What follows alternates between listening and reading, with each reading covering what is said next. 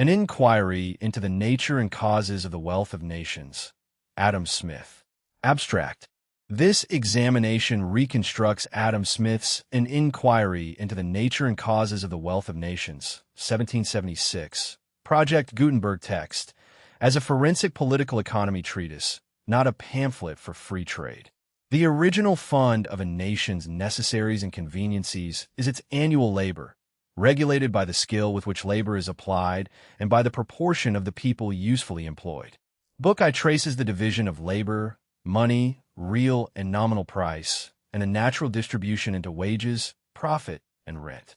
Book 2 treats capital stock, productive and unproductive labor, and the different employments of capitals.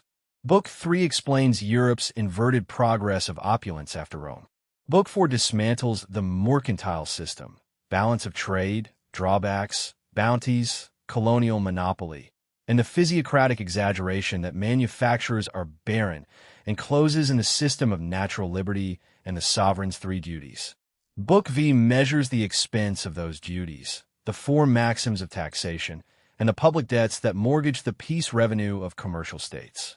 Method is bounded source reading, written in Smith's Register, scaled to the ordinary 20% band. Executive summary. Wealth is not a hoard of gold. It is the annual produce of land and labor, enlarged by the division of labor and by the accumulation of stock that sets productive hands in motion, and wasted by systems that draw capital into less advantageous employments, by taxes that obstruct industry, and by wars funded upon a perpetual mortgage of the revenue. The mercantile empire of customers is the dearest instance. Natural liberty does not abolish the sovereign.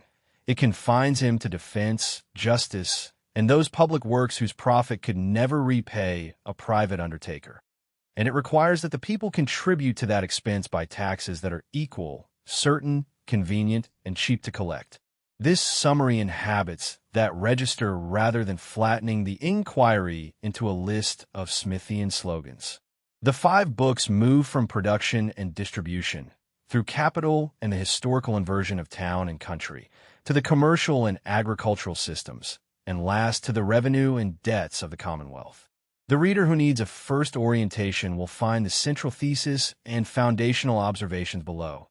The body reconstructs the argument chapter by chapter. Central thesis. The wealth of a nation is the annual produce of its land and labor. That produce is greatest where labor is most skillfully divided, where stock is accumulated and employed in the order that puts most productive labor into motion, and where the sovereign, instead of superintending private industry, performs only the 3 duties of natural liberty and draws the necessary revenue by taxes that do not drive stock abroad or raise the wages of labor.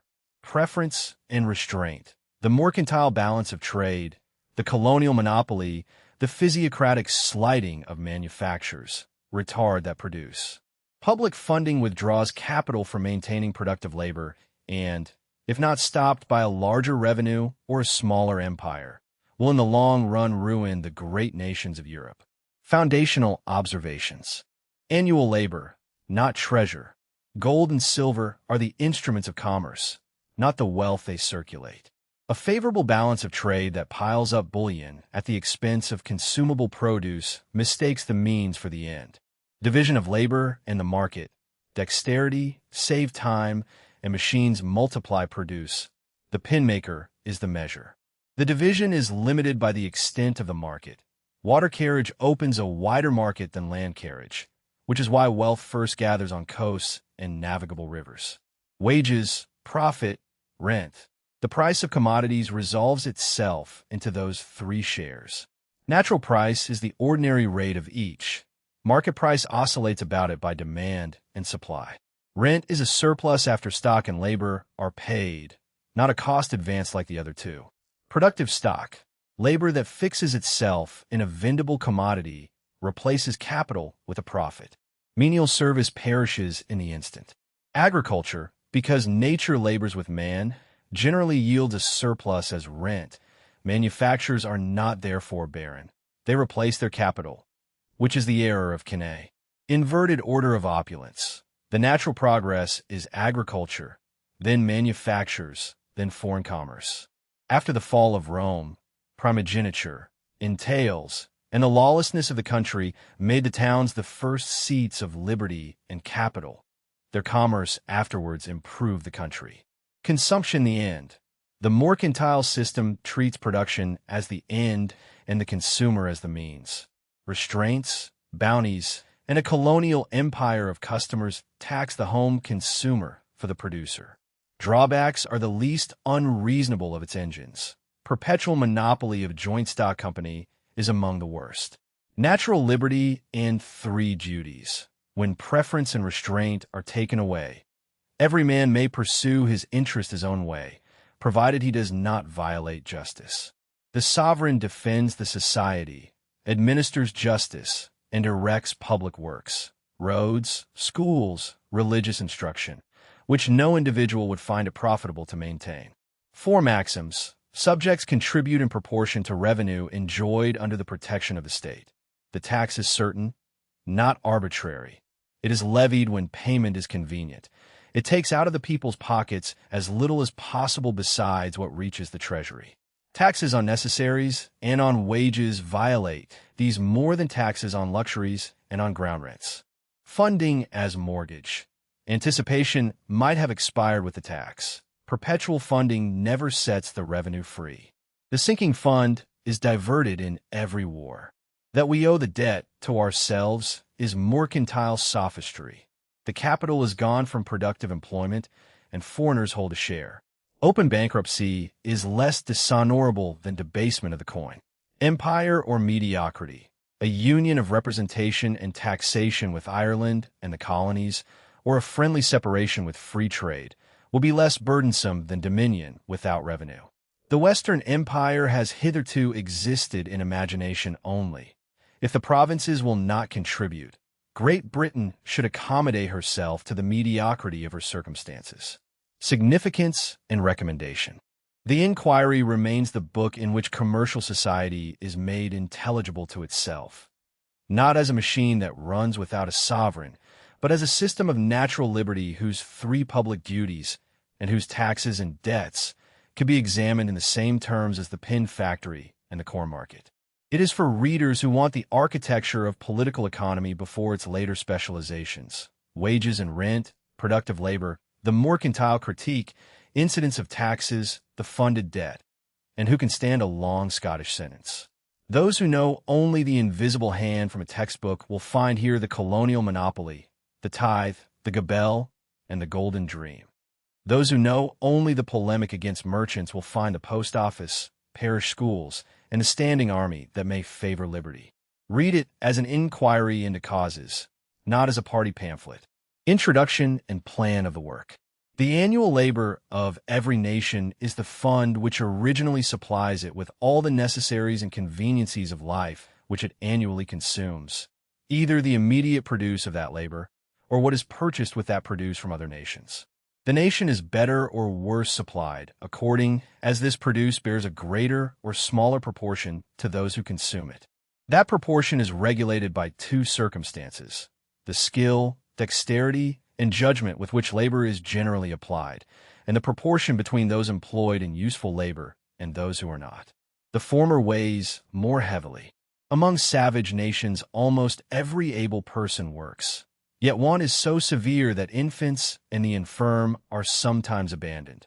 Among civilized nations, though many consume without laboring, a frugal workman of the lowest order may enjoy more of the necessaries and conveniencies of life than it is possible for any savage to acquire. Book I treats the causes of that improvement and the natural distribution of the produce among the different ranks of men. Book 2 treats capital stock, its nature, accumulation, and the different quantities of labor it puts into motion according as it is employed. Book 3 explains why, since the downfall of the Roman Empire, European policy has favored the industry of towns more than agriculture. Book 4 examines the theories of political economy which those policies have occasioned, and their influence on the public conduct of princes and sovereign states. Book V treats the revenue of the sovereign, necessary expenses, the methods of contributing toward them, and the effects of public debts upon the real wealth of society. Annual labor as fund. The original supply of a nation's necessaries and conveniencies is its annual labor, not a hoard of gold and silver. Two regulators, skill in the application of labor and the proportion usefully employed, the first more decisive. The second turns on the quantity and employment of capital stock. Quote, "The annual labor of every nation is the fund which originally supplies it with all the necessaries and conveniencies of life which it annually consumes, and which consist always either in the immediate produce of that labor, or in what is purchased with that produce from other nations." Book I.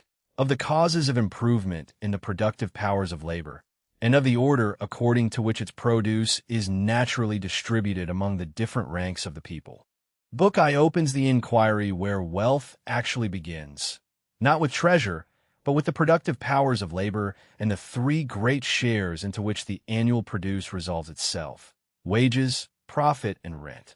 The argument moves from the division of labor and the propensity that occasions it, through money and the real measure of value, to the natural and market prices of commodities, and thence to the particular circumstances that raise or lower wages, profits, and rent.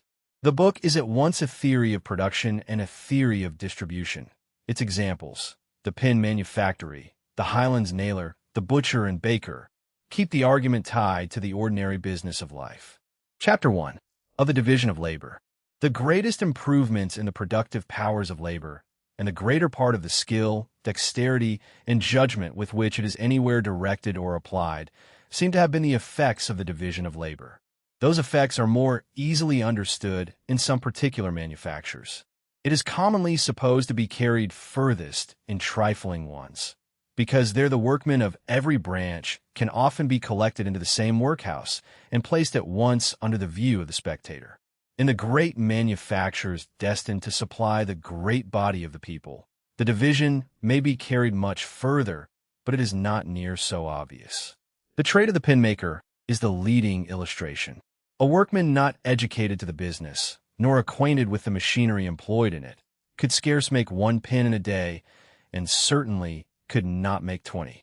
In the way in which this business is now carried on, it is divided into about 18 distinct operations.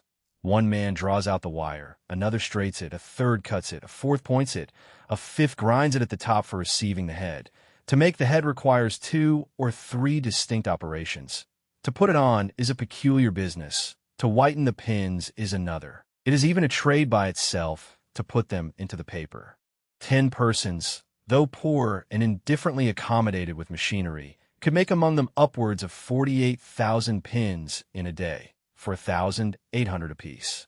Had they wrought separately and independently, they certainly could not each of them have made 20, perhaps not 1 pin in a day. In every other art the effects are similar, though the labor can seldom be so much subdivided. The separation of trades is carried furthest in the most improved countries. In every improved society, the farmer is generally nothing but a farmer, the manufacturer nothing but a manufacturer. Agriculture, however, does not admit of so complete a separation. The plowman, the harrower, the sower, and the reaper are often the same man, because the occasions of those labors return with the seasons. This is perhaps why the productive powers of labor in this art do not always keep pace with their improvement in manufactures. Opulent nations excel more in hardware and woolens than in corn. A poor country may rival a rich one in the cheapness of grain, but not in manufactures that suit the soil and climate of the rich. This great increase of work from the same number of people is owing to 3 circumstances: the increase of dexterity in every particular workman, the saving of time commonly lost in passing from one species of work to another, and the invention of machines which facilitate and abridge labor. A country workman obliged to change his work and his tools every half hour acquires a habit of sauntering. His mind, as they say, does not go to it. Men discover easier methods when the whole attention of their minds is directed toward one simple object. A great part of the machines in the most subdivided manufactures were originally the invention of common workmen, as when a boy, employed to open and shut the communication between the boiler and the cylinder of the first fire engines, tied a string from the valve so that he might play with his companions. One of the greatest improvements upon that machine was the discovery of a boy who wanted to save his own labor. Other improvements come from the makers of machines, when that becomes a peculiar trade, and from philosophers or men of speculation, whose trade it is not to do anything but to observe everything. Philosophy itself subdivides. Each becomes more expert in his own branch, and the quantity of science is considerably increased by it. It is the great multiplication of the productions of all the different arts which occasions, in a well-governed society, that universal opulence which extends itself to the lowest ranks of the people. The woolen coat of the day laborer, coarse as it appears, is the produce of the shepherd, the sorter, the carter, the dyer, the spinner, the weaver, the fuller, the dresser, of merchants and carriers, of shipbuilders and sailmakers who bring the dyer's drugs from the remotest corners of the world, and of the miner, smith, and millwright who make even the shepherd's shears. Without the cooperation of many thousands, the very meanest person in a civilized country could not be provided even according to what we very falsely imagine the easy and simple manner in which he is commonly accommodated. The accommodation of an European prince does not always so much exceed that of an industrious and frugal peasant, as the accommodation of the latter exceeds that of many an African king, the absolute master of the lives and liberties of 10,000 naked savages. 3 circumstances: dexterity, time saved in not changing tasks, machines that abridge labor, some invented by workmen, some by makers, some by philosophers. Agriculture versus manufactures. Seasons prevent so complete a separation. Opulent nations excel more in manufactures than in corn. Quote, compared, indeed, with the more extravagant luxury of the great, his accommodation must no doubt appear extremely simple and easy.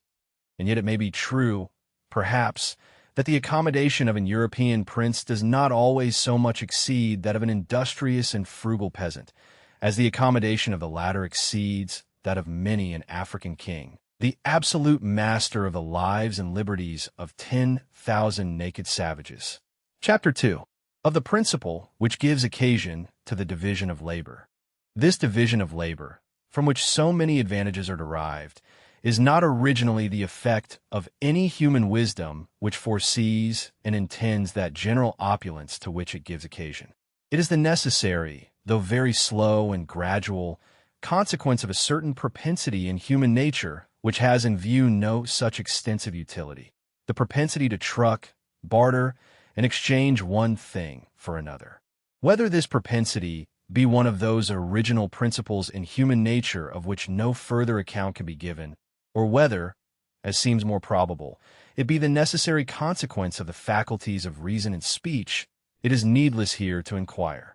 It is common to all men, and to be found in no other race of animals. Nobody ever saw a dog make a fair and deliberate exchange of one bone for another with another dog.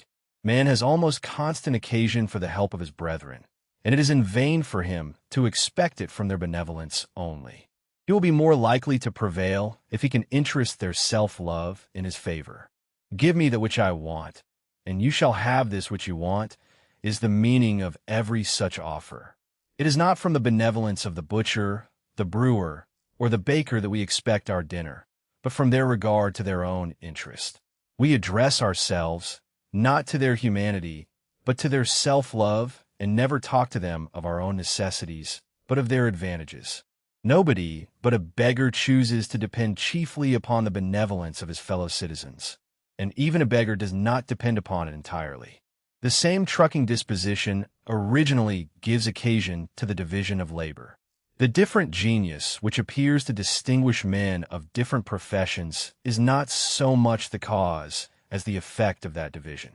By nature, a philosopher is not in genius half so different from a porter as a mastiff is from a greyhound. Among men, the most dissimilar geniuses are of use to one another. Their produces, by the disposition to truck, barter, and exchange, are brought into a common stock. Propensity to truck, barter, and exchange, the slow, unintended cause of the division of labor, not foresight of general opulence. Self-love, not benevolence.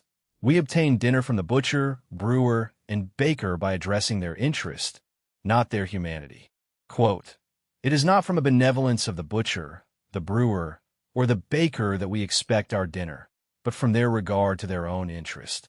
We address ourselves, not to their humanity, but to their self-love, and never talk to them of our own necessities, but of their advantages."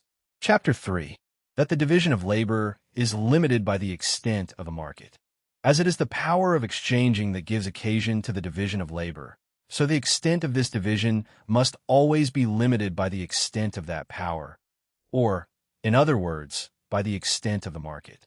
When a market is very small, no person can have any encouragement to dedicate himself entirely to one employment, for want of the power to exchange all that surplus part of the produce of his own labor, which is over and above his own consumption. There are some sorts of industry, even of the lowest kind, which can be carried on nowhere but in a great town. A porter can find employment and subsistence in no other place. In the lone houses and very small villages scattered about in so desert a country as the Highlands of Scotland, every farmer must be butcher, baker, and brewer for his own family. It is impossible there should be such a trade as even that of a nailer in the remote and inland parts of those highlands. Such a workman, at 1,000 nails a day and 300 working days in the year, would make 300,000 nails in the year.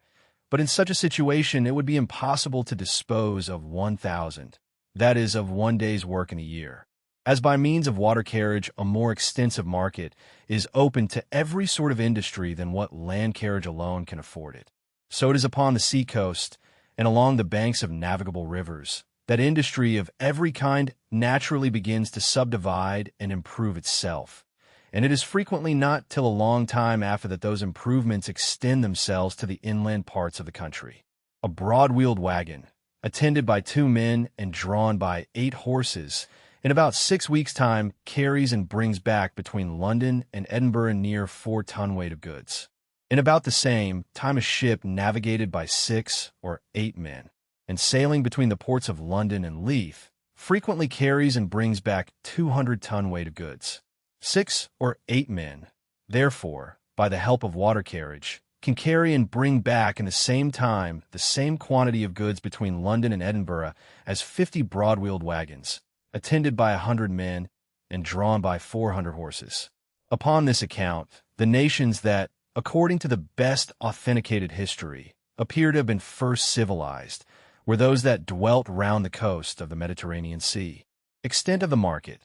The limit upon how far labor can be subdivided. Small markets keep men generalists. Large markets permit specialists.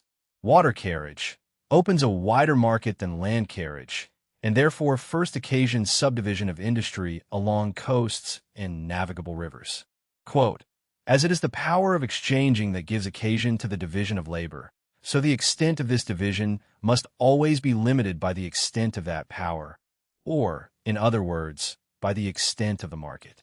When a market is very small, no person can have any encouragement to dedicate himself entirely to one employment, for want of the power to exchange all that surplus part of the produce of his own labor, which is over and above his own consumption, for such parts of the produce of other men's labor as he has occasion for." Chapter 4. Of the origin and use of money. When the division of labor has been once thoroughly established, it is but a very small part of a man's wants which the produce of his own labor can supply. He supplies the far greater part of them by exchanging that surplus part of the produce of his own labor, which is over and above his own consumption, for such parts of the produce of other men's labor as he has occasion for. Every man thus lives by exchanging, or becomes in some measure a merchant, and the society itself grows to be what is properly a commercial society. But when the division of labor first began to take place, this power of exchanging must frequently have been very much clogged and embarrassed in its operations. One man has more of a certain commodity than he himself has occasion for, while another has less.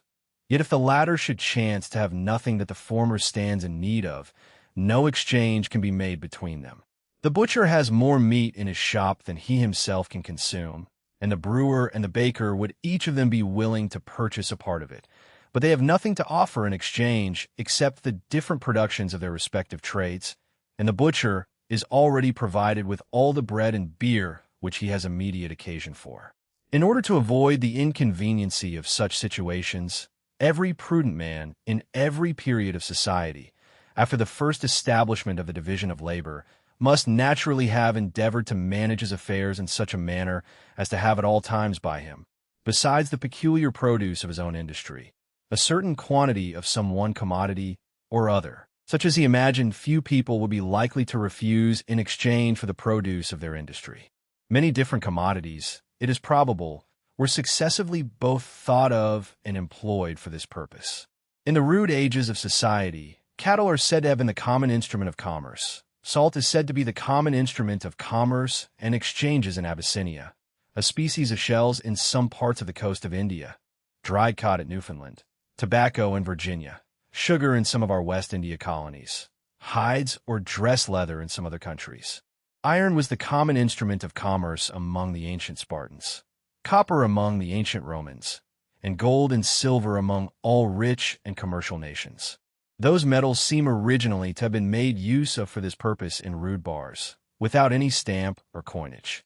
The use of metals has, upon this account, been attended with two very considerable inconveniencies. First, with the trouble of weighing, and secondly, with that of assaying them.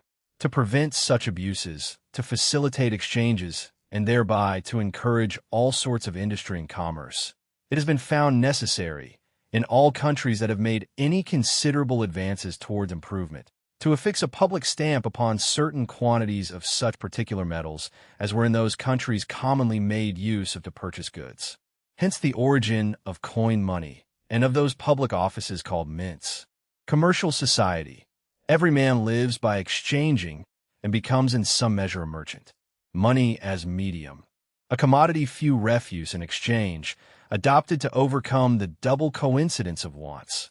Metals preferred, then coined to spare weighing and assaying. Quote, in order to avoid the inconveniency of such situations, every prudent man in every period of society, after the first establishment of the division of labor, must naturally have endeavored to manage his affairs in such a manner as to have at all times by him, besides the peculiar produce of his own industry, a certain quantity of some one commodity or other, such as he imagined few people would be likely to refuse in exchange for the produce of their industry. Chapter V. Of the real and nominal price of commodities, or of their price in labor, and their price in money. Every man is rich or poor according to the degree in which he can afford to enjoy the necessaries, conveniencies, and amusements of human life.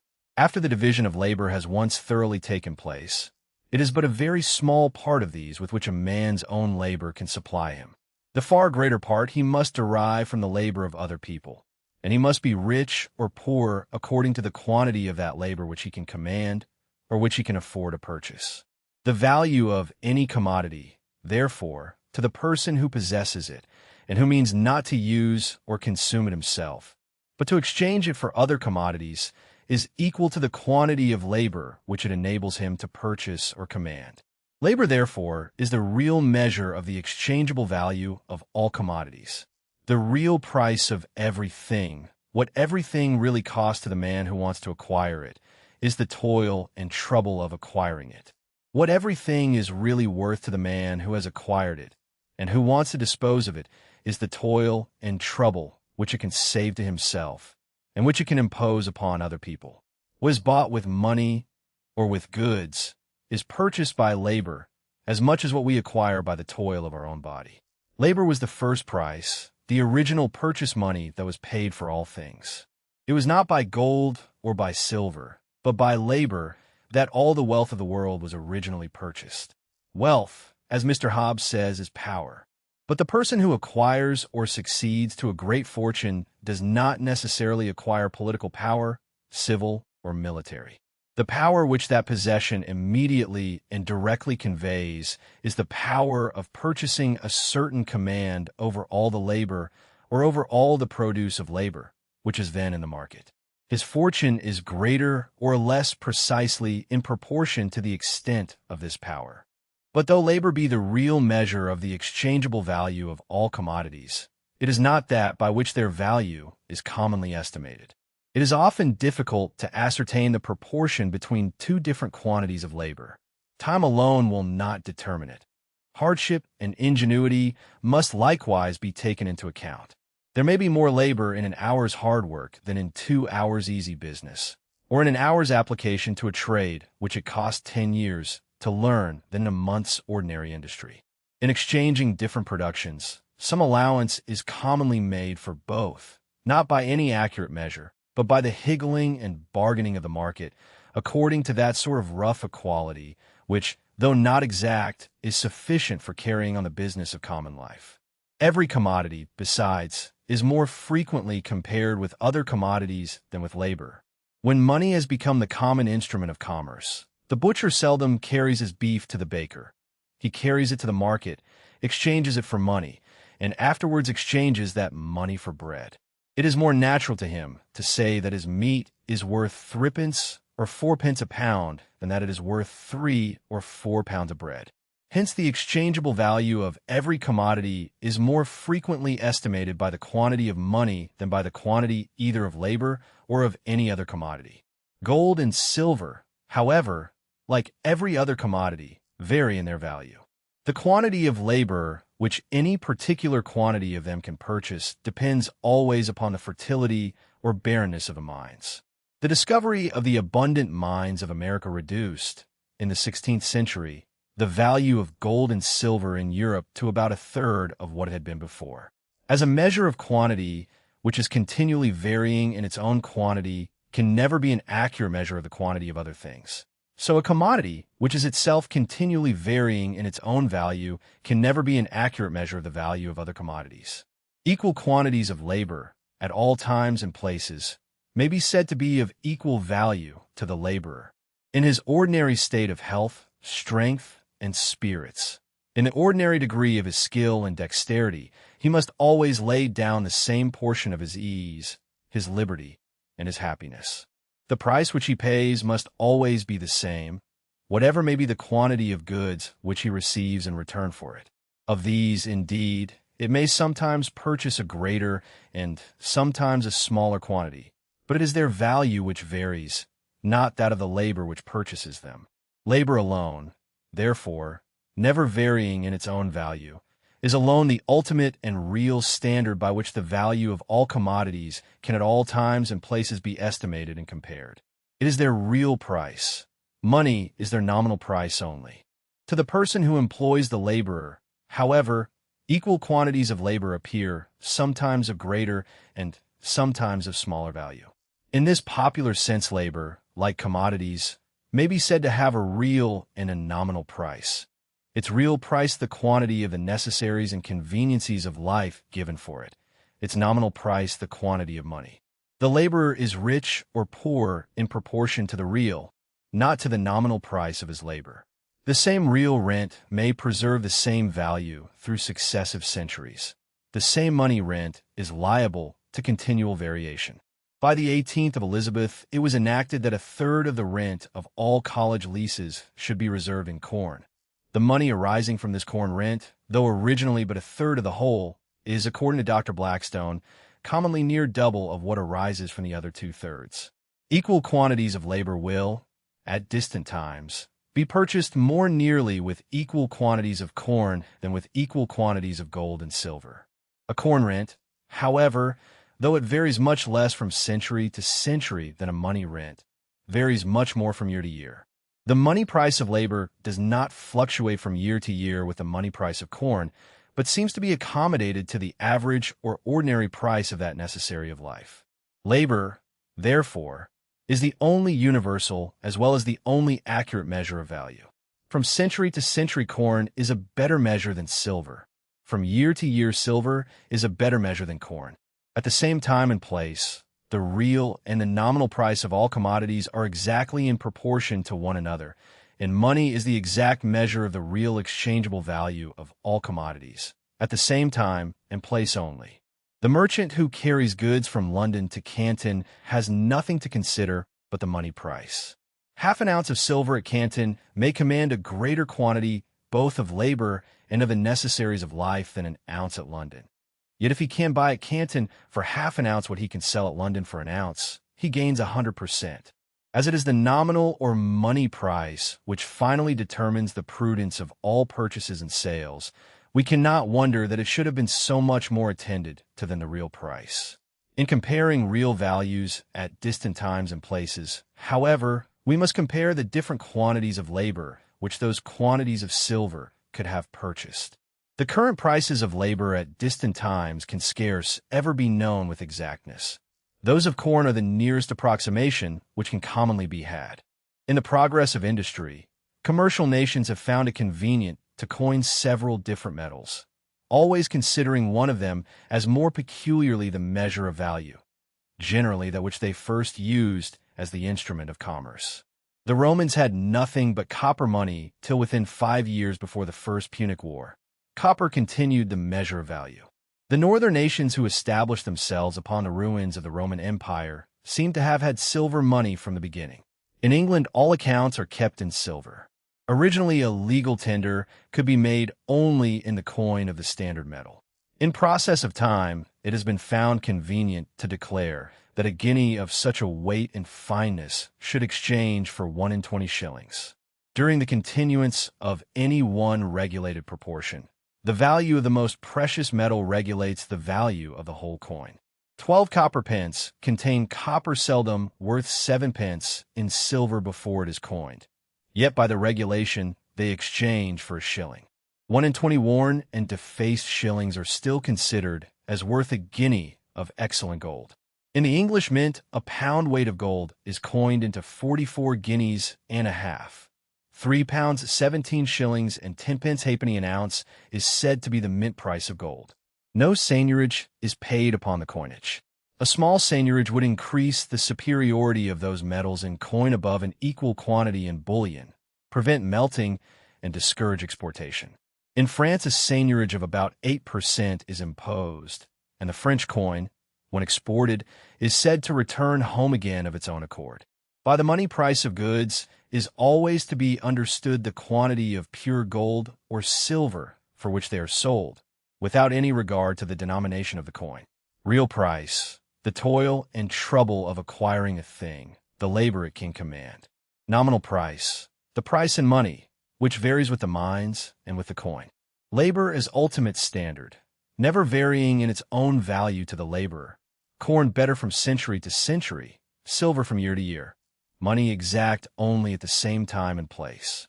Quote, labor was the first price, the original purchase money that was paid for all things.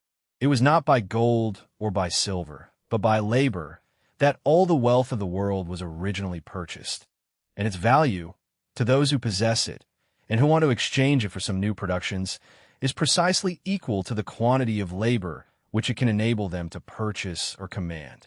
Chapter 6. Of the component parts of the price of commodities.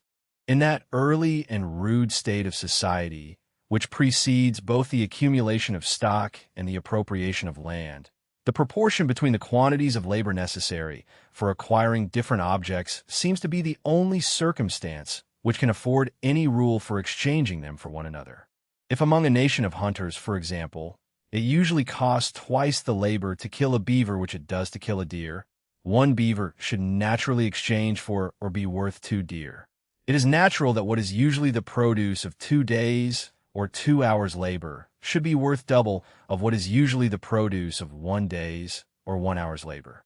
If the one species of labor should be more severe than the other, some allowance will naturally be made for this superior hardship. And if the one species requires an uncommon degree of dexterity and ingenuity, the esteem which men have for such talents will naturally give a value to their produce superior to what would be due to the time employed about it. In this state of things, the whole produce of labor belongs to the laborer, and the quantity of labor commonly employed in acquiring or producing any commodity is the only circumstance which can regulate the quantity of labor which it ought commonly to purchase, command, or exchange for. As soon as stock has accumulated in the hands of particular persons, some of them will naturally employ it in setting to work industrious people, whom they will supply with materials and subsistence, in order to make a profit by the sale of their work, or by what their labor adds to the value of the materials. In exchanging the complete manufacture either for money, for labor, or for other goods, over and above what may be sufficient to pay the price of the materials and the wages of the workman. Something must be given for the profits of the undertaker of the work, who hazards his stock in this adventure. The value which the workmen add to the materials, therefore, resolves itself in this case into two parts, of which the one pays their wages, the other the profits of their employer upon the whole stock of materials and wages which he advanced. As soon as the land of any country has all become private property, the landlords, like all other men, love to reap where they never sowed, and demand a rent even for its natural produce. The laborer must then give up to the landlord a portion of what his labor either collects or produces. This portion, or what comes to the same thing, the price of this portion constitutes the rent of land, and in the price of the greater part commodities makes a third component part. In every society, the price of every commodity finally resolves itself into some one or other or all of those three parts. And in every improved society, all the three enter more or less, as component parts, into the price of the far greater part commodities. Wages, profit, and rent are the three original sources of all revenue, as well as of all exchangeable value. All other revenue is ultimately derived from some one or other of these. Whoever derives his revenue from a fund which is his own must draw it either from his labor, from his stock, or from his land. The revenue derived from labor is called wages. That derived from stock by the person who manages or employs it is called profit. That derived from it by the person who does not employ it himself, but lends it to another, is called the interest or the use of money. That derived from land is called rent and belongs to the landlord.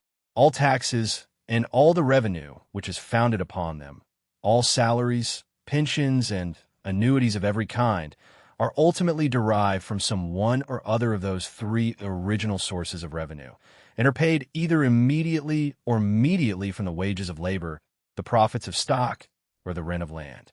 Three component parts. In an improved society, the price of most commodities resolves into wages, profit, and rent. Three original sources of revenue: labor, stock, and land. All other revenue is derived from these. Quote, as soon as stock has accumulated in the hands of particular persons, some of them will naturally employ it in setting to work industrious people, whom they will supply with materials and subsistence, in order to make a profit by the sale of their work, or by what their labor adds to the value of the materials. As soon as the land of any country has all become private property, the landlords, like all other men, love to reap where they never sowed, and demand a rent even for its natural produce. Chapter 7. Of the natural and market price of commodities. There is in every society or neighborhood an ordinary or average rate, both of wages and profit, in every different employment of labor and stock. This rate is naturally regulated, partly by the general circumstances of the society, their riches or poverty, their advancing, stationary, or declining condition, and partly by the particular nature of each employment. There is likewise in every society an ordinary or average rate of rent, regulated partly by the general circumstances of the society or neighborhood, and partly by the natural or improved fertility of the land. These ordinary or average rates may be called the natural rates of wages, profit, and rent at the time and place in which they commonly prevail. When the price of any commodity is neither more nor less than what is sufficient to pay the rent of the land, the wages of the labor, and the profits of the stock employed in raising, preparing, and bringing it to market, according to their natural rates, the commodity is then sold for what may be called its natural price. The commodity is then sold precisely for what it is worth, or for what it really costs the person who brings it to market. For though, in common language, what is called the prime cost of any commodity does not comprehend the profit of the person who is to sell it again, yet if he sells it at a price which does not allow him the ordinary rate of profit in his neighborhood, he is evidently a loser by the trade. His profit, besides, is his revenue, the proper fund of his subsistence. Unless the goods yield him this profit, therefore, they do not repay him what they may very properly be said to have really cost him.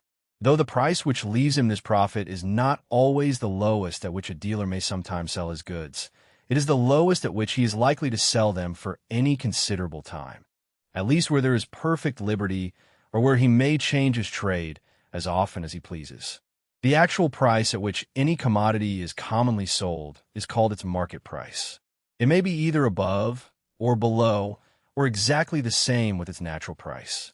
The market price of every particular commodity is regulated by the proportion between the quantity which is actually brought to market and the demand of those who are willing to pay the natural price of the commodity or the whole value of the rent, labor, and profit which must be paid in order to bring it thither. Such people may be called the effectual demanders, and their demand the effectual demand, since it may be sufficient to effectuate the bringing of the commodity to market. It is different from the absolute demand. A very poor man may be said, in some sense, to have a demand for a coach and six. He might like to have it, but his demand is not an effectual demand, as the commodity can never be brought to market in order to satisfy it. When the quantity brought to market falls short of the effectual demand, some will give more rather than want the commodity altogether, and a competition begins among them. Hence the exorbitant price of the necessaries of life during the blockade of a town or in a famine. When the quantity exceeds that demand, some part must be sold to those who will pay less, and the low price reduces the price of the whole. The same excess in perishable commodities occasions a much greater competition than in durable.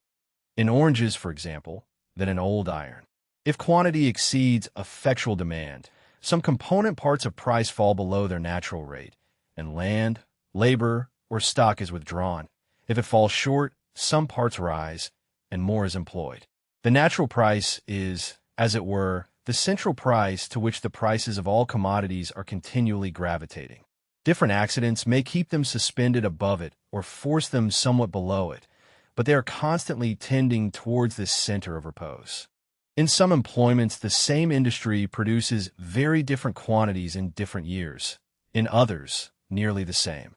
Husbandmen produce very different quantities of corn. Spinners and weavers produce every year nearly the same quantity of cloth. Occasional fluctuations fall chiefly upon wages and profit. A public mourning raises the price of black cloth and the wages of journeyman tailors, while it sinks the price of colored silks. Secrets in trade can seldom be long kept. Secrets in manufactures may last a lifetime. Some natural productions require such a singularity of soil that they may sell for centuries above the natural price, as in some French vineyards. The excess generally falls upon rent. A monopoly granted to an individual or a trading company has the same effect as a secret in trade. Monopolists keep the market understocked and sell much above the natural price. The price of monopoly is the highest which can be got. The natural price, or the price of free competition, is the lowest which can be taken for any considerable time together. Exclusive privileges of corporations and statutes of apprenticeship are a sort of enlarged monopolies. The market price can seldom continue long below the natural, where there is perfect liberty. The natural price itself varies with the natural rates of wages, profit, and rent, according as the society is rich or poor, advancing, stationary, or declining. Natural price, the price that covers rent, wages, and profit at their ordinary rates, the central price toward which market prices gravitate. Market price, regulated by the proportion between quantity brought to market and effectual demand. Effectual demand, demand backed by willingness to pay the natural price, distinct from mere absolute desire. Quote, when the price of any commodity is neither more nor less than what is sufficient to pay the rent of the land, the wages of the labor, and the profits of the stock employed in raising, preparing, and bringing it to market according to their natural rates, the commodity is then sold for what may be called its natural price. The actual price at which any commodity is commonly sold is called its market price. It may either be above or below or exactly the same with its natural price. Chapter 8. Of the wages of labor. The produce of labor constitutes the natural recompense or wages of labor. In that original state of things which precedes both the appropriation of land and the accumulation of stock, the whole produce of labor belongs to the laborer. He is neither landlord nor master to share with him. Had this state continued, the wages of labor would have augmented with all those improvements in its productive powers to which the division of labor gives occasion. all things would gradually have become cheaper in reality, though in appearance many might have become dearer, exchanged for a greater quantity of other goods, yet purchased with a smaller quantity of labor. But this original state could not last beyond the first introduction of the appropriation of land and the accumulation of stock. It was at an end long before the most considerable improvements were made in the productive powers of labor. As soon as land becomes private property, the landlord demands a share of almost all the produce which the laborer can either raise or collect from it. His rent makes the first deduction from the produce of the labor which is employed upon land. It seldom happens that the person who tills the ground has wherewithal to maintain himself till he reaps the harvest. His maintenance is generally advanced to him from the stock of a master, who has no interest to employ him unless he is to share in the produce of his labor, or unless his stock is to be replaced to him with a profit. This profit makes a second deduction. The produce of almost all other labor is liable to the like deduction of profit. It sometimes happens that a single independent workman has stock sufficient both to purchase his materials and to maintain himself till the work is completed. He is both master and workman, and enjoys what are usually two distinct revenues. Such cases are not very frequent. In every part of Europe, 20 workmen serve under a master for one that is independent. Where the common wages of labor depends everywhere upon the contract usually made between those two parties, whose interests are by no means the same. The workmen desire to get as much, the masters to give as little as possible. The masters, being fewer in number, can combine much more easily, and the law authorizes, or at least does not prohibit, their combinations, while it prohibits those of the workmen. We have no acts of Parliament against combining to lower the price of work, but many against combining to raise it. In all such disputes the masters can hold out much longer. A landlord, a farmer, a master manufacturer, or merchant could generally live a year or two upon the stocks already acquired. Many workmen could not subsist a week, few a month, and scarce any a year, without employment. Masters are always and everywhere in a sort of tacit, but constant and uniform combination not to raise the wages of labor above their actual rate. Combinations of workmen are always abundantly heard of, and very seldom derive any advantage.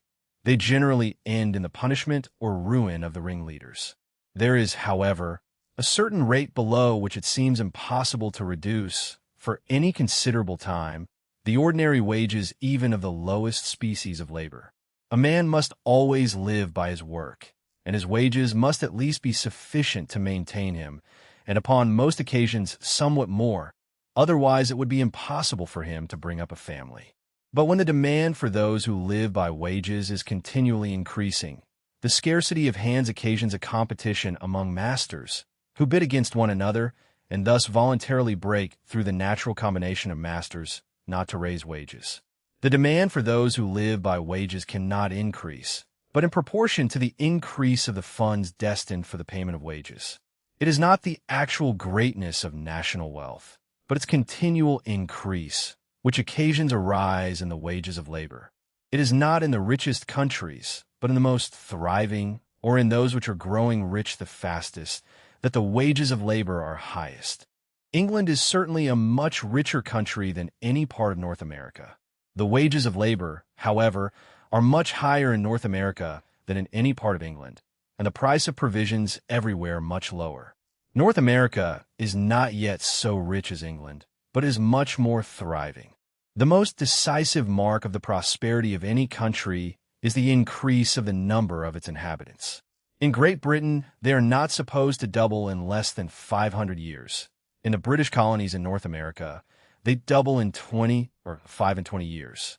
Labor is there so well rewarded that a numerous family of children, instead of being a burden, is a source of opulence to the parents. Notwithstanding early marriages, there is a continual complaint of the scarcity of hands. The funds destined for maintaining laborers increase still faster than they can find laborers to employ. Though the wealth of a country should be very great, yet if it has been long stationary, we must not expect to find the wages of labor very high in it. The laborers would be obliged to bid against one another in order to get employment. China has been long one of the richest, most fertile, best cultivated, most industrious, and most populous countries in the world. It seems, however, to have been long stationary. Marco Polo describes its cultivation, industry, and populousness almost in the same terms in which they are described by travelers in the present times. The accounts of all travelers agree in the low wages of labor and in the difficulty which a laborer finds in bringing up a family. China, though it may stand still, does not seem to go backwards. Its towns are nowhere deserted, its cultivated lands nowhere neglected. The lowest class must some way or other keep up their usual numbers. It would be otherwise in a country where the funds destined for the maintenance of labor were sensibly decaying. Every year the demand for servants and laborers would be less than the year before. Wages would sink to the most miserable subsistence. Many would starve, or be driven to begging or to the greatest enormities. Want, famine, and mortality would prevail till the number of inhabitants was reduced to what the remaining revenue and stock could maintain. This, perhaps, is nearly the present state of Bengal and of some other of the English settlements in the East Indies, where 300,000 or 400,000 people die of hunger in 1 year in a fertile country. The difference between the genius of the British Constitution, which protects and governs North America, and that of the mercantile company, which oppresses and domineers in the East Indies, cannot perhaps be better illustrated than by the different state of those countries. The liberal reward of labor is the necessary effect and the natural symptom of increasing national wealth. The scanty maintenance of the laboring poor, that things are at a stand, their starving condition, that they are going fast backwards. In Great Britain, the wages of labor seem evidently more than what is precisely necessary to enable the laborer to bring up a family. First, summer wages are always highest, though the maintenance of a family is most expensive in winter on account of fuel. Wages are therefore regulated by the quantity and supposed value of the work, not by daily necessity, as a slave's subsistence would be. Secondly, the wages of labor do not fluctuate with the price of provisions. In many places the money price remains uniformly the same for half a century together. Thirdly, wages vary more from place to place than the price of provisions. 18 pence a day in London, 14 or 15 a few miles off, 10 pence in Edinburgh, 8 pence through the greater part of the low country of Scotland. Such a difference is not always sufficient to transport a man from one parish to another. Man is, of all sorts of luggage, the most difficult to be transported. Fourthly, the variations in the price of labor are frequently quite opposite to those in the price of provisions. Grain is dearer in Scotland than in England, and labor cheaper. In the last century grain was dearer, and labor much cheaper, in both parts of the United Kingdom than in the present. The real recompense of labor, the real quantity of the necessaries and conveniencies of life which it can procure, has during the present century increased perhaps in a still greater proportion than its money price. Potatoes, garden stuff, coarser cloth, and coarser metals have become cheaper. Soap, salt, candles, leather, and fermented liquors dearer, chiefly from the taxes laid upon them. But the laboring poor consume so little of these that the increase does not compensate the diminution in so many other things. The common complaint, that luxury extends itself even to the lowest ranks, may convince us that it is not the money price of labor only, but its real recompense, which is augmented. Servants, laborers, and workmen of different kinds make up the far greater part of every great political society. What improves the circumstances of the greater part can never be regarded as an inconveniency to the whole. No society can surely be flourishing and happy, of which the far greater part of the members are poor and miserable. It is but equity, besides, that they who feed, clothe, and lodge the whole body of the people should have such a share of the produce of their own labor as to be themselves tolerably well fed, clothed, and lodged. Poverty, though it discourages, does not always prevent marriage. It seems even to be favorable to generation. A half-starved Highland woman frequently bears more than 20 children, while a pampered fine lady is often incapable of bearing any. But poverty is extremely unfavorable to the rearing of children. It is not uncommon in the Highlands for a mother who has borne 20 children not to have 2 alive. Every species of animals naturally multiplies in proportion to the means of their subsistence, and no species can ever multiply beyond it. In civilized society, it is only among the inferior ranks of people that the scantiness of subsistence can set limits to the further multiplication of the human species, and it can do so in no other way than by destroying a great part of the children which their fruitful marriages produce. The liberal reward of labor, by enabling them to provide better for their children and consequently to bring up a greater number, naturally tends to widen and to extend those limits. It is in this manner that the demand for men, like that for any other commodity, necessarily regulates the production of men, quickens it when it goes on too slowly, and stops it when it advances too fast. Masters of all sorts frequently make better bargains with their servants in dear than in cheap years, and naturally commend dear years as more favorable to industry. Nothing can be more absurd than to imagine that men in general should work less when they work for themselves than when they work for other people. Cheap years tend to increase the proportion of independent workmen to journeymen, dear years to diminish it. Mr. Messence shews from the registers of Elbeuf and Rouen that the quantity and value of goods made has generally been greater in cheap than in dear years. The produce of great manufactures for distant sale, however, depends not so much upon the seasons at home as upon peace or war and the demand of foreign customers. The money price of labor is necessarily regulated by two circumstances: the demand for labor and the price of the necessaries and conveniencies of life. In a year of sudden plenty, masters bid against one another for workmen. In a year of sudden scarcity, people bid against one another for employment, as in 1740. In the ordinary variations of the prices of provisions, those two opposite causes seem to counterbalance one another, which is probably in part why wages are everywhere so much more steady than the price of provisions. The increase in wages raises that part of the price of many commodities which resolves itself into wages. The same cause which raises wages, the increase of stock, tends also to increase the productive powers of labor, so that many commodities come to be produced by so much less labor that the increase of its price is more than compensated by the diminution of its quantity. Original state: before land and stock, the whole produced belongs to the laborer. Rent and profit are later deductions. Demand for labor rises with the funds destined for wages. High wages mark an advancing, not merely a rich, society. Real recompense: the necessaries and conveniencies labor can procure. The symptom of national wealth and the equity of the greater part. Quote, "It is not the actual greatness of national wealth, but its continual increase, which occasions a rise in the wages of labor. The demand for those who live by wages, it is evident, cannot increase, but in proportion to the increase of the funds which are destined for the payment of wages. No society can surely be flourishing and happy, of which the far greater part of the members are poor and miserable." Chapter 9. Of the profits of stock. The rise and fall in the profits of stock depend upon the same causes with the rise and fall in the wages of labor, the increasing or declining state of the wealth of the society. But those causes affect the one and the other very differently. The increase of stock, which raises wages, tends to lower profit. When the stocks of many rich merchants are turned into the same trade, their mutual competition naturally tends to lower its profit. And when there's a like increase of stock in all the different trades carried on in the same society, the same competition must produce the same effect in them all. It generally requires a greater stock to carry on any sort of trade in a great town than in a country village.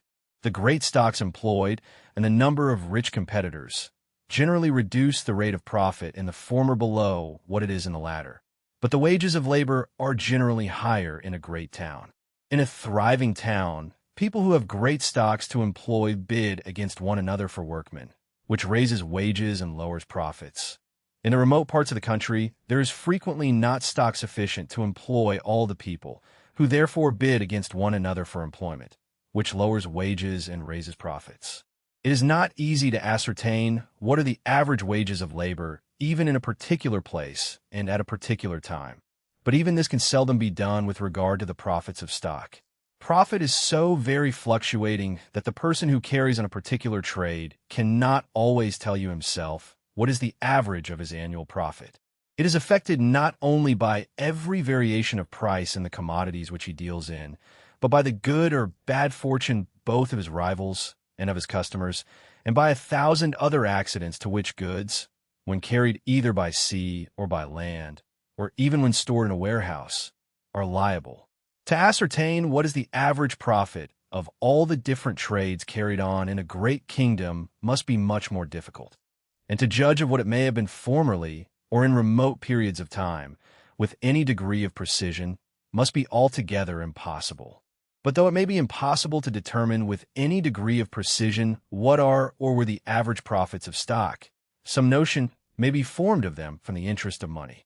It may be laid down as a maxim that wherever a great deal can be made by the use of money, a great deal will commonly be given for the use of it, and that wherever little can be made by it, less will commonly be given for it. Accordingly, as the usual market rate of interest varies in any country, we may be assured that the ordinary profits of stock must vary with it, must sink as it sinks, and rise as it rises. By the 37th of Henry VIII, all interest above 10% was declared unlawful. More, it seems, had sometimes been taken before that. In the reign of Edward VI, religious zeal prohibited all interest, a prohibition which, like all others of the same kind, is said to have produced no effect, and probably rather increased than diminished the evil of usury. The statute of Henry VIII was revived by the 13th of Elizabeth. 10% continued till the 21st of James I, when it was restricted to 8, soon after the Restoration to 6, and by the 12th of Queen Anne to 5. All these regulations seem to have followed, and not to have gone before, the market rate of interest. Since the time of Henry VIII, the wealth and revenue of the country have been continually advancing, wages increasing, and in the greater part of trades the profits of stock diminishing. In Scotland, the market rate of interest is rather higher than in England, profits somewhat greater, and wages lower. France, though richer than Scotland, seems not to be going forward so fast. The market rate of interest and the profits of trade have generally been higher than in England. Holland, in proportion to its territory and people, is richer than England. The government borrows at 2%, private people of good credit at 3%. Wages are said to be higher, and the Dutch trade upon lower profits than any people in Europe. When profit diminishes, merchants are very apt to complain that trade decays, though the diminution of profit is the natural effect of its prosperity. Money, says the proverb, makes money. A great stock, though with small profits, generally increases faster than a small stock with great profits. High wages of labor and high profits of stock scarce ever go together, except in the peculiar circumstances of new colonies. A new colony is more understocked in proportion to its territory, and more underpeopled in proportion to its stock than the greater part of other countries. Stock employed in the most fertile and best situated lands yields a very large profit, and those hands that can be found are very liberally rewarded. As the colony increases, the profits of stock gradually diminish, but the wages of labor do not sink with them. The demand for labor increases with the increase of stock, whatever be its profits. The acquisition of new territory or of new branches of trade may sometimes raise profits even in a country fast advancing by withdrawing stock from old trades. The diminution of the capital stock of the society, on the contrary, as it lowers wages, so it raises profits. The great fortunes so suddenly acquired in Bengal may satisfy us that where wages are very low, profits are very high. Money is frequently lent to the farmers at 40, 50, and 60%. The lowest ordinary rate of profit must always be something more than what is sufficient to compensate the occasional losses to which every employment of stock is exposed.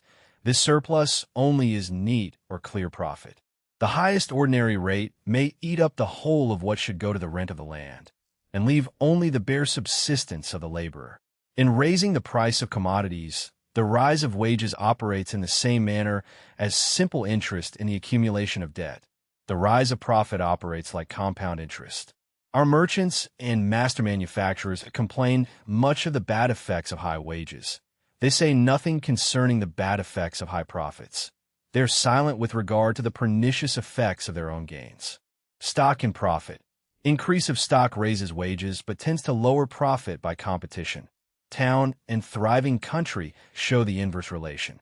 Interest as proxy. The market rate of interest tracks ordinary profits when direct measurement is impossible. Clear profit. Surplus above compensation for ordinary losses. High profits raise price geometrically, high wages only arithmetically. Quote, the increase of stock which raises wages tend to lower profit. When the stocks of many rich merchants are turned into the same trade, their mutual competition naturally tends to lower its profit. And when there's a like increase of stock in all the different trades carried on in the same society, the same competition must produce the same effect in them all. Chapter 10. Of wages and profit in the different employments of labor and stock. The whole of the advantages and disadvantages of the different employments of labor and stock must, in the same neighborhood, be either perfectly equal or continually tending to equality. If in the same neighborhood there was any employment evidently either more or less advantageous than the rest, so many people would crowd into it in the one case, and so many would desert it in the other, that its advantages would soon return to the level of other employments. This, at least, would be the case in a society where things were left to follow their natural course, where there was perfect liberty, and where every man was perfectly free both to choose what occupation he thought proper and to change it as often as he thought proper.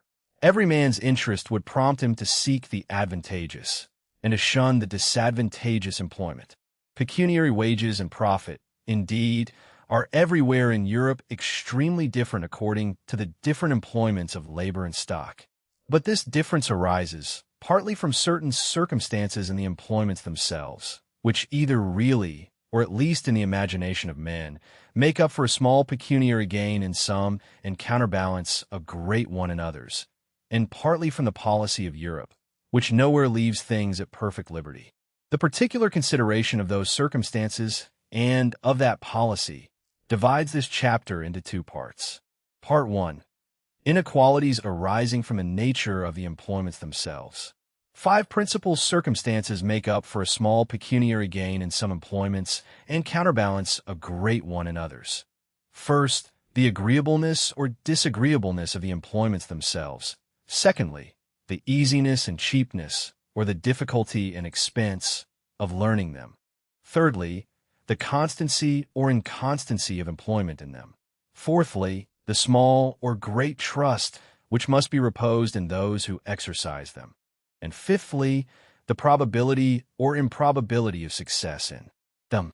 First, the wages of labor vary with the ease or hardship, the cleanliness or dirtiness, the honorableness or dishonorableness of the employment. A journeyman tailor earns less than a journeyman weaver. His work is much easier. A weaver earns less than a smith. His work is much cleanlier. A blacksmith, though an artificer, seldom earns so much in 12 hours as a collier, who is only a laborer, does in 8. His work is not quite so dirty, is less dangerous, and is carried on in daylight and above ground. Honor makes a great part of the reward of all honorable professions. In point of pecuniary gain, they are generally underrecompensed. Disgrace has the contrary effect. The trade of a butcher is a brutal and an odious business, but it is in most places more profitable than the greater part of common trades. The most detestable of all employments, that of public executioner, is, in proportion to the quantity of work done, better paid than any common trade whatever. Hunting and fishing, the most important employments of mankind in the rude state of society, become, in its advanced state, their most agreeable amusements. They are all very poor people who follow as a trade what other people pursue as a pastime. Disagreeableness and disgrace affect the profits of stock in the same manner. The keeper of an inn or tavern, who is never master of his own house, and who is exposed to the brutality of every drunkard, exercises neither a very agreeable nor a very creditable business. But there is scarce any common trade in which a small stock yields so great a profit. Secondly, the wages of labor vary with the easiness and cheapness, or the difficulty and expense, of learning the business. When any expensive machine is erected, the extraordinary work to be performed by it before it is worn out must replace the capital laid out upon it, with at least the ordinary profits. A man educated at the expense of much labor and time may be compared to one of those expensive machines. The work which he learns to perform must replace to him the whole expense of his education, with at least the ordinary profits of an equally valuable capital, and must do this, too, in a reasonable time, regard being had to the uncertain duration of human life. The difference between the wages of skilled labor and those of common labor is founded upon this principle. The policy of Europe considers the labor of all mechanics, artificers, and manufacturers as skilled labor, and that of all country laborers as common labor, and imposes an apprenticeship upon the former. During the apprenticeship, the whole labor of the apprentice belongs to his master. He must, in many cases, be maintained by his parents, and some money is commonly given to the master for teaching him his trade. In country labor, on the contrary, the laborer, while he is employed about the easier, learns the more difficult parts of his business, and his own labor maintains him through all the stages of his employment. It is reasonable, therefore, that in Europe the wages of mechanics should be somewhat higher than those of common laborers.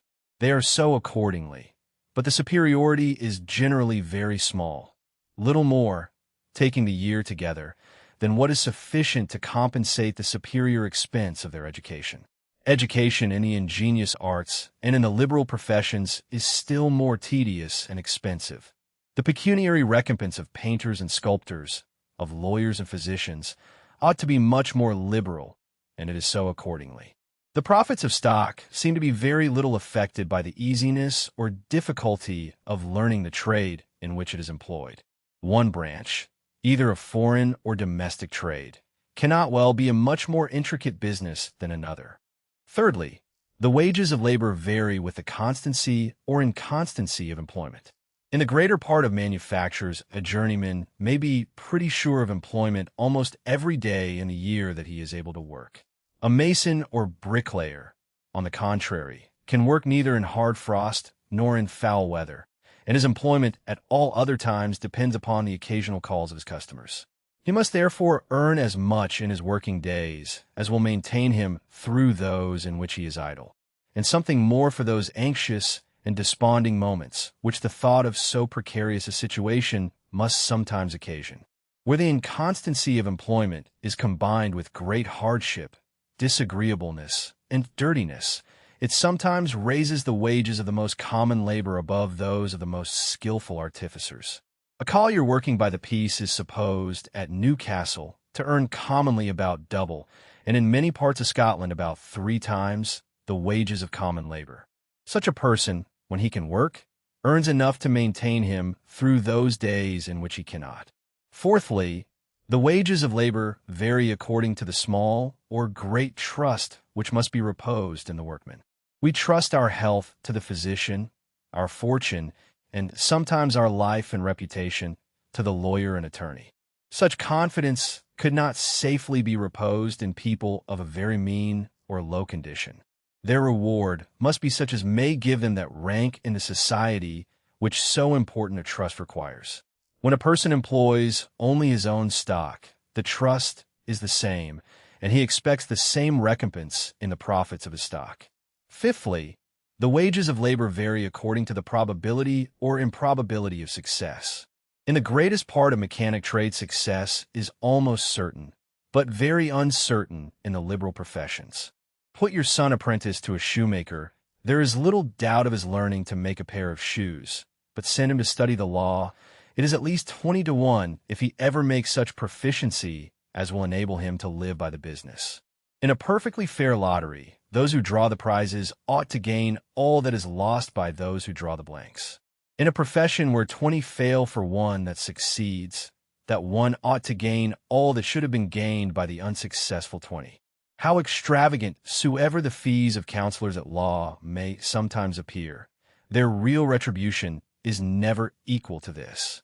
The lottery of the law, therefore, is very far from being a perfectly fair lottery, and that, as well as many other liberal and honorable professions, is, in point of pecuniary gain, evidently under-recompensed. Those professions keep their level, however, with other occupations.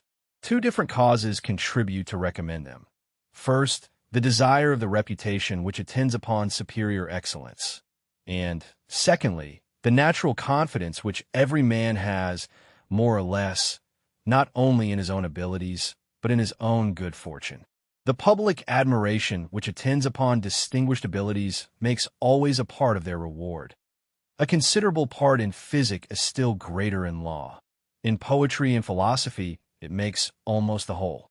There are some very agreeable and beautiful talents of which the exercise for the sake of gain is considered, whether from reason or prejudice, as a sort of public prostitution. The pecuniary recompense of players, opera singers, opera dancers, must pay not only for the time and expense of acquiring the talents, but for the discredit which attends employing them as the means of subsistence. The chance of gain is by every man more or less overvalued, and the chance of loss by most men undervalued. That the chance of gain is naturally overvalued we may learn from the universal success of lotteries. The world neither ever saw, nor ever will see, a perfectly fair lottery, because the undertaker could make nothing by it. Yet tickets commonly sell at 20, 30, and sometimes 40% advance. Adventure upon all the tickets, and you lose for certain. That the chance of loss is frequently undervalued we may learn from the very moderate profit of insurers. Taking the whole kingdom at an average, 19 houses in 20, or rather perhaps 99 in 100, are not insured from fire. Many ships sail, even in time of war, without any insurance. In most cases from mere thoughtless rashness and presumptuous contempt of the risk. The contempt of risk and the presumptuous hope of success are in no period of life more active than at the age at which young people choose their professions. Young volunteers never enlist so readily as at the beginning of a new war. Their pay is less than that of common laborers, and these romantic hopes make the whole price of their blood. The lottery of the sea is not altogether so disadvantageous as that of the army. Yet while they remain common sailors, they receive scarce any other recompense but the pleasure of exercising their skill and of surmounting hardship and danger. The distant prospect of hazards from which we can hope to extricate ourselves by courage and address is not disagreeable, and does not raise the wages of labor. Unwholesomeness is a species of disagreeableness, and does.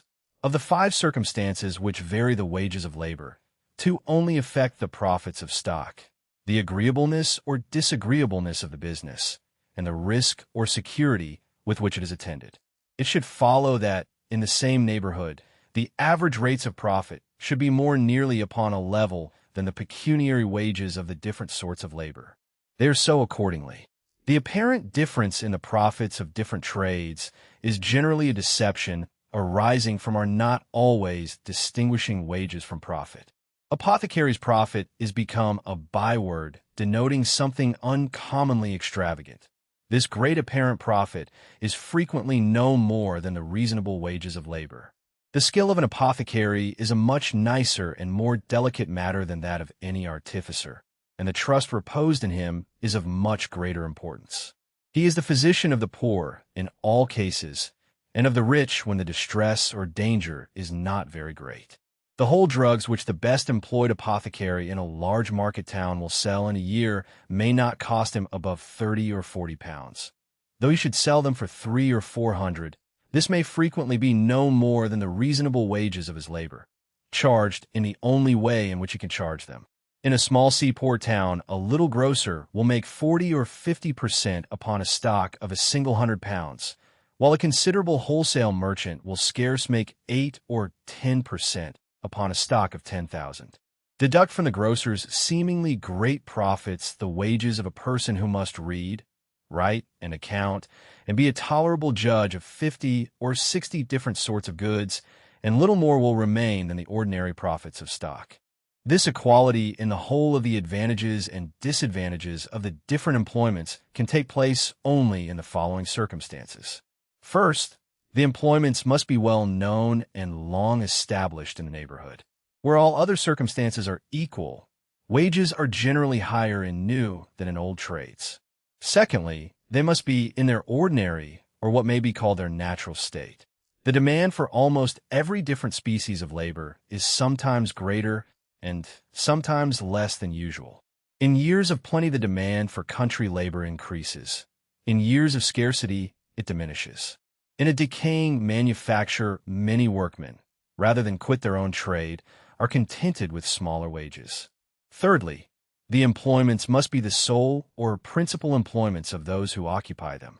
When a person derives his subsistence from one employment which does not occupy the greater part of his time, he is often willing, in the intervals of his leisure, to work at another for less wages than would otherwise suit the nature of the employment.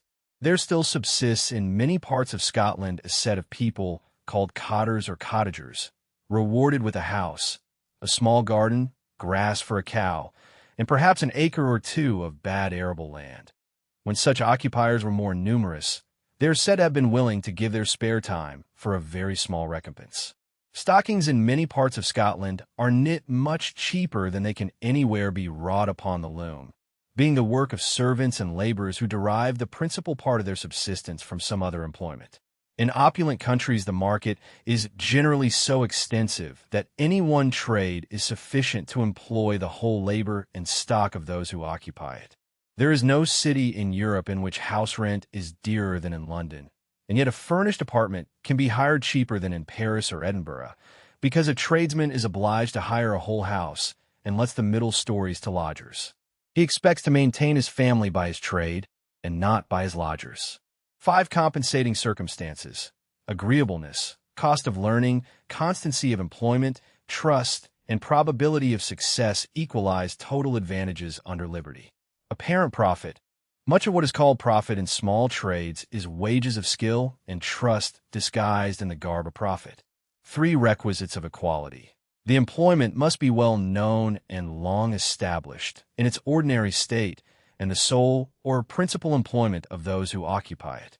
Quote, the whole of the advantages and disadvantages of the different employments of labor and stock must, in the same neighborhood, be either perfectly equal or continually tending to equality. This, at least, would be the case in a society where things were left to follow their natural course, where there was perfect liberty, and where every man was perfectly free both to choose what occupation he thought proper and to change it as often as he thought proper. Part 2. Inequalities occasioned by the policy of Europe. Such are the inequalities which the defect of any of the 3 requisites above mentioned must occasion, even where there is the most perfect liberty. But the policy of Europe, by not leaving things at perfect liberty, occasions other inequalities of much greater importance. It does this chiefly in 3 ways. First, by restraining the competition in some employments to a smaller number than would otherwise be disposed to enter into them. Secondly, by increasing it in others beyond what it naturally would be. And thirdly, by obstructing the free circulation of labor and stock, both from employment to employment and from place to place. The exclusive privileges of corporations are the principal means of restraining competition. To have served an apprenticeship in the town, under a master properly qualified, is commonly the necessary requisite for obtaining freedom of the trade. The bylaws of the corporation regulate sometimes the number of apprentices which any master is allowed to have, and almost always the number of years which each apprentice is obliged to serve. The limitation of the number of apprentices restrains competition directly. A long term of apprenticeship restrains it more indirectly, but as effectually by increasing the expense of education. In Sheffield, no master cutler can have more than 1 apprentice at a time. In Norfolk and Norwich, no master weaver more than 2, no master hatter more than 2 anywhere in England or the English plantations. 7 years seem anciently to have been, all over Europe, the usual term of apprenticeship. All such incorporations were anciently called universities, which indeed is the proper Latin name for any incorporation whatever. By the 5th of Elizabeth, commonly called the Statute of Apprenticeship, it was enacted that no person should exercise any trade, craft, or mystery then exercised in England unless he had served an apprenticeship of 7 years at least. By interpretation, its operation has been limited to market towns, and to those trades which were established in England before the 5th of Elizabeth. A coachmaker can neither himself make nor employ journeymen to make his coach wheels, but must buy them of the master wheelwright. But a wheelwright may make coaches, the trade of a coachmaker not being within the statute. The manufacturers of Manchester, Birmingham, and Wolverhampton are many of them, upon this account, not within the statute. In Scotland, there is no general law which regulates universally the duration of apprenticeships. 3 years is a common term, even in some very nice trades. And, in general, corporation laws are nowhere in Europe so little oppressive. The property which every man has in his own labor, as it is the original foundation of all other property, so is the most sacred and inviolable.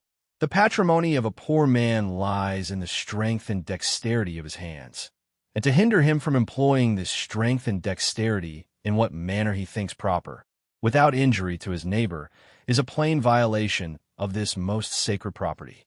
It is a manifest encroachment upon the just liberty both of the workman and of those who might be disposed to employ him. To judge whether he is fit to be employed may surely be trusted to the discretion of the employers, whose interest it so much concerns. The institution of long apprenticeships can give no security that insufficient workmanship shall not frequently be exposed to public sale. When this is done, it is generally the effect of fraud and not of inability. The sterling mark upon plate and the stamps upon linen and woolen cloth give the purchaser much greater security than any statute of apprenticeship. Long apprenticeships have no tendency to form young people to industry. A journeyman who works by the piece is likely to be industrious, because he derives a benefit from every exertion of his industry. An apprentice is likely to be idle, and almost always is so, because he has no immediate interest to be otherwise. Apprenticeships were altogether unknown to the ancients. Long apprenticeships are altogether unnecessary. Even the arts of making clocks and watches contain no such mystery as to require a long course of instruction. When both the machines and the instruments have been fairly invented and are well understood, a few weeks, perhaps a few days, might suffice to explain them. A young man would practice with much more diligence if from the beginning he wrought as a journeyman, being paid in proportion to the little work which he could execute. The trades, the crafts, the mysteries would all be losers, but the public would be a gainer, the work of all artificers coming in this way much cheaper to market. It is to prevent this reduction of price and, consequently, of wages and profit, by restraining that free competition which would most certainly occasion it, that all corporations, and the greater part corporation laws, have been established. People of the same trade seldom meet together, even for merriment and diversion, but the conversation ends in a conspiracy against the public, or in some contrivance to raise prices. It is impossible to prevent such meetings by any law which either could be executed or would be consistent with liberty and justice. But though the law cannot hinder people of the same trade from sometimes assembling together, it ought to do nothing to facilitate such assemblies, much less to render them necessary. An incorporation not only renders them necessary, but makes the act of the majority binding upon the whole. The pretense that corporations are necessary for the better government of the trade is without any foundation. The real and effectual discipline which is exercised over a workman is not that of his corporation, but that of his customers. It is the fear of losing their employment which restrains his frauds and corrects his negligence. An exclusive corporation necessarily weakens the force of this discipline. In many large incorporated towns, no tolerable workmen are to be found even in some of the most necessary trades. If you would have your work tolerably executed, it must be done in the suburbs, where the workmen, having no exclusive privilege, have nothing but their character to depend upon. Corporation laws enable the inhabitants of towns to raise their prices without fearing to be undersold by their own countrymen. High duties upon foreign manufactures secure them equally against foreigners. The enhancement of price is everywhere finally paid by the landlords, farmers, and laborers of the country. The clamor and sophistry of merchants and manufacturers easily persuade them that the private interest of a part and of a subordinate part of the society is the general interest of the whole. In Great Britain, the stocks accumulated in the towns come in time to be so great that they can no longer be employed with the ancient profit. The lowering of profit forces out stock to the country, whereby creating a new demand for country labor, it necessarily raises its wages, and is in part restored to the country at the expense of which it had originally been accumulated in the town. Secondly, the policy of Europe, by increasing the competition in some employments beyond what it naturally would be, occasions another inequality of an opposite kind. It has been considered as of so much importance that a proper number of young people should be educated for certain professions, that sometimes the public, and sometimes the piety of private founders, have established many pensions, scholarships, exhibitions, bursaries, which draw many more people into those trades than could otherwise pretend to follow them. In all Christian countries, the education of the greater part of churchmen is paid for in this manner. The church being crowded with people who, in order to get employment, are willing to accept of a much smaller recompense than what such an education would otherwise have entitled them to. The competition of the poor takes away the reward of the rich. It would be indecent to compare a curate or a chaplain with a journeyman in any common trade. The pay of a curate, however, may very properly be considered as of the same nature with the wages of a journeyman. £40 a year is reckoned at present very good pay for a curate. There are journeyman shoemakers in London who earn £40 a year, and there is scarce an industrious workman of any kind in that metropolis who does not earn more than 20.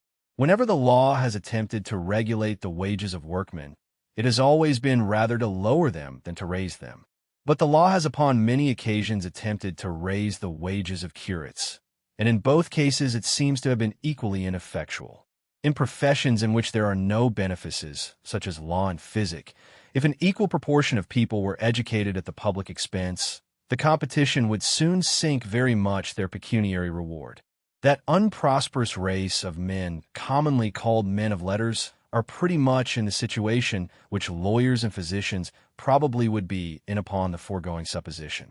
Their numbers are everywhere so great as commonly to reduce the price of their labor to a very paltry recompense. Before the invention of the art of printing, a scholar and a beggar seem to have been terms very nearly synonymous. In ancient times, the rewards of eminent teachers appear to have been much more considerable. Isocrates demanded 10 minae from each scholar, and is said to have had 100 scholars at one time. This inequality is, upon the whole, perhaps rather advantageous than hurtful to the public. It may somewhat degrade the profession of a public teacher, but the cheapness of literary education is surely an advantage which greatly overbalances this trifling inconveniency. Thirdly, the policy of Europe, by obstructing the free circulation of labor and stock both from employment to employment and from place to place, occasions in some cases a very inconvenient inequality. The statute of apprenticeship obstructs the free circulation of labor from one employment to another, even in the same place. The exclusive privileges of corporations obstruct it from one place to another, even in the same employment. It is frequently more difficult for a poor man to pass the artificial boundary of a parish than an arm of the sea or a ridge of high mountains.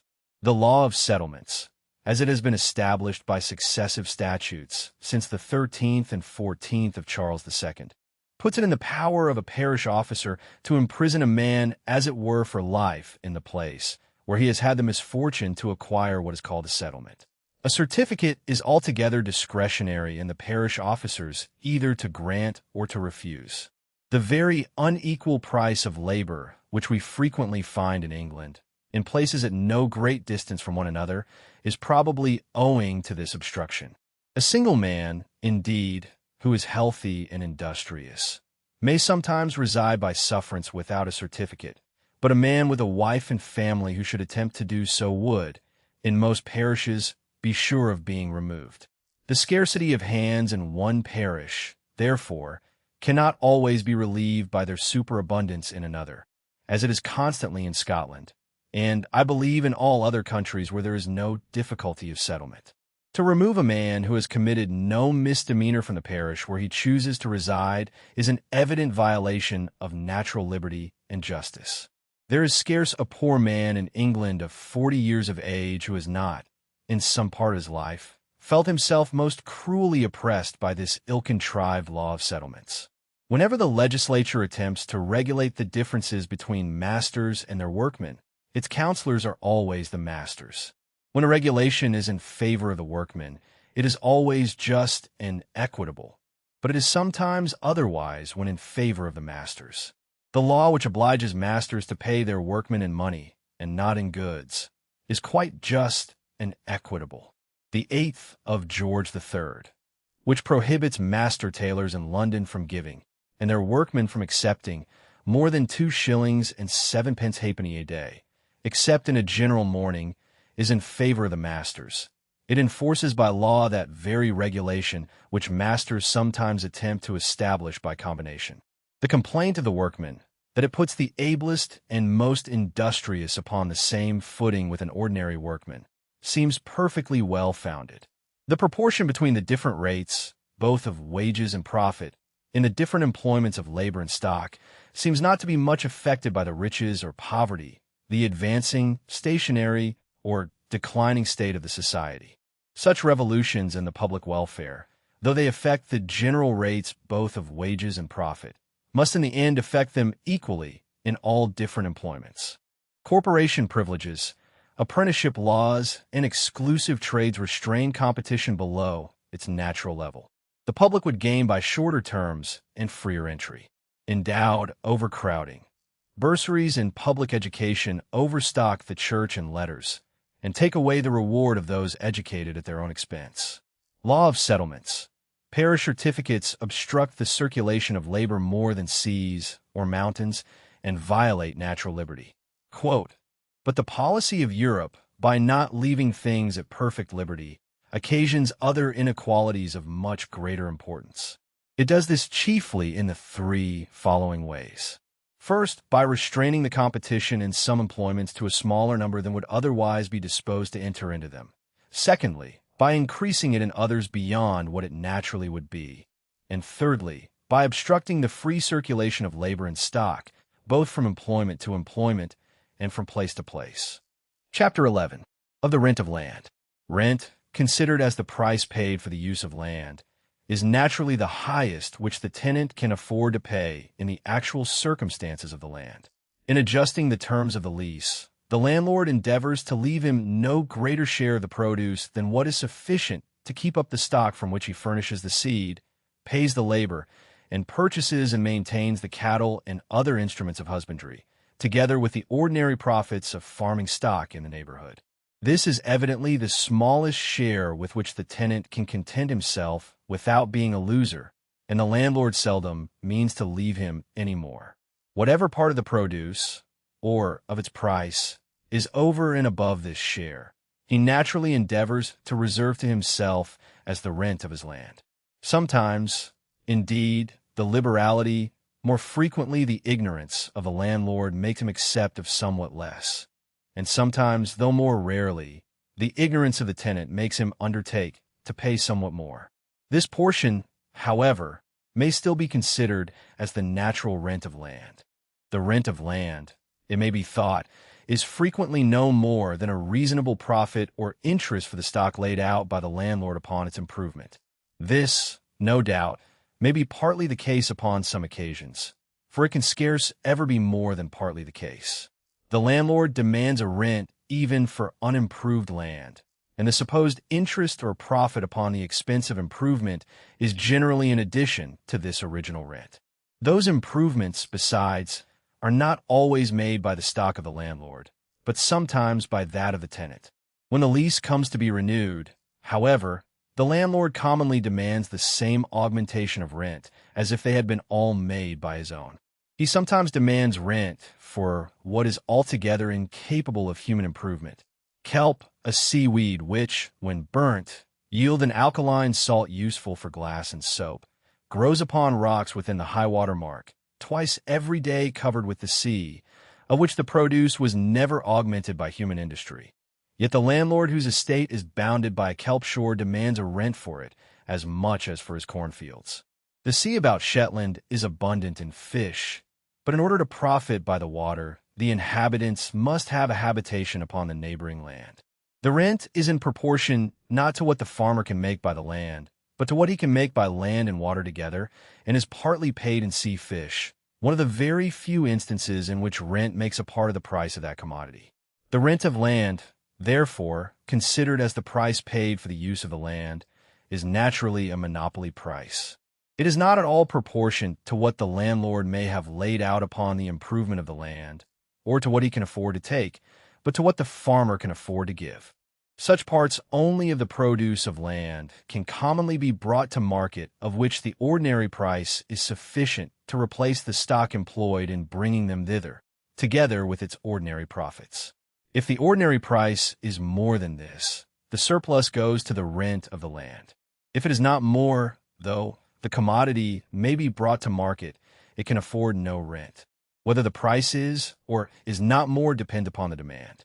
There are some parts of the produce of land for which the demand must always be such as to afford a greater price than what is sufficient to bring them to market, and there are others for which it either may or may not.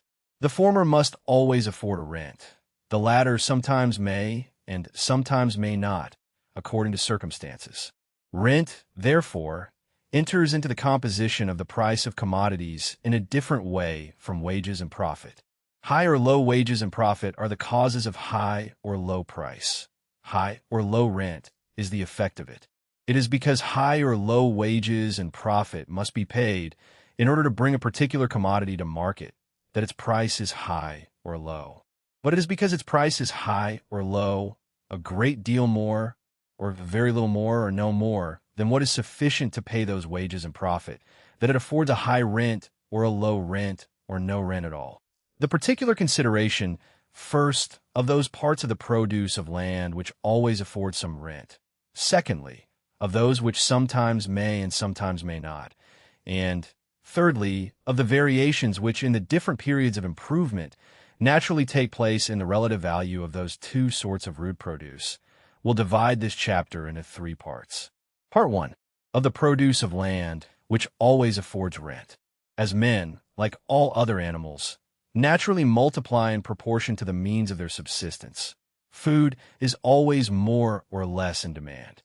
It can always purchase or command a greater or smaller quantity of labor. Land, in almost any situation, produces a greater quantity of food than what is sufficient to maintain all the labor necessary for bringing it to market in the most liberal way in which that labor is ever maintained. The surplus, too, is always more than sufficient to replace the stock which employed that labor, together with its profits.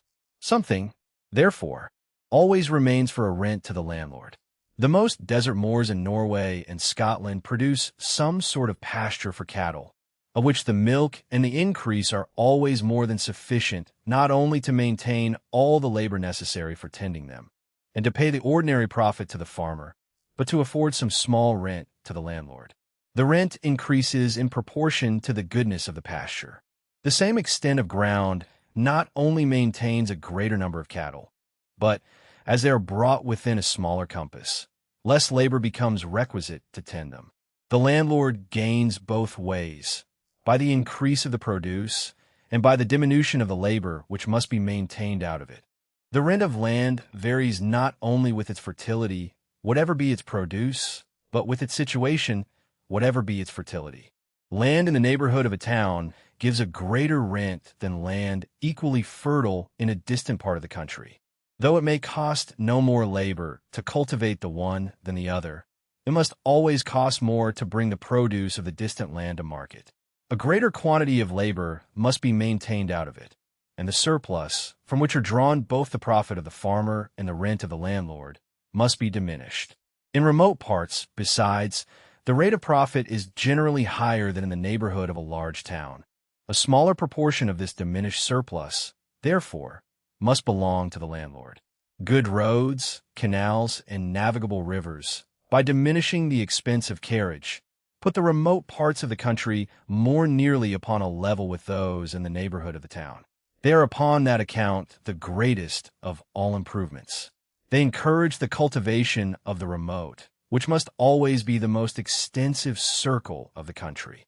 They are advantageous to the town by breaking down the monopoly of the country in its neighborhood, They are advantageous even to that part of the country, for though they introduce some rival commodities into the old market, they open many new markets to its produce.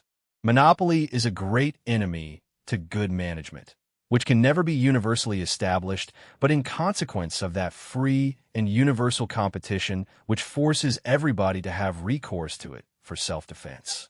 In all great countries, the greater part of the cultivated lands are employed in producing either food for men or food for cattle. The rent and profit of these regulate the rent and profit of all other cultivated land. If any particular produce afforded less, the land would soon be turned into corn or pasture, and if any afforded more, some part of the lands in corn or pasture would soon be turned to that produce.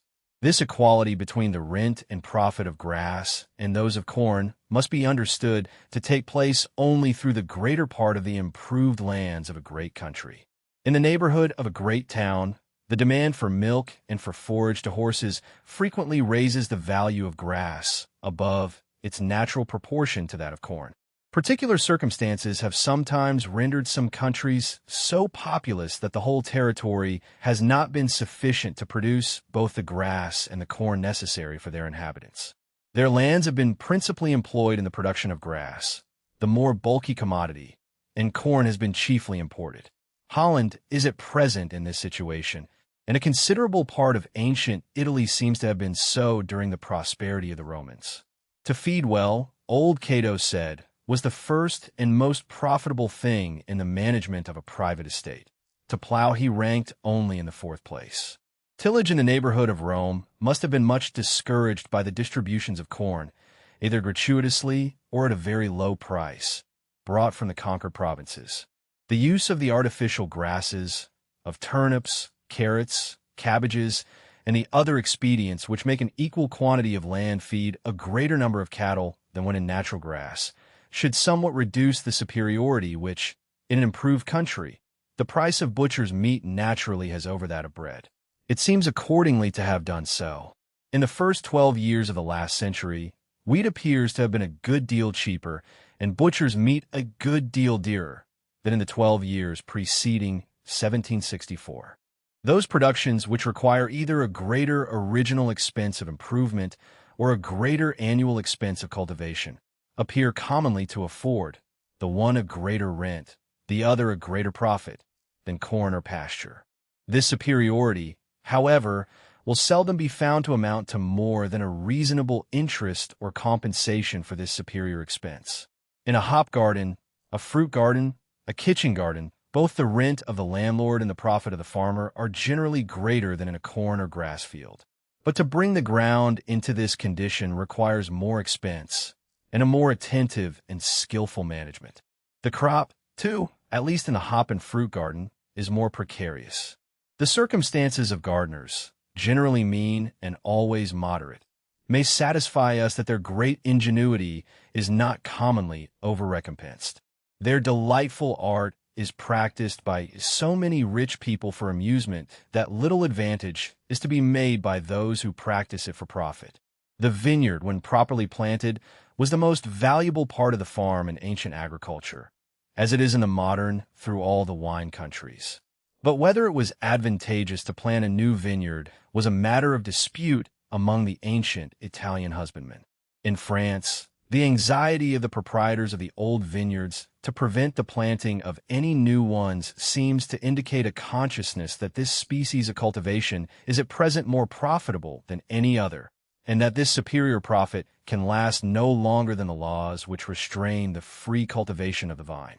In 1731, they obtained an order of council prohibiting both the planting of new vineyards and the renewal of those of which the cultivation had been interrupted for 2 years, without a particular permission from the king. The pretense was the scarcity of corn and pasture and the superabundance of wine. But had this superabundance been real, it would, without any order of council, have effectually prevented the plantation of new vineyards. Corn is nowhere in France more carefully cultivated than in the wine provinces where the land is fit for producing it. To diminish the number of those who are capable of paying for corn is surely a most unpromising expedient for encouraging its cultivation. It is like the policy which would promote agriculture by discouraging manufacturers. It sometimes happens that the quantity of land which can be fitted for some particular produce is too small to supply the effectual demand.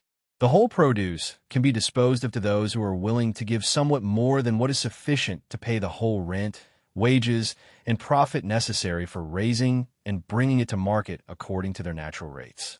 The surplus part of the price may then bear no regular proportion to the like surplus in corn or pasture, but may exceed it in almost any degree, and the greater part of this excess naturally goes to the rent of the landlord. The vine is more affected by the difference of soils than any other fruit tree. From some it derives a flavor which no culture or management can equal upon any other. The whole quantity of such wines that is brought to market falls short of the effectual demand.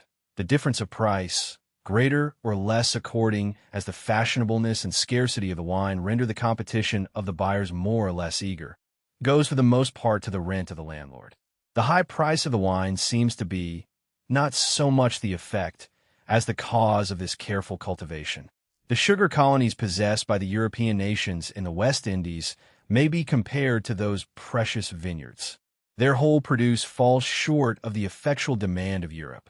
In Cochin China, as Mr. Poiver tells us, the finest white sugar sells at not a fourth part of what is commonly paid for the brown sugars of our colonies.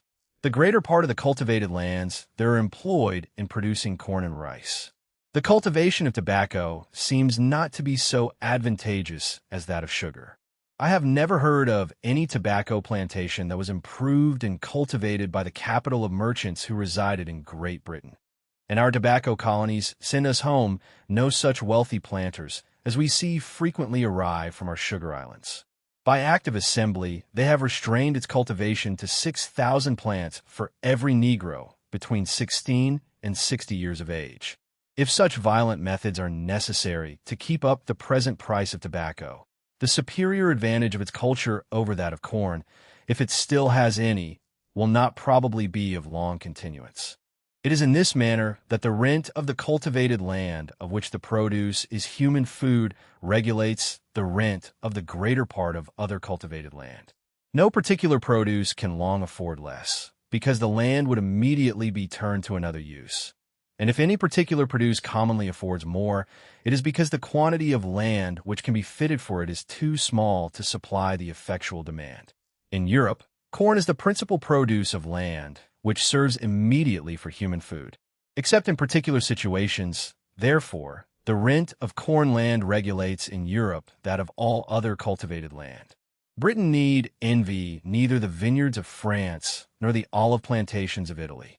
If, in any country, the common and favorite vegetable food of the people should be drawn from a plant of which the most common land, with the same or nearly the same culture, produced a much greater quantity than the most fertile does of corn, the rent of the landlord would necessarily be much greater. A rice field produces a much greater quantity of food than the most fertile cornfield. 2 crops in a year, from 30 to 60 bushels each, are said to be the ordinary produce of an acre. Though its cultivation requires more labor, a much greater surplus remains after maintaining all that labor. A good rice field is a bog at all seasons, and at one season a bog covered with water is unfit for corn or pasture, and the lands fit for those purposes are not fit for rice. Even in the rice countries, therefore, the rent of rice lands cannot regulate the rent of the other cultivated land. The food produced by a field of potatoes is not inferior in quantity to that produced by a field of rice, and much superior to what is produced by a field of wheat. Allowing half the weight of this root to go to water, an acre of potatoes will still produce 3 times the solid nourishment of an acre of wheat and is cultivated with less expense.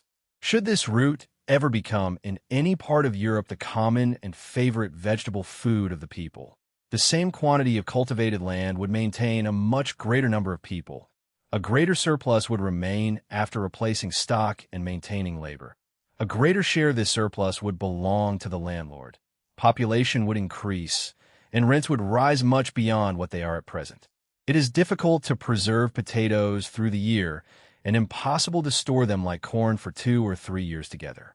The fear of not being able to sell them before they rot discourages their cultivation and is perhaps the chief obstacle to their ever becoming, like bread, the principal vegetable food of all the different ranks of the people. Part 2. Of the produce of land, which sometimes does, and sometimes does not, afford rent. Human food seems to be the only produce of land which always and necessarily affords some rent to the landlord. Other sorts of produce sometimes may and sometimes may not, according to circumstances. After food, clothing and lodging are the two great wants of mankind. Land, in its original rude state, can afford the materials of clothing and lodging to a much greater number of people than it can feed. In its improved state, it can sometimes feed a greater number of people than it can supply with those materials, at least in the way in which they require them and are willing to pay for them. In the one state, therefore, there is always a superabundance of these materials, which are frequently of little or no value. In the other, there is often a scarcity which necessarily augments their value. The skins of the larger animals were the original materials of clothing. Among nations of hunters and shepherds, every man, by providing himself with food, provides himself with the materials of more clothing than he can wear. If there was no foreign commerce, the greater part of them would be thrown away as things of no value. This was probably the case among the hunting nations of North America before their country was discovered by the Europeans, with whom they now exchange their surplus peltry for blankets, firearms, and brandy. Where the greater part of the highland cattle were consumed on their own hills, the exportation of their hides made the most considerable article of the commerce of that country and afforded some addition to the rent of the highland estates. The wool of England, which in old times could neither be consumed nor wrought up at home, found a market in the then wealthier country of Flanders. The materials of lodging cannot always be transported to so great a distance as those of clothing. A good stone quarry in the neighborhood of London would afford a considerable rent. In many parts of Scotland and Wales it affords none. In many parts of North America the landlord would be much obliged to anybody who would carry away the greater part of his large trees. In some parts of the Highlands the bark is the only part of the wood which, for want of roads and water carriage, can be sent to market. The timber is left to rot upon the ground. The paving of the streets of London has enabled the owners of some barren rocks on the coast of Scotland to draw a rent from what never afforded any before. The woods of Norway and of the coast of the Baltic find a market in many parts of Great Britain which they could not find at home. Countries are populous, not in proportion to the number of people whom their produce can clothe and lodge, but in proportion to that of those whom it can feed. When food is provided, it is easy to find the necessary clothing and lodging. Among savage or barbarous nations, 100th part of the labor of the whole year will be sufficient to provide such clothing and lodging as satisfy the greater part of the people. All the other 99 parts are frequently no more than enough to provide them with food. But when, by the improvement and cultivation of land, the labor of one family can provide food for two, the labor of half the society becomes sufficient to provide food for the whole. The other half, or at least the greater part of them, can be employed in providing other things, or in satisfying the other wants and fancies of mankind. The rich man consumes no more food than his poor neighbor. In quality, it may be very different. In quantity, it is very nearly the same. But compare the spacious palace and great wardrobe of the one with the hovel and the few rags of the other, and you will be sensible that the difference between their clothing, lodging, and household furniture is almost as great in quantity as it is in quality. The desire of food is limited in every man by the narrow capacity of the human stomach, but the desire of the conveniencies and ornaments of building, dress, equipage, and household furniture seems to have no limit or certain boundary. Those who have the command of more food than they themselves can consume are always willing to exchange the surplus for gratifications of this other kind. The poor, in order to obtain food, exert themselves to gratify those fancies of the rich, and vie with one another in the cheapness and perfection of their work. Hence arises a demand for every sort of material which human invention can employ, either usefully or ornamentally, in building, dress, equipage, or household furniture. for the fossils and minerals contained in the bowels of the earth, the precious metals, and the precious stones. Food is, in this manner, not only the original source of rent, but every other part of the produce of land which afterwards affords rent derives that part of its value from the improvement of the powers of labor in producing food. Those other parts of the produce of land, however, which afterwards afford rent, do not afford it always. Coals are a less agreeable fuel than wood. They are said, too, to be less wholesome. The expense of coals at the place where they are consumed must generally be somewhat less than that of wood. The price of wood varies with the state of agriculture, nearly in the same manner as the price of cattle. In its rude beginnings, the greater part of every country is covered with wood, a mere encumbrance of no value to the landlord. As agriculture advances, the woods are partly cleared by tillage, and partly go to decay in consequence of the increased number of cattle, who hinder any young trees from coming up. The scarcity of wood then raises its price. It affords a good rent, and the landlord sometimes finds that he can scarce employ his best lands more advantageously than in growing barren timber. In the new town of Edinburgh, built within these few years, there is not, perhaps, a single stick of Scotch timber. Whatever may be the price of wood, if that of coals is such that the expense of a coal fire is nearly equal to that of a wood one, we may be assured that at that place the price of coals is as high as it can be. It seems to be so in some of the inland parts of England, particularly in Oxfordshire. Coals, in the coal countries, are everywhere much below this highest price. The most fertile coal mine regulates the price of coals at all the other mines in its neighborhood. Both the proprietor and the undertaker find that they can get a greater rent and a greater profit by somewhat underselling all their neighbors. Some works are abandoned altogether. Others can afford no rent and can be wrought only by the proprietor. Rent, even where coals afford one, has generally a smaller share in their price than in that of most other parts of the rude produce of land. The rent of an estate above ground commonly amounts to what is supposed to be a third of the gross produce. In coal mines, a fifth is a very great rent, a tenth the common rent.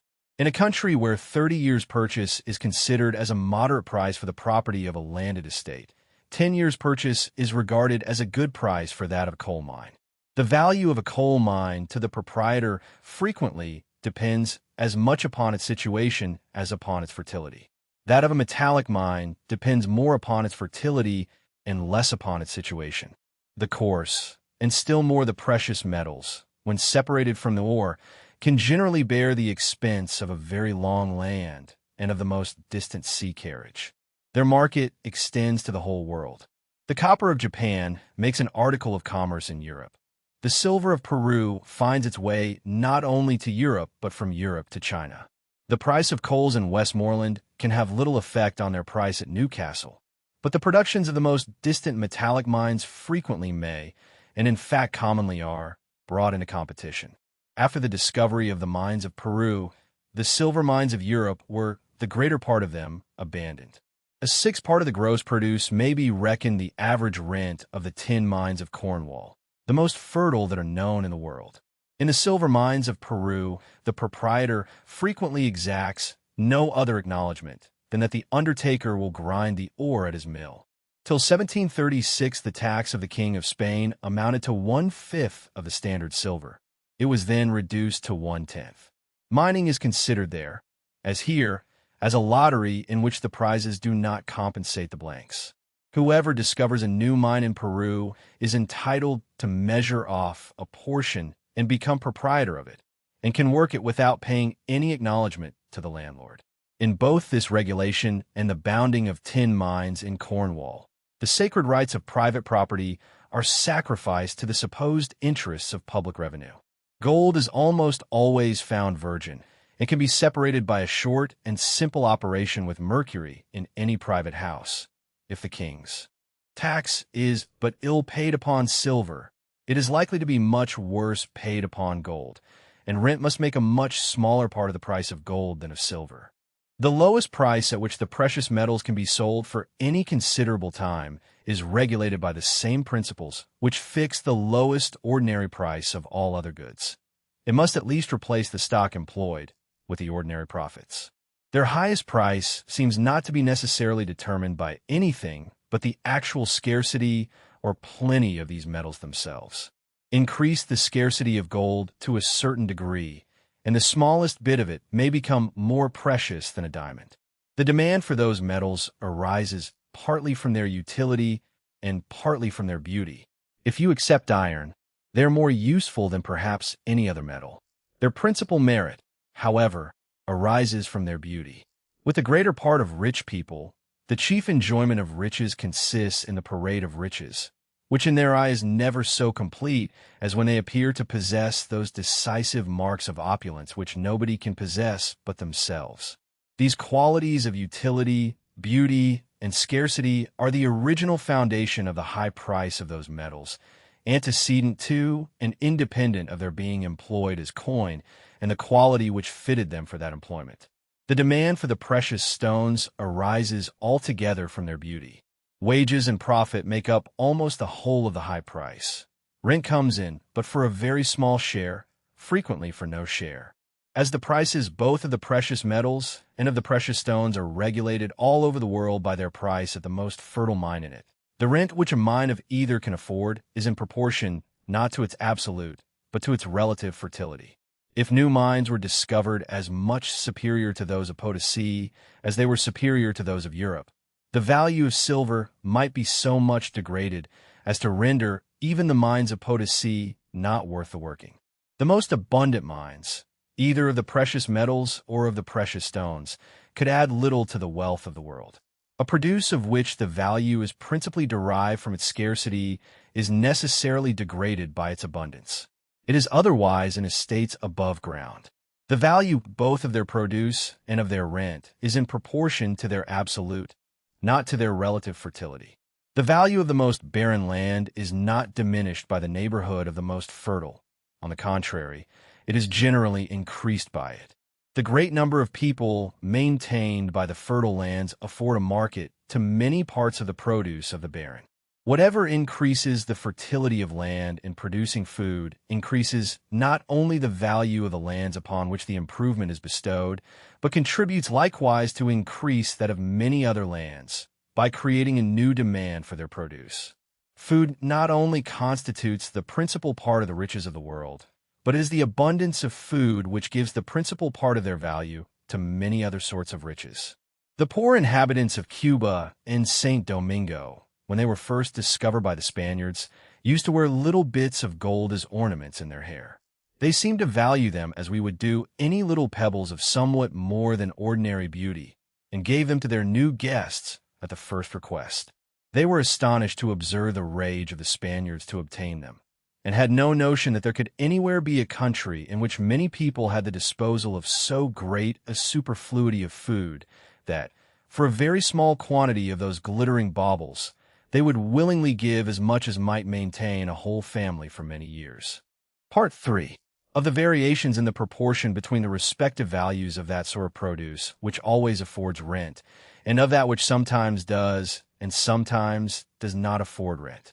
The increasing abundance of food, in consequence of increasing improvement in cultivation, must necessarily increase the demand for every part of the produce of land which is not food, and which can be applied either to use or to ornament. In the whole progress of improvement, it might therefore be expected that the value of that sort which sometimes does and sometimes does not afford rent should constantly rise in proportion to that which always affords some rent.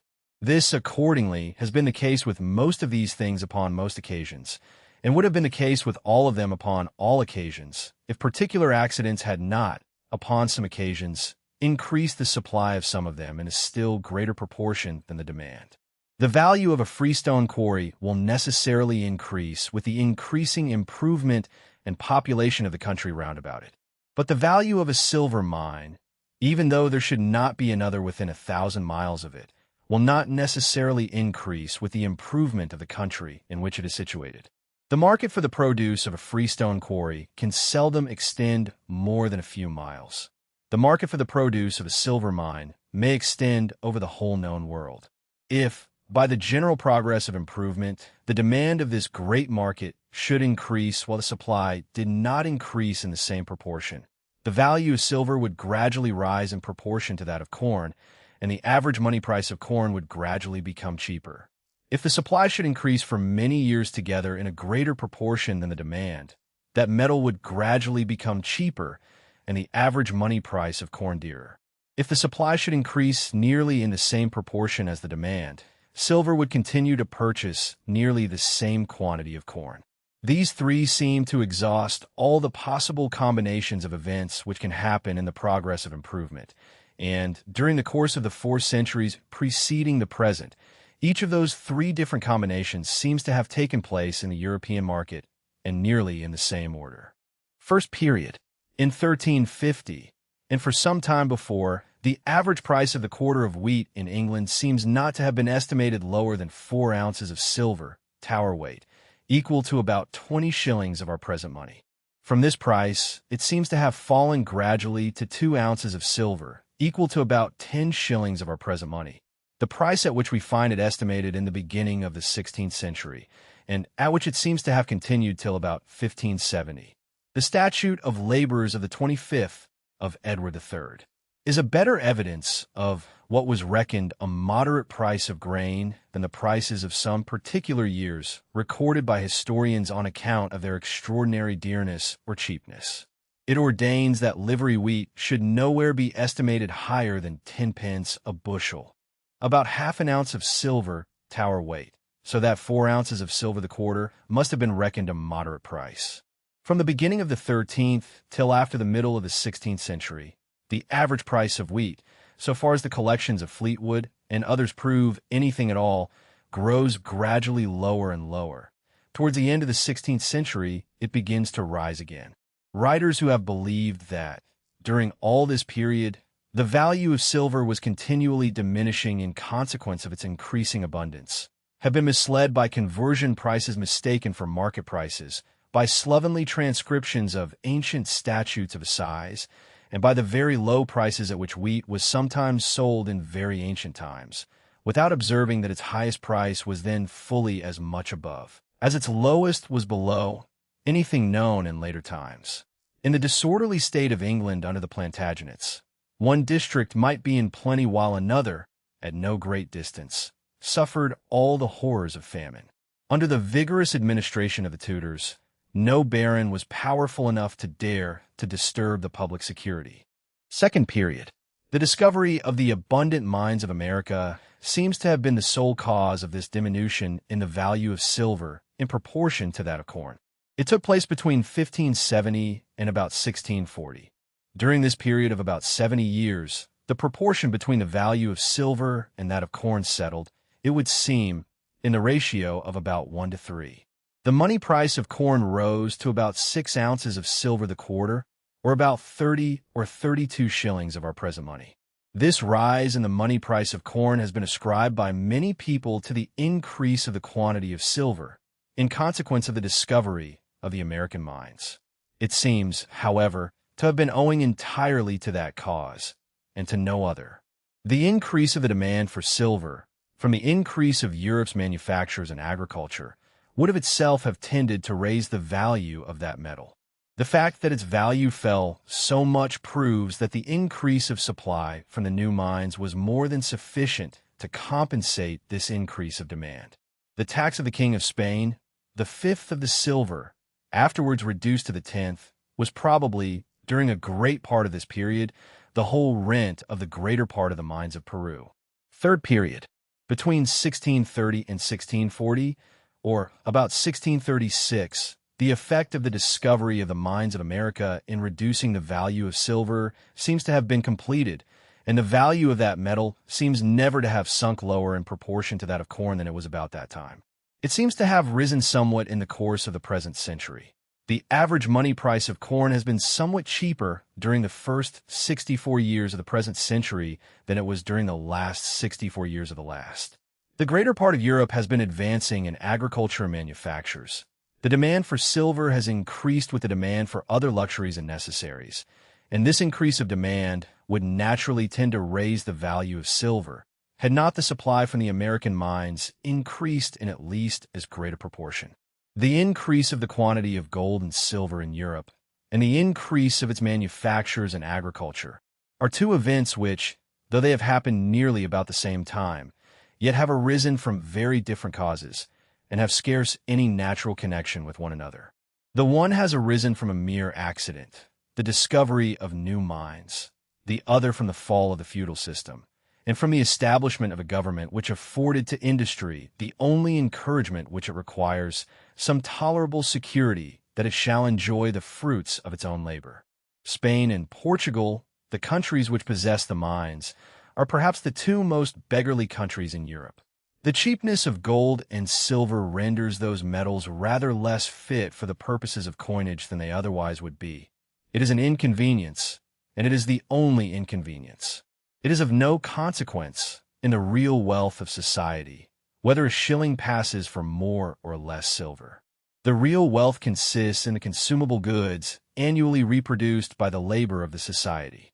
A great market for silver has been gradually opening in the East Indies, particularly in China and in Dostan, where the value of the precious metals has always been higher and still continues to be higher than in any part of Europe. The greater part of the annual imports of silver into Europe from America is in this manner re-exported to Asia. Without this continual exportation, the quantity of those metals in Europe would, by this time, have been accumulated so much as to have sunk their value much below what it is at present. The whole of the rude produce of land may be divided into three classes. The first comprehends those which it is scarce in the power of human industry to multiply at all, in proportion to the demand: rare birds, fish of particular sorts, many sorts of wildfowl, and almost all the rare sorts of game. As the wealth and luxury of the age increase, the price of these may rise to almost any degree of extravagance, and seems not to be limited by any other boundary than the abilities of those who wish to purchase them. The second comprehends those which human industry can multiply in proportion to the demand.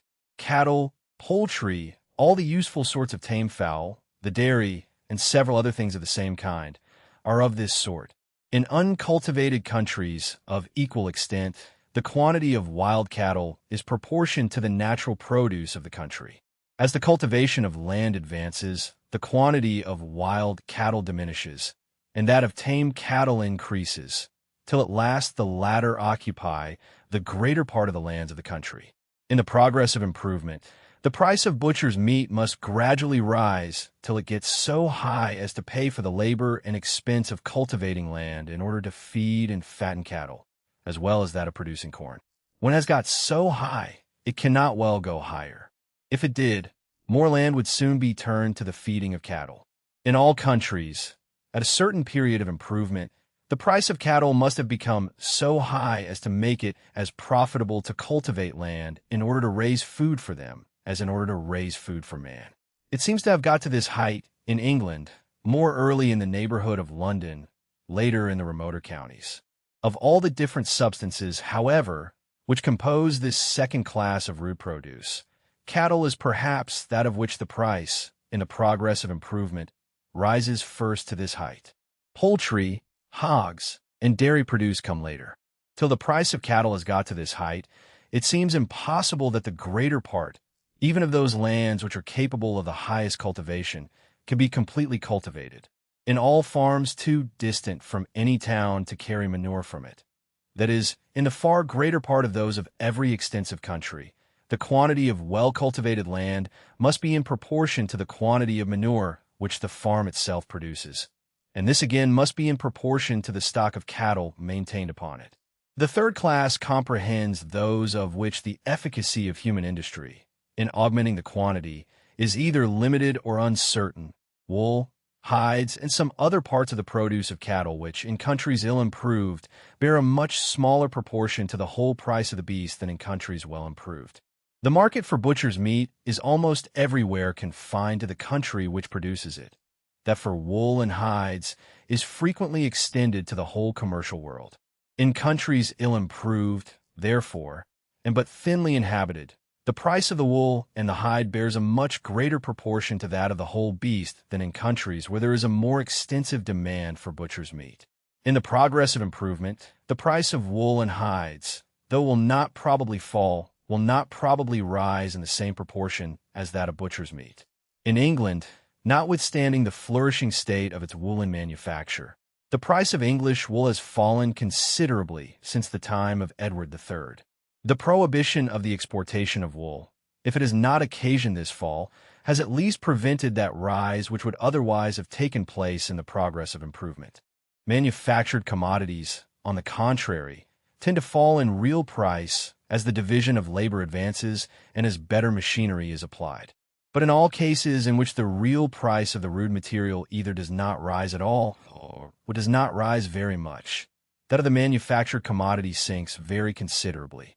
This diminution of price has, in the course of the present and preceding century, been most remarkable in those manufactures of which the materials are the coarser metals. A better movement of a watch than about the middle of the last century could have been bought for £20 may now perhaps be had for 20 shillings.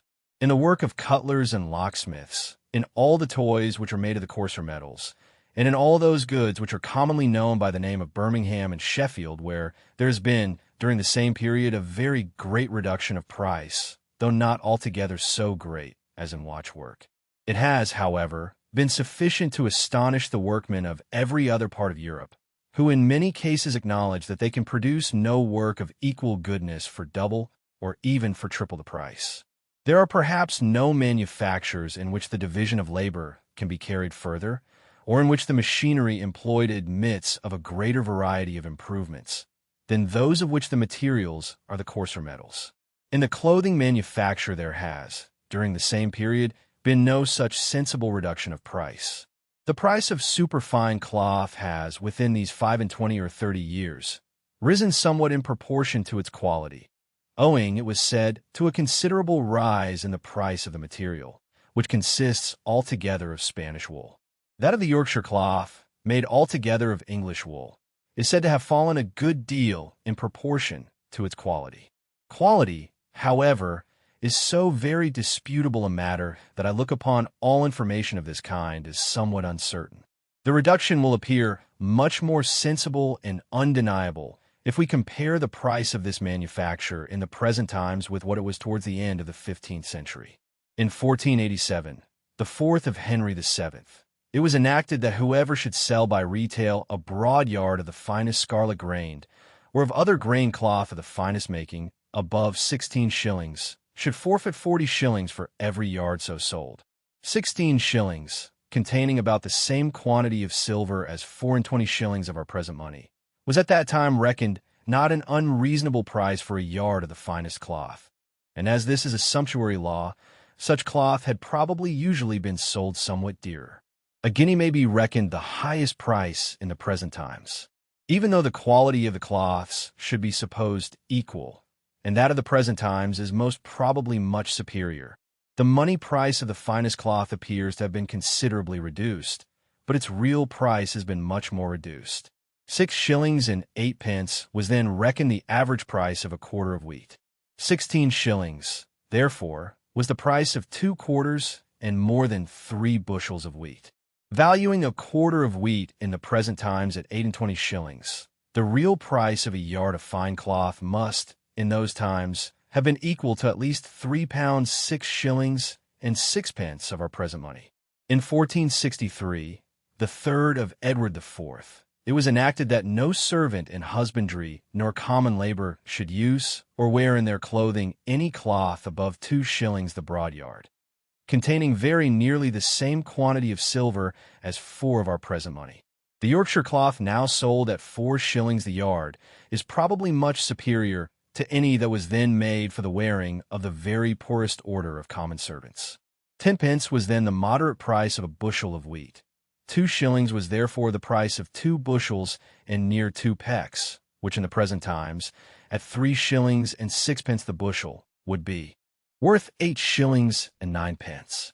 The same order of people were prohibited from wearing hose of which the price should exceed 14 pence the pair. In the time of Edward IV, the art of knitting stockings was probably not known in any part of Europe. Their hose were made of common cloth. The first person that wore stockings in England is said to have been Queen Elizabeth, who received them as a present from the Spanish ambassador. The machinery of the woolen manufacture has since received three very capital improvements. First, the exchange of the rock and spindle for the spinning wheel, which, with the same quantity of labor, will perform more than double the quantity of work. Secondly, the use of several very ingenious machines which facilitate and abridge the winding of the worsted and woolen yarn, or the proper arrangement of the warp and woof before they are put into the loom. Thirdly, the employment of the fulling mill for thickening the cloth, instead of treading it in water. Neither wind nor water mills of any kind were known in England so early as the beginning of the 16th century, nor, so far as I know, in any other part of Europe north of the Alps. The coarse manufacture was probably, in those ancient times, a household manufacture, in which every different part of the work was occasionally performed by all the different members of almost every private family, but so as to be their work only when they had nothing else to do, and not to be the principal business from which any of them derived the greater part of their subsistence. I shall conclude this very long chapter with observing that every improvement in the circumstances of society tends, either directly or indirectly, to raise the real rent of land, to increase the real wealth of the landlord, and to enable him to purchase a greater quantity of the labor, or of the produce of the labor, of other people. The extension of improvement and cultivation tends to raise it directly. The rise in the real price of those parts of the rude produce of land, which is first the effect of the extension of improvement and cultivation, and afterwards the cause of their being still further extended. The rise in the price of cattle, for example, tends to raise the rent of land directly. All those improvements in the productive powers of labor, which tend directly to reduce the real price of manufactures, tend indirectly to raise the real rent of land. The landlord exchanges that part of his rude produce, or of its price, which is over and above his own consumption, for manufactured commodities. Whatever reduces the real price of the latter raises the real price of the former. The fall in the real price of the precious metals and of every other commodity got from the bowels of the earth tends to raise the real rent of land, though somewhat less obviously. The whole annual produce of the land and labor of every country, or what comes to the same thing, the whole price of that annual produce, naturally divides itself into three parts: the rent of land, the wages of labor, and the profits of stock, and constitutes a revenue to three different orders of people. The interest of the first of those three great orders, that of those who live by rent, is strictly and inseparably connected with the general interest of the society. Whatever promotes or obstructs the one necessarily promotes or obstructs the other.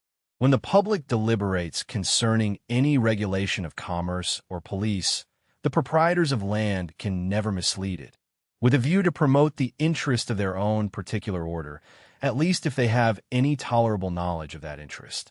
Their revenue costs them neither labor nor care, but comes to them, as it were, of its own accord. That indolence, which is the natural effect of the ease and security of their situation, renders them too often not only ignorant, but incapable of that application of mind which is necessary in order to foresee and understand the consequence of any public regulation. The interest of the second order, that of those who live by wages, is as strictly connected with the interest of the society as that of the first. There is no order that suffers so cruelly from its decline. But though the interest of the laborer is strictly connected with that of the society, he is incapable either of comprehending that interest or of understanding its connection with his own. His condition leaves him no time to receive the necessary information. In the public deliberations, therefore, his voice is little heard. His employers constitute the third order, that of those who live by profit. The rate of profit does not, like rent and wages, rise with the prosperity and fall with the declension of the society. On the contrary, it is naturally low in rich and high in poor countries, and it is always highest in the countries which are going fastest to ruin. The interest of this third order, therefore, has not the same connection with the general interest of a society as that of the other two. Merchants and master manufacturers have frequently more acuteness of understanding than the greater part of country gentlemen. Their superiority, however, is not so much in their knowledge of the public interest as in their having a better knowledge of their own interest than he has of his. It is by this superior knowledge of their own interest that they have frequently imposed upon his generosity and persuaded him to give up both his own interest and that of the public, from a very simple but honest conviction that their interest, and not his, was the interest of the public. 2. Widen the market and to narrow the competition is always the interest of the dealers. To widen the market may frequently be agreeable enough to the interest of the public, but to narrow the competition must always be against it, and can only serve to enable the dealers, by raising their profits above what they naturally would be, to levy, for their own benefit, an absurd tax upon the rest of their fellow citizens. The proposal of any new law or regulation of commerce which comes from this order ought always to be listened to with great precaution, and ought never to be adopted till after having been long and carefully examined, not only with the most scrupulous, but with the most suspicious attention. It comes from an order of men whose interest is never exactly the same with that of the public, who have generally an interest to deceive and even to oppress the public, and who accordingly have, upon many occasions, both deceived and oppressed it. Rent as monopoly price, not proportioned to the landlord's outlay, but to what the farmer can afford to give. High or low rent is the effect of price, not the cause. Food always affords rent. Land producing food leaves a surplus after wages and profit. Corn or rice or potatoes regulates other cultivated land. Clothing, lodging, coals, and metal sometimes do, and sometimes do not. 3 orders. The interests of landlords and laborers rise and fall with the society. The interest of those who live by profit does not, and their proposals of commercial regulation deserve the most suspicious attention. Quote, "The rent of land, therefore, considered as the price paid for the use of the land, is naturally a monopoly price. It is not at all proportioned to what the landlord may have laid out upon the improvement of the land, or to what he can afford to take, but to what the farmer can afford to give." Book 2. Of the nature, accumulation, and employment of stock. In that rude state of society in which there is no division of labor, exchanges are seldom made, and every man provides everything for himself, it is not necessary that any stock should be accumulated beforehand. When he is hungry, he goes to the forest to hunt. When his coat is worn out, he clothes himself with the skin of the first large animal he kills. When his hut begins to go to ruin, he repairs it with the trees and turf nearest it. But when the division of labor has once been thoroughly introduced, the produce of a man's own labor can supply but a very small part of his occasional wants. The far greater part are supplied by the produce of other men's labor, which he purchases with the produce, or with the price of the produce, of his own.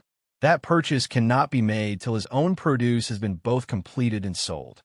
A weaver cannot apply himself entirely to his peculiar business unless there is stored up, in his own possession or in that of some other person, a stock sufficient to maintain him and to supply him with the materials and tools of his work till he has not only completed but sold his web. As the accumulation of stock must, in the nature of things, be previous to the division of labor, so labor can be more and more subdivided in proportion only as stock is previously more and more accumulated. The same number of people work up a greater quantity of materials as operations are simplified and new machines invented. An equal number of workmen therefore require an equal stock of provisions and a greater stock of materials and tools than in a ruder state. The number of workmen in every branch generally increases with the division of labor in that branch, or rather, it is the increase of their number which enables them to class and subdivide themselves in this manner. The person who employs his stock in maintaining labor necessarily wishes to employ it so as to produce as great a quantity of work as possible. He endeavors both to make among his workmen the most proper distribution of employment, and to furnish them with the best machines he can invent or afford to purchase. His abilities in both respects are generally in proportion to the extent of his stock. The quantity of industry, therefore, not only increases with the increase of the stock which employs it, but in consequence of that increase, the same quantity of industry produces a much greater quantity of work. The following book explains the nature of stock, the effects of its accumulation in a capital of different kinds, and the effects of the different employments of those capitals. In 5 chapters, the parts into which stock divides itself. Money is a particular branch of the general stock, capital employed by its owner, capital lent to another, and the different effects of the different employments of capital upon national industry and the annual produce. Chapter 1. Of the division of stock.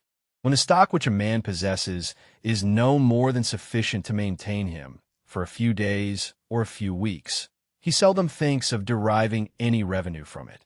His revenue is derived from his labor only, the state of the greater part of the laboring poor in all countries. When he possesses stock sufficient to maintain him for months or years, he naturally endeavors to derive a revenue from the greater part of it, reserving only so much for immediate consumption as may maintain him till this revenue begins to come in. That part from which he expects a revenue is called his capital. The other supplies immediate consumption, the portion originally reserved, his revenue as it comes in things purchased in former years and not yet consumed. A capital yields a profit in 2 ways: employed in raising, manufacturing, or purchasing goods and selling them again. It yields nothing while it remains in the same shape. The merchant's goods yield no profit till sold for money, nor the money till exchanged again for goods. Only by such circulation does it yield a profit. Such capitals may very properly be called circulating capitals. Employed in the improvement of land, in useful machines, or in such like things as yield a profit without changing masters, they may very properly be called fixed capitals. The merchant's capital is altogether circulating. The tailor needs little more than needles, a great iron work or mine of very great expense. Yet the far greater part of the artificer's capital still circulates in wages and materials. Of the farmer, instruments and the price of laboring cattle are fixed. The maintenance of servants and of those cattle is circulating. Cattle fattened for sale are circulating. A breeding flock is fixed. The seed is a fixed capital. It never changes masters, and the profit is made not by its sale but by its increase. The general stock of any country is the same with that of all its inhabitants, and divides itself into the same 3 portions. The first is reserved for immediate consumption and affords no revenue: food, clothes, furniture not yet consumed, and mere dwelling houses. A house occupied by its proprietor ceases to serve as a capital. It is useful as clothes are useful, a part of expense, not of revenue. If let, the tenant pays rent out of some other revenue, so that though the house may be a capital to the proprietor, it cannot be a capital to the public. The second portion is the fixed capital, which affords a revenue without circulating, useful machines, profitable buildings unlike mere dwellings, improvements of land, and the acquired abilities of the inhabitants. The maintenance of the acquirer during education or apprenticeship is a capital fixed and realized in his person. The workman's dexterity is a machine which, though it costs expense, repays it with a profit. The third portion is the circulating capital, which affords a revenue only by changing masters, money, provisions, materials not yet made up, and finished work still with the merchant or manufacturer. Of these 4, 3, provisions, materials, and finished work, are regularly withdrawn into the fixed capital or into the stock reserved for consumption. Every fixed capital is originally derived from and continually supported by a circulating capital. Machines produce nothing without materials and the maintenance of the workmen. Land, however improved, yields no revenue without a circulating capital to maintain the cultivators. To maintain and augment the stock reserved for immediate consumption is the sole end of both capitals. Land, mines, and fisheries supply what is so withdrawn and replace with a profit not only the capitals employed about them, but all the others in the society. The farmer annually replaces to the manufacturer the provisions consumed and the materials wrought up. The manufacturer replaces to the farmer the finished work worn out. When fertility is equal, produce follows the capitals employed. When the capitals are equal, follows natural fertility. Where there is a tolerable security, Every man of common understanding employs whatever stock he can command, either in present enjoyment or in future profit, the latter by keeping it as a fixed capital or parting with it as a circulating one. A man must be perfectly crazy who, where there is such security, does not employ all the stock he commands in some one of those three ways. Where men are continually afraid of the violence of their superiors, they bury or conceal a great part of their stock, a common practice in Turkey and in Dostan, and among our ancestors under the feudal government. Treasure trove was then no contemptible part of the revenue of the greatest sovereigns in Europe, regarded as belonging to the sovereign on the same footing with gold and silver mines. Capital, that part of stock from which a man expects to derive a revenue. The rest supplies immediate consumption. Fixed capital yields a revenue without changing masters, machines, profitable buildings, improvements of land, acquired abilities. Circulating capital yields a revenue only by circulation, money, provisions, materials, finished goods awaiting sale. It originally furnishes and continually supports the fixed capital. Quote, "A man must be perfectly crazy, where there is a tolerable security, does not employ all the stock which he commands, whether it be his own or borrowed of other people, in some one or other of those three ways." In those unfortunate countries, indeed, where men are continually afraid of the violence of their superiors, they frequently bury or conceal a great part of their stock, in order to have it always at hand to carry with them to some place of safety, in case of their being threatened with any of those disasters to which they consider themselves at all times exposed. Chapter 2. Of money, considered as a particular branch of the general stock of the society. It has been shown in the first book that the price of the greater part of commodities resolves itself into wages, profit, and rent. What is true of every particular commodity, taken separately, must be true of all the commodities which compose the whole annual produce of the land and labor of every country, taken complexly. But though that whole value constitutes a revenue to the inhabitants, yet, as in the rent of a private estate we distinguish between the gross rent and the neat rent, so may we likewise in the revenue of a great country. The gross revenue comprehends the whole annual produce. The neat revenue, what remains free after deducting the expense of maintaining first the fixed and secondly the circulating capital, or what, without encroaching upon capital, could be placed in the stock reserved for immediate consumption. Real wealth is in proportion, not to the gross, but to the neat revenue. The whole expense of maintaining the fixed capital must be excluded from the neat revenue. Neither the materials necessary for supporting machines and profitable buildings, nor the produce of the labor that fashions those materials, can ever make any part of it, though the wages of the workmen so employed may, as they place those wages in their stock reserved for consumption. The intention of the fixed capital is to increase the productive powers of labor. A farm furnished with buildings, fences, drains, and communications raises a greater produce with the same number of laborers. Manufacturers, with the best machinery, work up a greater quantity of goods. The expense properly laid out upon a fixed capital is always repaid with great profit. This support, however, still requires a portion of the produce. Improvements in mechanics, which enable the same number of workmen to perform an equal quantity of work with cheaper and simple machinery, are always advantageous.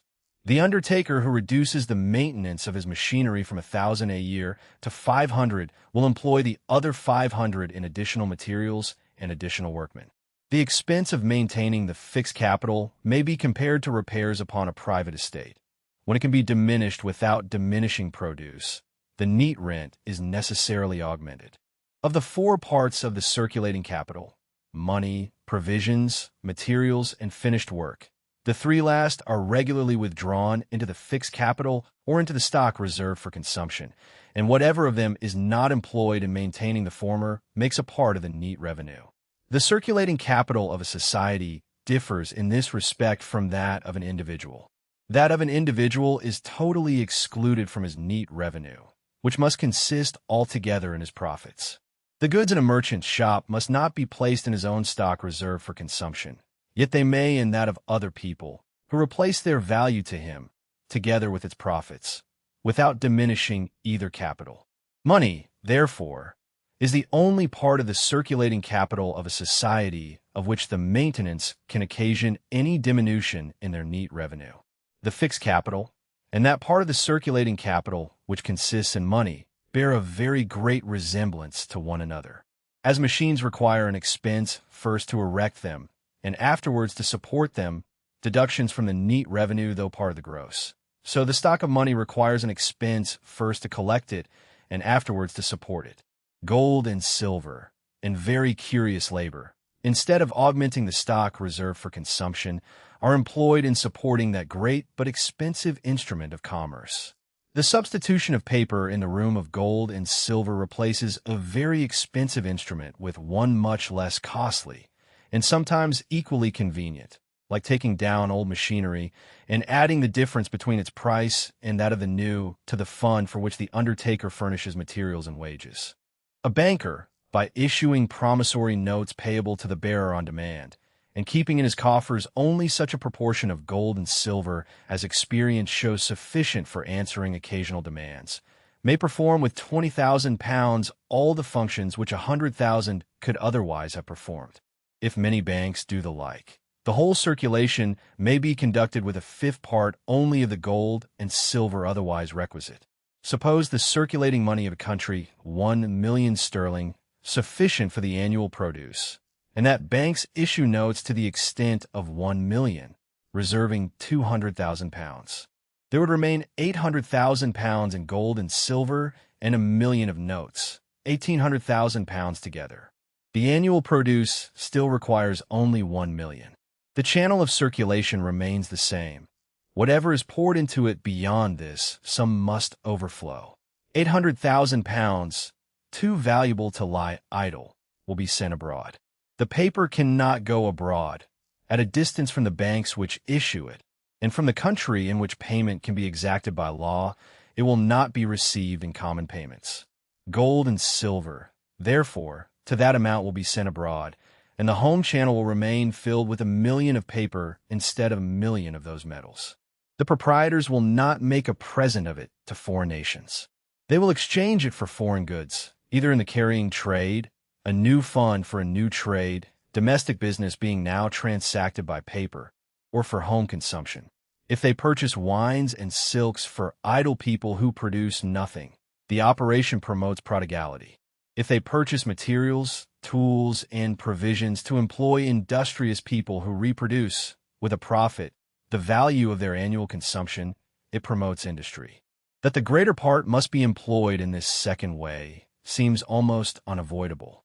Though common prudence does not always govern every individual, it always influences the majority of every class.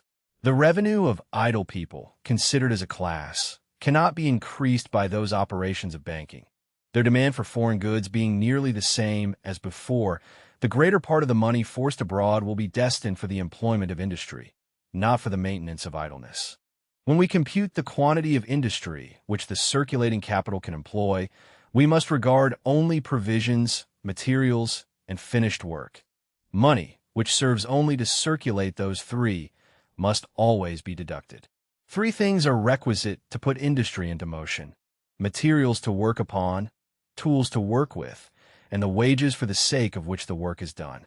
Money is neither material nor tool. The workman's real revenue consists not in the metal pieces, but in what can be got for them.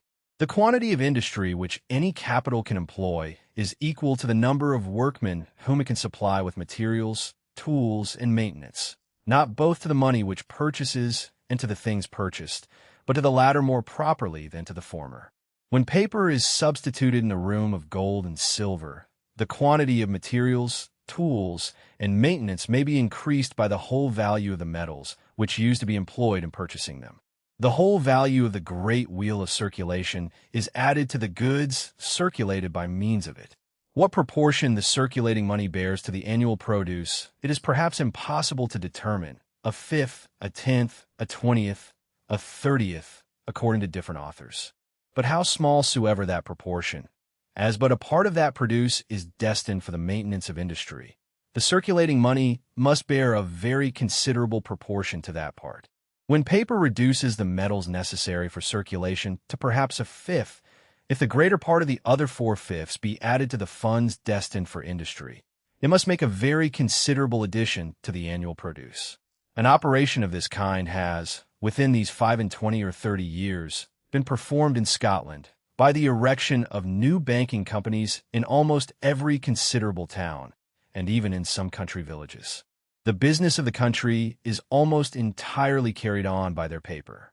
Silver seldom appears except in the change of a 20-shilling note, and gold still seldomer. Though their conduct has not been unexceptionable and has required an act of Parliament to regulate it, the country has evidently derived great benefit from their trade.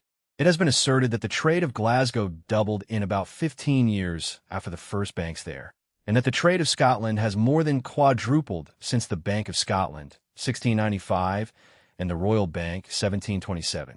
Whether either has increased in so great a proportion, I do not pretend to know. That effect seems too great to be accounted for by this cause alone. That trade and industry have increased very considerably, and that the banks have contributed a good deal, cannot be doubted. The metals circulating in Scotland before the Union cannot be estimated at less than £1,000,000, almost the whole circulation. In the present times, the whole circulation cannot be estimated at less than 2 millions, of which gold and silver most probably do not amount to 500,000.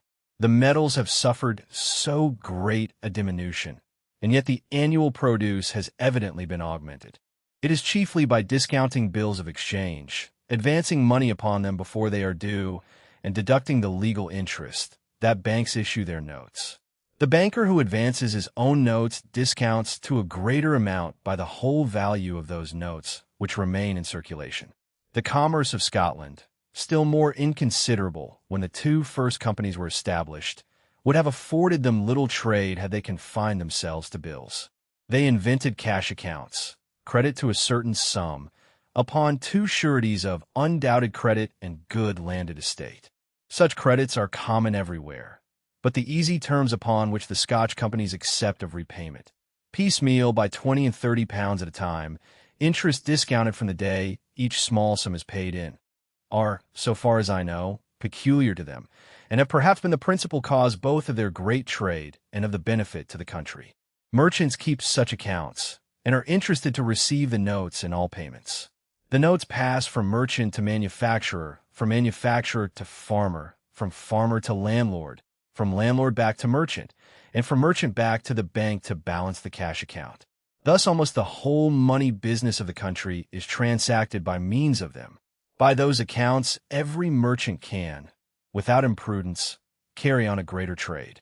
A London merchant must keep by him a considerable sum, suppose £500, unemployed, in his own coffers or in those of his banker, who gives him no interest, to answer demands for goods purchased upon credit.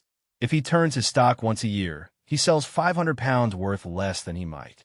An Edinburgh merchant, with an equal stock, keeps no such sum unemployed.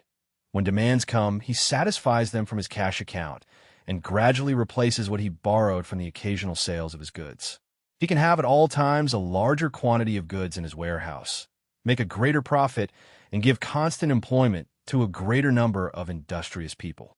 What a bank can with propriety advance to a merchant is no more than that part of his capital which he would otherwise keep unemployed in ready money for answering occasional demands. If the paper never exceeds this value, it can never exceed the gold and silver which would circulate if there was no paper. It can never exceed what the circulation can easily absorb and employ. When a bank discounts a real bill, drawn by a real creditor upon a real debtor, and really paid when due, it only advances part of that idle ready money.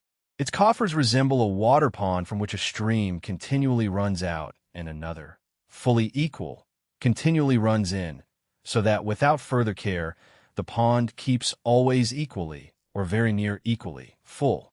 Cash accounts, with piecemeal repayment as goods are sold, dispense the merchant entirely from keeping any stock unemployed, but the bank ought to observe whether, in 4, 5, 6, or 8 months, repayments are fully equal to advances. If they are, it may safely continue.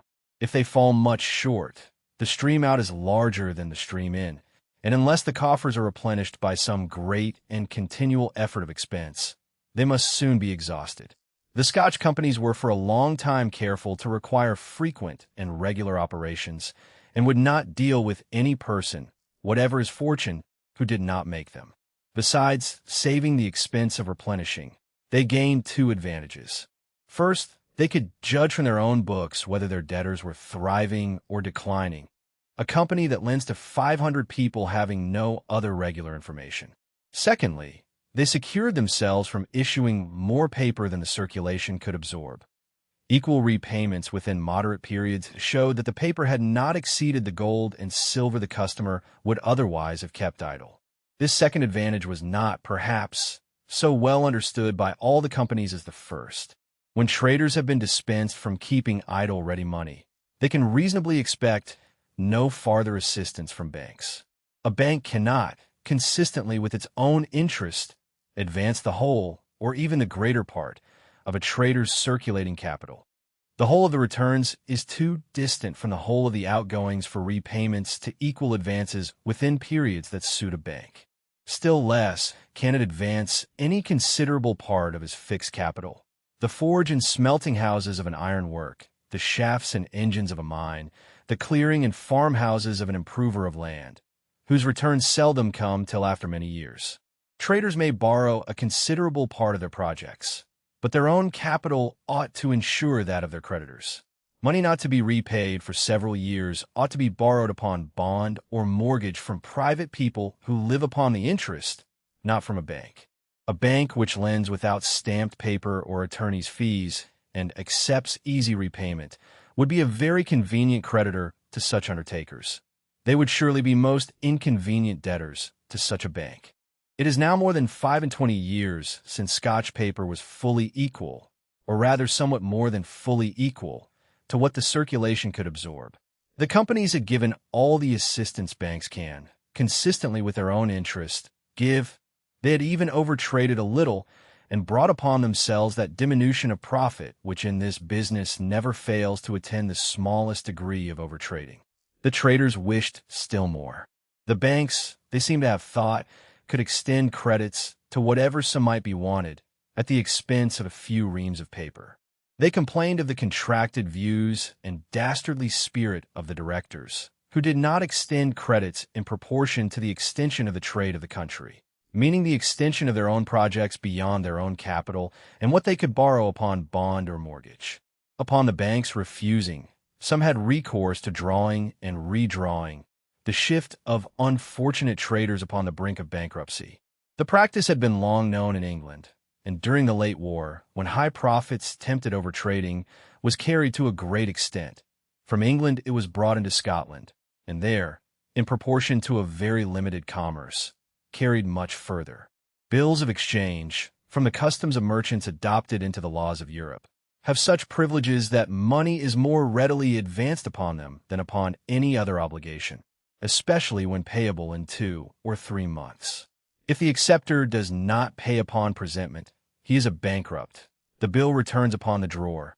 Each endorser is liable.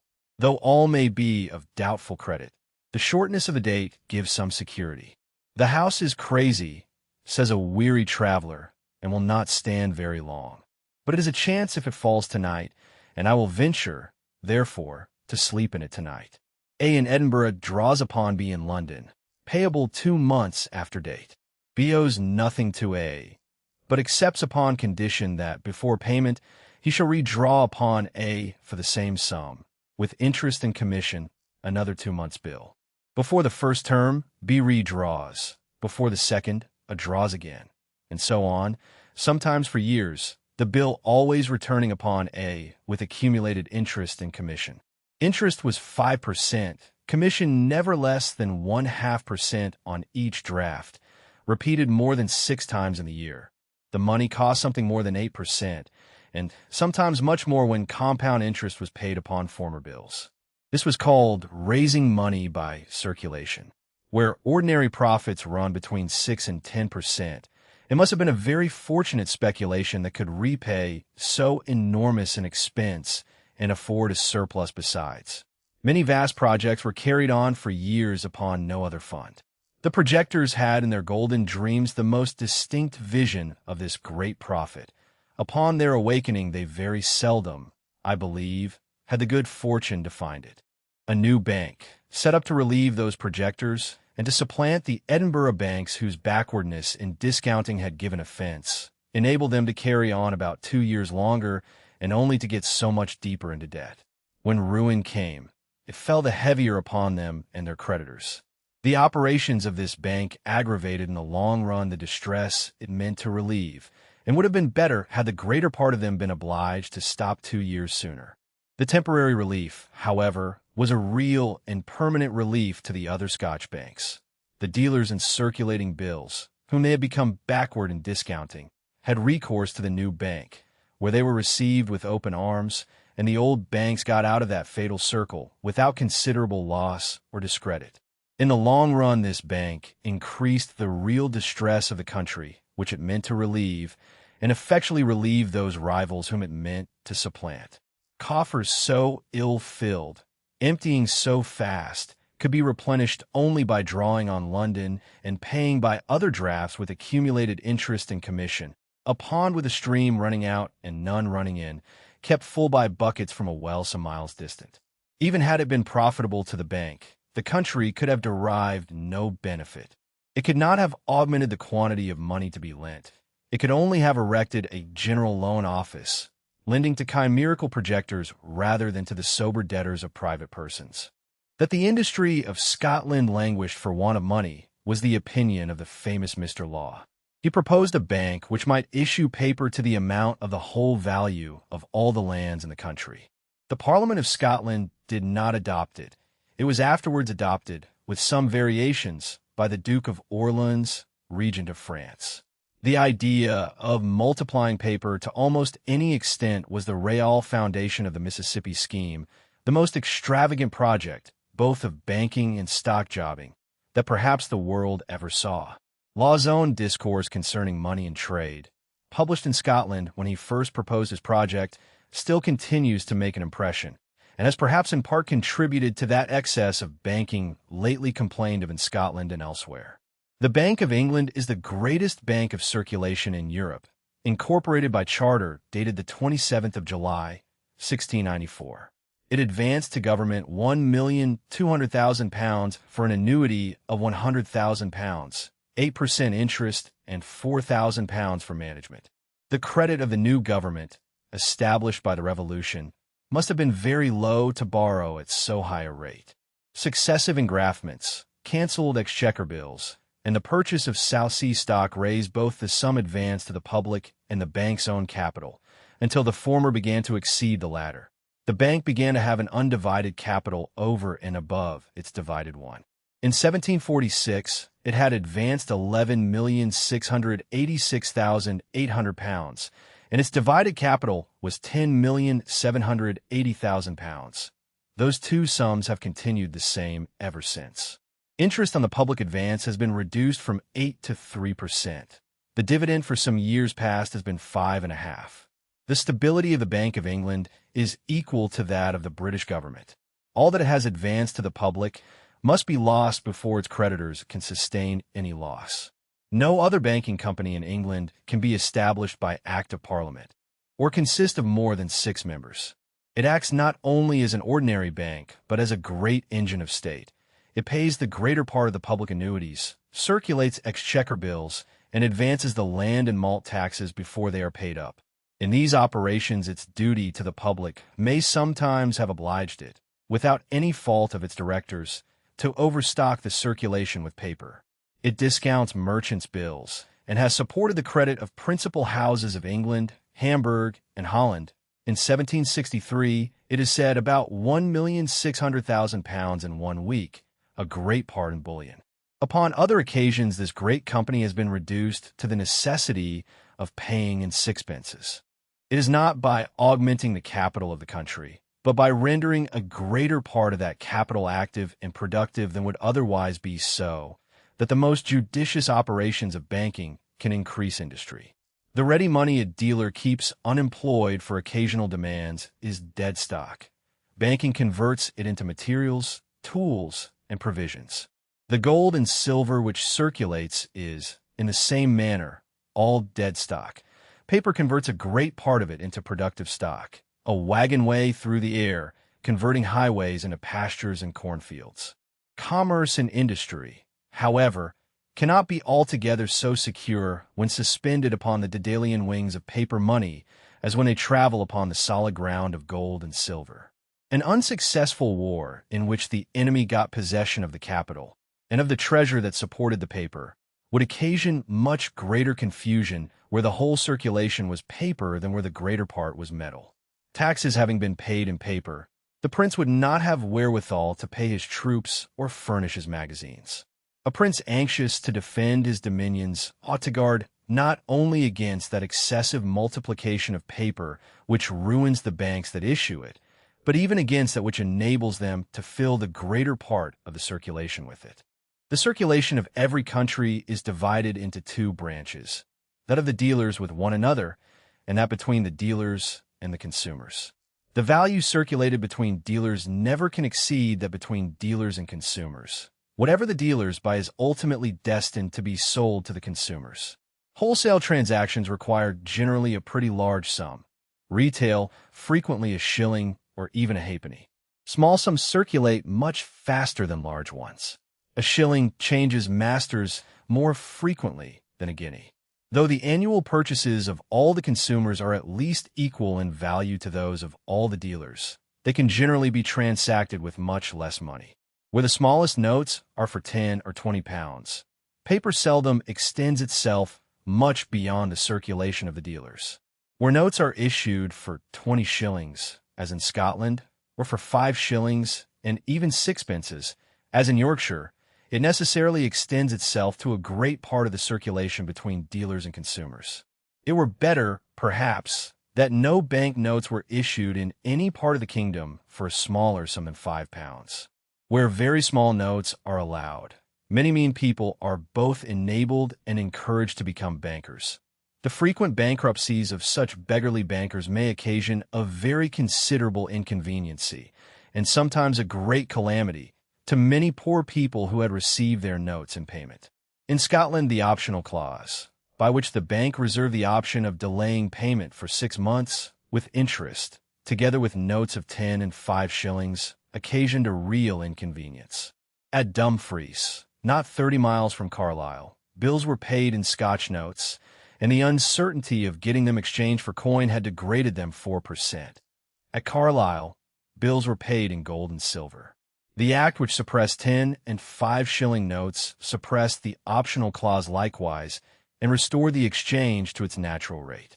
In Yorkshire, the payment of 6d sometimes depended upon the holders bringing the change of a guinea to the issuer. Parliament declared all such clauses unlawful and suppressed notes under 20s, as in Scotland. The paper currencies of North America consisted not in bank notes payable on demand, but in a government paper of which the payment was not exigible till several years after it was issued. And though the colonies paid no interest, they rendered it a legal tender for the full value for which it was issued. Allowing the colony security to be perfectly good, £100 payable 15 years hence, where interest is at 6%, is worth little more than £40 ready money. To oblige a creditor to accept of this as full payment for a debt of £100 actually paid down was an act of such violent injustice as has scarce been attempted by the government of any other country which pretended to be free. It bears the evident marks of having originally been, what Dr. Douglas assures us it was, a scheme of fraudulent debtors to cheat their creditors. Pennsylvania, upon its first emission in 1722, enacted penalties against any difference in price between colony paper and gold and silver, a regulation equally tyrannical, but much less effectual. A positive law may render a shilling a legal tender for a guinea, because it may direct the courts to discharge the debtor who has made that tender, but no positive law can oblige a person who is at liberty to sell or not to sell to accept of a shilling as equivalent to a guinea in the price of his goods. By the course of exchange, £100 sterling was occasionally equivalent, in some colonies, to 130 pounds, and in others to 1,100-pound currency, according to the quantity emitted and the distance of redemption. No law could be more equitable than the Act of Parliament, so unjustly complained of in the colonies, which declared that no paper currency to be emitted there in time coming should be a legal tender. Pennsylvania was always more moderate. Its paper is said never to have sunk below the gold and silver current before the first emission, raising the denomination of the coin on the pretense of preventing exportation of the metals, only raised the price of goods from the mother country in proportion, and the metals were exported as fast as ever. Paper received in provincial taxes for its full issued value derives some additional value from that use. A prince who required a proportion of his taxes in a certain paper might even give it a premium if he kept the quantity below that demand. Some people account in this manner for the agio of the Bank of Amsterdam. That account, it will appear hereafter, is in a great measure chimerical. A paper currency which falls below coin does not thereby sink the value of the metals. That proportion depends upon the mines which supply the commercial world and upon the labor necessary to bring those metals to market compared with that necessary to bring any other goods. If bankers are restrained from issuing notes payable to the bearer for less than a certain sum, and if they are subjected to immediate and unconditional payment as soon as presented, their trade may, with safety to the public, be rendered in all other respects perfectly free. The late multiplication of banking companies in both parts of the United Kingdom, an event by which many people have been much alarmed, instead of diminishing, increases the security of the public. It obliges all of them to be more circumspect, and by not extending their currency beyond its due proportion to their cash, to guard themselves against those malicious runs which the rivalship of so many competitors is always ready to bring upon them. It restrains each company within a narrower circle and reduces their notes to a smaller number. By dividing the whole circulation into a greater number of parts, the failure of any one company, an accident which must sometimes happen, becomes of less consequence to the public. Free competition, too, obliges all bankers to be more liberal in their dealings with their customers, lest their rivals should carry them away. In general, if any branch of trade or any division of labor be advantageous to the public, the freer and more general the competition, it will always be the more so. Neat revenue. What remains after maintaining the fixed capital and after maintaining that part of the circulating capital which consists in money, provisions, materials, and finished work are not deductions from it. Channel of circulation. Paper poured in beyond what the annual produce requires overflows as gold and silver sent abroad. Cash accounts and real bills should not exceed the ready money a dealer would otherwise keep idle. Daedalian wings. Paper converts dead metallic stock into productive stock, a wagon way through the air, but industry is less secure than upon the solid ground of gold and silver. Quote, the gold and silver money which circulates in any country may very properly be compared to a highway, which, while it circulates and carries to market all the grass and corn of the country, produces itself not a single pile of either. The judicious operations of banking, by providing, if I may be allowed so violent a metaphor, a sort of wagon way through the air, enable the country to convert, as it were, a great part of its highways into good pastures and corn fields, and thereby to increase, very considerably, the annual produce of its land and labor. The commerce and industry of the country, however, it must be acknowledged, though they may be somewhat augmented, cannot be altogether so secure when they are thus, as it were, suspended upon the Daedalian wings of paper money, as when they travel about upon the solid ground of gold and silver. Chapter 3. Of the accumulation of capital, or of productive and unproductive labor. There is one sort of labor which adds to the value of the subject upon which it is bestowed. There is another which has no such effect. The former, as it produces a value, may be called productive, the latter unproductive. Thus the labor of a manufacturer adds, generally, to the value of the materials which he works upon, that of his own maintenance, and of his master's profit. The labor of a menial servant, on the contrary, adds to the value of nothing. A man grows rich by employing a multitude of manufacturers. He grows poor by maintaining a multitude of menial servants. The labor of the latter, however, has its value and deserves its reward as well as that of the former. But the labor of the manufacturer fixes and realizes itself in some particular subject or vendable commodity, a certain quantity of labor stocked and stored up. The services of the menial servant generally perish in the very instant of their performance. The labor of some of the most respectable orders in the society is, like that of menial servants, unproductive of any value. The sovereign, with all the officers both of justice and war who serve under him, the whole army and navy, are unproductive laborers. They are the servants of the public, maintained by a part of the annual produce of other people. Their service, how honorable, how useful, or how necessary soever, produces nothing for which an equal quantity of service can afterwards be procured. In the same class must be ranked churchmen, lawyers, physicians, men of letters of all kinds, players, buffoons, musicians, opera singers, opera dancers.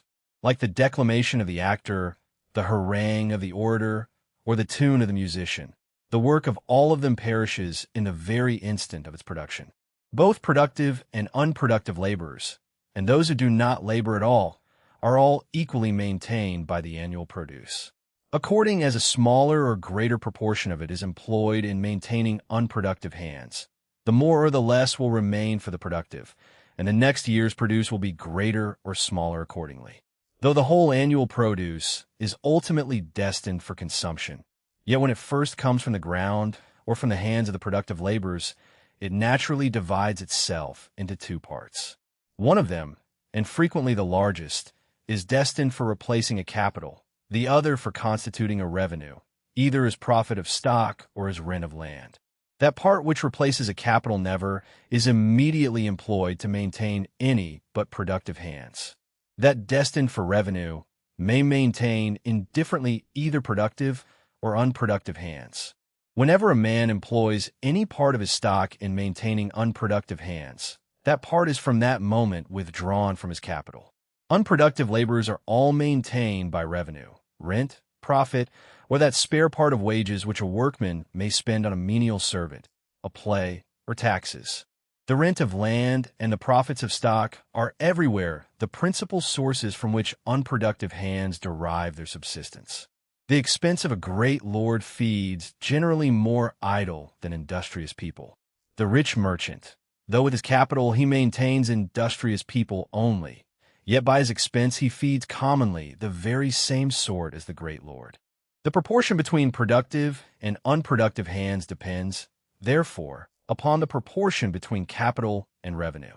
Wherever capital predominates, industry prevails. Wherever revenue, idleness. In the Parliament towns of France, if you except Rouen and Bordeaux, there is little trade or industry. There was little trade in Edinburgh before the Union. When it ceased to be the necessary residence of the principal nobility, it became a city of some trade, yet still much inferior to Glasgow, whose inhabitants are chiefly maintained by the employment of capital. Every increase or diminution of capital, naturally, tends to increase or diminish the real quantity of industry and the exchangeable value of the annual produce. Capitals are increased by parsimony and diminished by prodigality and misconduct. Whatever a person save from his revenue, he adds to his capital, and either employs it himself in maintaining additional productive hands, or enables some other person to do so by lending it to him for an interest. Parsimony, and not industry, is the immediate cause of the increase of capital. Industry provides the subject which parsimony accumulates.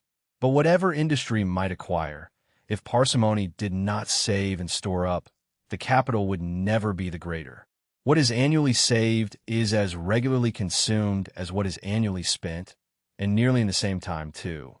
But it is consumed by a different set of people. That portion which a rich man annually spends is consumed by idle guests and menial servants, who leave nothing behind them in return. That portion which he annually saves is consumed by laborers, manufacturers, and artificers who reproduce, with a profit, the value of their annual consumption. The consumption is the same, but the consumers are different.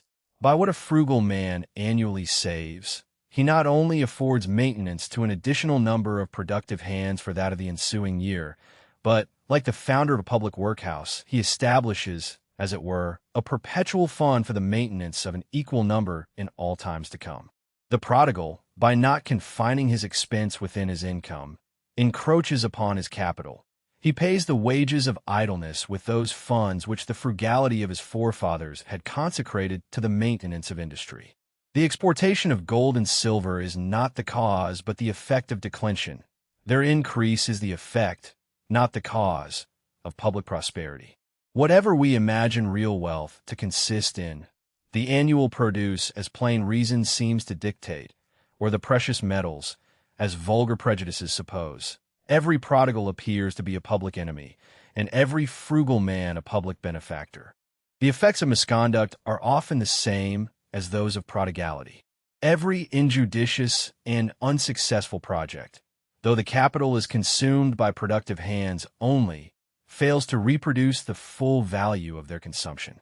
It can seldom happen that a great nation can be much affected by the prodigality or misconduct of individuals, the profusion of some being always more than compensated by the frugality and good conduct of others. The principle which prompts to expense is the passion for present enjoyment, which, though sometimes violent, is in general only momentary. The principle which prompts to save is the desire of bettering our condition, a desire which comes with us from the womb and never leaves us till we go into the grave.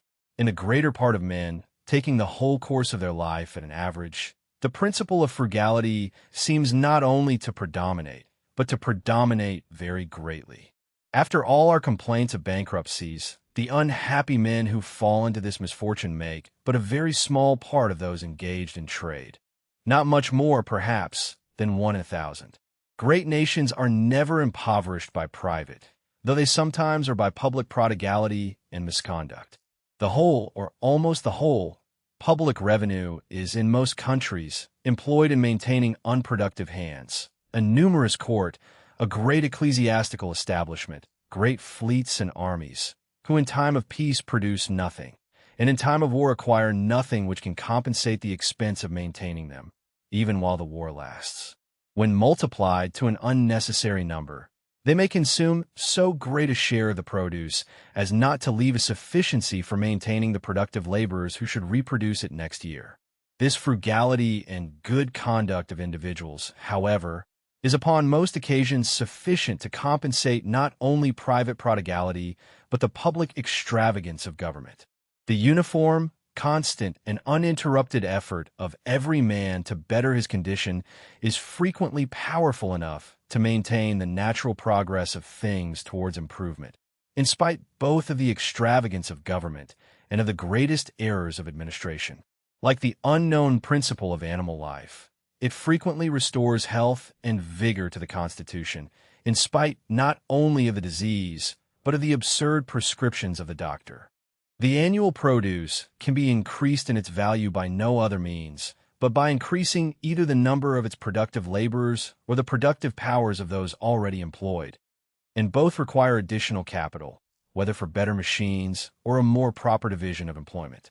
When we compare a nation at 2 distant periods and find the annual produce evidently greater, we may be assured that its capital must have increased. The annual produce of England is certainly much greater than it was a little more than a century ago, at the restoration of Charles II. Yet during this period 5 years have seldom passed away in which some book or pamphlet has not been published pretending to demonstrate that the wealth of the nation was fast declining. Since the Restoration, how many disorders, could they have been foreseen, would have been expected to ruin the country? The fire and the plague of London, the 2 Dutch wars, the disorders of the Revolution, the war in Ireland, the 4 expensive French wars of 1688, 1701, 1742, and 1756, together with the 2 rebellions of 1715 and 1745.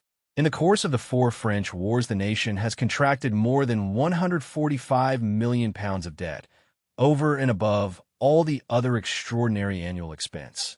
so that the whole cannot be computed at less than £200 million. But though the profusion of government must undoubtedly have retarded the natural progress of England towards wealth and improvement, it has not been able to stop it. In the midst of all the exactions of government, this capital has been silently and gradually accumulated by the private frugality and good conduct of individuals, by their universal, continual, and uninterrupted effort to better their own condition, protected by law and allowed by liberty to exert itself in the manner that is most advantageous. England has never been blessed with a very parsimonious government, nor has parsimony at any time been the characteristic virtue of its inhabitants. It is the highest impertinence and presumption, therefore, in kings and ministers to pretend to watch over the economy of private people, and to restrain their expense either by sumptuary laws or by prohibiting the importation of foreign luxuries. They are themselves always, and without any exception, the greatest spendthrifts in the society. Let them look well after their own expense, and they may safely trust private people with theirs. If their own extravagance does not ruin the state, that of the subject never will.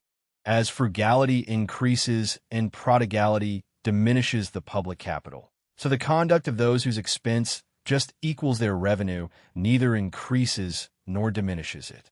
Some modes of expense, however, seem to contribute more to public opulence than others. Revenue may be spent either in things consumed immediately or in things more durable, which can be accumulated. The houses, furniture, and clothing of the rich in a little time become useful to the inferior and middling ranks. What was formerly a seat of the family of Seymour is now an inn upon the Bath Road. The marriage bed of James I was, a few years ago, the ornament of an alehouse at Dunfermline. Expense laid out in durable commodities is favorable not only to accumulation, but to frugality. A man who has exceeded in building or pictures can reform without exposing himself to the censure of the public, whereas to reduce servants or lay down an equipage is supposed to imply some acknowledgment of preceding bad conduct. Of 200 or 300 weight of provisions served up at a great festival, one half perhaps is thrown to the dunghill. The same expense in building would have maintained productive rather than unproductive hands. Hospitality shares revenue with friends. Durable commodities, especially jewels and gewgaws, frequently indicate a trifling, even a base and selfish disposition. All that I mean is that the one sort, as it occasions some accumulation, as it is more favorable to private frugality, and as it maintains productive rather than unproductive hands, conduces more than the other to the growth of public opulence. Productive labor adds to the value of the subject upon which it is bestowed, fixes itself in a vendible commodity which can afterwards put labor in motion. Unproductive labor perishes in the instant of performance. Menial servants, sovereign and officers, army and navy, churchmen, lawyers, players, however honorable or useful. Parsimony, the immediate cause of the increase of capital. What is saved is consumed by productive hands. Public prodigality may waste what private frugality cannot always restore. Quote, "It is the highest impertinence and presumption, therefore, in kings and ministers, to pretend to watch over the economy of private people, and to restrain their expense, either by sumptuary laws or by prohibiting the importation of foreign luxuries. They are themselves always, and without any exception, the greatest spendthrifts in the society. Let them look well after their own expense, and they may safely trust private people with theirs. If their own extravagance does not ruin the state, that of the subject never will." Chapter 4. Of stock lent at interest. The stock which is lent at interest is always considered as a capital by the lender. He expects that in due time it is to be restored to him, and that, in the meantime, the borrower is to pay him a certain annual rent for the use of it. The borrower may use it either as a capital or as a stock reserved for immediate consumption. If he uses it as a capital, he employs it in the maintenance of productive laborers who reproduce the value with a profit. He can both restore the capital and pay the interest without alienating or encroaching upon any other source of revenue. If he uses it as a stock reserved for immediate consumption, he acts the part of a prodigal and dissipates in the maintenance of the idle what was destined for the support of the industrious. The stock which is lent at interest is occasionally employed in both these ways, but in the former much more frequently than in the latter. Ask any rich man of common prudence to which of the two sorts of people he has lent the greater part of his stock, to those who he thinks will employ it profitably, or to those who will spend it idly, and he will laugh at you for proposing the question. The only people to whom stock is commonly lent, without their being expected to make any very profitable use of it, are country gentlemen who borrow upon mortgage, and even they scarce ever borrow merely to spend. What they borrow is commonly spent before they borrow it, to replace the capitals of shopkeepers and tradesmen. Almost all loans at interest are made in money, either of paper or of gold and silver. But what the borrower really wants, and what the lender readily supplies him with, is not the money, but the money's worth, or the goods which it can purchase. By means of the loan, the lender, as it were, assigns to the borrower his right to a certain portion of the annual produce of the land and labor of the country, to be employed as the borrower pleases. Those capitals constitute what is called the moneyed interest, distinct from the landed and from the trading and manufacturing interests, in which the owners themselves employ their own capitals. The money is but the deed of assignment. The same pieces may, in a few days, serve as the instrument of 3 different loans and 3 different purchases, each equal in value to the whole amount of those pieces. The quantity of stock which can be lent at interest is not regulated by the value of the money which serves as the instrument of the loans, but by the value of that part of the annual produce destined not only for replacing a capital, but such a capital as the owner does not care to be at the trouble of employing himself. As the quantity of stock to be lent at interest increases, the interest necessarily diminishes. As capitals increase, the profits which can be made by employing them necessarily diminish. Laborers easily find employment, but the owners of capitals find it difficult to get laborers to employ. Their competition raises the wages of labor and sinks the profits of stock. An increase in the quantity of silver, while that of the commodities circulated remained the same, could have no other effect than to diminish the value of that metal. The deeds of assignment would be more cumbersome, but the thing assigned and the common interest of money would be the same. Any increase in the quantity of commodities annually circulated, while that of the money remained the same, would really augment the capital of the country and diminish profits and interest. In some countries, the interest of money has been prohibited by law. But as something can everywhere be made by the use of money, something ought everywhere to be paid for the use of it. This regulation, instead of preventing, has been found from experience to increase the evil of usury. Where interest is permitted, the legal rate ought always to be somewhat above the lowest market price. If it is fixed below the lowest market rate, the effects are nearly the same as those of a total prohibition. In Great Britain, where money is lent to government at 3% and to private people upon good security at 4 and 4.5%, the present legal rate, 5%, is perhaps as proper as any. If the legal rate were fixed so high as 8 or 10%, the greater part of the money to be lent would be lent to prodigals and projectors. Sober people would not venture into the competition. No law can reduce the common rate of interest below the lowest ordinary market rate. Notwithstanding the Edict of 1766, by which the French king attempted to reduce the rate from 5 to 4%, money continued to be lent in France at 5. The ordinary market price of land depends everywhere upon the ordinary market rate of interest. When interest was at 10%, land was commonly sold for 10 or 12 years' purchase. As interest sunk to 6, 5, and 4%, the price of land rose to 20, 5 and 20, and 30 years' purchase. In England, it commonly sells at 30, in France at 20 years' purchase. Loan as assignment of produce. The borrower receives not money as such, but a right to a portion of the annual produce. Money is only the deed of assignment. Moneyed interest. Capitals whose owners do not care to employ them themselves. Interest falls as those capitals increase, because profits fall. Legal rate. Somewhat above the lowest market rate. In Britain, 5%, lest capital be thrown into the hands of prodigals and projectors. Quote, almost all loans at interest are made in money, either of paper or of gold and silver. But what the borrower really wants, and what the lender readily supplies him with, is not the money, but the money's worth or the goods which it can purchase. By means of the loan, the lender, as it were, assigns to the borrower his right to a certain portion of the annual produce of the land and labor of the country, to be employed as the borrower pleases. Chapter 2 of the different employments of capitals.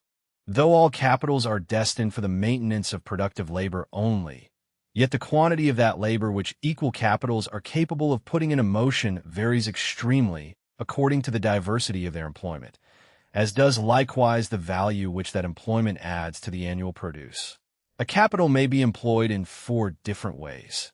Either, first, in procuring the rude produce required for the use and consumption of the society, or, secondly, in manufacturing and preparing that rude produce for immediate use and consumption, or, thirdly, in transporting either the rude or manufactured produce from the places where they abound to those where they are wanted, or, lastly, in dividing particular portions of either into such small parcels as suit the occasional demands of those who want them. The capitals of farmers, miners, and fishers, of master manufacturers, of wholesale merchants, and of retailers. Each of those 4 methods is essentially necessary to the others, or to the general conveniency of the society. If there was no butcher, every man would be obliged to purchase a whole ox or a whole sheep at a time. A poor workman obliged to purchase a month's provisions at a time will be forced to place in the stock reserved for consumption a great part of the stock which he employs as a capital. Nothing can be more convenient for such a person than to purchase his subsistence from day to day, or even from hour to hour. The prejudices of some political writers against shopkeepers are altogether without foundation. They can never be multiplied so as to hurt the public, though they may so as to hurt one another. If the capital sufficient to purchase the grocery goods demanded in a town is divided among 20 grocers, their competition will tend to make them sell cheaper than if it were monopolized by 1 or 2. It is not the multitude of alehouses that occasions a general disposition to drunkenness among the common people, but that disposition, arising from other causes, necessarily gives employment to a multitude of alehouses.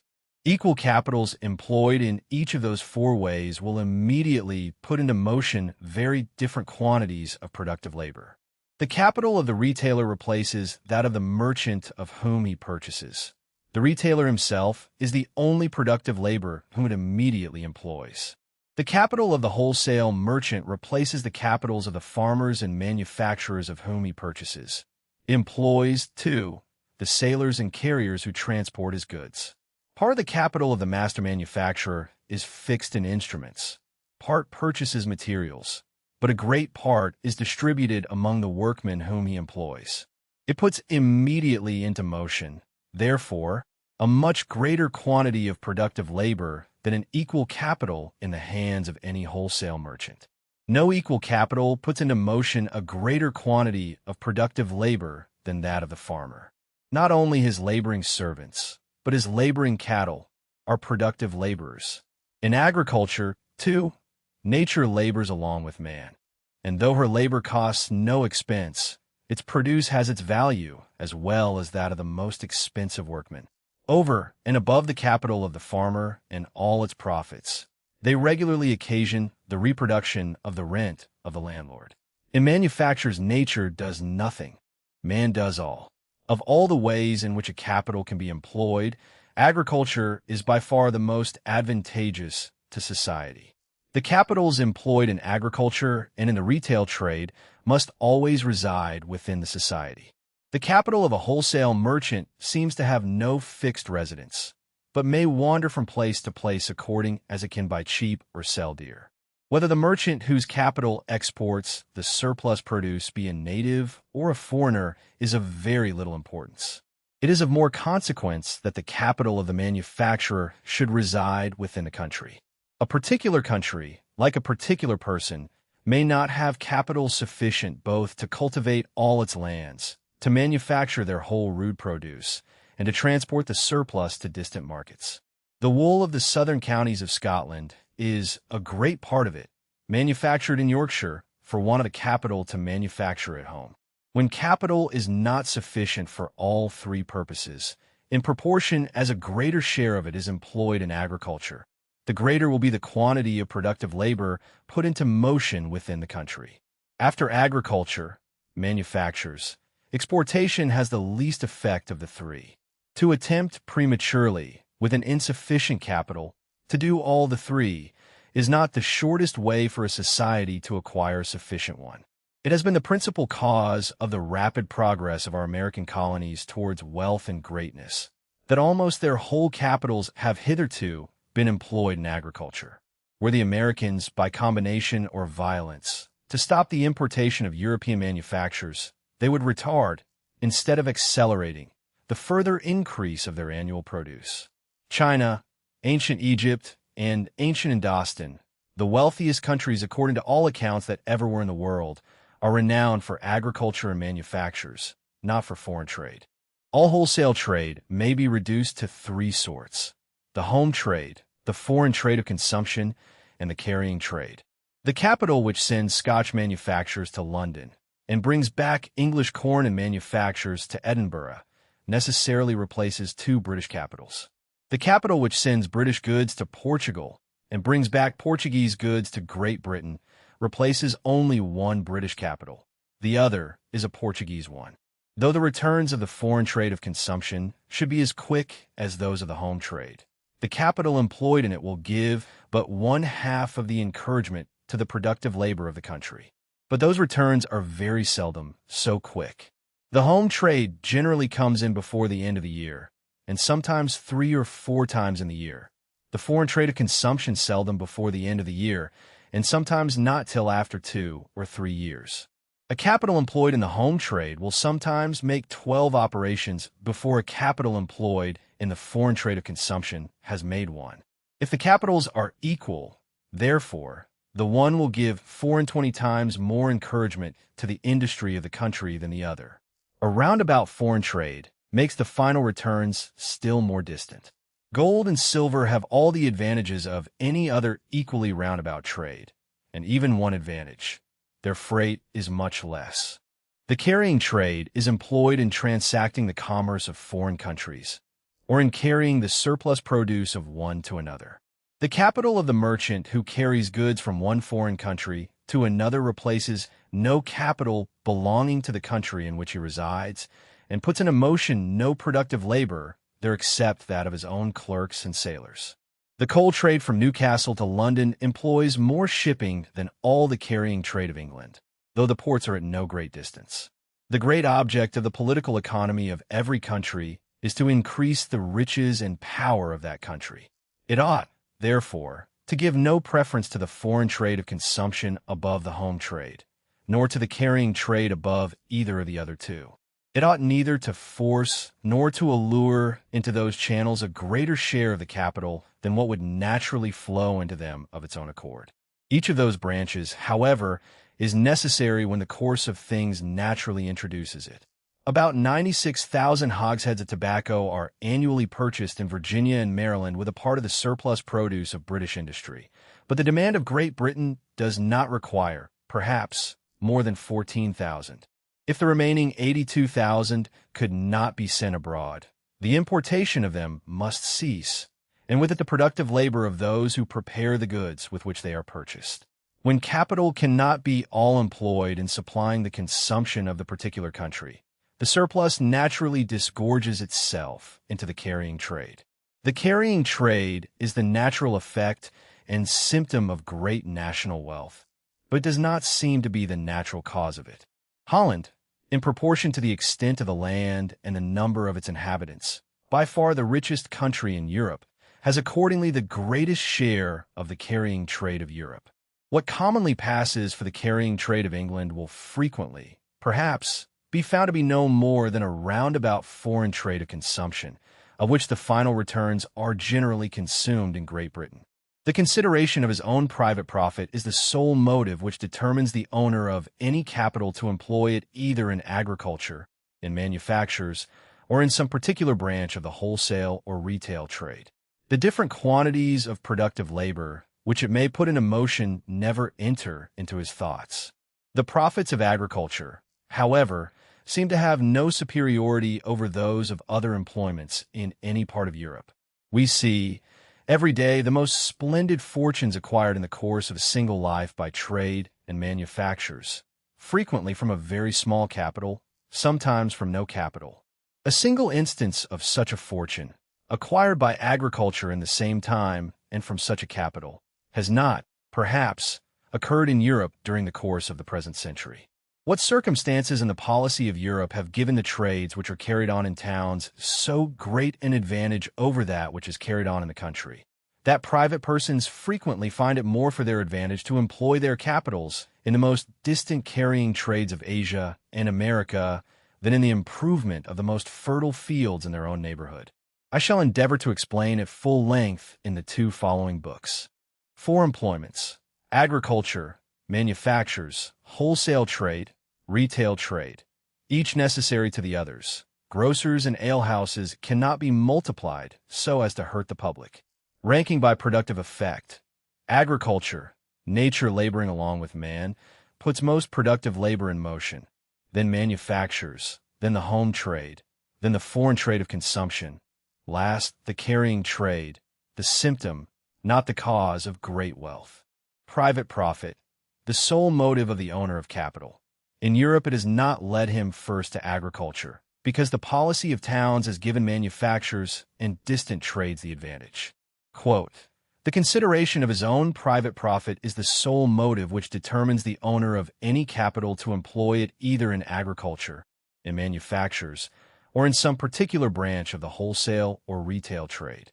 The different quantities of productive labor which it may put into motion, and the different values which it may add to the annual produce of the land and labor of the society, according as it is employed in one or other of those different ways, never enter into his thoughts." Book 3.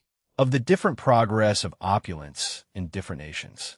Book 3 turns from the theory of stock to the history of Europe after the fall of Rome. The natural progress of opulence would have carried capital first to agriculture, then to manufactures, then to foreign commerce. The actual progress of Europe inverted that order. Policy favored the industry of towns over that of the country.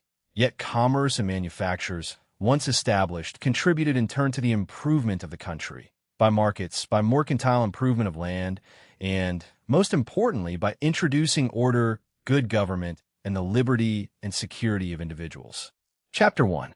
Of the natural progress of opulence. The great commerce of every civilized society is that carried on between the inhabitants of the town and those of the country.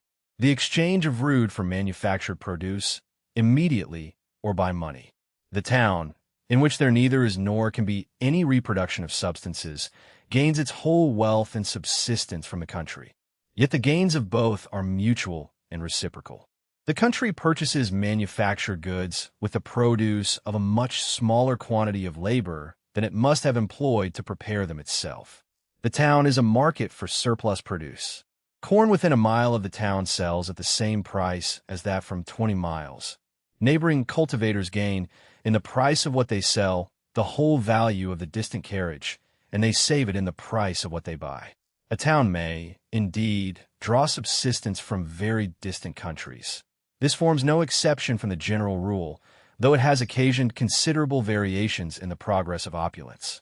As subsistence is prior to conveniency and luxury, the cultivation of the country must be prior to the increase of the town, which can increase only with the surplus produce. Upon equal profits, most men prefer to employ their capitals in land rather than in manufactures or foreign trade. The capital is more under their view. Fortune is less liable to winds, waves, and the folly and injustice of distant debtors, and a country life, wherever human laws do not disturb it, affords a real independency.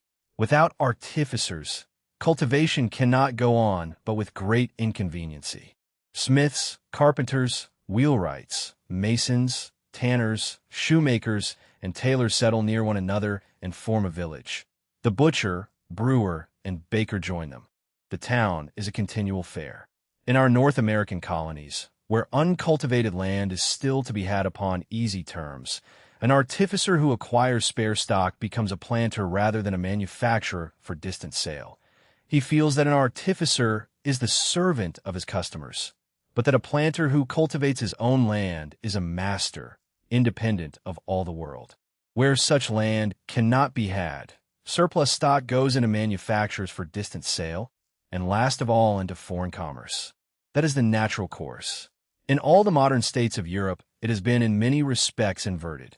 Foreign commerce introduced the finer manufactures, and both together gave birth to the principal improvements of agriculture. The manners which original government introduced forced this unnatural and retrograde order. Natural order: agriculture first, then manufactures, then foreign commerce, inverted in modern Europe. Town and country: mutual gains. The town lives on the surplus of the country, but both are better by the exchange. Quote, according to the natural course of things, therefore, the greater part of the capital of every growing society is, first, directed to agriculture, afterwards to manufactures, and last of all, to foreign commerce. But though this natural order of things must have taken place in some degree in every such society, it has in all the modern states of Europe been, in many respects, entirely inverted. Chapter 2. Of the discouragement of agriculture in the ancient state of Europe after the fall of the Roman Empire. When the German and Scythian nations overran the western provinces of the Roman Empire, the confusions which followed lasted for several centuries. The rapine and violence which the barbarians exercised against the ancient inhabitants interrupted the commerce between the towns and the country. The towns were deserted, and the country was left uncultivated. The western provinces, which had enjoyed a considerable degree of opulence under the Roman Empire, sunk into the lowest state of poverty and barbarism. During those confusions, the chiefs and principal leaders of those nations acquired or usurped to themselves the greater part of the lands. Allodial property was gradually converted into feudal. The occupiers of land were reduced to a state of villanage. They were removable at pleasure. They could acquire no property. Whatever they acquired belonged to their master. Little surplus, and still less improvement, could be expected from such people. The law of primogeniture came in to hinder the division of those great possessions, which in those disorderly times were a sort of principalities. To divide them was to ruin them, and to expose every part to oppression. Entails followed, to preserve a certain lineal succession and to hinder any part of the original estate from being carried out of the proposed line by the folly or misfortune of successive owners. When great estates were principalities, entails might not be unreasonable. In the present state of Europe, they are founded upon the most absurd of all suppositions, that every successive generation of men have not an equal right to the earth. It seldom happens that a great proprietor is a great improver. In the disorderly times which gave birth to those institutions, he had no leisure. When law and order afforded him leisure, he often wanted the inclination and almost always the requisite abilities. To improve land with profit requires an exact attention to small savings and small gains, of which a man born to a great fortune is very seldom capable. He embellishes 400 or 500 acres in the neighborhood of his house at 10 times the expense which the land is worth after all his improvements, and would be a bankrupt before he had finished the 10th part of his estate if he retreat the rest in the same manner. If little improvement was to be expected from such proprietors, still less was to be hoped for from those who occupied the land under them. In the ancient state of Europe, the occupiers were all, or almost all, tenants at will and slaves, though the milder kind than that known among the Greeks and Romans or in our West Indian colonies. They were not capable of acquiring property. The experience of all ages and nations, I believe, demonstrates that the work done by slaves, though it appears to cost only their maintenance, is in the end the dearest of any. A person who can acquire no property can have no other interest but to eat as much and to labor as little as possible. The pride of man makes him love to domineer. Wherever the law allows it, and the nature of the work can afford it, he will generally prefer the service of slaves to that of freemen. Sugar and tobacco can afford that expense. The raising of corn, in the present times, cannot. In our sugar colonies, the whole work is done by slaves, and in our tobacco colonies a very great part of it. To the slave cultivators of ancient times gradually succeeded metayers, called in Latin coloni partiarii. The proprietor furnished the seed, cattle, and instruments. The produce was divided equally, after setting aside what was necessary for keeping up the stock. Such tenants, being freemen, have a plain interest that the whole produce should be as great as possible. A slave has none. Villeinage wore out through the greater part of Europe by the joint operation of that advantage and of the encroachments which sovereigns, jealous of the great lords, encouraged their villains to make. It could never, however, be the interest of a métayer to lay out any part of his own little stock in further improvement, because the landlord, who laid out nothing, was to get 1/2. The tithe, which is but 1/10, is a great hindrance. A tax of 1/2 must have been an effectual bar. To this tenantry succeeded, by very slow degrees, farmers properly so called, who cultivated with their own stock, paying a rent certain. Even their possession was long precarious. They could be ousted by a new purchaser, in England even by the fictitious action of common recovery. It was not till about the 14th of Henry VII that the action of ejectment was invented, by which the tenant recovers possession as well as damages. A lease for life of 40 shillings a year value is a freehold, and entitles the lessee to a vote for a member of Parliament. The whole order of yeomanry becomes respectable to their landlords. Those laws and customs, so favorable to the yeomanry, have perhaps contributed more to the present grandeur of England than all their boasted regulations of commerce taken together. The law which secures the longest leases against successors of every kind is, so far as I know, peculiar to Great Britain. It was introduced into Scotland so early as 1449 by a law of James II, though entails have much obstructed its influence. In France, the term of security was long limited to 9 years, and has been lately extended to 27, still too short for the most important improvements. Avarice and injustice are always short-sighted. The farmers, besides paying the rent, were anciently bound to a great number of services seldom specified in the lease, and almost entirely arbitrary. The public services were not less so. High roads, and the oppression of purveyance, which Great Britain is, I believe, the only monarchy in Europe where it has been entirely abolished. The taille, as it still subsists in France, is a tax upon the supposed profits of the farmer, estimated by the stock upon the farm. It is his interest, therefore, to appear to have as little as possible. It is supposed to dishonor whoever is subject to it, and drive stock away from the land. After small proprietors, rich and great farmers are in every country the principal improvers. There are more such, perhaps, in England than in any other European monarchy. Over and above all this, the ancient policy of Europe was unfavorable to the improvement of land, whether carried on by the proprietor or by the farmer. First, by the general prohibition of the exportation of corn without a special license, and, secondly, by the restraints upon inland commerce, the absurd laws against engrossers, regraders, and forestallers, and the privileges of fairs and markets. Primogeniture and entails kept great estates undivided. A great proprietor is seldom a great improver. Métayers and farmers. Half-produced bars improvement. Yeoman security in England has done more than commercial regulations. Taille and corn laws. Arbitrary taxes and the prohibition of export discourage cultivation still further. Quote, those laws and customs so favorable to the yeomanry have perhaps contributed more to the present grandeur of England than all their boasted regulations of commerce taken together. Chapter 3. Of the rise and progress of cities and towns after the fall of the Roman Empire. The inhabitants of cities and towns were, after the fall of the Roman Empire, not more favored than those of the country. They consisted of a very different order of people from the first inhabitants of the ancient republics of Greece and Italy. Those last were composed chiefly of the proprietors of lands, who built their houses in the neighborhood of one another and surrounded them with a wall for common defense. After the fall of Rome, the proprietors lived in fortified castles on their own estates. The towns were chiefly inhabited by tradesmen and mechanics, who seem in those days to have been of servile or very nearly of servile condition.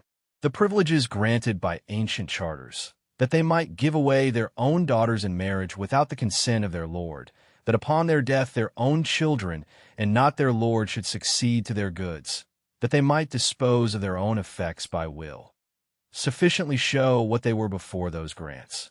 They seem to have been a very poor, mean set of people, who traveled about with their goods from place to place and from fair to fair, like the hawkers and peddlers of the present times. Taxes used to be levied upon travelers: passage, pontage, lastage, and stallage. Sometimes the king, sometimes a great lord, would grant to particular traders a general exemption from such taxes. Such traders, though in other respects of servile condition, were upon this account called free traders, and paid in return a sort of annual poll tax. But how servile soever may have been originally the condition of the inhabitants of the towns, it appears evidently that they arrived at liberty and independency much earlier than the occupiers of land in the country. The king found it his interest to support the towns against the great lords. The taxes which particular burghers had paid for protection came to be levied in common upon the whole town, at first from year to year, afterwards for a term of years, and at last in perpetuity, the town becoming answerable for the whole. The farm of the town was thus granted to the burghers in common. They became a corporation, with a common seal, with the privilege of choosing their own magistrates, and of making bylaws for their own government. King John of England appears to have been a most munificent benefactor to his towns. Towards the end of the reign of Philip I of France, Louis the Fat, consulting with the bishops of the royal domains how to restrain the violence of the great lords, was advised to establish magistrates and a town council in every considerable town, and to form a new militia of the inhabitants. It was during the unprosperous reigns of the princes of the House of Swabia that the greater part of the free towns of Germany received the first grants of their privileges, and that the Hanseatic League first became formidable. In Italy and Switzerland, the cities generally became independent republics and conquered the nobility in their neighborhood. In France and England, where the authority of the sovereign, though frequently very low, never was destroyed altogether, the cities became so considerable that the sovereign could impose no tax upon them, besides the stated farm rent of the town, without their own consent. Hence the origin of the representation of burghs in the States General of all great monarchies in Europe, order and good government, and along with them the liberty and security of individuals, were in this manner established in cities at a time when the occupiers of land in the country were exposed to every sort of violence. Men in that defenseless state naturally content themselves with their necessary subsistence. When they are secure of enjoying the fruits of their industry, they naturally exert it to better their condition. If, in the hands of a poor cultivator, some little stock should accumulate, he would conceal it from his master and take the first opportunity of running away to a town. The law was so indulgent that if he could conceal himself there from the pursuit of his lord for a year, he was free forever. Whatever stock, therefore, accumulated in the hands of the industrious part of the inhabitants of the country, naturally took refuge in cities. A city situated near the sea-coast or a navigable river is not confined to the country in its neighborhood. It may draw subsistence from the most remote corners of the world. The cities of Italy seem to have been the first in Europe raised by commerce to any considerable degree of opulence. The Crusades, though they retarded the greater part of Europe, were extremely favorable to Venice, Genoa, and Pisa, the commissaries of those armies. The most destructive frenzy that ever befell the European nations was a source of opulence to those republics. The inhabitants of trading cities, by importing the improved manufactures and expensive luxuries of richer countries, afforded some food to the vanity of the great proprietors, who eagerly purchased them with great quantities of the rude produce of their own lands. English wool used to be exchanged for the wines of France and the fine cloths of Flanders. When this taste became general, merchants, to save the expense of carriage, established manufactures of the same kind at home. Manufactures fit for distant sale have been introduced in two ways. Sometimes they are the offspring of foreign commerce. Silks at Lucca and Venice, fine cloths in Flanders and afterwards in England, the silk manufactures of Lyons and Spitalfields, generally employed upon foreign materials and seated where the interest or caprice of a few projectors happen to determine. At other times they grow up of their own accord by the gradual refinement of those household and coarser manufactures, which must always be carried on even in the poorest countries, employed upon the materials which the country produces, often first improved in inland countries at a considerable distance from the sea. Abundance renders provisions cheap. Workmen settle. They give a new value to surplus rude produce by saving the expense of carrying it to the waterside. A piece of fine cloth which weighs only 80 pounds contains the price not only of 80 pounds of wool, but sometimes of several thousand weight of corn. In this manner have grown up the manufactures of Leeds, Halifax, Sheffield, Birmingham, and Wolverhampton. Such manufactures are the offspring of agriculture. In the modern history of Europe, their extension has generally been posterior to those which were the offspring of foreign commerce. Farm of the town. Burghers became a corporation, chose magistrates, and sent deputies to the states. Year and a day. A runaway villain who concealed himself in a town for a year was free forever. Two origins of manufactures. Offspring of foreign commerce, or gradual refinement of household industry. Leeds and Birmingham of the latter. Quote, "But how servile soever may have been originally the condition of the inhabitants of the towns, it appears evidently that they arrived at liberty and independency much earlier than the occupiers of land in the country. The most destructive frenzy that ever befell the European nations was a source of opulence to those republics." Chapter 4. How the commerce of towns contributed to the improvement of the country. The increase and riches of commercial and manufacturing towns contributed to the improvement and cultivation of the countries to which they belonged in three different ways. First, by affording a great and ready market for the rude produce of the country, they gave encouragement to its cultivation and further improvement. This benefit was not even confined to the countries in which they were situated, but extended more or less to all those with which they had any dealings. Their own country, however, on account of its neighborhood, necessarily derived the greatest benefit from this market. Its rude produce being charged with less carriage, the traders could pay the growers a better price, and yet afford it as cheap to the consumers as that of more distant countries. Secondly, the wealth acquired by the inhabitants of cities was frequently employed in purchasing such lands as were to be sold, of which a great part would frequently be uncultivated. Merchants are commonly ambitious of becoming country gentlemen, and when they do, they are generally the best of all improvers. A merchant is accustomed to employ his money chiefly in profitable projects. A mere country gentleman is accustomed to employ it chiefly in expense. The one often sees his money go from him and return to him again with a profit. The other, when once he parts with it, very seldom expects to see any more of it. The merchant is commonly a bold, a country gentleman a timid undertaker. The habits of order, economy, and attention, to which mercantile business naturally forms a merchant, render him much fitter to execute, with profit and success, any project of improvement. Thirdly, and lastly, commerce and manufactures gradually introduced order and good government, and with them the liberty and security of individuals, among the inhabitants of the country, who had before lived almost in a continual state of war with their neighbors, and of servile dependency upon their superiors. This, though it has been the least observed, is by far the most important of all their effects. Mr. Hume is the only writer who, so far as I know, has hitherto taken notice of it. In a country which has neither foreign commerce nor any of the finer manufactures, a great proprietor, having nothing for which he can exchange the greater part of the surplus produce of his lands, consumes the whole in rustic hospitality at home. If this surplus is sufficient to maintain 100 or 1,000 men, he can make use of it in no other way than by maintaining 100 or 1,000 men.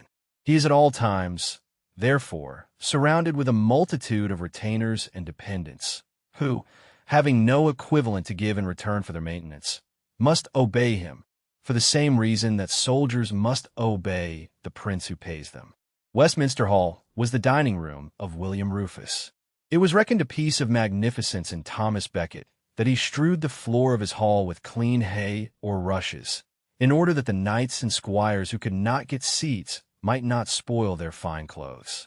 The great Earl of Warwick is said to have entertained every day, at his different manors, 30,000 people. A tenant at will who possesses land sufficient to maintain his family for little more than a quit rent is as dependent upon the proprietor as any servant. Upon that authority was founded the power of the ancient barons. They became the judges in peace and the leaders in war of all who dwelt upon their estates. The king was little more than the greatest proprietor in his dominions. It is a mistake to imagine that those territorial jurisdictions took their origin from the feudal law. They were possessed allodially several centuries before even the name of that law was known in Europe. It is not 30 years ago since Mr. Cameron of Lochiel, a gentleman of La Habor, without any legal warrant, not being a lord of regality, nor even a tenant-in-chief, used to exercise the highest criminal jurisdictions over his own people. His rent never exceeded £500 a year. He carried, in 1745, 800 of his own people into the rebellion with him. The feudal law, so far from extending, may be regarded as an attempt to moderate the authority of the great allodial lords. It could not, however, alter sufficiently that state of property and manners from which the disorders arose. The authority of government still continued too weak in the head and too strong in the inferior members. But what all the violence of the feudal institutions could never have effected, the silent and insensible operation of foreign commerce and manufactures gradually brought about. These furnished the great proprietors with something for which they could exchange the whole surplus produce of their lands, and which they could consume themselves without sharing it either with tenants or retainers. All for ourselves, and nothing for other people, seems in every age of the world to have been the vile maxim of the masters of mankind. For a pair of diamond buckles, perhaps, or for something as frivolous and useless, they exchanged the maintenance of 1,000 men for a year, and with it the whole weight and authority which it could give them. In the present state of Europe, a man of £10,000 a year can spend his whole revenue without directly maintaining 20 people, or being able to command more than 10 footmen not worth the commanding. Indirectly, he maintains as great a number as before, but each tradesman derives his subsistence from 100 or 1,000 different customers, and is not absolutely dependent upon any one of them. Retainers were dismissed. Farms were enlarged, notwithstanding the complaints of depopulation. The expensive vanity of the landlord made him willing to grant long leases, that his tenants might recover, with profit, whatever they should lay out in further improvement. A revolution of the greatest importance to the public happiness was in this manner brought about by two different orders of people, who had not the least intention to serve the public. Neither of them had either knowledge or foresight of that great revolution which the folly of the one and the industry of the other was gradually bringing about. The commerce and manufactures of cities, instead of being the effect, have been the cause and occasion of the improvement and cultivation of the country, an order contrary to the natural course of things. 3 contributions: a market for rude produce, mercantile improvement of land, order, liberty, and security in the country. Vile maxim, all for ourselves, and nothing for other people, diamond buckles bought with the maintenance of 1,000 men. Unintended revolution. The folly of the landlords and the industry of the merchants dissolved feudal power without intending it. Quote, but what all the violence of the feudal institutions could never have effected, the silent and insensible operation of foreign commerce and manufactures gradually brought about. For a pair of diamond buckles, perhaps, or for something as frivolous and useless, they exchanged the maintenance, or what is the same thing, the price of the maintenance of 1,000 men for a year, and with it the whole weight and authority which it could give them. Book 4. Of Systems of Political Economy. Political economy, considered as a branch of the science of a statesman or legislator, proposes 2 distinct objects. First, to provide a plentiful revenue or subsistence for the people, or more properly, to enable them to provide such a revenue or subsistence for themselves, and secondly, to supply the state or commonwealth with a revenue sufficient for the public services. It proposes to enrich both the people and the sovereign. The different progress of opulence in different ages and nations has given occasion to two different systems of political economy with regard to enriching the people. The one may be called the system of commerce, the other that of agriculture. I shall begin with the system of commerce, the modern system best understood in our own country and times, and shall afterwards examine the agricultural system of the French economists, and the simple system of natural liberty that remains when preference and restraint are taken away. Chapter 1. Of the principle of the commercial or mercantile system. That wealth consists in money or in gold and silver is a popular notion which naturally arises from the double function of money as the instrument of commerce and as the measure of value. The great affair, we always find, is to get money. We say of a rich man that he is worth a great deal, and of a poor man that he is worth very little money. A rich country, in the same manner as a rich man, is supposed to be a country abounding in money, and to heap up gold and silver is supposed to be the readiest way to enrich it. For some time after the discovery of America, the first inquiry of the Spaniards, when they arrived upon any unknown coast, used to be if there was any gold or silver to be found in the neighborhood. Plano Carpino, sent ambassador from the King of France to one of the sons of Genghis Khan, says that the Tartars used frequently to ask him if there was plenty of sheep and oxen in the kingdom of France. Their inquiry had the same object. Among nations of shepherds, wealth consisted in cattle, as according to the Spaniards, it consisted in gold and silver. Of the two, the Tartar notion, perhaps, was the nearest to the truth. Others hold that countries which carry on foreign wars must accumulate gold and silver in time of peace. In consequence of those popular notions, all the different nations of Europe have studied, though to little purpose, every possible means of accumulating gold and silver. Spain and Portugal have either prohibited their exportation under the severest penalties or subjected it to a considerable duty. The like prohibition is even to be found in some old Scotch Acts of Parliament. When those countries became commercial, the merchants found this prohibition extremely inconvenient. They represented, first, that the exportation of gold and silver, in order to purchase foreign goods, did not always diminish the quantity of those metals in the kingdom. Mr. Munn compares the operation of foreign trade to the seed time and harvest of agriculture. They represented, secondly, that the prohibition could not hinder the exportation of metals which, on account of the smallness of their bulk, could easily be smuggled, that this exportation could only be prevented by a proper attention to what they called the balance of trade. Those arguments were partly solid and partly sophistical. They were solid so far as they asserted that the exportation of gold and silver in trade might frequently be advantageous, and that no prohibition could prevent their exportation when private people found any advantage in exporting them. They were sophistical in supposing that to preserve or augment the quantity of those metals required more the attention of government than that of any other useful commodities. Such as they were, however, those arguments convinced the people to whom they were addressed. Merchants addressing parliaments, nobles, and country gentlemen, who were conscious that they knew nothing about the matter. The prohibition of exporting gold and silver was, in France and England, confined to the coin of those countries. The exportation of foreign coin and of bullion was made free. The attention of government was turned away from guarding against the exportation of gold and silver to watch over the balance of trade, from one fruitless care to another equally fruitless.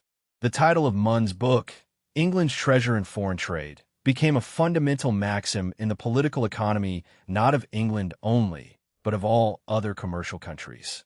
The inland or home trade, the most important of all, was considered as subsidiary only to foreign trade, because it neither brought money into the country nor carried any out of it. A country that has no mines of its own must draw its gold and silver from foreign countries, in the same manner as one that has no vineyards must draw its wines. It does not seem necessary that the attention of government should be more turned towards the one than towards the other. A country that has wherewithal to buy wine will always get the wine which it has occasion for, and a country that has wherewithal to buy gold and silver will never be in one of those metals. No commodities regulate themselves more easily or more exactly according to the effectual demand than gold and silver, because, on account of their small bulk and great value, none can be more easily transported. If there were in England an effectual demand for an additional quantity of gold, a packet boat could bring from Lisbon 50 tons of gold, which could be coined into more than 5 millions of guineas. An effectual demand for grain to the same value would require, at 5 guineas a ton, 1,000,000 of tons of shipping. When the quantity imported exceeds the effectual demand, no vigilance of government can prevent their exportation. All the sanguinary laws of Spain and Portugal are not able to keep their gold and silver at home. When the Spartans had got wherewithal to purchase them, those metals broke through all the barriers which the laws of Lycurgus opposed to their entrance into Lacedaemon. The sanguinary laws of the customs cannot prevent the importation of teas cheaper than those of the British Company. Upon every account, therefore, the attention of government never was so unnecessarily employed as when directed to watch over the preservation or increase of the quantity of money in any country. No complaint is more common than that of a scarcity of money. Money, like wine, must always be scarce with those who have neither wherewithal to buy it nor credit to borrow it. Overtrading is the common cause of a general complaint through a whole mercantile town. Sober men whose projects have been disproportioned to their capitals are as likely to have neither money nor credit as prodigals whose expense has been disproportioned to their revenue. It is not any scarcity of gold and silver, but the difficulty which such people find in borrowing, and which their creditors find in getting payment, that occasions the complaint. It would be too ridiculous to go about seriously to prove that wealth does not consist in money or in gold and silver, but in what money purchases and is valuable only for purchasing. Money, no doubt, makes always a part of the national capital, but it generally makes but a small part, and always the most unprofitable part of it. Goods can serve many other purposes besides purchasing money, but money can serve no other purpose besides purchasing goods. Money, therefore, necessarily runs after goods, but goods do not always or necessarily run after money. It is not for its own sake that men desire money, but for the sake of what they can purchase with it.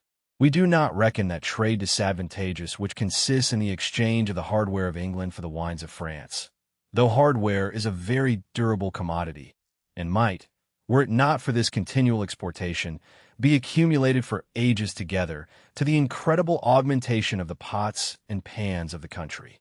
The number of such utensils is limited by the use which there is for them. To attempt to increase the wealth of any country by introducing or detaining an unnecessary quantity of gold and silver is as absurd as it would be to attempt to increase the good cheer of private families by obliging them to keep an unnecessary number of kitchen utensils. It is not always necessary to accumulate gold and silver in order to enable a country to carry on foreign wars. Fleets and armies are maintained, not with gold and silver, but with consumable goods. A nation may purchase the pay and provisions of an army in a distant country 3 different ways: by sending abroad some part of its accumulated gold and silver, some part of the annual produce of its manufactures, or some part of its annual rude produce. The gold and silver stored up may be distinguished into the circulating money, the plate of private families, and the treasure of the prince. Little can be spared from the circulating money. The melting down a plate has always been an insignificant resource, and in the present times, if you accept the King of Prussia, to accumulate treasure seems to be no part of the policy of European princes. The last French war cost Great Britain upwards of 90 millions, including 75 millions of new debt. More than 2/3 of this expense were laid out in distant countries. The circulating gold and silver had not been supposed to exceed 18 millions. Even upon an exaggerated computation of 30 millions, the whole money must have gone and returned twice in 6 or 7 years. The channel of circulation never appeared more empty than usual. The enormous expense, therefore, must have been chiefly defrayed by the exportation of British commodities. There's in all great commercial countries a good deal of bullion alternately imported and exported, which may be considered as the money of the great mercantile republic. Whatever part of it Great Britain employed in the war must have been annually purchased with British commodities. The expense of 1761 amounted to more than 19 millions. The whole gold and silver annually imported into both Spain and Portugal does not commonly much exceed 6 million sterling, which in some years would scarce have paid 4 months' expense of the late war. The commodities most proper for this purpose are the finer and more improved manufactures, which contain a great value in a small bulk. No foreign war of great expense could conveniently be carried on by the exportation of rude produce. Mr. Hume frequently takes notice of the inability of the ancient kings of England to carry on, without interruption, any foreign war of long duration. That inability did not arise from the want of money, but of the finer manufactures. Among nations to whom commerce and manufactures are little known, the sovereign generally endeavors to accumulate a treasure. Every Tartar chief has a treasure. The French kings of the Merovingian race had all treasures. The first exploit of every new reign after the conquest was commonly to seize the treasure of the preceding king. The sovereigns of commercial countries can draw extraordinary aid from their subjects, and their expense comes to be regulated by the same extravagant vanity which directs that of the other great proprietors. The importation of gold and silver is not the principal, much less the sole benefit, which a nation derives from its foreign trade. Between whatever places foreign trade is carried on, they all of them derive two distinct benefits from it. It carries out that surplus part of the produce of their land and labor for which there is no demand among them, and brings back in return for it something else for which there is a demand. It gives a value to their superfluities. By opening a more extensive market, it encourages them to improve the productive powers of labor and to augment the annual produce to the utmost. To import the gold and silver, which may be wanted into countries which have no mines, is a most insignificant part of the business of foreign commerce. It is not by the importation of gold and silver that the discovery of America has enriched Europe. By the abundance of the American mines, those metals have become cheaper. A service of plate can now be purchased for about a third part of the corn or a third part of the labor, which it would have cost in the 15th century. The discovery of America, however, made a most essential change. By opening a new and inexhaustible market to all the commodities of Europe, it gave occasion to new divisions of labor and improvements of art which, in the narrow circle of the ancient commerce, could never have taken place. The savage injustice of the Europeans rendered an event which ought to have been beneficial to all, ruinous and destructive to several of those unfortunate countries. The discovery of a passage to the East Indies by the Cape of Good Hope opened perhaps a still more extensive range to foreign commerce than even that of America. The empires of China, Indostan, and Japan were, in every other respect, much richer, better cultivated, and more advanced in arts and manufactures than either Mexico or Peru. Europe, however, has hitherto derived much less advantage from its commerce with the East Indies than from that with America, because no great nation of Europe has ever yet had the benefit of a free commerce to the East Indies. The trade to the East Indies, by opening a market to the commodities of Europe, must tend to increase the real wealth of Europe. That it has increased it so little is owing to the restraints under which it everywhere labors. I thought it necessary, though at the hazard of being tedious, to examine at full length this popular notion that wealth consists in money. In the course of their reasonings, however, the lands, houses, and consumable goods seem to slip out of their memory. The two principles being established, that wealth consisted in gold and silver, and that those metals could be brought into a country which had no mines only by the balance of trade, it necessarily became the great object of political economy to diminish as much as possible the importation of foreign goods for home consumption, and to increase as much as possible the exportation of the produce of domestic industry. Its two great engines for enriching the country, therefore, were restraints upon importation and encouragements to exportation. The restraints upon importation were of two kinds. First, upon such foreign goods as could be produced at home, for whatever country they were imported. Secondly, upon goods of almost all kinds from those particular countries with which the balance of trade was supposed to be disadvantageous. Exportation was encouraged sometimes by drawbacks, sometimes by bounties, sometimes by advantageous treaties of commerce, and sometimes by the establishment of colonies. These two sorts of restraints, together with these four encouragements, constitute the six principal means by which the commercial system proposes to increase the quantity of gold and silver. I shall consider each of them in a particular chapter, and examine chiefly what are likely to be the effects of each of them upon the annual produce of industry. Popular notion: wealth identified with gold and silver. Mun's England's treasure in foreign trade became the maxim of commercial countries. Effectual demand: gold and silver regulate themselves more easily than grain. No vigilance can detain a surplus or exclude a deficit. 2 engines: restraints upon importation and encouragements to exportation. 6 principal means, to be judged by their effect on annual produce. Quote, "It would be too ridiculous to go about seriously to prove that wealth does not consist in money or in gold and silver, but in what money purchases and is valuable only for purchasing. Money, no doubt, makes always a part of the national capital, but has already been shown that it generally makes but a small part, and always the most unprofitable part of it. Money, therefore, necessarily runs after goods, but goods do not always or necessarily run after money." Chapter 2. Of restraints upon importation from foreign countries of such goods as can be produced at home. By restraining, either by high duties or by absolute prohibitions, the importation of such goods from foreign countries as can be produced at home, the monopoly of the home market is more or less secured to the domestic industry employed in producing them. The prohibition of importing live cattle or salt provisions secures to the graziers of Great Britain the monopoly of butcher's meat. The high duties upon corn, which in times of moderate plenty amount to a prohibition, give a like advantage to the growers. The prohibition of foreign woolens is equally favorable to the woolen manufacturers. The variety of goods of which the importation is prohibited greatly exceeds what can easily be suspected by those who are not well acquainted with the laws of the customs. That this monopoly frequently turns towards a particular employment a greater share of the labor and stock of the society than would otherwise have gone to it, cannot be doubted. Whether it tends to increase the general industry of the society or to give it the most advantageous direction is not altogether so evident.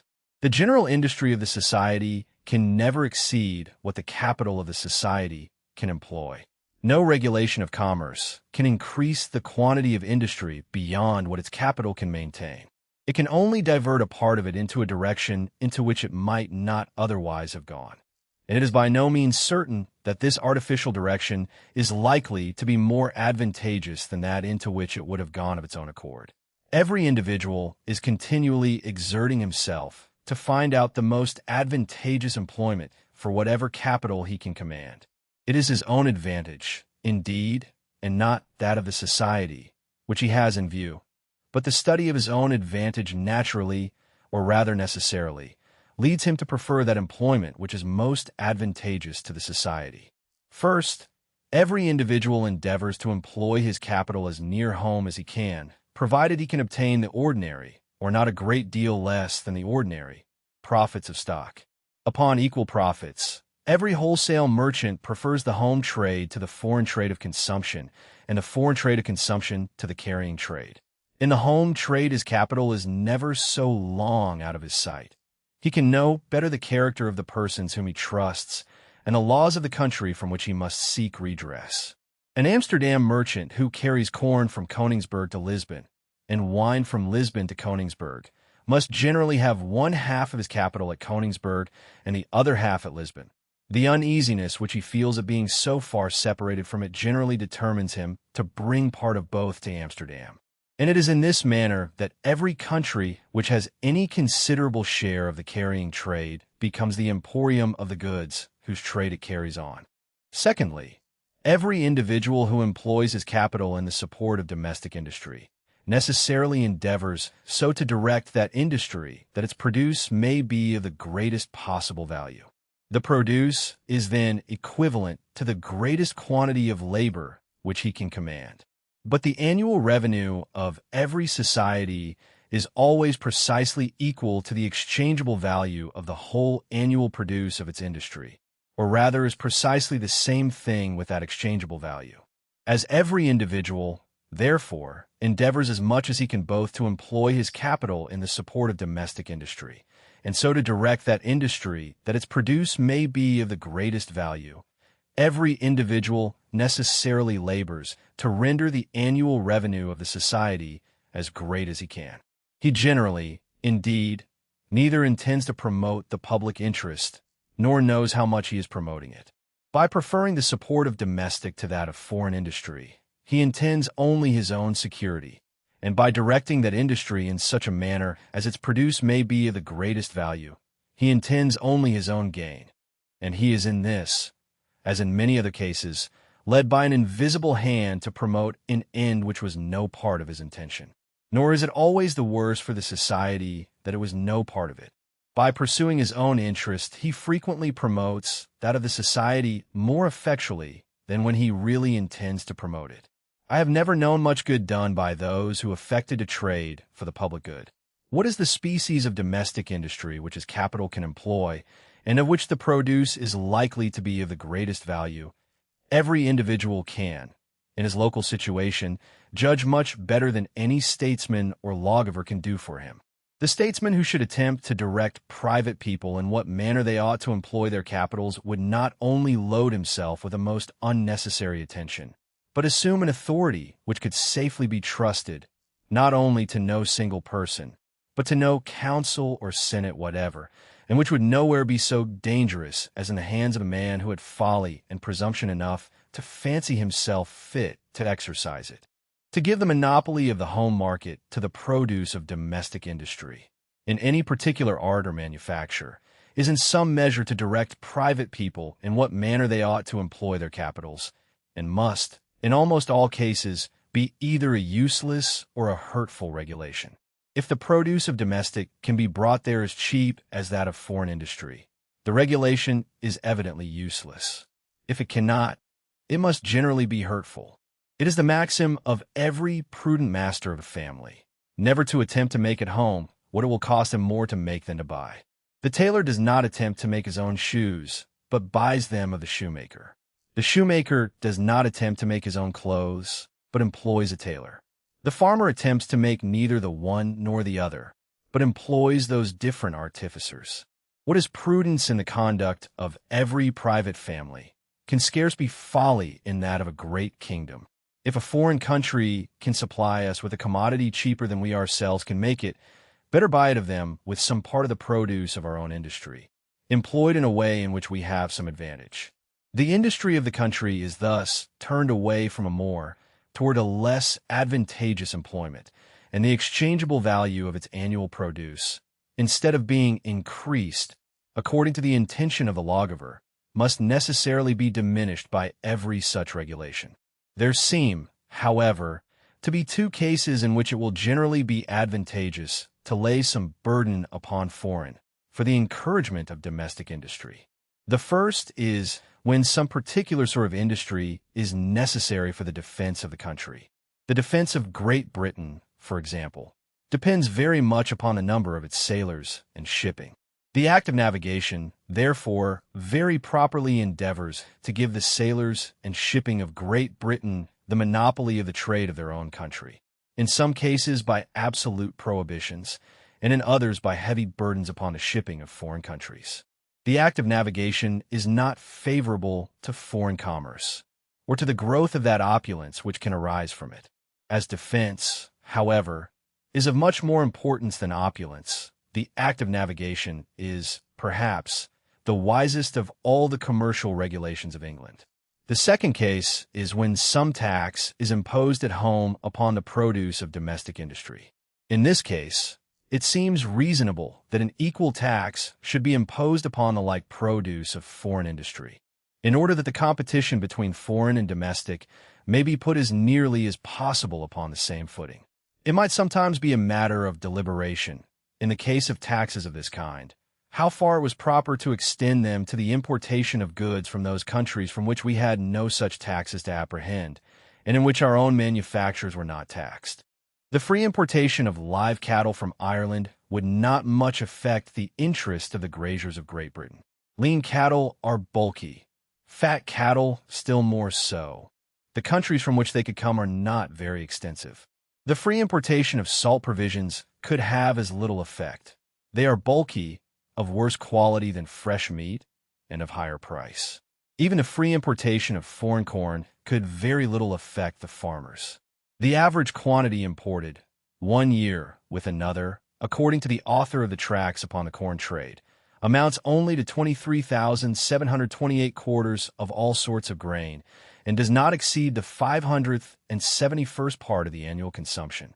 Country gentlemen and farmers are, to their great honor, of all people the least subject to the wretched spirit of monopoly.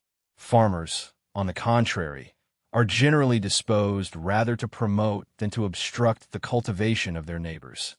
Country gentlemen and farmers, dispersed in different parts of the country, cannot so easily combine as merchants and manufacturers, who, being collected into towns and accustomed to that exclusive corporation spirit which prevails in them, naturally endeavor to obtain against all their countrymen the same exclusive privilege which they generally possess against the inhabitants of their respective towns.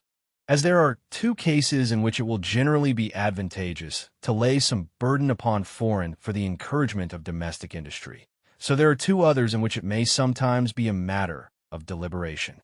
The first is when some foreign nation restrains, by high duties or prohibitions, the importation of some of our manufactures. Revenge naturally dictates retaliation. Nations seldom fail to retaliate. Mr. Colbert, by the tariff of 1667, imposed very high duties upon a great number of foreign manufactures, upon his refusing to moderate them in favor of the Dutch. They, in 1671, prohibited the wines, brandies, and manufactures of France. The War of 1672 seems to have been in part occasioned by this commercial dispute. There may be good policy in retaliations of this kind, when there is a probability that they will procure the repeal of the high duties complained of. To judge whether they are likely to produce such an effect does not belong so much to the science of a legislator, whose deliberations ought to be governed by general principles which are always the same, as to the skill of that insidious and crafty animal vulgarly called a statesman or politician, whose counsels are directed by the momentary fluctuations of affairs. When there is no such probability, it seems a bad method of compensating the injury done to certain classes of our people to do another injury ourselves, not only to those classes, but to almost all the other classes of them. The second case is, how far or in what manner it may be proper to restore the free importation of foreign goods after it has been interrupted. Humanity may in this case require that the freedom of trade should be restored only by slow gradations, and with a good deal of reserve and circumspection. Were those high duties and prohibitions taken away all at once, cheaper foreign goods of the same kind might be poured so fast into the home market as to deprive all at once many thousands of our people of their ordinary employment and means of subsistence. In the woolen manufacture, which has enjoyed a monopoly against foreigners for a longer time than any other, it has been computed that the number of persons of all ages employed is more than 120,000. The equitable regard, therefore, to their interest requires that changes of this kind should never be introduced suddenly, but slowly, gradually, and after a very long warning. To expect, indeed, that the freedom of trade should ever be entirely restored in Great Britain is as absurd as to expect that an Oceania or Utopia should ever be established in it. Not only the prejudices of the public, but what is much more unconquerable, the private interests of many individuals irresistibly oppose it. Home monopoly diverts capital, cannot increase industry beyond what the capital of the society can employ. Invisible hand, by seeking his own gain, the individual frequently promotes the public interest more effectually than when he intends it. Defense before opulence. The act of navigation is perhaps the wisest of all the commercial regulations of England. Freedom of trade must be restored only by slow gradations. Quote, by preferring the support of domestic to that of foreign industry, he intends only his own security, and by directing that industry in such a manner as its produce may be of the greatest value, he intends only his own gain. And he is in this, as in many other cases, led by an invisible hand to promote an end which was no part of his intention. Nor is it always the worse for the society that it was no part of it. By pursuing his own interest, he frequently promotes that of the society more effectually than when he really intends to promote it. I have never known much good done by those who affected to trade for the public good. Chapters 3 to 6. Extraordinary restraints, drawbacks, bounties, and treaties of commerce. The two great engines of the mercantile system are restraints upon importation and encouragements to exportation. Of the former, one sort, the monopoly of the home market against goods that can be produced at home, has already been examined. There remains another, extraordinary restraints upon almost all goods from those particular countries with which the balance of trade is supposed to be disadvantageous. Of the latter, for encouragements remain drawbacks, bounties, treaties of commerce, and colonies. The first three of those encouragements, together with the extraordinary restraints, are the subject of the four following discussions. I shall consider each of them, not as a device for bringing money into the country, but as it affects the annual produce of its land and labor. Extraordinary restraints upon particular countries. To lay extraordinary restraints upon the importation of goods of almost all kind from those particular countries with which the balance of trade is supposed to be disadvantageous is the second expedient by which the commercial system proposes to increase the quantity of gold and silver. Thus, in Great Britain, Silesia lawns may be imported for home consumption upon paying certain duties, but French cambrics and lawns are prohibited, except into the port of London, there to be warehoused for exportation.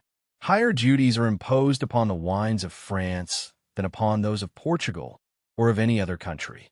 By the impost 1692, a duty of 25% was laid upon all French goods, while the goods of other nations were, the greater part of them, subjected to duties seldom exceeding 5. In 1696, a second duty of 25% was imposed upon all French goods except brandy, together with new duties upon French wine and vinegar. French goods have never been omitted in any of those general subsidies of 5%, which have been laid upon the goods enumerated in the Book of Rates. If we count the 1/3 and 2/3 subsidies as making a complete subsidy between them, there have been 5 of these general subsidies, so that, before the commencement of the present war, 75% may be considered as the lowest duty to which the greater part of the goods of France were liable.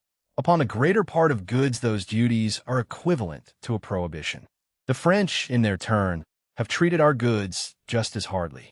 Those mutual restraints have put an end to almost all fair commerce between the two nations, and smugglers are now the principal importers, either of British goods into France or of French goods into Great Britain.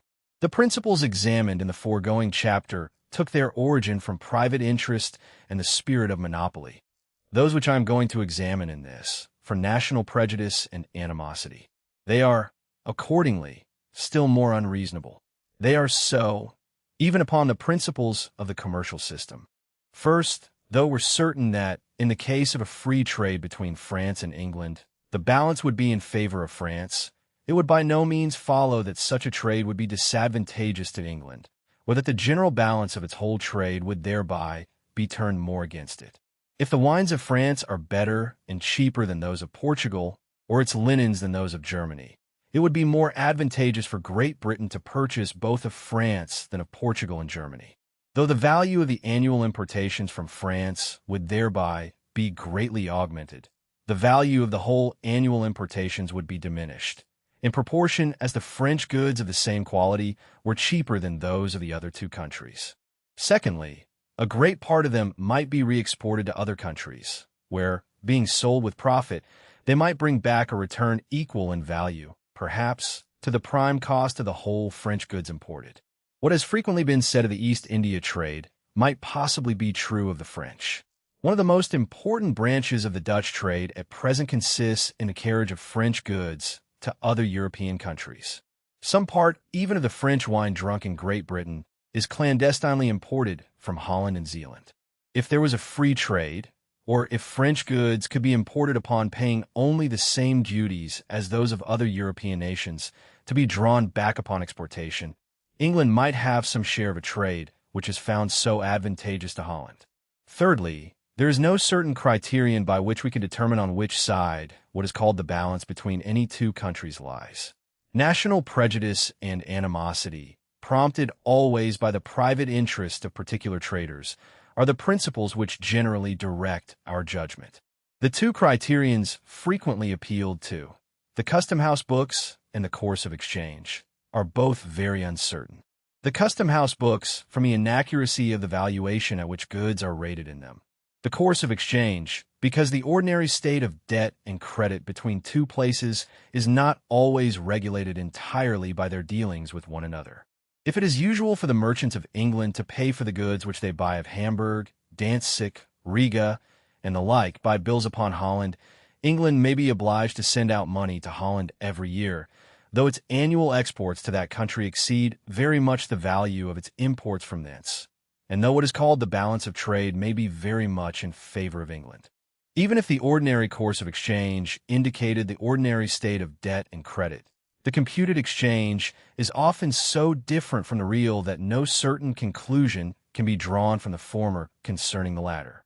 We cannot always judge of the value of the current money of different countries by the standard of their respective mints. Before the reformation of the silver coin in King William's time, exchange between England and Holland, computed according to the mint standards, was 25% against England, but the current coin, as we learned from Mr. Lowndes, was rather more than 25% below its standard value. The real exchange may even then have been in favor of England. In some countries, the expense of coinage is defrayed by the government, in others, by the private people who carry their bullion to the mint. In England, you get back from the mint the same weight of standard silver that you carried to it. In France, a duty of 8% is deducted for the coinage.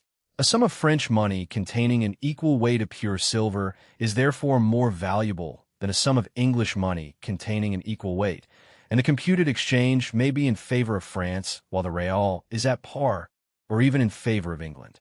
In some places, as at Amsterdam, Hamburg, and Venice, foreign bills are paid in bank money, always of more value than the same nominal sum of common currency.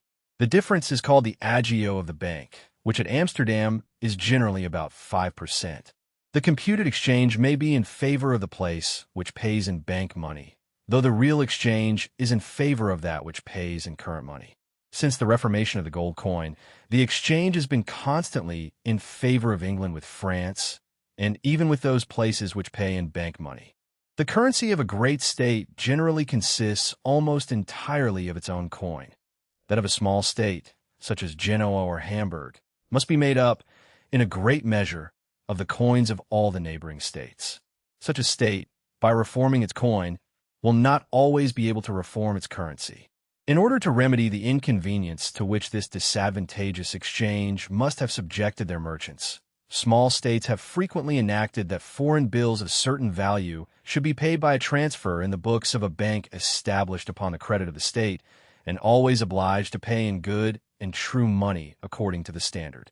The banks of Venice, Genoa, Amsterdam, Hamburg, and Nuremberg seem to have been all originally established with this view. The money of such banks, being better than the common currency, necessarily bore an agio. The Bank of Amsterdam grants receipts upon the deposits of coin and bullion, which are negotiable by endorsement, and entitle the bearer to take out the deposit upon paying a small warehouse rent. The bank money, being secured from fire, robbery, and other accidents, from the expense of house rent and of keeping a cash account, and from the danger of a run, bears an agio even above good money. It is not, however, to be imagined that all the money in the bank stays there. A considerable part of it is, and always has been, in circulation by means of those receipts. The agio, like the market price of bullion, is regulated by supply and demand. During the War of 1748, when the French army was at Utrecht, a run was apprehended. The bank opened its treasures, and the event demonstrated that it had, in coin and bullion, the full value of all the receipts outstanding. A receipt is commonly given for 6 months and is renewable from 6 months to 6 months, so long as the holder pays the warehouse rent. The greater part of the deposits for which receipts are outstanding are always allowed to remain in the bank. The bank money, for which there is no receipt, is the ordinary instrument of circulation among merchants. The receipts circulate as a sort of bills among those who have occasion for coin or bullion. The whole business is managed with so much secrecy that the amount of the treasure has been the subject of much speculation. That bank, like the others of the same kind, was established to relieve merchants from the inconvenience of a worn and mixed currency, not to accumulate treasure as an engine of the balance of trade. Those restraints are still more unreasonable when we leave the principles of the commercial system. A nation that would enrich itself by foreign trade is certainly most likely to do so when its neighbors are all rich, industrious, and commercial nations. A great nation, surrounded on all sides by wandering savages and poor barbarians, might acquire riches by the cultivation of its own lands and by its own interior commerce, but not by foreign trade. It seems to have been in this manner that the ancient Egyptians and the modern Chinese acquired their great wealth. The modern maxims of foreign commerce, by aiming at the impoverishment of all our neighbors, so far as they are capable of producing their intended effect, tend to render that very commerce insignificant and contemptible. Commerce, which ought naturally to be, among nations as among individuals, a bond of union and friendship, has become a most fertile source of discord and animosity. The capricious ambition of kings and ministers has not, during the present and the preceding century, been more fatal to the repose of Europe than the impertinent jealousy of merchants and manufacturers. The violence and injustice of the rulers of mankind is an ancient evil, for which the nature of human affairs can scarce admit of a remedy. But the mean rapacity, the monopolizing spirit of merchants and manufacturers, who neither are nor ought to be the rulers of mankind, though it cannot, perhaps, be corrected, may very easily be prevented from disturbing the tranquility of anybody but themselves. It is always the interest of the great body of the people to buy whatever they want of those who sell it cheapest. The proposition is so very manifest that it seems ridiculous to take any pains to prove it. Nor could it ever have been called in question had not the interested sophistry of merchants and manufacturers confounded the common sense of mankind. As it is the interest of the freemen of a corporation to hinder the rest of the inhabitants from employing any workmen but themselves, so it is the interest of the merchants and manufacturers of every country to secure to themselves the monopoly of the home market. If France and England were to consider their real interest, without either mercantile jealousy or national animosity, the commerce of France might be more advantageous to Great Britain than that of any other country, and, for the same reason, that of Great Britain to France. France is the nearest neighbor to Great Britain. In the trade between the southern coast of England and the northern and northwestern coast of France, the returns might be expected in the same manner as in the inland trade, 4, 5, or 6 times in the year. The capital employed in this trade could, in each of the two countries, keep in motion 4, 5, or 6 times the quantity of industry which an equal capital could do in the greater part of the other branches of foreign trade. Between the parts most remote from one another, the returns might be expected at least once in a year. It would be at least 3 times more advantageous than the boasted trade with our North American colonies, in which the returns were seldom made in less than 3 years, frequently not in less than 4 or 5. France is supposed to contain 24 millions of inhabitants. Our North American colonies were never supposed to contain more than 3 millions, and France is a much richer country than North America. France, therefore, could afford a market at least 8 times more extensive, and, on account of the superior frequency of the returns, 24 times more advantageous than that which our North American colonies ever afforded. But being neighbors, they are necessarily enemies. The wealth and power of each becomes more formidable to the other, and what would increase the advantage of national friendship serves only to inflame the violence of national animosity. They are both rich and industrious nations. The merchants and manufacturers of each dread the competition of the skill and activity of those of the other. Mercantile jealousy is excited, and both inflames and is itself inflamed by the violence of national animosity. National prejudice, extraordinary restraints against particular countries, especially France, arise from animosity, not from monopoly only, and are still more unreasonable even upon mercantile principles. Computed and real exchange. Custom house books and the course of exchange are uncertain criterions. Worn coin, seigniorage, and bank money make the computed exchange lie. Rich neighbors. The wealth of neighboring nations is advantageous in trade. France, by proximity and numbers, would be a better market than the colonies. Quote, commerce, which ought naturally to be, among nations, as among individuals, a bond of union and friendship, has become the most fertile source of discord and animosity. The capricious ambition of kings and ministers has not, during the present and the preceding century, been more fatal to the repose of Europe than the impertinent jealousy of merchants and manufacturers. The violence and injustice of the rulers of mankind is an ancient evil, for which, I am afraid, the nature of human affairs can scarce admit of a remedy. But the mean rapacity, the monopolizing spirit of merchants and manufacturers, who neither are, nor ought to be, the rulers of mankind, though it cannot perhaps be corrected, may very easily be prevented from disturbing the tranquility of anybody but themselves. Drawbacks. Drawbacks, the repayment upon exportation of duties previously paid upon importation, or of excise paid upon home manufactures, come nearer to the freedom of trade than most other mercantile expedients. When the whole of the duty is drawn back, the foreign trade of consumption is left free. The merchant is put upon the same footing as if the duty had never been imposed. Upon the greater part of goods, however, only a part is drawn back. By the old subsidy, one half is retained upon exportation. Some goods, the particular objects of the jealousy of our own manufacturers, wrought silks, French cambrics and lawns, printed calicos, may be imported and warehoused for exportation, but upon such exportation no part of the duties is drawn back. We are unwilling even to be the carriers of French goods. Not only half the old subsidy, but the second 25% is retained upon the exportation of all French goods. Drawbacks upon wine have been a labyrinth of subsidies, imposts, and tonnage duties, of which some were wholly drawn back and others not at all. Madeira, not being a European commodity, could be imported directly into America and the West Indies.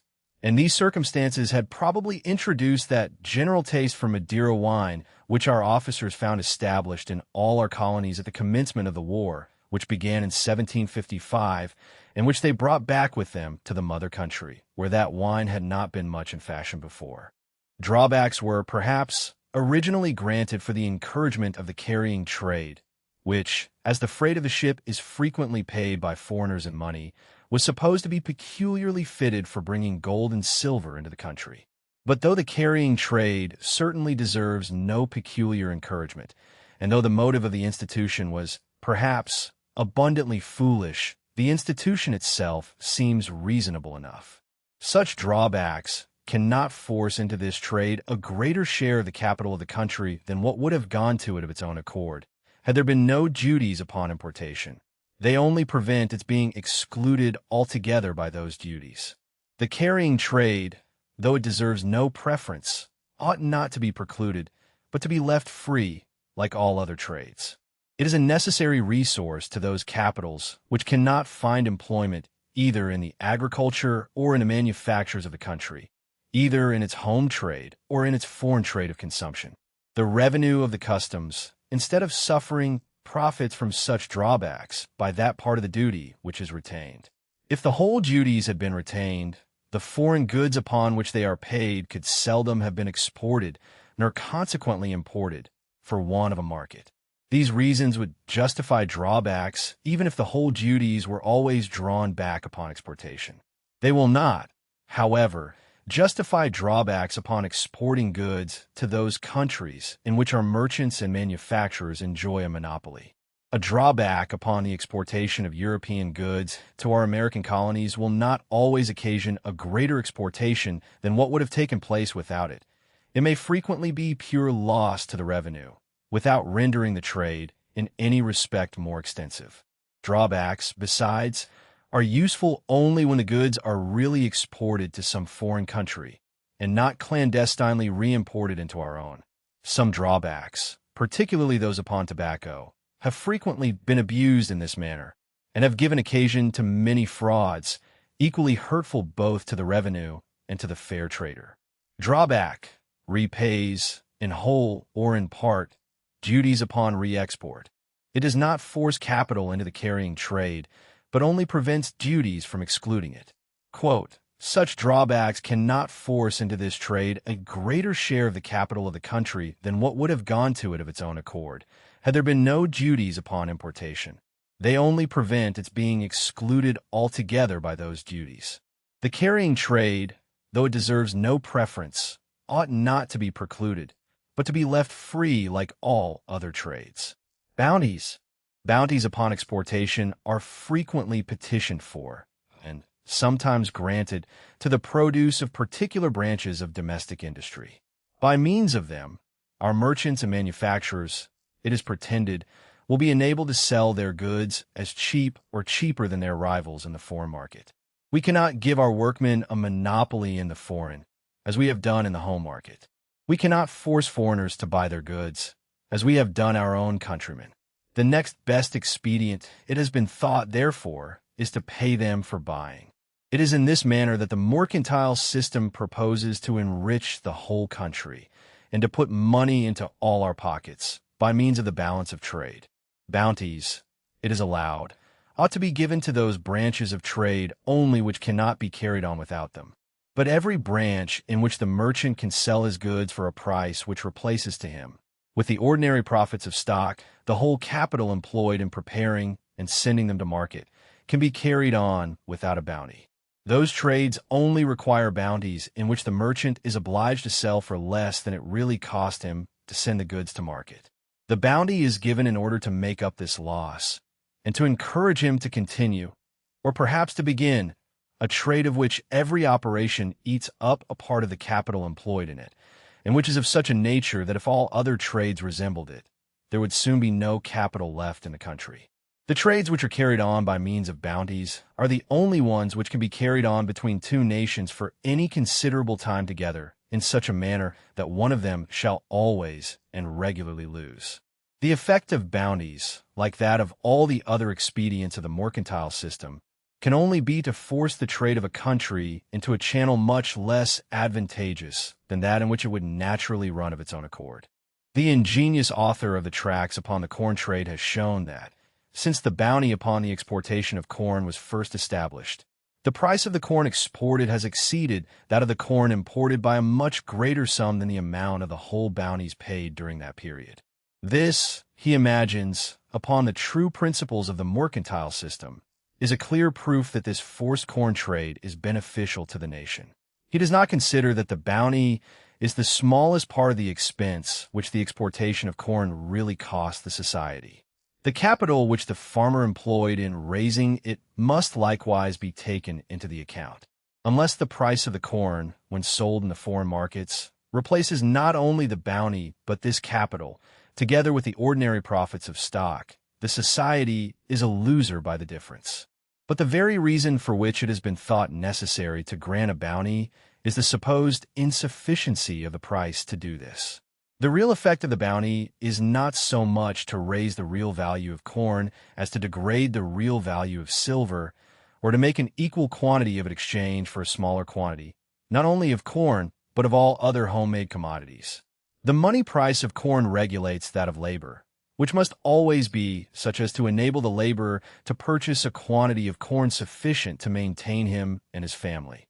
It regulates the money price of all the other parts of the rude produce of land, and by regulating both labor and materials, it regulates that of the complete manufacture.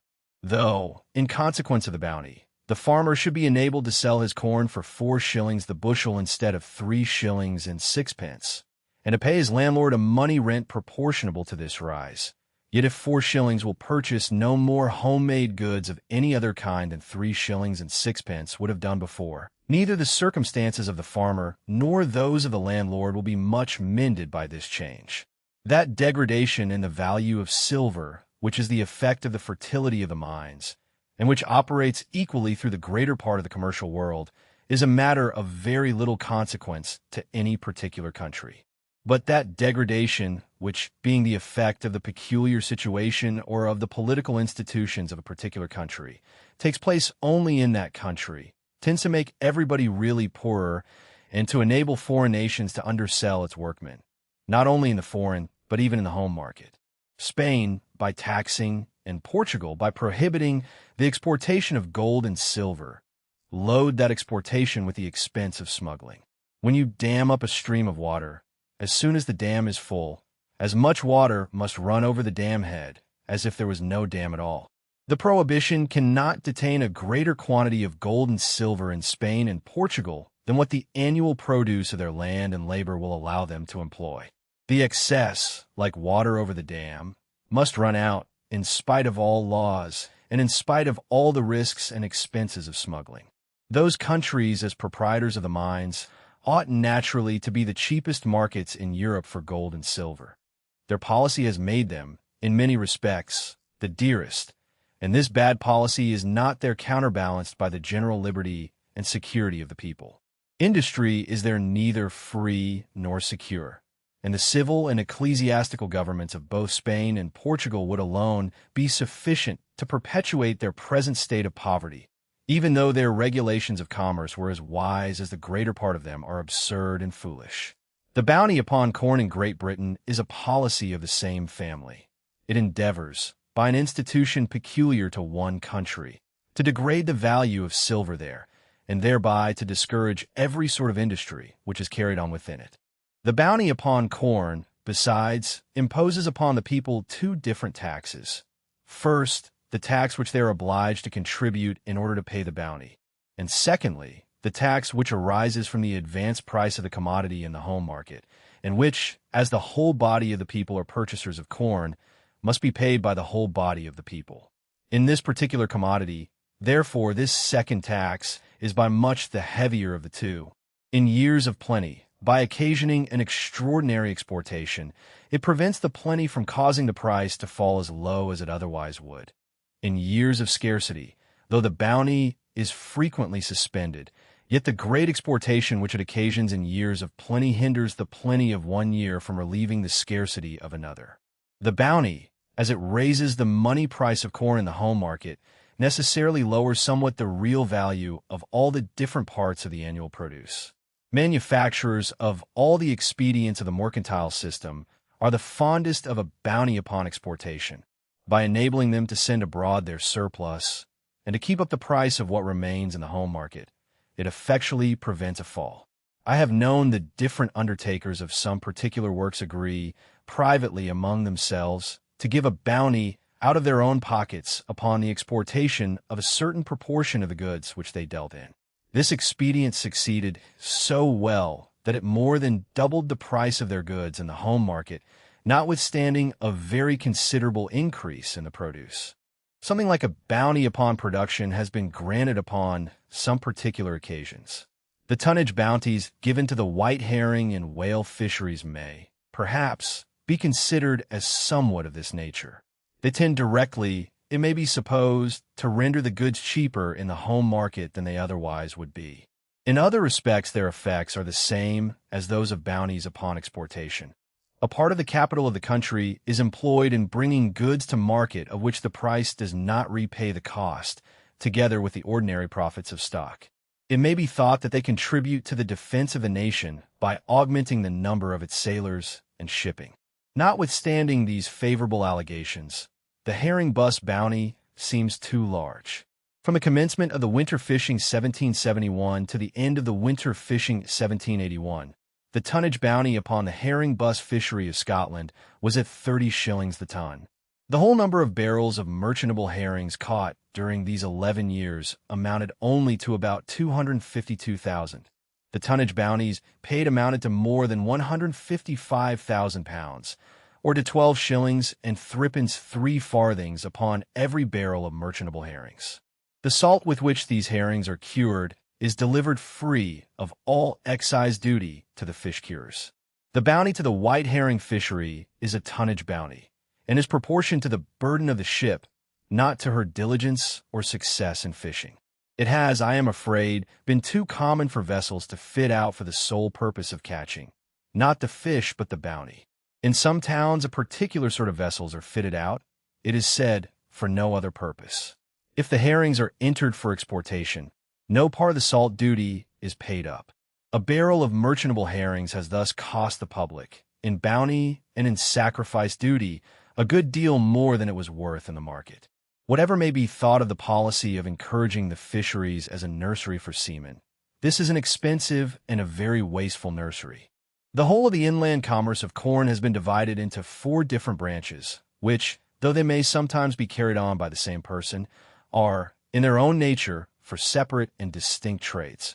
First, the trade of the inland dealer. Secondly, that of the merchant importer for home consumption. Thirdly, that of the merchant exporter of home produce for foreign consumption.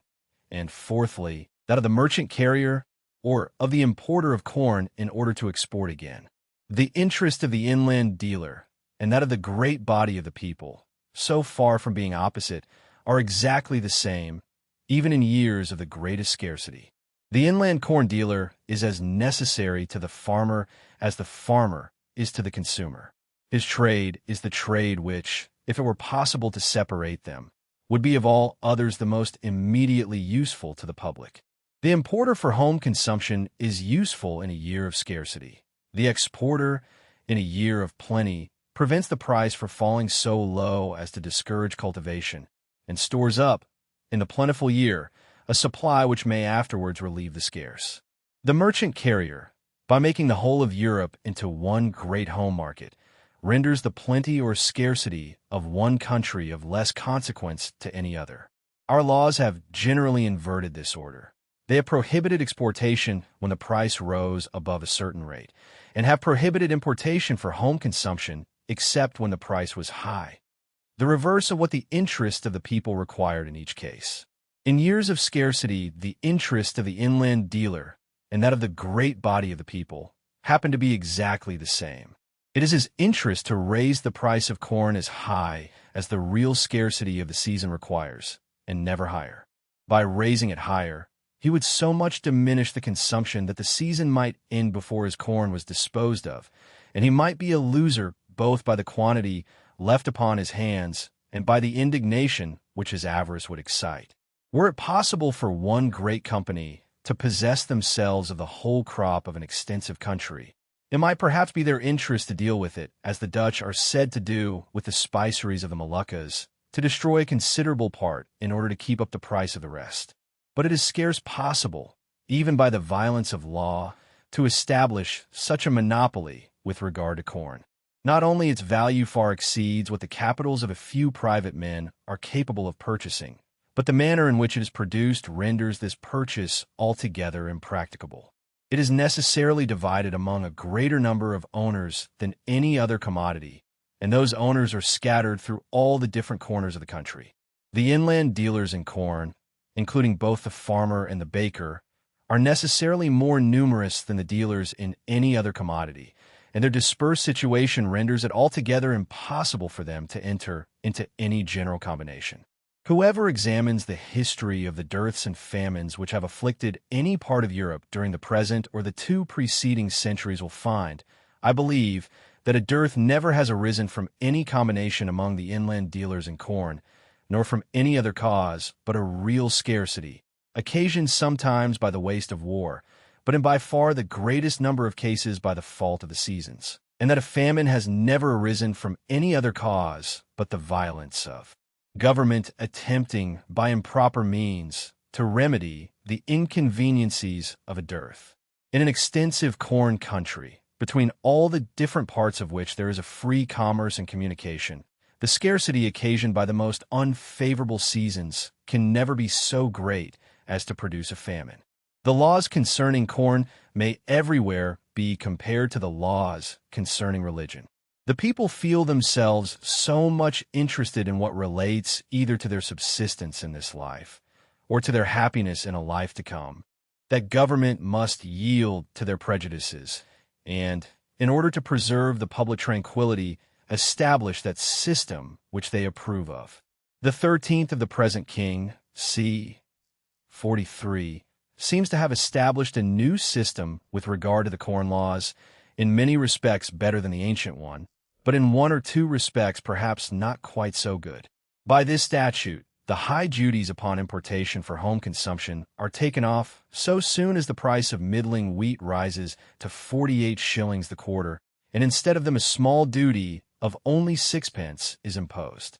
The home market is thus open to foreign supplies at prices considerably lower than before. The old bounty of 5 shillings upon the exportation of wheat ceases so soon as the price rises to 44 shillings, instead of 48, the price at which it ceased before. If bounties are as improper as I have endeavored to prove them to be, the sooner they cease, and the lower they are, so much the better. The same statute permits, at the lowest prices, the importation of corn in order to be exported again, duty-free, provided it is lodged in a warehouse under the joint locks of the king and the importer. So far this law seems evidently an improvement upon the ancient system. But by the same law of bounty of 2 shillings the quarter is given for the exportation of oats, whenever the price does not exceed 14 shillings. No bounty had ever been given before for the exportation of this grain. By the same law, too, the exportation of wheat is prohibited so soon as the price rises to 44 shillings. Those several prices seem all of them a good deal too low, and there seems to be an impropriety in prohibiting exportation altogether at those precise prices at which that bounty, which was given in order to force it, is withdrawn. So far, therefore, this law seems to be inferior to the ancient system. With all its imperfections, however, we may perhaps say of it what was said of the laws of Solon, that though not the best in itself, it is the best which the interest, prejudices, and temper of the times would admit of. It may perhaps in due time prepare the way for a better. Bounty upon exportation pays foreigners to buy. It can be needed only by a losing trade, and forces capital into a worse channel than that in which it would run of its own accord. Corn bounty raises the money price of corn and degrades silver at home. The people pay the bounty and the dearer loaf besides. Dearth and famine. Dearth comes from the seasons. Famine from the violence of government attempting to remedy it. Quote, "We cannot give our workmen a monopoly in the foreign, as we have done in the home market. We cannot force foreigners to buy their goods, as we have done our own countrymen. The next best expedient, it has been thought, therefore, is to pay them for buying." The effect of bounties, like that of all the other expedients of the mercantile system, can only be to force the trade of a country into a channel much less advantageous than that in which it would naturally run of its own accord. Treaties of commerce. When a nation binds itself by treaty either to permit the entry of certain goods from one foreign country, which it prohibits from all others, or to exempt the goods of one country from duties to which it subjects those of all others, the merchants and manufacturers of the favored country must necessarily derive great advantage from the treaty. They enjoy a sort of monopoly in the country, which is so indulgent to them. That country becomes a market both more extensive and more advantageous for their goods. Such treaties, however, though they may be advantageous to the merchants of the favored, are necessarily disadvantageous to those of the favoring country. A monopoly is thus granted against them to a foreign nation, and they must frequently buy the foreign goods they have occasion for dearer than if the free competition of other nations was admitted. That part of its own produce with which such a nation purchases foreign goods must consequently be sold cheaper, because when two things are exchanged for one another, the cheapness of the one is a necessary consequence, or rather is the same thing with the dearness of the other. The exchangeable value of its annual produce, therefore, is likely to be diminished by every such treaty. This diminution, however, can scarce amount to any positive loss, but only to a lessening of the gain which it might otherwise make. Though it sells its goods cheaper than it otherwise might do, it will not probably sell them for less than they cost, nor, as in the case of bounties, for a price which will not replace the capital employed in bringing them to market, together with the ordinary profits of stock. Even a favoring country, therefore, may still gain by the trade, though less than if there was a free competition. Some treaties of commerce, however, have been supposed advantageous upon a very different principle. A commercial country has sometimes granted a monopoly of this kind against itself to certain goods of a foreign nation, because it expected that in the whole commerce between them it would annually sell more than it would buy, and that a balance in gold and silver would be annually returned to it. It is upon this principle that the Treaty of Commerce between England and Portugal, concluded in 1703 by Mr. Methuen, has been so much commended. By that treaty, which consists of 3 articles only, the Crown of Portugal becomes bound to admit the English woollens upon the same footing as before they were prohibited, that is, not to raise the duties which have been paid before that time. It does not become bound to admit them upon any better terms than those of any other nation, of France or Holland, for example. The Crown of Great Britain, on the contrary, becomes bound to admit the wines of Portugal upon paying only 2/3 of the duty which is paid for those of France, the wines most likely to come into competition with them. So far this treaty, therefore, is evidently advantageous to Portugal and disadvantageous to Great Britain. It has been celebrated, however, as a masterpiece of the commercial policy of England, because Portugal receives annually from the Brazils a greater quantity of gold than can be employed in its domestic commerce, and a large share of that surplus comes annually to England. Mr. Baretti was informed that the weekly packet boat from Lisbon brings, one week with another, more than £50,000 in gold to England, a sum which had probably been exaggerated, as it would amount to more than the Brazils are supposed to afford. A part of this gold, however, does certainly come, and is exchanged for English goods or for those of other European nations that receive their returns through England. But we should remember that this gold is of no more use to England than any other commodity of equal value. It is employed, the greater part of it, in circulating commodities, and a part of it is sent abroad to purchase goods in other countries. The gold of Brazil would come to us in the same manner, though we bought none of the wines of Portugal, provided we bought them of some other country which bought those wines. A roundabout foreign trade of consumption would, in this case, supply the place of a direct one. Though we bought none of the wines of Portugal, we should still find it necessary to buy gold of somebody, and that somebody would find it necessary to buy gold of Portugal. The gold of Brazil, like the silver of Peru, must, in spite of all prohibitions, find its way to the country where it can be most advantageously employed. A great part of what comes to England is not retained here. It is sent abroad to Holland, to France, to Germany, to the Mediterranean, wherever there is a demand for it, in the same manner as any other commodity. The annual importation of gold and silver into Spain and Portugal, according to the best accounts, does not commonly much exceed 6 million sterling. Of this a part only comes to Great Britain, and of that part a part only remains. It is not by the importation of gold that the Portuguese trade is advantageous, if it is advantageous at all, but by the market which it affords to the surplus produce of British industry, a market which would be larger, and the returns more valuable, if British woolens entered Portugal upon as good terms as those of other nations, and if British consumers were left free to buy the wines they liked best. Our merchants, indeed, frequently complain of the difficulty of getting returns from Portugal.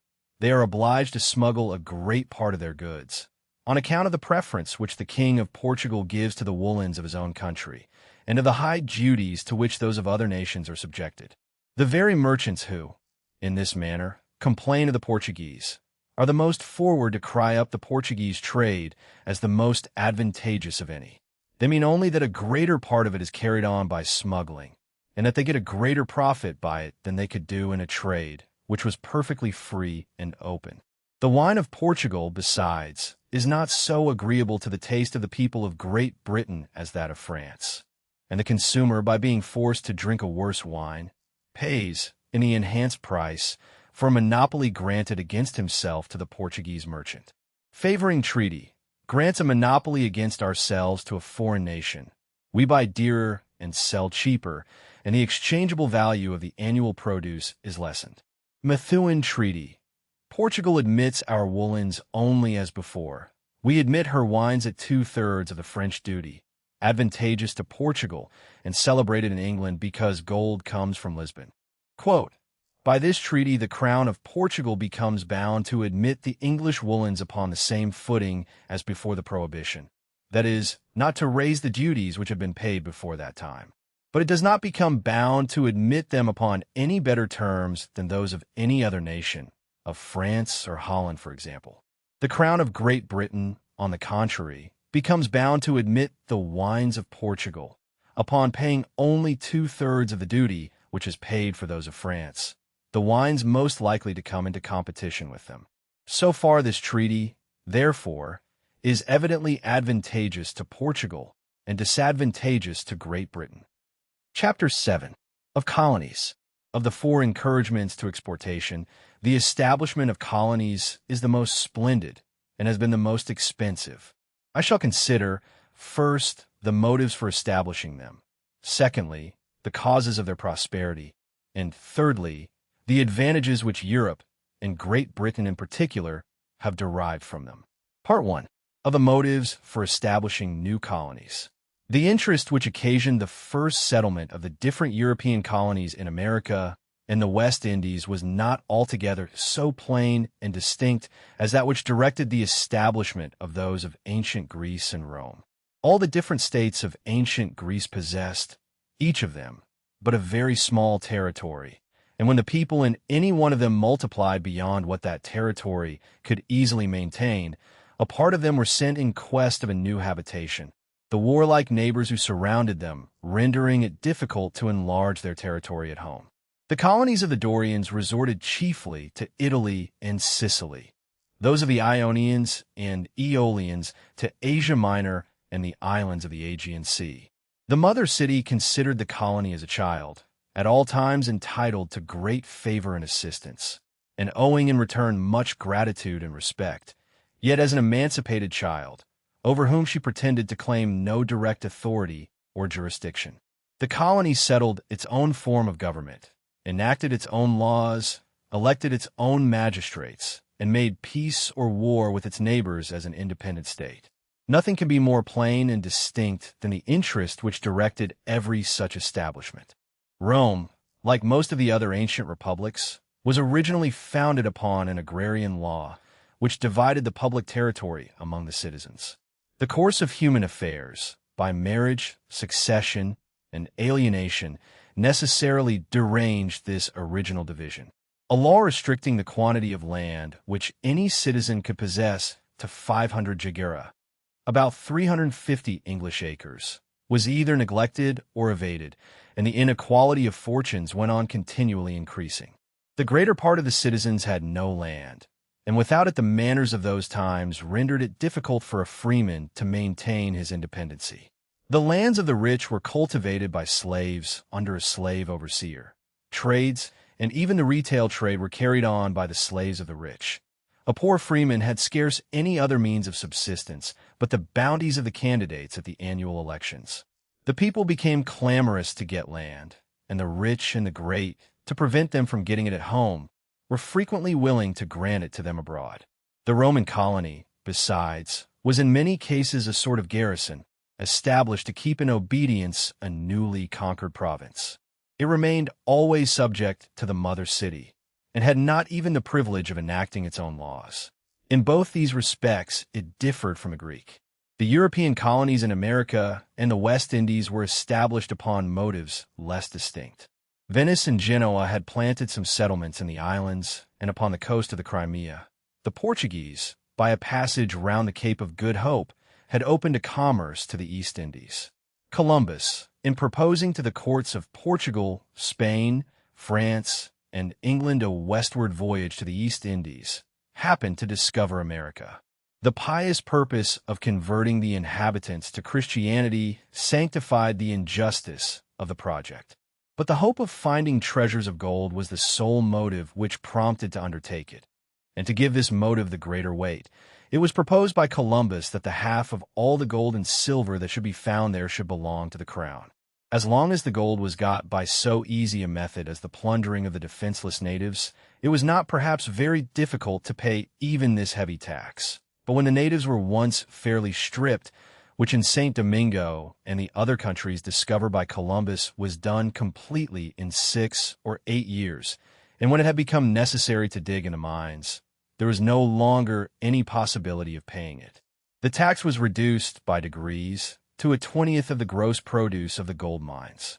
All the other enterprises of the Spaniards in the New World, Oviedo, Nicuesa, and Vasco Nugnes de Balboa to the Isthmus of Darien, Cortés to Mexico, Almagro and Pizarro to Chile and Peru, seem to have been prompted by the same motive. It was the sacred thirst of gold. When those adventurers arrived upon any unknown coast, their first inquiry was always if there was any gold to be found there. Of all those expensive and uncertain projects which bring bankruptcy upon the greater part of the people who engage in them, there is none, perhaps, more perfectly ruinous than the search after new silver and gold mines. It is perhaps the most disadvantageous lottery in the world, or the one in which the gain of those who draw the prizes bears the least proportion to the loss of those who draw the blanks. For though the prizes are few and the blanks many, the common price of a ticket is the whole fortune of a very rich man. Projects of mining, instead of replacing the capital employed in them, together with the ordinary profits of stock, commonly absorb both capital and profit.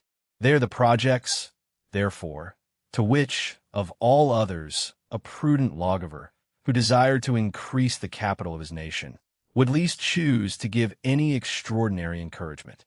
Such, in reality, is the absurd confidence which almost all men have in their own good fortune, that wherever there is the least probability of success, too great a share of it is apt to go to them of its own accord.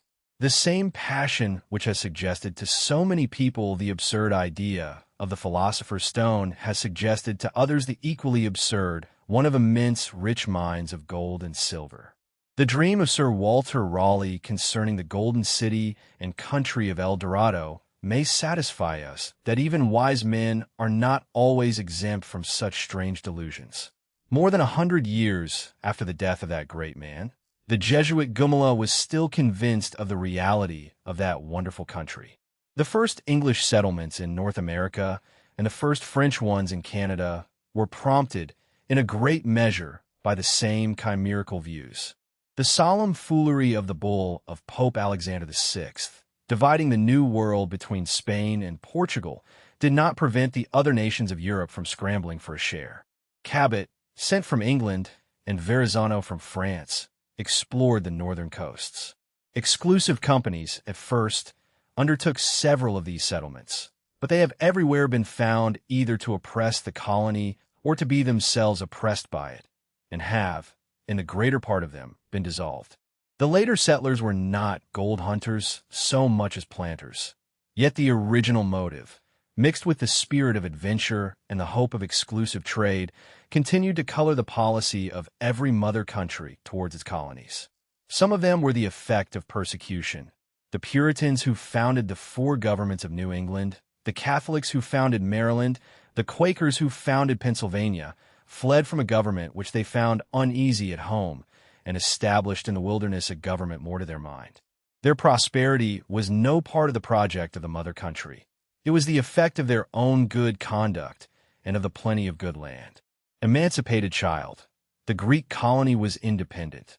The Roman remained a garrison of the mother city. Sacred thirst of gold. The first European settlements were a lottery more ruinous than any other. Columbus offered the crown half the medal. Papal bull. Alexander VI divided the New World between Spain and Portugal. A foolery which did not prevent the scramble of the rest of Europe. Quote, of all those expensive and uncertain projects, however, which bring bankruptcy upon the greater part of the people who engage in them, there is none perhaps more perfectly ruinous than the search after new silver and gold mines. It is perhaps the most disadvantageous lottery in the world, or the one in which the gain of those who draw the prizes bears the least proportion to the loss of those who draw the blanks. For though the prizes are few and the blanks many, the common price of a ticket is the whole fortune of a very rich man. Part 2. Causes of the prosperity of new colonies. The colony of a civilized nation which takes possession either of a waste country or of one so thinly inhabited that the natives easily give place to the new settlers, advances more rapidly to wealth and greatness than any other human society. The colonists carry out with them a knowledge of agriculture and of other useful arts, superior to what can grow up of its own accord in the course of many centuries among savage and barbarous nations. They carry out with them, too, the habit of subordination, some notion of the regular government which takes place in their own country, of the system of laws which support it, and of a regular administration of justice. And they naturally establish something of the same kind in the new settlement. But among other reasons of this rapid progress, the plenty and cheapness of good land are the principal. Every colonist gets more land than he can possibly cultivate. He has no rent and scarce any taxes to pay. No landlord shares with him in its produce, and the share of the sovereign is commonly but a trifle. He has every motive to render as great as possible a produce, which is thus to be almost entirely his own. But his land is commonly so extensive that with all his own industry, and with that of all the people whom he can employ, he can seldom make it produce the 10th part of what it is capable of producing. He is eager, therefore, to collect laborers from all quarters, and to reward them with the most liberal wages. But those liberal wages, joined to the plenty and cheapness of land, soon make those laborers leave him, in order to become landlords themselves, and to reward, with equal liberality, other laborers, who soon leave them for the same reason. The liberal reward of labor encourages marriage. The children, during the tender years of infancy, are well fed and properly taken care of, and when they're grown up, the high price of labor and the low price of land enable them to establish themselves in the same manner as their fathers did before them. In other countries, rent and profit eat up wages, and the two superior orders of people oppress the inferior one. But in new colonies, the interest of the two superior orders obliges them to treat the inferior one with more generosity and humanity, at least where that inferior one is not in a state of slavery. The progress of many of the ancient Greek colonies towards wealth and greatness seems accordingly to have been very rapid. In the course of a century or two, several of them appear to have rivaled, and even to have surpassed, their mother cities. Syracuse and Agrigentum in Sicily, Tarentum and Locri in Italy, Ephesus and Miletus in Lesser Asia, appear to have been at least equal to any of the cities of ancient Greece. The Roman colonies, remaining always subject, advanced much more slowly. The European colonies in America, since the discovery of that country, have advanced much more rapidly than any other human society of which we have any distinct accounts. Plenty of good land, and liberty to manage their own affairs their own way, seem to be the two great causes of this prosperity. In the plenty of good land, the English colonies of North America, though no doubt very abundantly provided, are, however, inferior to those of the Spaniards and Portuguese, and not superior to some of those belonging to the French. But the political institutions of the English colonies have been more favorable to the improvement and cultivation of this land than those of any of the other three nations. The Spanish colonies are under an absolute government, of which the inferior officers, on account of the great distance, exercise their authority with more than ordinary violence. Under all absolute governments, there is more liberty in the capital than in the remoter provinces. The European colonies in America are more remote than the most distant provinces of the greatest empires which had ever been known before. The government of the English colonies is, perhaps, the only one which, since the world began, could give perfect security to the inhabitants of so very distant a province. In everything except their foreign trade, the liberty of the English colonists to manage their own affairs their own way is complete. It is in every respect equal to that of their fellow citizens at home, and is secured in the same manner by an assembly of the representatives of the people, who claim the sole right of imposing taxes for the support of the colony government. The authority of this assembly overawes the executive power, and neither the meanest nor the most obnoxious colonist, as long as he obeys the law, has anything to fear from the resentment of the governor or of any other civil or military officer. The colony assemblies, though, like the House of Commons in England, they're not always a very equal representation of the people, yet they approach more nearly to that character. In none of the English colonies is there any hereditary nobility. There is more equality, therefore, among the English colonists than among the inhabitants of the mother country. Their manners are more republican, and their governments, those of 3 of the provinces of New England in particular, have hitherto been more republican too. The French colonies have had the benefit of some of the institutions of their mother country, particularly of the descent of land by equal partition, which, by preventing the accumulation of large estates, is favorable to improvement. But they have been subject to an intendant and to a more arbitrary administration. The Dutch, like the other nations of Europe, have established exclusive companies, which have everywhere been found either to oppress the colony or to languish themselves. The Portuguese in Brazil, after the discovery of the gold and diamond mines, have not, perhaps, advanced so fast as they did before when they were mere planters. The mines, like the lottery of Columbus, have absorbed capital which might have been employed in cultivation. The English colonies, having no mines of any consequence, have been obliged to seek their wealth in the improvement of land, and have found it there. Plenty of good land, it has been said, and liberty to manage their own affairs are the 2 great causes of the prosperity of all new colonies. The English colonies, in the plenty of good land, have been inferior to some others. In liberty, they have been superior to all. Even their foreign trade, though confined by the exclusive system of the mother country, has been less confined than that of the colonies of Spain, Portugal, France, or Holland. The English colonists have been allowed to export many of their most important commodities, grain, lumber, fish, sugar, rum, to all the different countries of Europe south of Cape Finisterre. These are called the non-enumerated commodities. The enumerated, tobacco, naval stores, and several others, they have been obliged to send to Great Britain.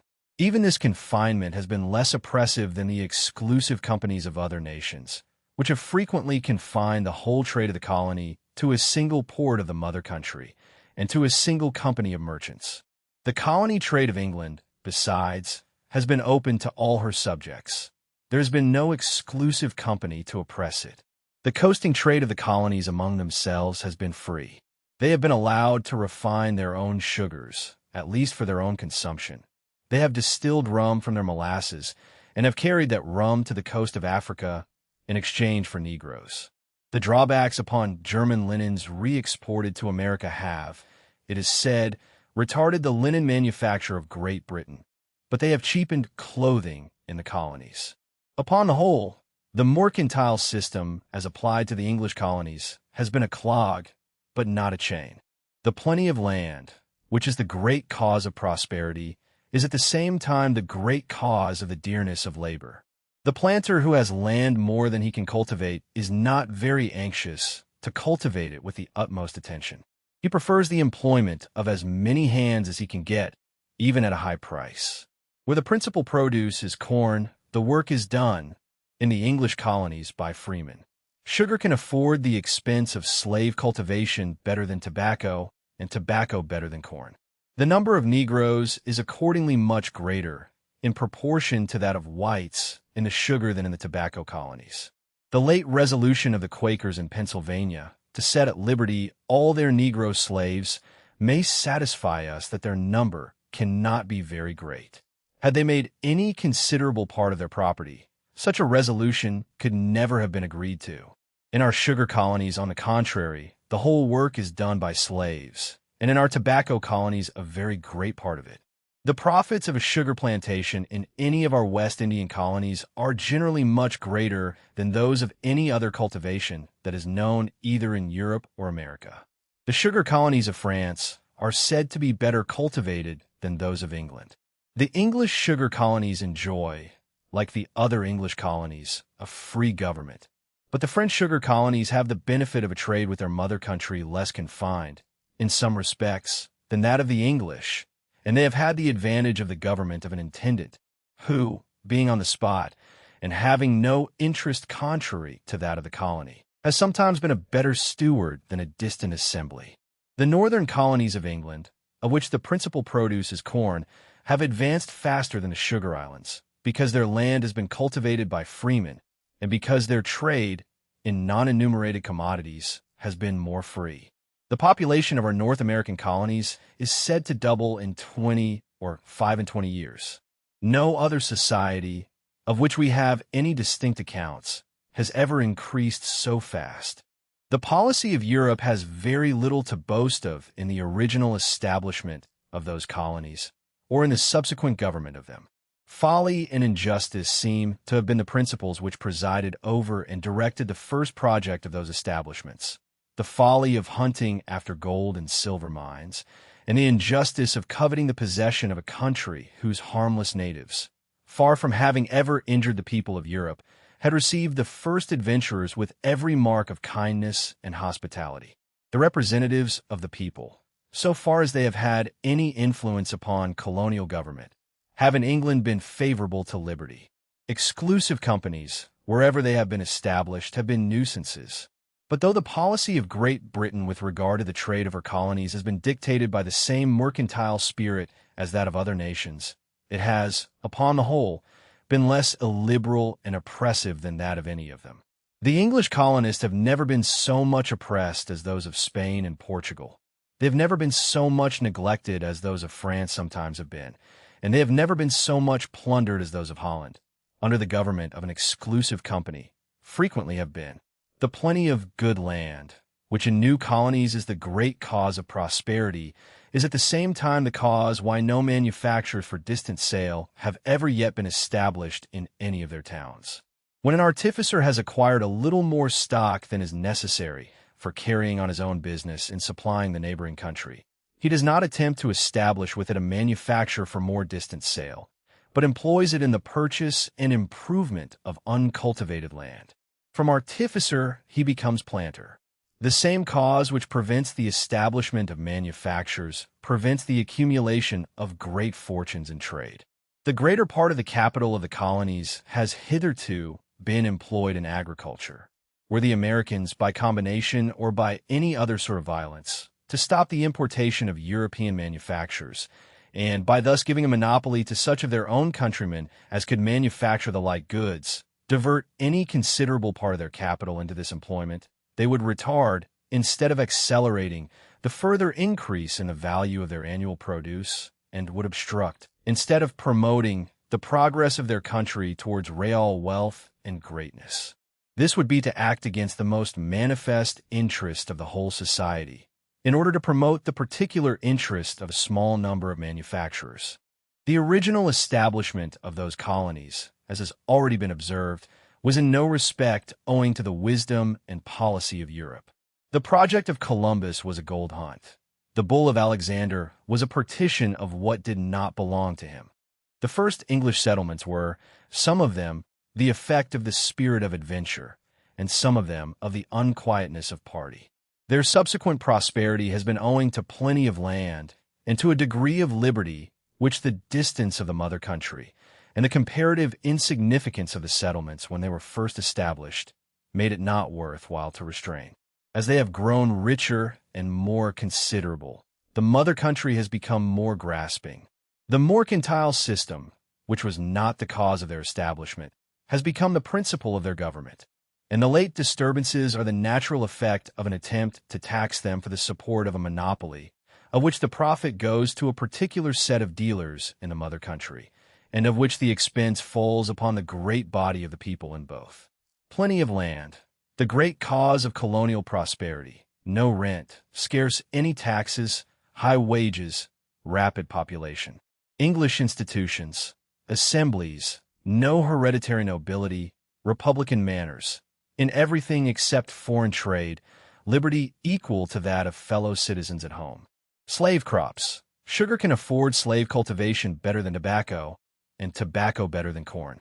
Quote, the colony of a civilized nation which takes possession either of a waste country or of one so thinly inhabited that the natives easily give place to the new settlers, advances more rapidly to wealth and greatness than any other human society. In other countries, rent and profit eat up wages, and the two superior orders of people oppress the inferior one. But in new colonies, the interest of the two superior orders obliges them to treat the inferior one with more generosity and humanity, at least where that inferior one is not in a state of slavery. Part 3. Of the advantages which Europe has derived from the discovery of America. The advantages which Europe has derived from the discovery and colonization of America may be divided into, first, the general advantages which Europe, considered as one great country, has derived from those great events, and, secondly, the particular advantages which each colonizing country has derived from the colonies which particularly belong to it. The general advantages consist, first, in the increase of its enjoyments, and, secondly, in the augmentation of its industry. The surplus produce of America furnishes the inhabitants of Europe with a variety of commodities which they could not otherwise have possessed.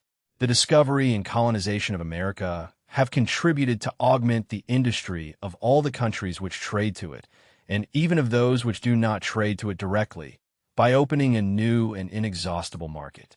Those great events cannot, however, have raised the real value of the annual produce of Europe so much as they have increased the enjoyments of its inhabitants.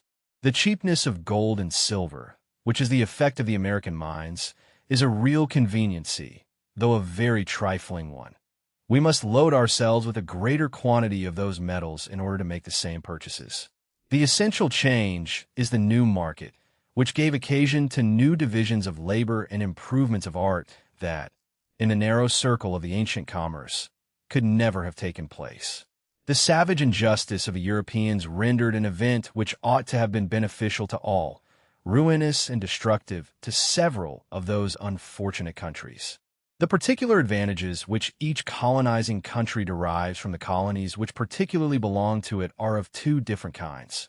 First, those common advantages which every empire derives from the provinces subject to its dominion, and, secondly, those peculiar advantages which are supposed to result from provinces of so very peculiar a nature as the European colonies of America. The common advantages are the military force which they may supply and the revenue which they may furnish. The American colonies have never yet furnished any military force for the defense of the mother country. Their military force has never yet been sufficient for their own defense. In the different wars of the mother country, they have generally followed her fate. The revenue, too, which they have hitherto furnished, has seldom been sufficient to defray the whole expense of their own civil government, and the military and naval force which the mother country has found it necessary to maintain for their protection. The peculiar advantages are all derived from the exclusive trade. The monopoly of the colony trade, it is acknowledged, is the sole fruit and the sole end of the dominion which Great Britain assumes over her colonies.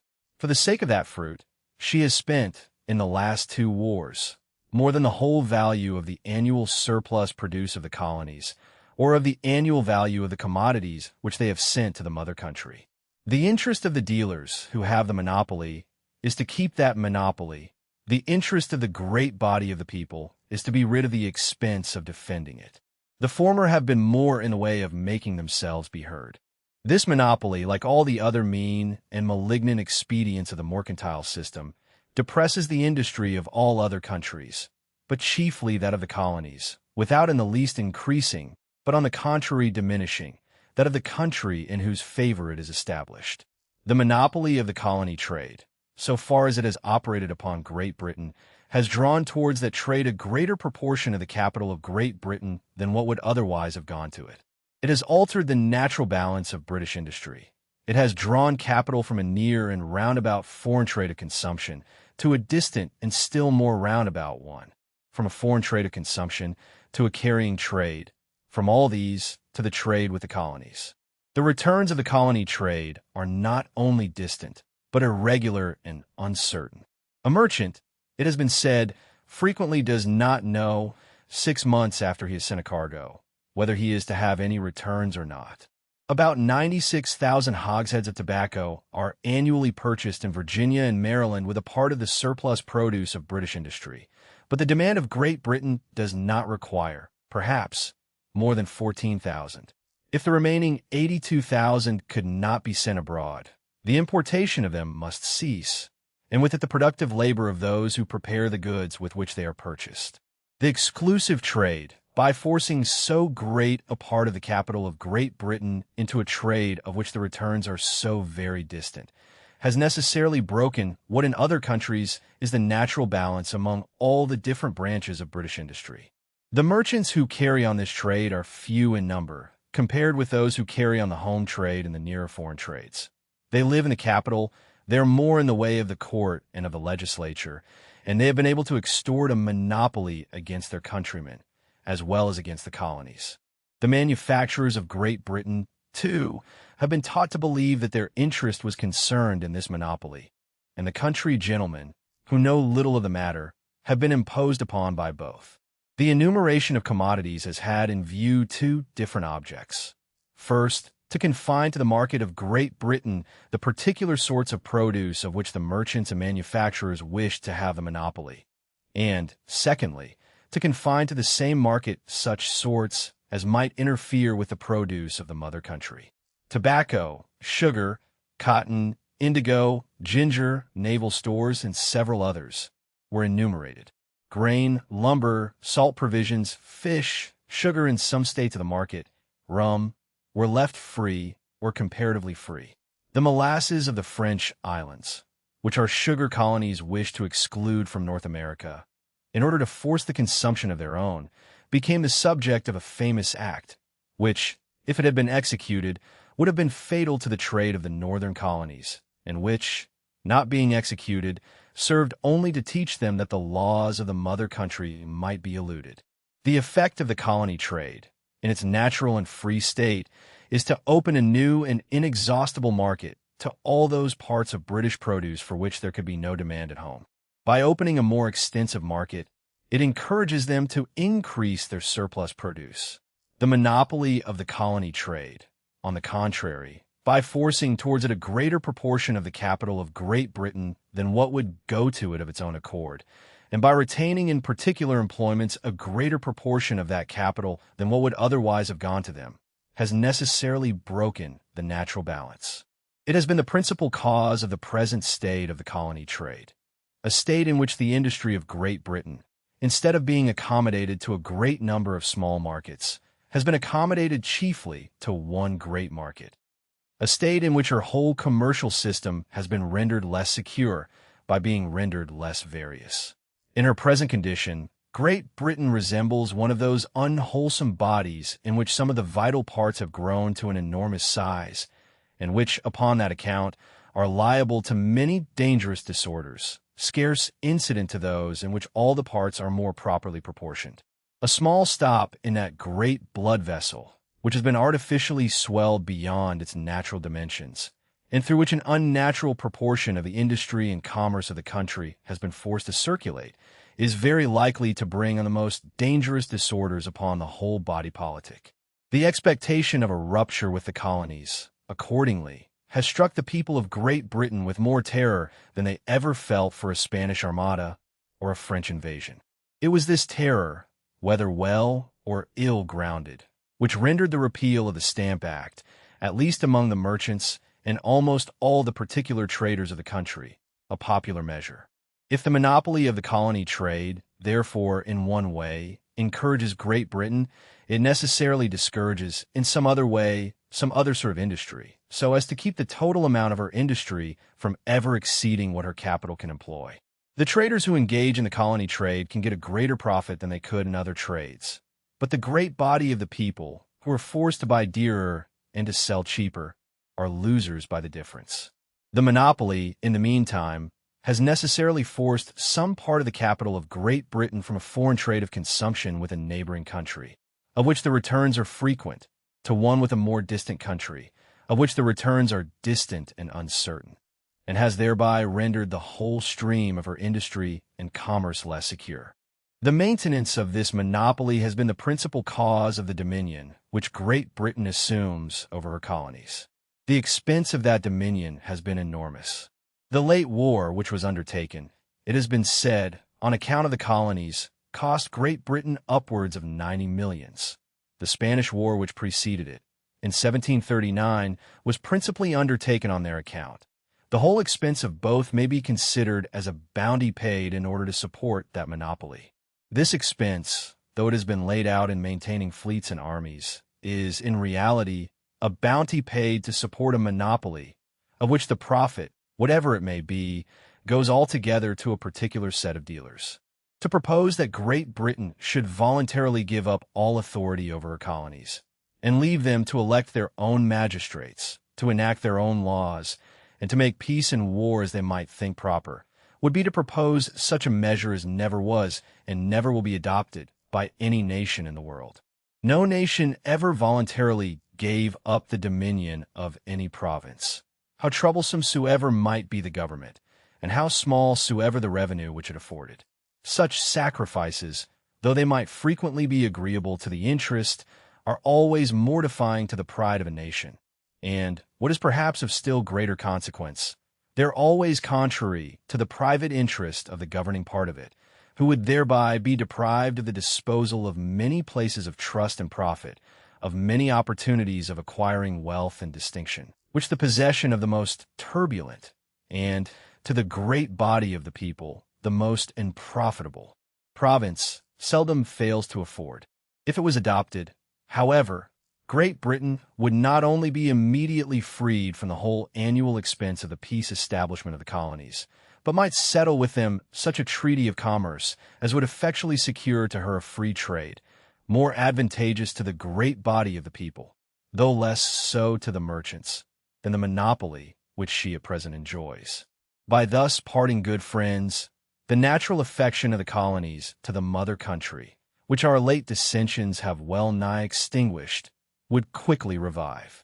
It might dispose them not only to respect, for whole centuries together, that treaty of commerce which they had concluded with us when they were under our government, but to favor us in war as well as in trade, and, instead of turbulent and factious subjects, to become our most faithful, affectionate, and generous allies, and the same sort of parental affection on the one side and filial respect on the other, might revive between Great Britain and her colonies, which used to subsist between those of ancient Greece and the mother city from which they descended.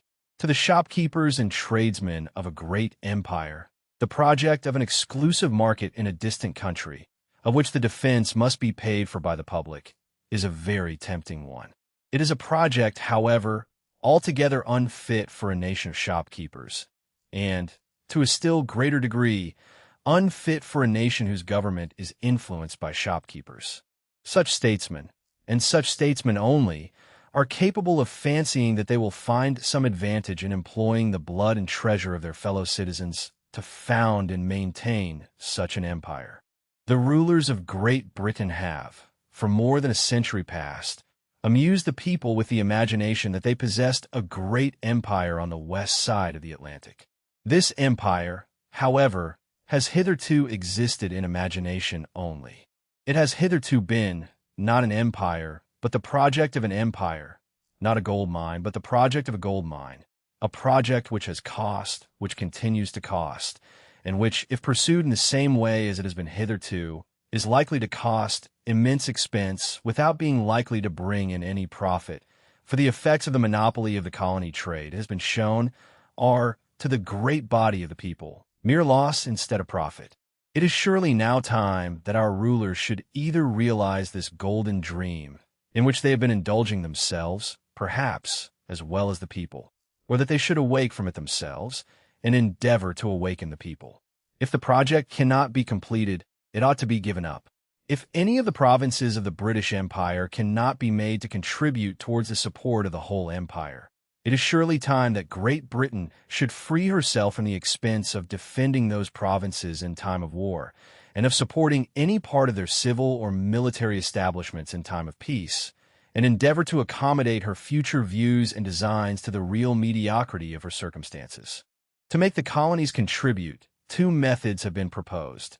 First, that they should be taxed by their own assemblies. Secondly, that they should be taxed by the Parliament of Great Britain. The assemblies cannot be, suppose, the proper judges of what is necessary for the defense of the whole empire. The Parliament of Great Britain has not hitherto been able to tax them, and the late disturbances show how little it is likely to be able to do so, unless they are admitted to a representation. A States General of the British Empire, in which each province should have a number of representatives, in proportion to the produce of its taxes, might perhaps, in due time, become as respectable an assembly as the States General of the United Provinces, or even as the Parliament of Great Britain. The colonies, it has been said, could not be represented in Parliament without great inconvenience. I have not heard of any inconvenience which has arisen from the representation of the counties, cities, and boroughs of Scotland since the Union. The distance, it is said, would render it impossible for the colonies to send representatives. The American assemblies have, however, found no difficulty in sending agents to the court of Great Britain. If it was represented to them that, in consequence of such a representation, a new and most extensive market would be open to them, they might not, perhaps, be unwilling to accept of it. The private interest of the governing part of the mother country, however, is likely to oppose itself to this, as well as to every other project of this kind. The disposal of the civil, the military, and the ecclesiastical establishments of the colonies, the appointment of governors, of generals, of officers of the revenue, are so many means of patronage, which the governing part of Great Britain would not willingly resign. A union, besides, by raising the colonies to an equality with the mother country, would destroy that superiority which the merchants and manufacturers of Great Britain have hitherto enjoyed over those of the colonies, and would expose them to a competition which they have always affected to dread. Without a union, the Parliament of Great Britain has no right, in equity, to tax the colonies. With a union, the colonies would have a right to tax themselves, in common with the other parts of the empire, and the monopoly of their trade could no longer be defended, even upon the principles of the mercantile system. The late disturbances have made it evident that the present system cannot last. Whether the colonies are to be retained by a fair and equal union or given up as independent states with a treaty of commerce is a question of which the decision belongs to the statesmen of the times. But it is a question which cannot, without great inconvenience, be much longer delayed. Exclusive companies, wherever they have been established for the government of distant settlements, have been nuisances in every respect, always more or less inconvenient to the countries in which they are established, and destructive to those which have the misfortune to fall under their government. The Dutch Company in the Spice Islands have, in order to keep up the price, been in the practice of burning such spices as they cannot dispose of. The English East India Company have not yet had time to establish in Bengal so perfectly destructive a system. The plan of their government, however, has had exactly the same tendency. It has not been uncommon for the chief of a factory to order a peasant to plow up a rich field of poppies and sow it with rice, the pretense being to prevent a scarcity of provisions. The real reason to give the chief an opportunity of selling at a better price a large quantity of opium, which he happened then to have upon hand. Upon other occasions the order has been reversed. A company of merchants are, it seems, incapable of considering themselves as sovereigns, even after they have become such. Trade they still consider as their principal business, and by a strange absurdity regard the character of the sovereign as but an appendix to that of the merchant. Their mercantile habits draw them to prefer the little and transitory profit of the monopolist to the great and permanent revenue of the sovereign.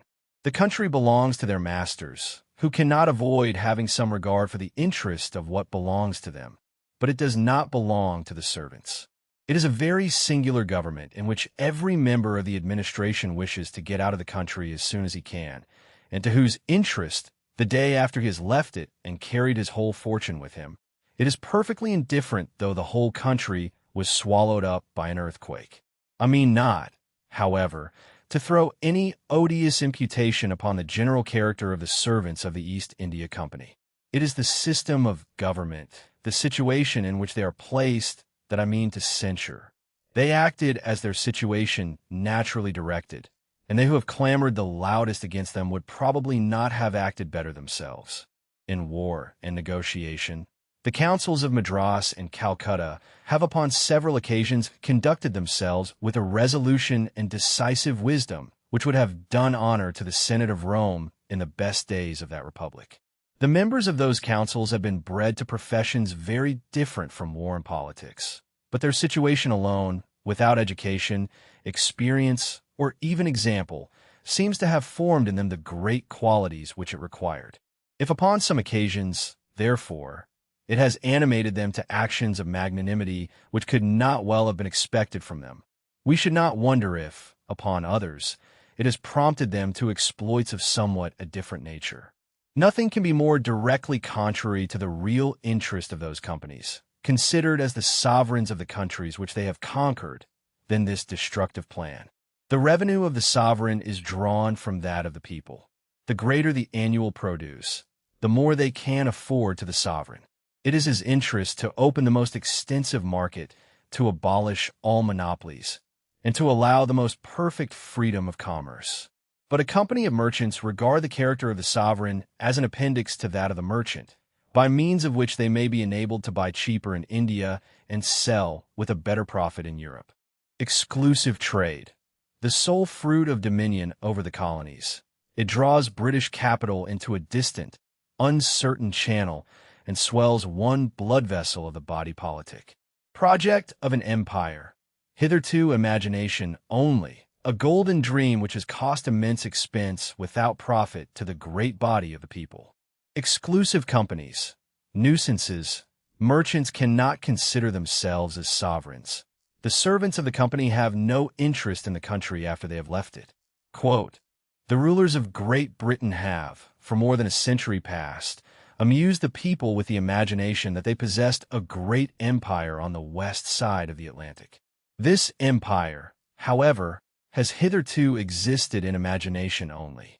It has hitherto been, not an empire, but the project of an empire, not a gold mine, but the project of a gold mine, a project which has cost, which continues to cost, and which, if pursued in the same way as it has been hitherto, is likely to cost immense expense, without being likely to bring in any profit. It is surely now time that our rulers should either realize this golden dream, or that they should awake from it themselves and endeavor to awaken the people. If any of the provinces of the British Empire cannot be made to contribute towards the support of the whole empire, it is surely time that Great Britain should free herself from the expense of defending those provinces and endeavor to accommodate her future views and designs to the real mediocrity of her circumstances." Chapter 8. Conclusion of the mercantile system. Though the encouragement of exportation and the discouragement of importation are the two great engines by which the mercantile system proposes to enrich every country, yet with regard to some particular commodities, it seems to follow an opposite plan, to discourage exportation and to encourage importation. Its ultimate object, however, it pretends, is always the same: to enrich the country by an advantageous balance of trade.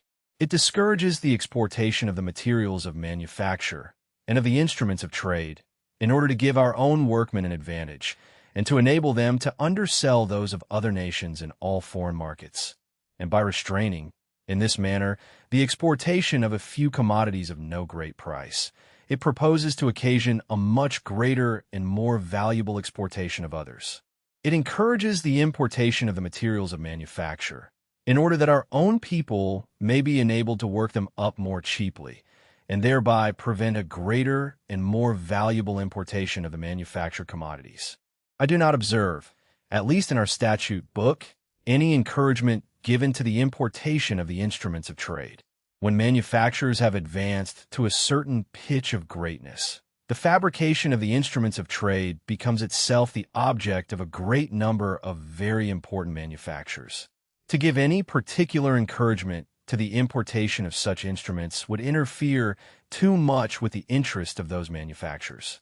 Such importation, therefore, instead of being encouraged, has frequently been prohibited. Thus the importation of wool cards, except from Ireland, or when brought in as wreck or prize goods, was prohibited by the 3rd of Edward IV, which prohibition has been continued and rendered perpetual by subsequent laws. The importation of the materials of manufacture has sometimes been encouraged by an exemption from the duties to which other goods are subject, and sometimes by bounties. The importation of sheep's wool from several different countries, of cotton wool from all countries, of undressed flax, of the greater part of dyeing drugs, of undressed hides from Ireland or the British colonies, of seal skins from the British Greenland fishery, of pig and bar iron from the British colonies, has been encouraged by an exemption from all duties, if properly entered at the custom house. The private interest of our merchants and manufacturers may, perhaps, have extorted from the legislature these exemptions, as well as the greater part of our other commercial regulations. They are, however, perfectly just and reasonable, and if, consistently with the necessities of the state, they could be extended to all the other materials of manufacture, the public would certainly be a gainer. The avidity of our great manufacturers, however, has in some cases extended these exemptions a good deal beyond what can justly be considered as the rude materials of their work. By the 24th Go2, a small duty of only 1 penny the pound was imposed upon the importation of foreign brown linen yarn, instead of much higher duties to which it had been subjected before.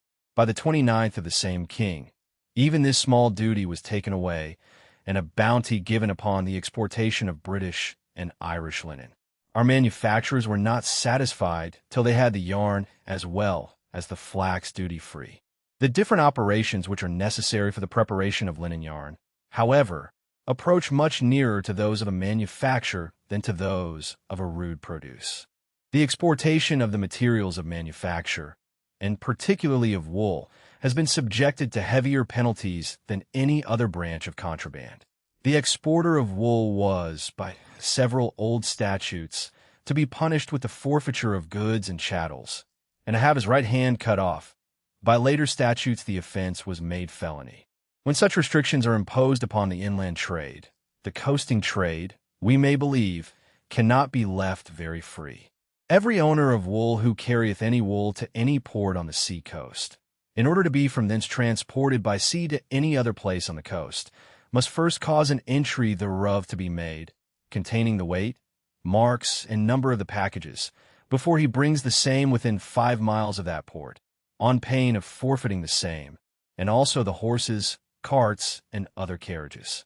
Our woolen manufacturers, in order to justify their demand of such extraordinary restrictions, confidently asserted that English wool was of a peculiar quality, superior to that of any other country, that fine cloth could not be made without it, that England, therefore, if the exportation of it could be totally prevented, could monopolize to herself almost the whole woolen trade of the world. This doctrine, like most other doctrines which are confidently asserted by any considerable number of people, was, and still continues to be, most implicitly believed by a much greater number. It is, however, so perfectly false that English wool is in any respect necessary for the making of fine cloth, that it is altogether unfit for it. Fine cloth is made altogether of Spanish wool.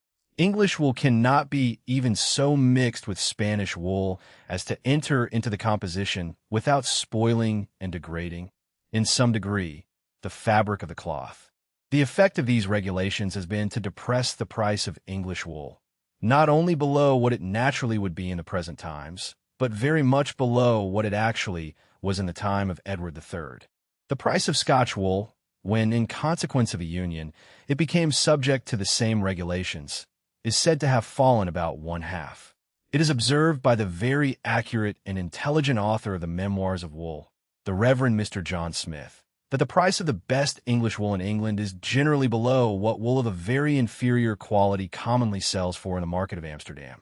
This reduction of price, it may perhaps be thought, by discouraging the growing of wool, must have reduced the annual produce. But the produce of wool depends upon the produce of mutton, and the demand for mutton has supported the breed of sheep, though the wool has been a drug. The same spirit has prohibited the exportation of fuller's earth, of tobacco pipe clay, of artificers, and of the tools of many trades. By several statutes, if any person shall entice any artificer to go into any foreign country, he shall, for the first offense, be fined and imprisoned, for the second, more heavily. If any artificer has gone beyond the seas, and is exercising or teaching his trade in any foreign country, upon warning being given him by any of His Majesty's ministers or consuls abroad. If he does not, within 6 months, return into this realm, he is declared incapable of taking any legacy, of being executor, of taking any lands. He forfeits to the king all his lands, goods, and chattels, is declared an alien in every respect, and is put out of the king's protection. It is unnecessary, I imagine, to observe how contrary such regulations are to the boasted liberty of the subject, of which we affect to be so very jealous, but which, in this case, is so plainly sacrificed to the feudal interests of our merchants and manufacturers. The laudable motive of all these regulations is to extend our own manufactures, not by their own improvement, but by the depression of those of all our neighbors, and by putting an end, as much as possible, to the troublesome competition of such odious and disagreeable rivals. Our master manufacturers think it reasonable that they themselves should have the monopoly of the ingenuity of all their countrymen, though by restraining, in some trades, the number of apprentices which can be employed at one time, and by imposing the necessity of a long apprenticeship in all trades, they endeavor to confine the knowledge of their respective employments to as small a number as possible. They are unwilling that any part of this small number should go abroad to instruct foreigners. Consumption is the sole end and purpose of all production, and the interest of the producer ought to be attended to only so far as it may be necessary for promoting that of the consumer. The maxim is so perfectly self-evident that it would be absurd to attempt to prove it. But in the mercantile system, the interest of the consumer is almost constantly sacrificed to that of the producer, and it seems to consider production, and not consumption, as the ultimate end and object of all industry and commerce. In the restraints upon the importation of all foreign commodities which can come into competition with those of our own growth or manufacture, the interest of the home consumer is evidently sacrificed to that of the producer. It is altogether for the benefit of the latter that the former is obliged to pay that enhancement of price which this monopoly almost always occasions.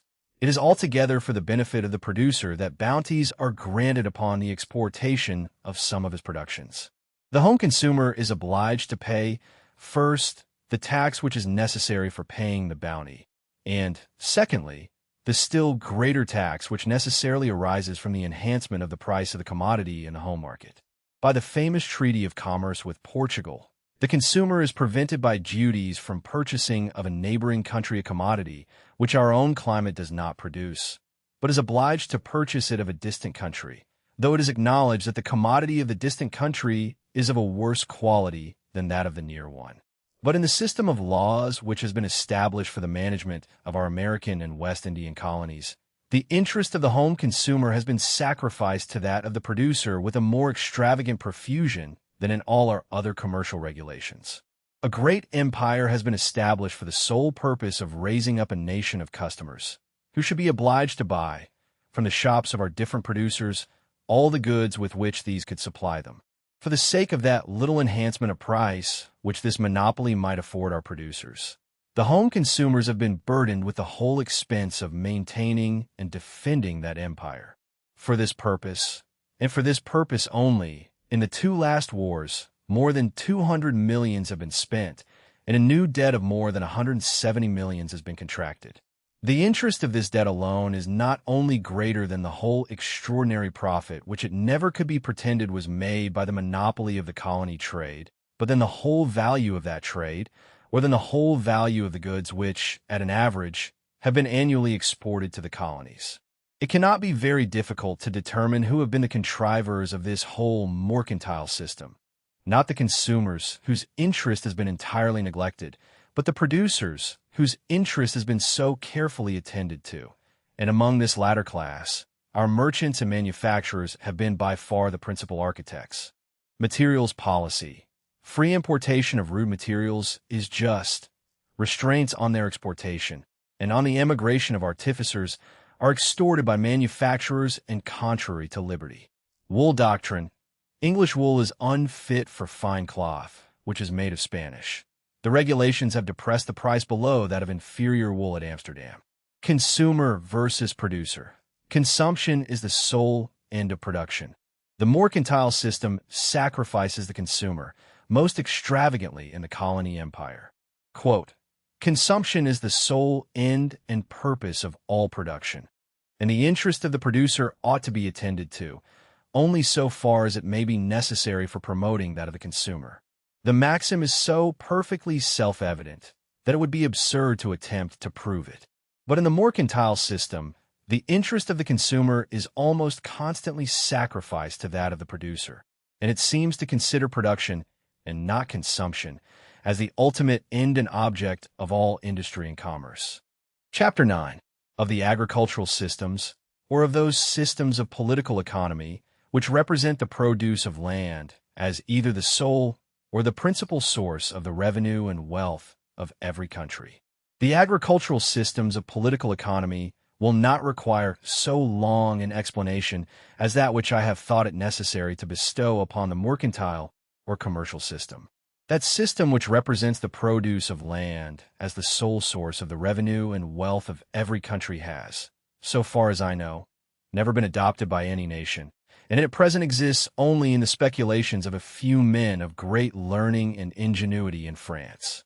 It would not, surely, be worthwhile to examine at great length the errors of a system which never has done, and probably never will do, any harm in any part of the world. I shall endeavor to explain, however, as distinctly as I can, the great outlines of this very ingenious system. Mr. Colbert, the famous minister of Louis XIV, a man of probity, of great industry and knowledge of detail, had unfortunately embraced all the prejudices of the mercantile system. The industry and commerce of a great country he endeavored to regulate upon the same model as the departments of a public office.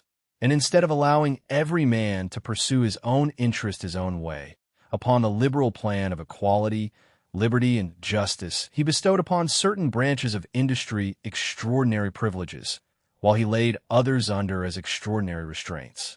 In order to render provisions cheap to the towns, he prohibited altogether the exportation of corn, and thus excluded the country from every foreign market for, by far, the most important part of the produce of their industry. This prohibition, joined to the provincial restraints upon the transportation of corn, and to the arbitrary and degrading taxes levied upon the cultivators, kept down the agriculture of France very much below the state to which it would naturally have risen in so fertile a soil and so happy a climate. If the rod be bent too much one way, says the proverb, in order to make it straight, you must bend it as much the other. The French philosophers who have proposed the system which represents agriculture as the sole source of the revenue and wealth of every country seem to have adopted this proverbial maxim, and in their opinion, which is perhaps in this respect a little too narrow, Colbert's preference of the towns was the sole cause of the languor of French agriculture. As in the plan of Mr. Colbert, the industry of the towns was certainly overvalued in comparison with that of the country. So, in their system, it seems to be as certainly undervalued. The three classes. According to this system, the different orders of people who have any way contributed, either to the annual produce of the land and labor of the society, or to the annual produce of the land only, are divided into three classes. The first is the class of the proprietors of land. The second is the class of the cultivators, of farmers and country laborers, whom they honor with the peculiar appellation of the productive class. The third is the class of artificers, manufacturers, and merchants, whom they endeavor to degrade by the humiliating appellation of the barren or unproductive class. The class of proprietors contributes to the annual produce by the expense which they may occasionally lay out upon the improvement of the land, upon buildings, drains, enclosures, and other ameliorations. The cultivators contribute by their labor and by their stock. Of all the classes of people, this, according to the system, is the only one which increases the annual produce by a surplus over and above what is necessary for replacing, with the ordinary profits, the whole stock employed. That surplus is the rent of the landlord. The labor of artificers, manufacturers, and merchants, on the contrary, is represented as replacing only the stock which employs them, together with its ordinary profits, without producing any surplus. Their class, therefore, is called barren or unproductive. It is not, however, useless. By means of their industry, the proprietors and cultivators can purchase, with the produce of a much smaller quantity of their own labor, both the foreign goods and the manufactured produce of their own country, which they have occasion for. The unproductive class, too, is maintained and employed altogether at the expense of the other two. That expense, however, they repay with a great deal of interest by the cheapness of the goods which they furnish. The establishment of perfect justice, of perfect liberty, and of perfect equality is the very simple secret which most effectually secures the highest degree of prosperity to all the three classes. In what manner the sum total of the annual produce of the land is distributed among the three classes, and in what manner the labor of the unproductive class does no more than replace the value of its own consumption, is represented by Mr. Quesnay, the very ingenious and profound author of this system, in some arithmetical formularies. The first of these, which he distinguishes by the name of the economical table, represents the distribution in a state of the most perfect liberty, and therefore of the highest prosperity. Subsequent formularies represent the same distribution in different states of restraint and regulation, in which either the class of proprietors or the barren class is more favored than the class of cultivators. Every such encroachment, every violation of that natural distribution which the most perfect liberty would establish, must, according to this system, necessarily degrade, more or less from one year to another, the value and sum total of the annual produce. Some speculative physicians seem to have imagined that the health of the human body could be preserved only by a certain precise regimen of diet and exercise, of which the smallest, violation necessarily occasions some degree of disease. Experience, however, would seem to shew that the human body frequently preserves, to all appearance at least, the most perfect state of health under a vast variety of different regimens. The healthful state of the human body contains in itself some unknown principle of preservation, capable of preventing or of correcting, in many respects, the bad effects even of a very faulty regimen. Mr. Quesnay, who was himself a physician, and a very speculative physician, seems to have entertained a notion of the same kind concerning the political body, and to have imagined that it would thrive and prosper only under a certain precise regimen, the exact regimen of perfect liberty and perfect justice. He seems not to have considered that in the political body the natural effort which every man is continually making to better his own condition is a principle of preservation capable of preventing and correcting, in many respects, the bad effects of a political economy, in some degree both partial and oppressive. Such a political economy, though it no doubt retards more or less, is not always capable of stopping altogether the natural progress of a nation towards wealth and prosperity, and still less of making it go backwards. If a nation could not prosper without the enjoyment of perfect liberty and perfect justice, there is not in the world a nation which could ever have prospered. Economical table.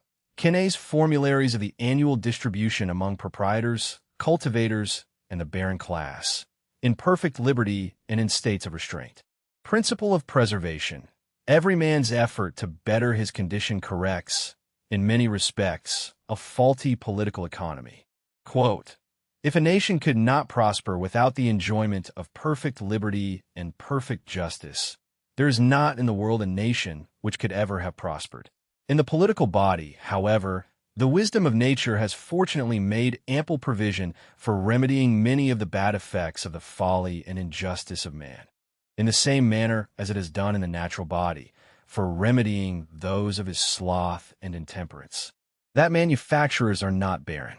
The capital error of this system, however, seems to lie in its representing the class of artificers, manufacturers, and merchants as altogether barren and unproductive.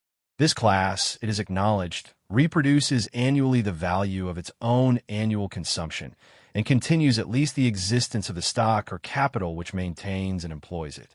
Upon this account alone, the denomination of barren or unproductive should seem to be very improperly applied to it. We should not call a marriage barren or unproductive, though it produced only a son and a daughter to replace the father and mother, and though it did not increase the number of the human species, but only continued it as it was before. Farmers and country laborers, indeed, over and above the stock which maintains and employs them, reproduce annually in neat produce, a free rent to the landlord.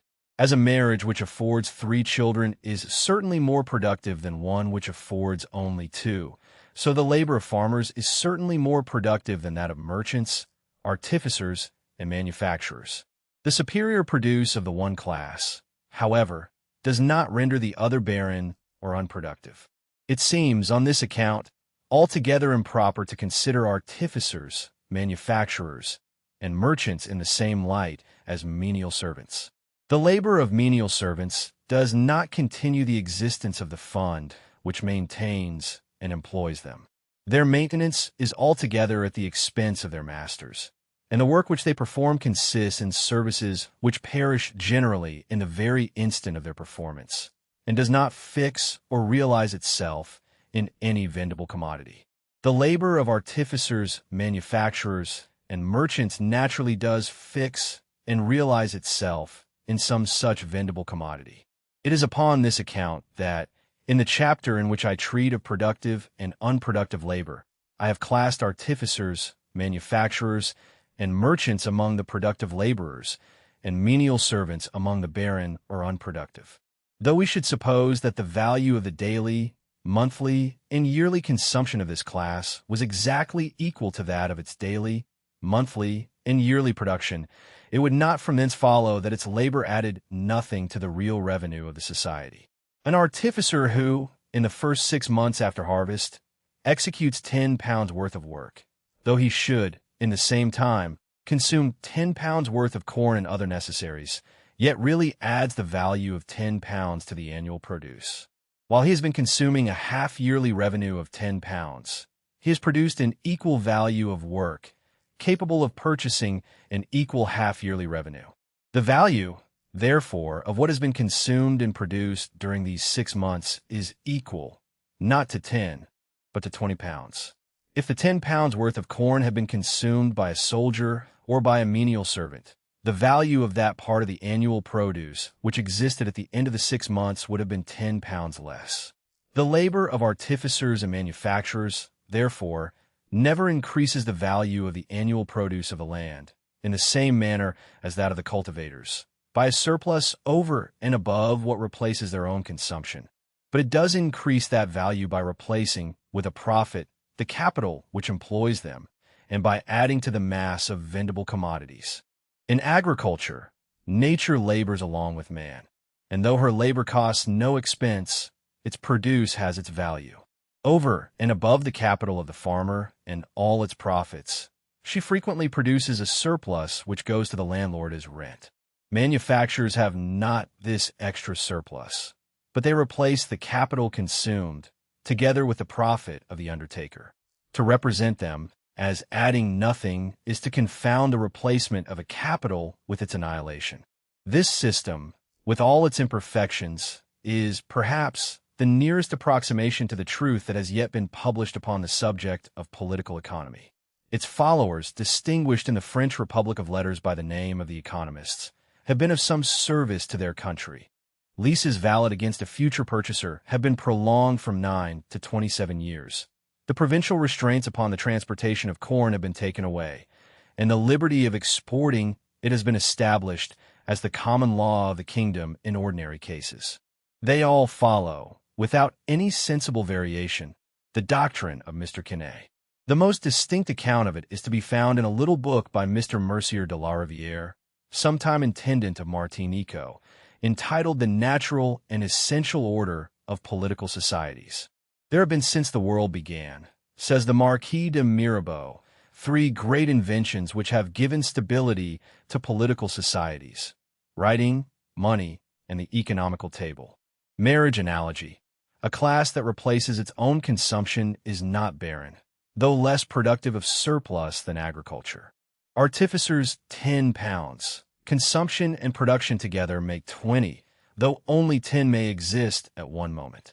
Quote, "We should not call a marriage barren or unproductive, though it produced only a son and a daughter, to replace the father and mother, and though it did not increase the number of the human species, but only continued it as it was before." The superior produce of the one class, however, does not render the other barren or unproductive. Agricultural preference in China, Egypt, and Indostan. As the political economy of modern Europe has been more favorable to the towns than to the country, so that of other nations has followed a different plan. The policy of China favors agriculture more than all other employments. The condition of a laborer is said to be as much superior to that of an artificer as in most parts of Europe that of an artificer is to that of a laborer. The Chinese have little respect for foreign trade. Your beggarly commerce was the language in which the mandarins of Pekin used to talk to Mr. De Lang, the Russian envoy. The home market of China is, perhaps, an extent not much inferior to that of all Europe put together, and is alone sufficient to support very great manufactures. Yet a more extensive foreign trade, especially in Chinese ships, could scarce fail to teach them the machines and improvements of other nations. The policy of ancient Egypt and that of the Genta government of Indostan favored agriculture in the same manner. The people were divided into castes, confined from father to son to a particular employment. Farmers ranked above merchants and manufacturers, and the sovereigns whose revenue was a land tax or land rent. A fifth, it is said, of the produce were naturally attentive to the waters of the Nile and of the Ganges. Both countries were famous for fertility and able, in years of moderate plenty, to export grain. The Egyptians had a superstitious aversion to the sea. The Genta religion, by forbidding fire upon the water, in effect prohibited distant voyages. Agriculture can support itself under a confined market much better than manufactures. A shoemaker will make more than 300 pairs of shoes in a year, and his family will not wear out 6. The farmer, in a large country, requires little more than the custom of 1, 2, or at most 4 such families as his own. Bengal has always been more remarkable for manufactures than for grain. Ancient Egypt was the granary of the Roman Empire. Greece and Rome honored agriculture, but rather by discouraging artificers, whose trades were thought hurtful to military habits, than by any direct encouragement of the farmer. Slave work is generally dearer than that of freemen. The Hungarian mines, as Mr. Montesquieu remarks, though not richer, have been wrought with more profit than the Turkish, because freemen employ machinery, and slaves only their arms. Fine manufactures among the ancients were excessively dear. Silk sold for its weight in gold. The greatest and most important branch of the commerce of every nation is that between town and country. The dearer the manufactured produce, the cheaper the rood, and whatever tends to diminish the number of artificers tends to diminish the home market for the produce of the land. Those systems, therefore, which, preferring agriculture, impose restraints upon manufactures and foreign trade, act contrary to the very end which they propose. They are so far, perhaps, more inconsistent than even the mercantile system. That system turns capital from a more advantageous to a less advantageous industry, but still encourages the industry it means to promote.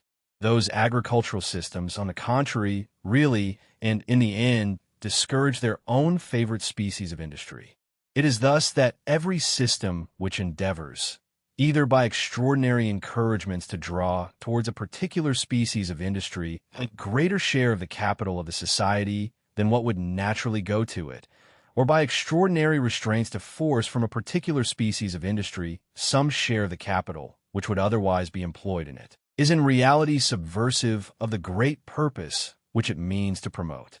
It retards, instead of accelerating, the progress of the society towards real wealth and greatness, and diminishes, instead of increasing, the real value of the annual produce of its land and labor.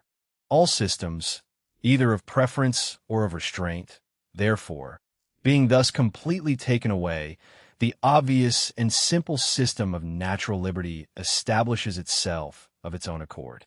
Every man, as long as he does not violate the laws of justice, is left perfectly free to pursue his own interest his own way, and to bring both his industry and capital into competition with those of any other man or order of men. The sovereign is completely discharged from a duty in the attempting to perform which he must always be exposed to innumerable delusions, and for the proper performance of which no human wisdom or knowledge could ever be sufficient. The duty of superintending the industry of private people, and of directing it towards the employments most suitable to the interests of the society. According to the system of natural liberty, the sovereign has only three duties to attend to, three duties of great importance, indeed, but plain and intelligible to common understandings. First, the duty of protecting the society from the violence and invasion of other independent societies. Secondly, the duty of protecting, as far as possible, every member of the society from the injustice or oppression of every other member of it, or the duty of establishing an exact administration of justice, and thirdly, the duty of erecting and maintaining certain public works and certain public institutions which it can never be for the interest of any individual or small number of individuals to erect and maintain, because the profit could never repay the expense to any individual or small number of individuals, though it may frequently do much more than repay it to a great society. The proper performance of those several duties necessarily supposes a certain expense, and this expense a certain revenue. The subject of the following book. Home market, restraints on manufactures, cheap and rude produce, and shrink the farmer's best market. Natural liberty, preference and restraint taken away, the sovereign keeps three duties: defense, justice, and certain public works. Quote, all systems, either of preference or of restraint, therefore, being thus completely taken away, the obvious and simple system of natural liberty establishes itself of its own accord. Every man, as long as he does not violate the laws of justice, is left perfectly free to pursue his own interest his own way, and to bring both his industry and capital into competition with those of any other man or order of men. According to the system of natural liberty, the sovereign has only three duties to attend to, three duties of great importance, indeed, but plain and intelligible to common understandings. First, the duty of protecting the society from the violence and invasion of other independent societies. Secondly, the duty of protecting, as far as possible, every member of the society from the injustice or oppression of every other member of it, or the duty of establishing an exact administration of justice. And, thirdly, the duty of erecting and maintaining certain public works and certain public institutions, which it can never be for the interest of any individual or small number of individuals to erect and maintain. Book V. Of the revenue of the sovereign or commonwealth. The proper performance of those several duties of the sovereign necessarily supposes a certain expense, and this expense again necessarily requires a certain revenue to support it. In this book, I shall endeavor to explain, first, what are the necessary expenses of the sovereign or commonwealth, and which of those expenses ought to be defrayed by the general contribution of the whole society, and which of them by that of some particular part only. Secondly, what are the different methods in which the whole society may be made to contribute towards defraying the expenses incumbent on the whole society? And thirdly, what are the reasons and causes which have induced almost all modern governments to mortgage some part of this revenue, or to contract debts, and what have been the effects of those debts upon the real wealth, the annual produce of the land and labor of the society? Chapter 1. Of the expenses of the sovereign or commonwealth. Part 1. Of the expense of defense. The first duty of the sovereign, that of protecting the society from the violence and invasion of other independent societies, can be performed only by means of a military force. But the expense both of preparing this military force in time of peace and of employing it in time of war is very different in the different states of society, in the different periods of improvement. Among nations of hunters, the lowest and rudest state of society, such as we find it among the native tribes of North America, every man is a warrior as well as a hunter. When he goes to war, either to defend his society or to revenge the injuries which have been done to it, he maintains himself by his own labor, in the same manner as when he lives at home.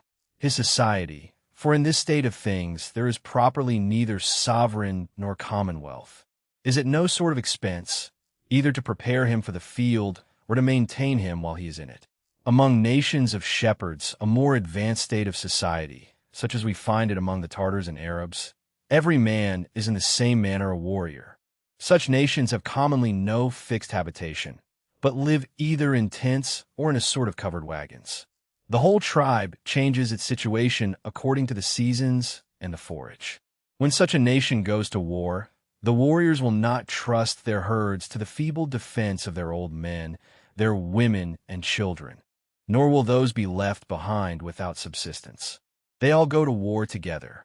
Among the Tartars, even the women have been frequently known to engage in battle. If they conquer, whatever belongs to the hostile tribe is the recompense of the victory. If they are vanquished, their herds, their women and children become the booty of the conqueror. The ordinary life of a Tartar or Arab, running, wrestling, throwing the javelin, drawing the bow, prepares him sufficiently for war. His chief is at no sort of expense in preparing him for the field, and when he is in it, the chance of plunder is the only pay which he either expects or requires. An army of hunters can seldom exceed 200 or 300 men. The precarious subsistence, even of savages in that lowest state of society, can seldom admit of a greater number. An army of shepherds, on the contrary, may sometimes amount to 200 or 300,000. An ordinary horde seldom produces more than 300 or 400, but when they unite, as they frequently do under a common head, they compose the most formidable military force that can well be imagined. It was by such unions that the shepherd nations of Asia overthrew the civilized republics of Greece and the civilized monarchy of Persia. It was by such that Attila desolated the Roman Empire, and it is by such that the Tartars have more than once threatened to overrun both Europe and Asia.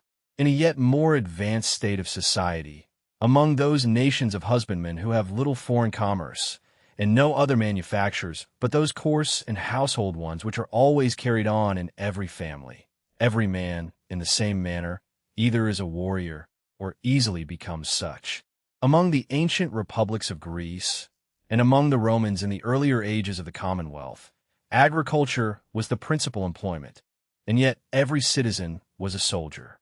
Those who have no other livelihood but the cultivation of land are all at the call of the sovereign.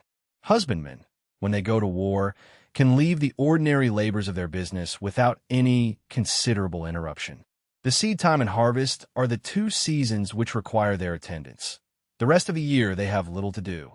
If the campaign begins after seed time and ends before harvest, both the farmer and his principal laborers can be spared from the farm without much loss.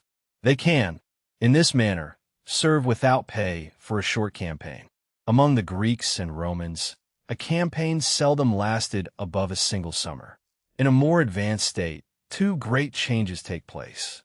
First, the progress of manufactures and of the improvement of the art of war make it impossible that either the soldiers should maintain themselves or that they should be maintained by those who send them. An artificer, whose livelihood depends on a single customer, cannot leave his work for a summer without the danger of being ruined.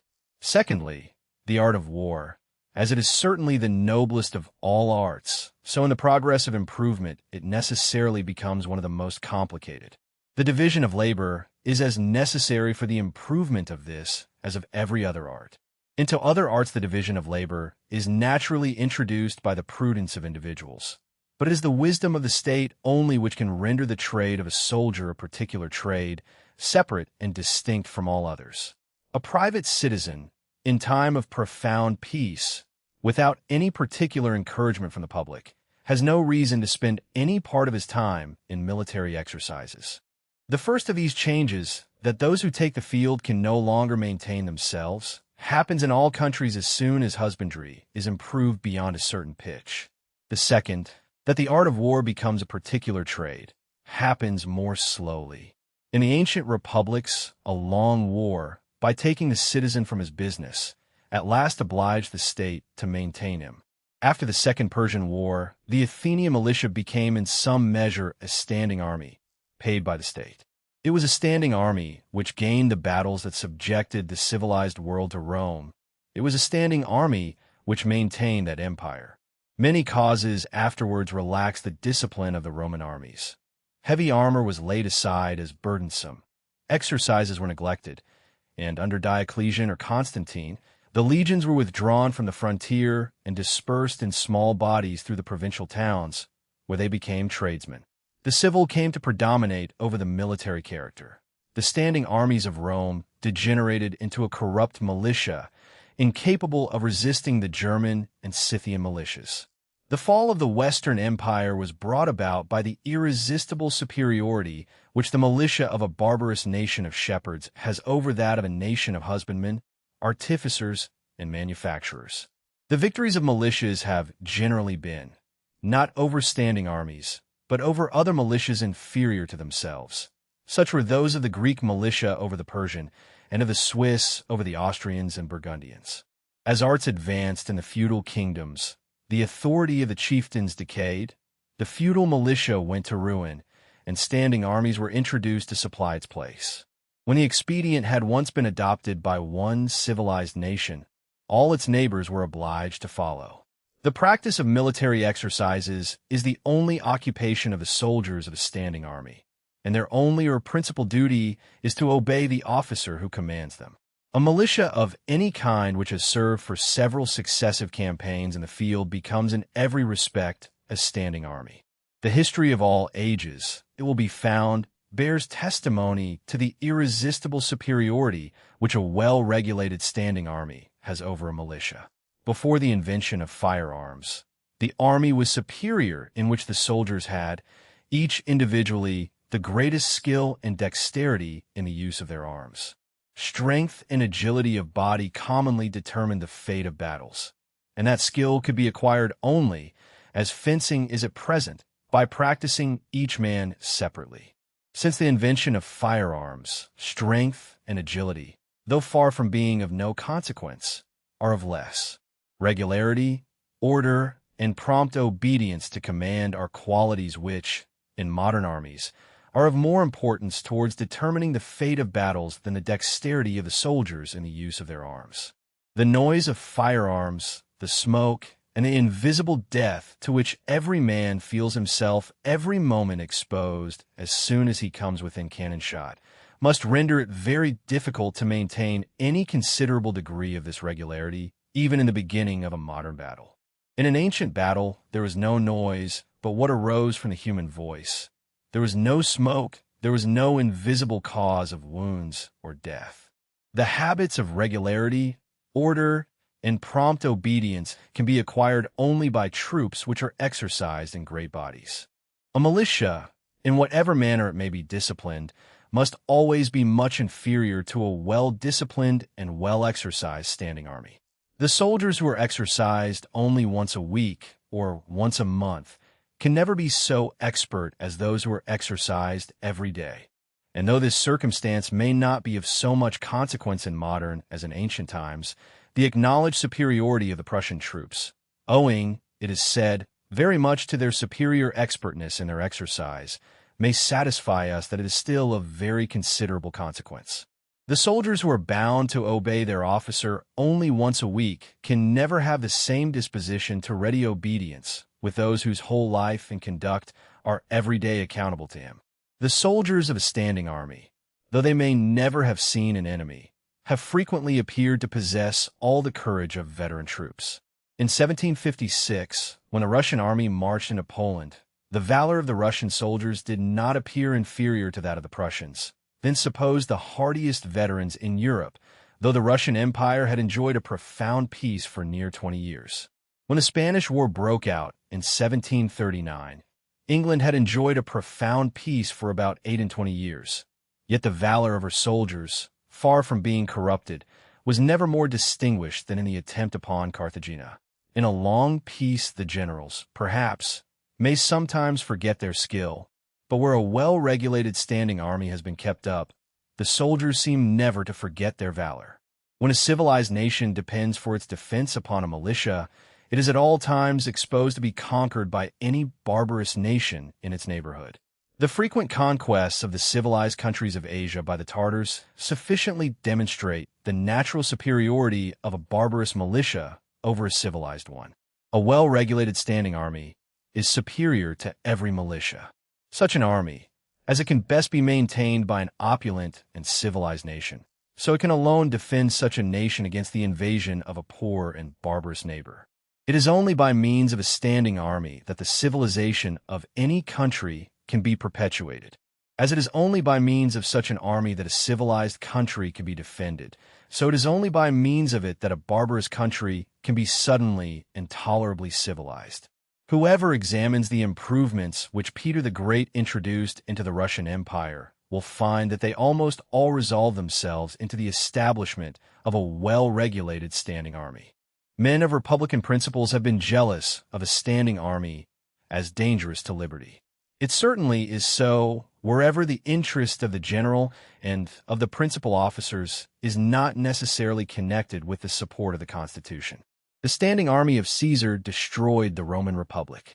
The standing army of Cromwell turned the Long Parliament out of doors. But where the sovereign is himself the general, and the principal nobility and gentry of the country the chief officers of the army, where the military force is placed under the command of those who have the greatest interest in the support of the civil authority, because they have themselves the greatest share of that authority, a standing army can never be dangerous to liberty. On the contrary, it may in some cases be favorable to liberty. The security which it gives to the sovereign renders unnecessary that troublesome jealousy which, in some modern republics, seems to watch over the minutest actions of every citizen. Where a small tumult is capable of bringing about in a few hours a great revolution, the whole authority of government must be employed to suppress every murmur. To a sovereign who feels himself supported, not only by the natural aristocracy of the country, but by a well-regulated standing army, the rudest remonstrances can give little disturbance. He can safely pardon or neglect them. That degree of liberty which approaches to licentiousness can be tolerated only in countries where the sovereign is secured by a well-regulated standing army. The first duty of the sovereign, therefore, grows gradually more and more expensive as the society advances in civilization. The military force, which originally cost the sovereign no expense either in peace or in war, must, in the progress of improvement, first be maintained by him in time of war, and afterwards even in time of peace. The great change introduced into the art of war by the invention of firearms has enhanced still further both the expense of exercising soldiers in time of peace and that of employing them in time of war. A musket is a more expensive machine than a javelin or a bow, a cannon or a mortar than a ballista or a catapulta. The powder spent in a modern review is lost irrecoverably. The javelins and arrows of an ancient one could be picked up again. It has become much more difficult, and consequently much more expensive, to fortify a town so as to resist, even for a few weeks, the attack of modern artillery. The invention of firearms, an invention which at first sight appears to be so pernicious, is certainly favorable both to the permanency and to the extension of civilization. Stages of defense. Hunters and shepherds fight at no public expense. Husbandmen can spare a summer. Commercial societies must pay a standing army. Standing army over militia. Regularity and obedience, not individual dexterity, decide modern battles. Firearms favor the opulent and civilized. Liberty. A standing army commanded by the gentry may secure, rather than endanger, civil liberty. Quote, the first duty of the sovereign, that of protecting the society from the violence and invasion of other independent societies, can be performed only by means of a military force. The history of all ages, it will be found, bears testimony to the irresistible superiority which a well-regulated standing army has over a militia. In ancient times, the opulent and civilized found it difficult to defend themselves against the poor and barbarous nations. In modern times, the poor and barbarous find it difficult to defend themselves against the opulent and civilized. The invention of firearms, an invention which at first sight appears to be so pernicious, is certainly favorable both to the permanency and to the extension of civilization. Part 2. Of the expense of justice. The second duty of the sovereign, that of protecting, as far as possible, every member of the society from the injustice or oppression of every other member of it, or or the duty of establishing an exact administration of justice, requires two very different degrees of expense in the different periods of society. Among nations of hunters, as there is scarce any property, or at least none that exceeds the value of 2 or 3 days' labor, there is seldom any established magistrate or any regular administration of justice. Men who have no property can injure one another only in their persons or reputations. When one man kills, wounds, beats, or defames another, though he to whom the injury is done suffers, he who does it receives no benefit. It is otherwise with the injuries to property. The benefit of the person who does the injury is often equal to the loss of him who suffers it. Envy, malice, or resentment are the only passions which can prompt one man to injure another in his person or reputation, and the greater part of men are not very frequently under the influence of those passions. Men may live together in society with some tolerable degree of security, though there is no civil magistrate to protect them from the injustice of those passions. But avarice and ambition in the rich, in the poor the hatred of labor, and the love of present ease and enjoyment, are passions much more steady in their operation, and much more universal in their influence. Wherever there is a great property, there is great inequality.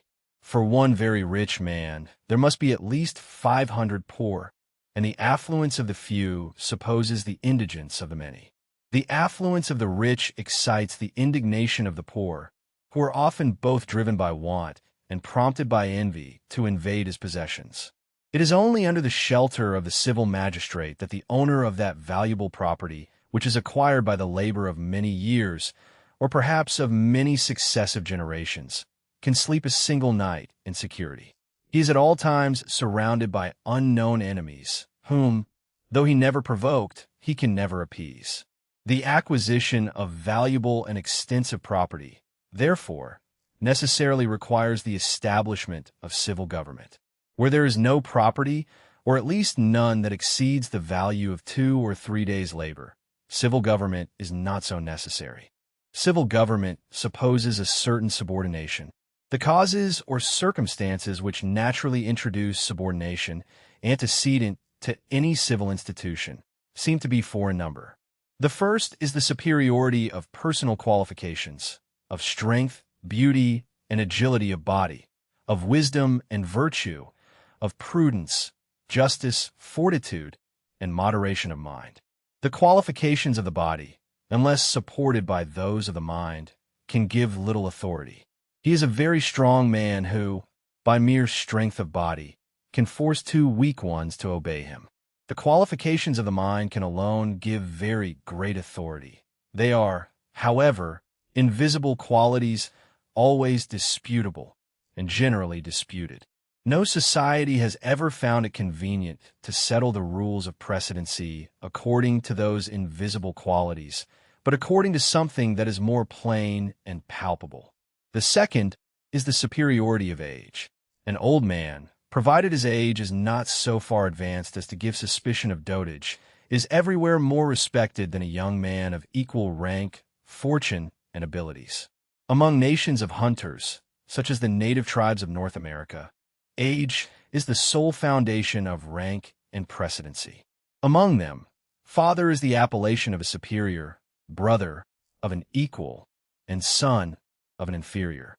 Age is a plain and palpable quality which admits of no dispute. The third is the superiority of fortune. The authority of riches, though great in every age of society, is perhaps greatest in the rudest ages which admit of any considerable inequality of fortune. A Tartar chief, the increase of whose flocks and herds is sufficient to maintain 1,000 men, cannot well employ that increase in any other way than in maintaining 1,000 men. The rude state of his society does not afford him manufactured produce, trinkets, or baubles, for which he can exchange his surplus. The 1,000 men whom he thus maintains must both obey his orders in war and submit to his jurisdiction in peace. He is necessarily both their general and their judge. In an opulent and civilized society, a man may possess a much greater fortune and yet not be able to command a dozen of people. Those who live by his estate pay for everything they get from him, and his authority extends only over a few menial servants. The first period of society, that of hunters, admits of no such inequality. Universal poverty establishes their universal equality. The second period, that of shepherds, admits of very great inequalities of fortune, and there is no period in which the superiority of fortune gives so great authority. The authority of an Arabian Sharif is very great, that of a Tartar Khan altogether despotical. The fourth is the superiority of birth. Superiority of birth supposes an ancient superiority of fortune in the family of the person who claims it. All families are equally ancient, and the ancestors of the prince, though they may be better known, cannot well be more numerous than those of the beggar. Antiquity of family means everywhere the antiquity either of wealth or of that greatness, which is commonly either founded upon wealth or accompanied with it. Upstart greatness is everywhere less respected than ancient greatness. As a military officer submits without reluctance to a superior by whom he has always been commanded, but cannot bear that his inferior should be set over his head, so men easily submit to a family to whom they and their ancestors have always submitted, but are fired with indignation when another family assumes a dominion over them. Birth, being subsequent to the inequality of fortune, can have no place among hunters.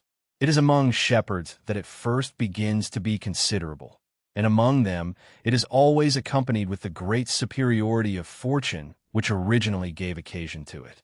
Among nations of shepherds, therefore, civil government, or a regular administration of justice, seems to have grown up naturally from the superiority of fortune and of birth. The sovereign, among those nations, is the general of the army and the judge of his people. To him, as to the original judge, the parties in every dispute make presents. The person who applied to him for justice was willing to pay for it, and the person who was afraid of being condemned was equally willing. The judicial authority, in an early period, became a source of revenue. The abuse of that revenue, delay, and a decision sold to the highest bidder, is as old as the institution itself. To remedy it, it has been proposed that the judges should be paid by the public and prohibited from receiving any present from the parties. Where the fees of court are precisely regulated, paid all at once into the hands of a cashier, and not distributed among the judges till the process is decided, there seems to be no more danger of corruption than when such fees are prohibited altogether. Those fees, not being paid till the process is determined, might be some incitement to the diligence of the court. Public services are never better performed than when their reward comes only in consequence of their being performed, and is proportioned to the diligence employed in performing them. In the different parliaments of France, the fees of court, called epics and vacations, constitute the far greater part of the emoluments of the judges. The neat salary paid by the crown to a councillor in the Parliament of Toulouse amounts only to about £6 11 shillings sterling a year. About 7 years ago, the ordinary yearly wages of a common footman in the same place. A diligent judge gains a comfortable, though moderate, revenue. An idle one gets little more than a salary. Those parliaments have never been accused. They seem never even to have been suspected of corruption. The fees of court seem originally to have been the principal support of the different courts of justice in England. Each court endeavored to draw to itself as much business as it could. The Court of King's Bench, instituted for the trial of criminal causes only, took cognizance of civil suits, the plaintiff pretending that the defendant, in not doing him justice, had been guilty of some trespass. The Court of Exchequer, instituted for the levying of the king's revenue, took cognizance of all other contract debts, the plaintiff alleging that he could not pay the king because the defendant would not pay him. In consequence of such fictions, it came in many cases to depend upon the parties before what court they would choose to have their cause tried, and each court endeavored, by superior dispatch and impartiality, to draw to itself as many causes as it could. The present admirable constitution of the courts of justice in England was, perhaps, originally, in a great measure, formed by this emulation. Originally, the courts of law gave damages only for breach of contract. The Court of Chancery, as a court of conscience, first took upon it to enforce the specific performance of agreements. When the tenant sued his lord for having unjustly outed him of his lease, the damages recovered were by no means equivalent to the possession of the land. Such causes went to chancery, till the courts of law invented the artificial and fictitious writ of ejectment, the most effectual remedy for an unjust dispossession of land. A stamp duty upon the law proceedings of each court, applied towards the maintenance of the judges, might afford a revenue sufficient for defraying the expense of justice without burdening the general revenue. But the judges might then be under the temptation of multiplying unnecessarily the proceedings upon every cause. It has been the custom in modern Europe to regulate the payment of attorneys and clerks according to the number of pages which they had occasion to write, and in order to increase their payment, they have contrived to multiply words beyond all necessity, to the corruption of the law language of, I believe, every court of justice in Europe. A like temptation might occasion a like corruption in the form of law proceedings. Whether the administration of justice be so contrived as to defray its own expense, or whether the judges be maintained by fixed salaries, it does not seem necessary that the persons entrusted with the executive power should be charged with the management of that fund. The separation of the judicial from the executive power seems originally to have arisen from the increasing business of the society. The consul at Rome was too much occupied with the political affairs of the state to attend to the administration of justice. A praetor was appointed to administer it in his stead. When the judicial is united to the executive power, it is scarce possible that justice should not frequently be sacrificed to what is vulgarly called politics. Upon the impartial administration of justice depends the liberty of every individual, the sense which he has of his own security. The judge should not be liable to be removed from his office according to the caprice of the executive power, nor should the regular payment of his salary depend upon the good will or even upon the good economy of that power. Property and the magistrate. Valuable property requires civil government. Hunters with 2 or 3 days' labor in goods can live without it. 4 subordinations, personal qualifications, age, fortune, and birth. Fortune greatest among shepherds. Independent courts. Fees regulated and paid after decision. Judicial power separated from the executive. Quote, "It is only under the shelter of the civil magistrate that the owner of that valuable property, which is acquired by the labor of many years, or perhaps of many successive generations, can sleep a single night in security." The acquisition of valuable and extensive property, therefore, necessarily requires the establishment of civil government. Where there is no property, or at least none that exceeds the value of 2 or 3 days' labor, civil government is not so necessary. When the judicial is united to the executive power, it is scarce possible that justice should not frequently be sacrificed to what is vulgarly called politics. Part 3. Of the expense of public works and public institutions. The third and last duty of the sovereign or commonwealth is that of erecting and maintaining those public institutions and those public works which, though they may be in the highest degree advantageous to a great society, are of such a nature that the profit could never repay the expense to any individual or small number of individuals. After the works necessary for defense and for justice, the other works and institutions of this kind are chiefly those for facilitating the commerce of the society and those for promoting the instruction of the people. The institutions for instruction are of 2 kinds, those for the education of the youth and those for the instruction of people of all ages. Article 1. Public works for facilitating commerce. The erection and maintenance of good roads, bridges, navigable canals, harbors, and the like must require very different degrees of expense in the different periods of society. The expense of making and maintaining the public roads of any country must increase with the annual produce of its land and labor, or with the quantity and weight of the goods which it becomes necessary to fetch and carry upon those roads. It seems, however, scarce possible to invent a more equitable way of maintaining such works than a small toll upon the carriages which make use of them, in proportion to their weight or tonnage. They pay for the maintenance of those works exactly in proportion to the wear and tear which they occasion, and that tax is finally paid by the consumer as part of the price of goods. A harbor may, in the same manner, be maintained by a moderate port duty upon the tonnage of the shipping. When the toll is committed to private undertakers, they have a direct interest in keeping the road in repair, which commissioners, who have no such interest, have not. High tolls, however, may obstruct the inland commerce of the country, and when they're made a job, they are frequently so high as to discourage that very carriage which they were intended to facilitate. Even those public works which cannot afford any revenue for maintaining themselves, but of which the conveniency is nearly confined to some particular place or district, are always better maintained by a local or provincial revenue, under a local administration, than by the general revenue of the state. Were the streets of London to be lighted and paved at the expense of the Treasury, is there any probability that they would be so well lighted and paved as they are at present, or even at so small an expense? The expense, besides, would be raised by a tax upon all the inhabitants of the kingdom, of whom the greater part derive no sort of benefit from the lighting and paving of the streets of London.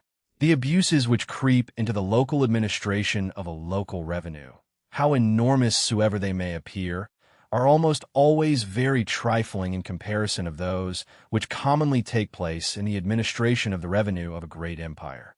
Under the justices of the peace in Great Britain, the 6 days' labor which the country people are obliged to give to the reparation of the highways is scarce ever exacted with cruelty.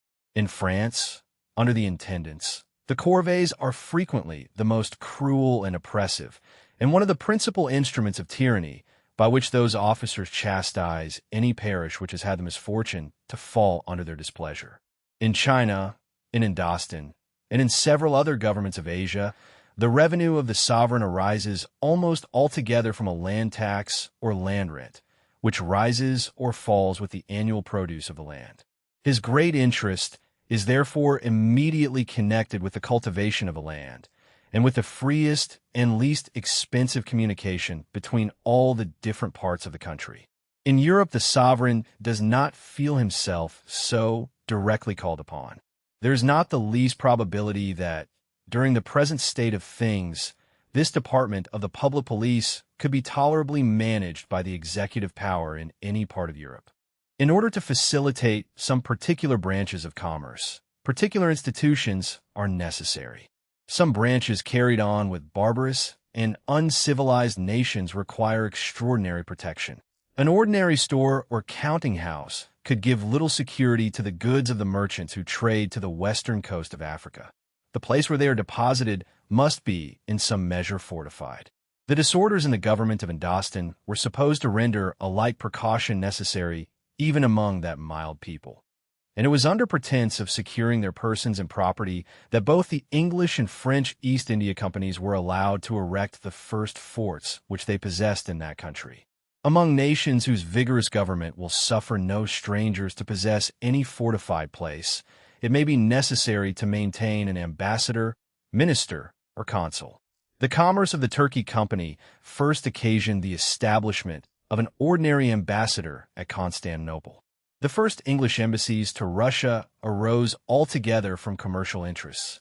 The custom of keeping ambassadors constantly resident, even in time of peace, unknown to ancient times, seems not to be older than the end of the 15th or beginning of the 16th century, when commerce first began to extend itself to the greater part of the nations of Europe. The extraordinary expense of protecting any particular branch of commerce should be defrayed by a moderate tax upon that branch. The protection of trade in general from pirates and freebooters is said to have given occasion to the first institution of the duties of customs. These companies, though they may have been useful for the first introduction of some branches of commerce, by making at their own expense an experiment which the state might not think it prudent to make, have in the long run proved universally either burdensome or useless. When they do not trade upon a joint stock, but admit any person properly qualified upon paying a fine, each member trading upon his own stock, they are called regulated companies. When they trade upon a joint stock, they are called joint stock companies. Regulated companies resemble, in every respect, the corporations of trades, and are a sort of enlarged monopolies of the same kind. The usual corporation spirit prevails in all of them. When they have been allowed to act according to their natural genius, They have always endeavored to subject the trade to many burdensome regulations. When the law has restrained them from doing this, they have become altogether useless and insignificant. The regulated companies which at present subsist in Great Britain are the ancient merchant adventurers, now commonly called the Hamburg Company, the Russia Company, the Eastland Company, the Turkey Company, and the African Company. To be merely useless is, perhaps, the highest eulogy which can ever justly be bestowed upon a regulated company. And the Hamburg, Russia, and Eastland companies, in their present state, seem to deserve this eulogy. The directors of a regulated company have no particular interest in the prosperity of the general trade for the sake of which forts are maintained. The decay of that trade may even contribute to the advantage of their own private trade by diminishing the number of their competitors. The directors of a joint stock company, having only their share in the common profits, have no private trade of which the interest can be separated from that of the company. In 1750, a regulated company was established, the present Company of Merchants Trading to Africa, charged with the maintenance of the British forts between Cape Rouge and the Cape of Good Hope. The fine for admission is limited to 40 shillings. The company is prohibited from trading in their corporate capacity. The government is in a committee of 9, chosen at London, Bristol, and Liverpool. An annual sum, generally about £13,000, has been allotted by Parliament for the forts. Parliament, which gives so little attention to the application of millions, is not likely to give much to that of £13,000 a year. The committee are accused of having sent out bricks and stones from England for the reparation of Cape Coast Castle, of so bad a quality that it was necessary to rebuild, from the foundation, the walls which had been repaired with them. Exclusive companies of merchants are nuisances in every respect, always more or less inconvenient to the countries in which they are established, and destructive to those which have the misfortune to fall under their government. With the right of possessing forts and garrisons in distant and barbarous countries is necessarily connected the right of making peace and war in those countries. How unjustly, how capriciously, how cruelly they have commonly exercised it is too well known from recent experience. Different plans have been proposed in Parliament for the better management of the East India Company's affairs, and all those plans seem to agree in supposing, what was indeed always abundantly evident, that it is altogether unfit to govern its territorial possessions. Even the company itself seems willing to give them up to government. When a company of merchants undertake, at their own risk and expense, to establish a new trade with some remote and barbarous nation, it may not be unreasonable to incorporate them into a joint stock company, and to grant them, in case of their success, a monopoly of the trade for a certain number of years. It is the easiest and most natural way in which the state can recompense them for hazarding a dangerous and expensive experiment, of which the public is afterwards to reap the benefit. A temporary monopoly of this kind may be vindicated upon the same principles upon which a like monopoly of a new machine is granted to its inventor, and that of a new book to its author. But upon the expiration of the term, the monopoly ought certainly to determine the forts and garrisons, if it was found necessary to establish any, to be taken into the hands of government, their value to be paid to the company, and the trade to be laid open to all the subjects of the state. By a perpetual monopoly, all the other subjects of the state are taxed very absurdly in two different ways. First, by the high price of goods which, in the case of a free trade, they could buy much cheaper, and, secondly, by their total exclusion from a branch of business which it might be both convenient and profitable for many of them to carry on. It is for the most worthless of all purposes, too, that they are taxed in this manner, merely to enable the company to support the negligence, profusion, and malversation of their own servants, to buy in one market in order to sell with profit in another, when there are many competitors in both, is a species of warfare of which the operations are continually changing, and which can scarce ever be conducted successfully without such an unremitting exertion of vigilance as cannot long be expected from the directors of a joint stock company.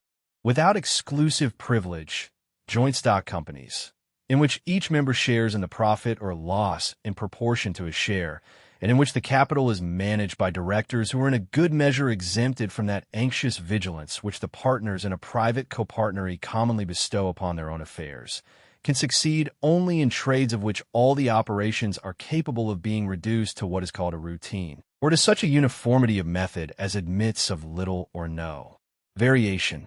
Of this kind is, first, the banking trade; secondly, the trade of insurance from fire and from sea risk and capture; thirdly, the trade of making and maintaining a navigable cut or canal; and, fourthly, the similar trade of bringing water for the supply of a great city. Except these four trades, I have not been able to recollect any other in which all the three circumstances requisite for rendering reasonable the establishment of a joint stock company concur: that the trade is reducible to strict rule and method, that it is of greater and more general utility than the greater part of common trades, and that it requires a greater capital than can easily be collected into a private copartnery. The English Copper Company, the Lead Smelting Company, the Glass Grinding Company, have not even the pretext of any great or singular utility. The Mine Adventurers Company has been long ago bankrupt. Joint stock companies established for the public-spirited purpose of promoting some particular manufacture, over and above managing their own affairs ill, scarce ever fail to do more harm than good. Tolls and local revenue, roads and harbors should pay for themselves by use. London streets should not be paved out of the general treasury. Temporary monopoly, a term of years, may recompense those who open a dangerous new trade. Afterwards, the monopoly ought to determine. Joint stock routine, banking, insurance, canals, and city water, not ordinary manufactures, and not exclusive companies of merchants as sovereigns. Quote, "Were the streets of London to be lighted and paved at the expense of the treasury, is there any probability that they would be so well lighted and paved as they are at present, or even at so small an expense? To be merely useless, indeed, is perhaps the highest eulogy which can ever justly be bestowed upon a regulated company." Article 2. Institutions for the Education of Youth. The institutions for the education of the youth may, in the same manner, furnish a revenue sufficient for defraying their own expense. The fee or honorary which the scholar pays to the master naturally constitutes a revenue of this kind. Even where the reward of the master does not arise altogether from this natural revenue, it still is not necessary that it should be derived from the general revenue of the society. Through the greater part of Europe, the endowment of schools and colleges makes either no charge upon that general revenue, or but a very small one. In every profession, the exertion of the greater part of those who exercise it is always in proportion to the necessity they are under of making that exertion. The endowments of schools and colleges have necessarily diminished, more or less, the necessity of this application in the teachers. Where the teacher is prohibited from receiving any honorary or fee from his pupils, and where his salary arises from a fund altogether independent of their numbers or attendance, he is likely to neglect them altogether. In the University of Oxford, the greater part of the public professors have, for these many years, given up altogether even the pretense of teaching. If in each college the tutor who is to instruct any student in philosophy and science were chosen by the student himself, and if the honoraries which he paid were a part of the tutor's reward, some effort would still be made. Where the youth are drawn to a particular college, not by the reputation of the teachers, but by bursaries, scholarships, exhibitions, and other premiums of that sort, the discipline of the college is likely to be as much relaxed as that of the university.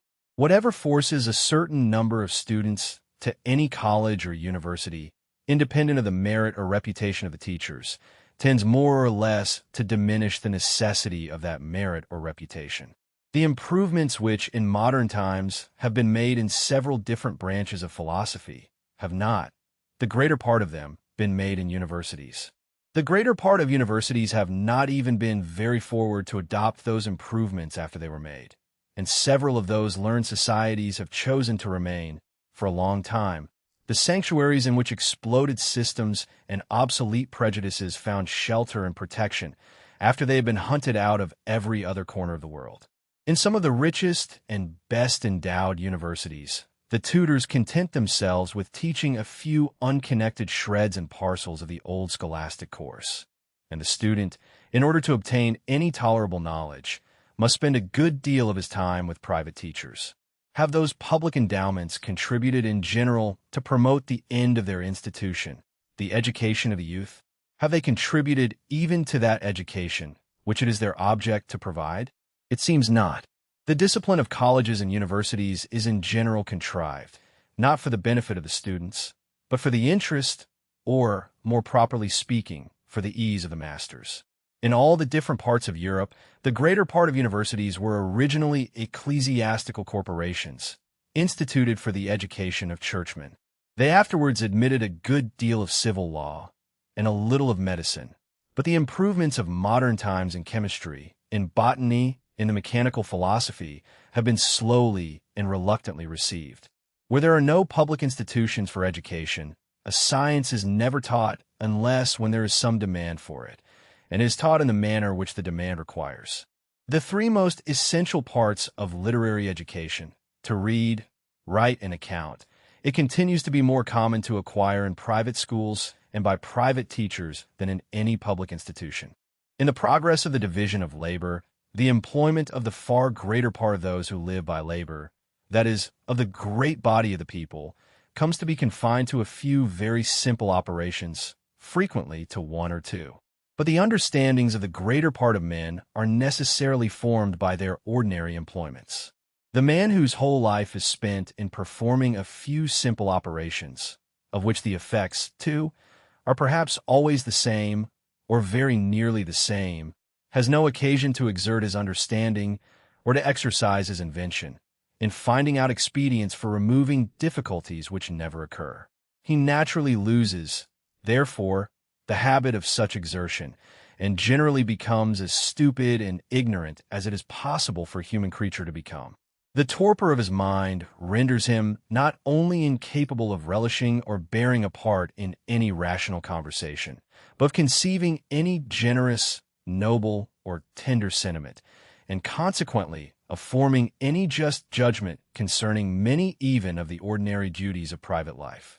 Of the great and extensive interests of his country, he is altogether incapable of judging, and unless very particular pains have been taken to render him otherwise, he is equally incapable of defending his country in war.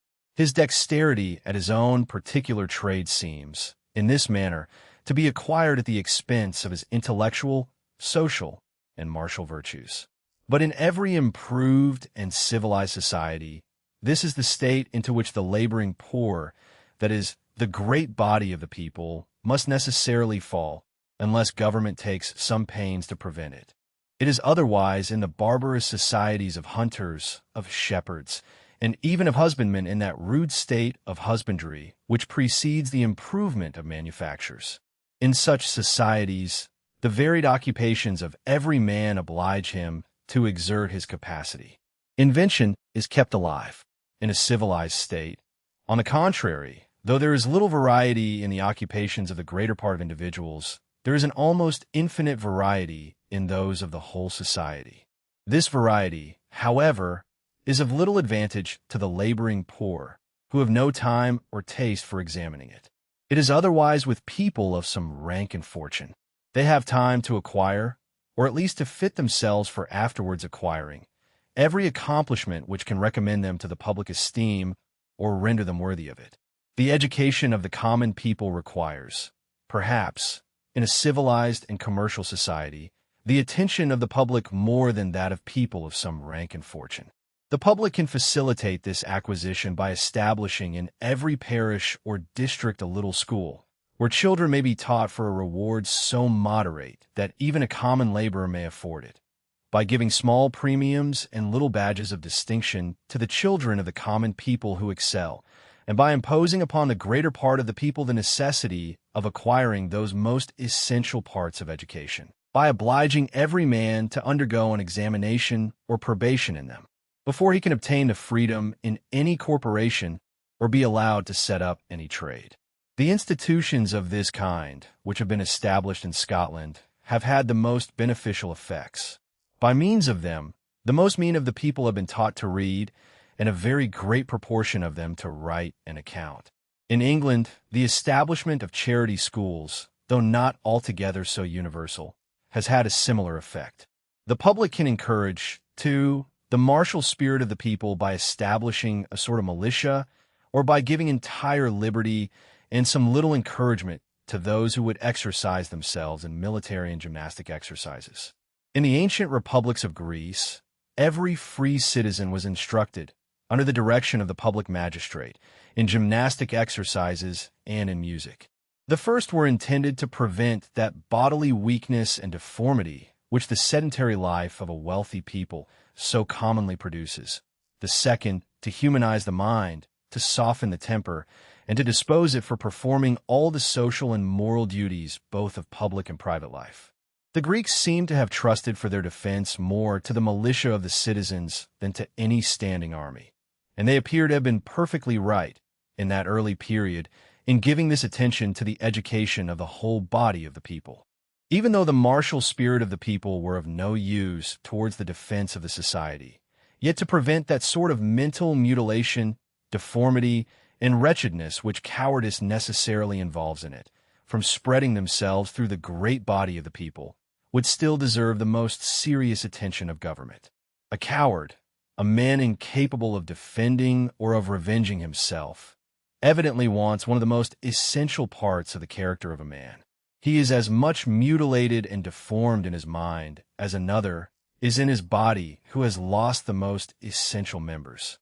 The same thing may be said of the gross ignorance and stupidity which, in a civilized society, seems so frequently to benumb the understandings of all the inferior ranks of people. The state, by giving entire liberty to those who would teach, and by obliging almost the whole body of the people to acquire those elements, can easily provide against both endowments and exertion. Where the master's income is independent of his pupils, teaching dies, as at Oxford. Parish schools, reading, writing, and accounts for the common people. Scotland's establishment the model. Martial spirit. Cowardice is a mental mutilation. Government should keep the people from sinking into it. Quote, in the progress of the division of labor, the employment of the far greater part of those who live by labor, that is, of the great body of the people, comes to be confined to a few very simple operations, frequently to one or two. He naturally loses, therefore, the habit of such exertion, and generally becomes as stupid and ignorant as it is possible for a human creature to become. The torpor of his mind renders him not only incapable of relishing or bearing a part in any rational conversation, but of conceiving any generous, noble, or tender sentiment. In every improved and civilized society, this is the state into which the laboring poor, that is, the great body of the people, must necessarily fall, unless government takes some pains to prevent it. Article 3. Institutions for the instruction of people of all ages. The institutions for the instruction of people of all ages are chiefly those for religious instruction. The object of this instruction is not so much to render the people good citizens in this world, as to prepare them for another and a better world and a life to come. The teachers of the doctrine which contains this instruction may, in the same manner as other teachers, either depend altogether for their subsistence upon the voluntary contributions of their hearers, or they may derive it from some other fund, to which the law of their country may entitle them, a landed estate, a tithe or land tax, an established salary or stipend. Their exertion, their zeal, and industry are likely to be much greater in the former situation than in the latter. In this respect, the teachers of new religions have always had a considerable advantage in attacking those ancient and established systems of which the clergy, reposing themselves upon their benefices, had neglected to keep up the fervor of faith and devotion in the great body of the people.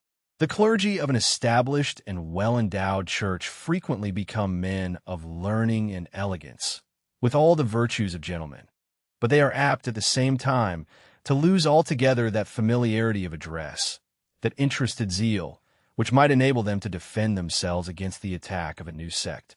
A very famous author, of great knowledge in the law and government of his country, has represented the political effects of this interested zeal as highly advantageous to the peace and good order of society.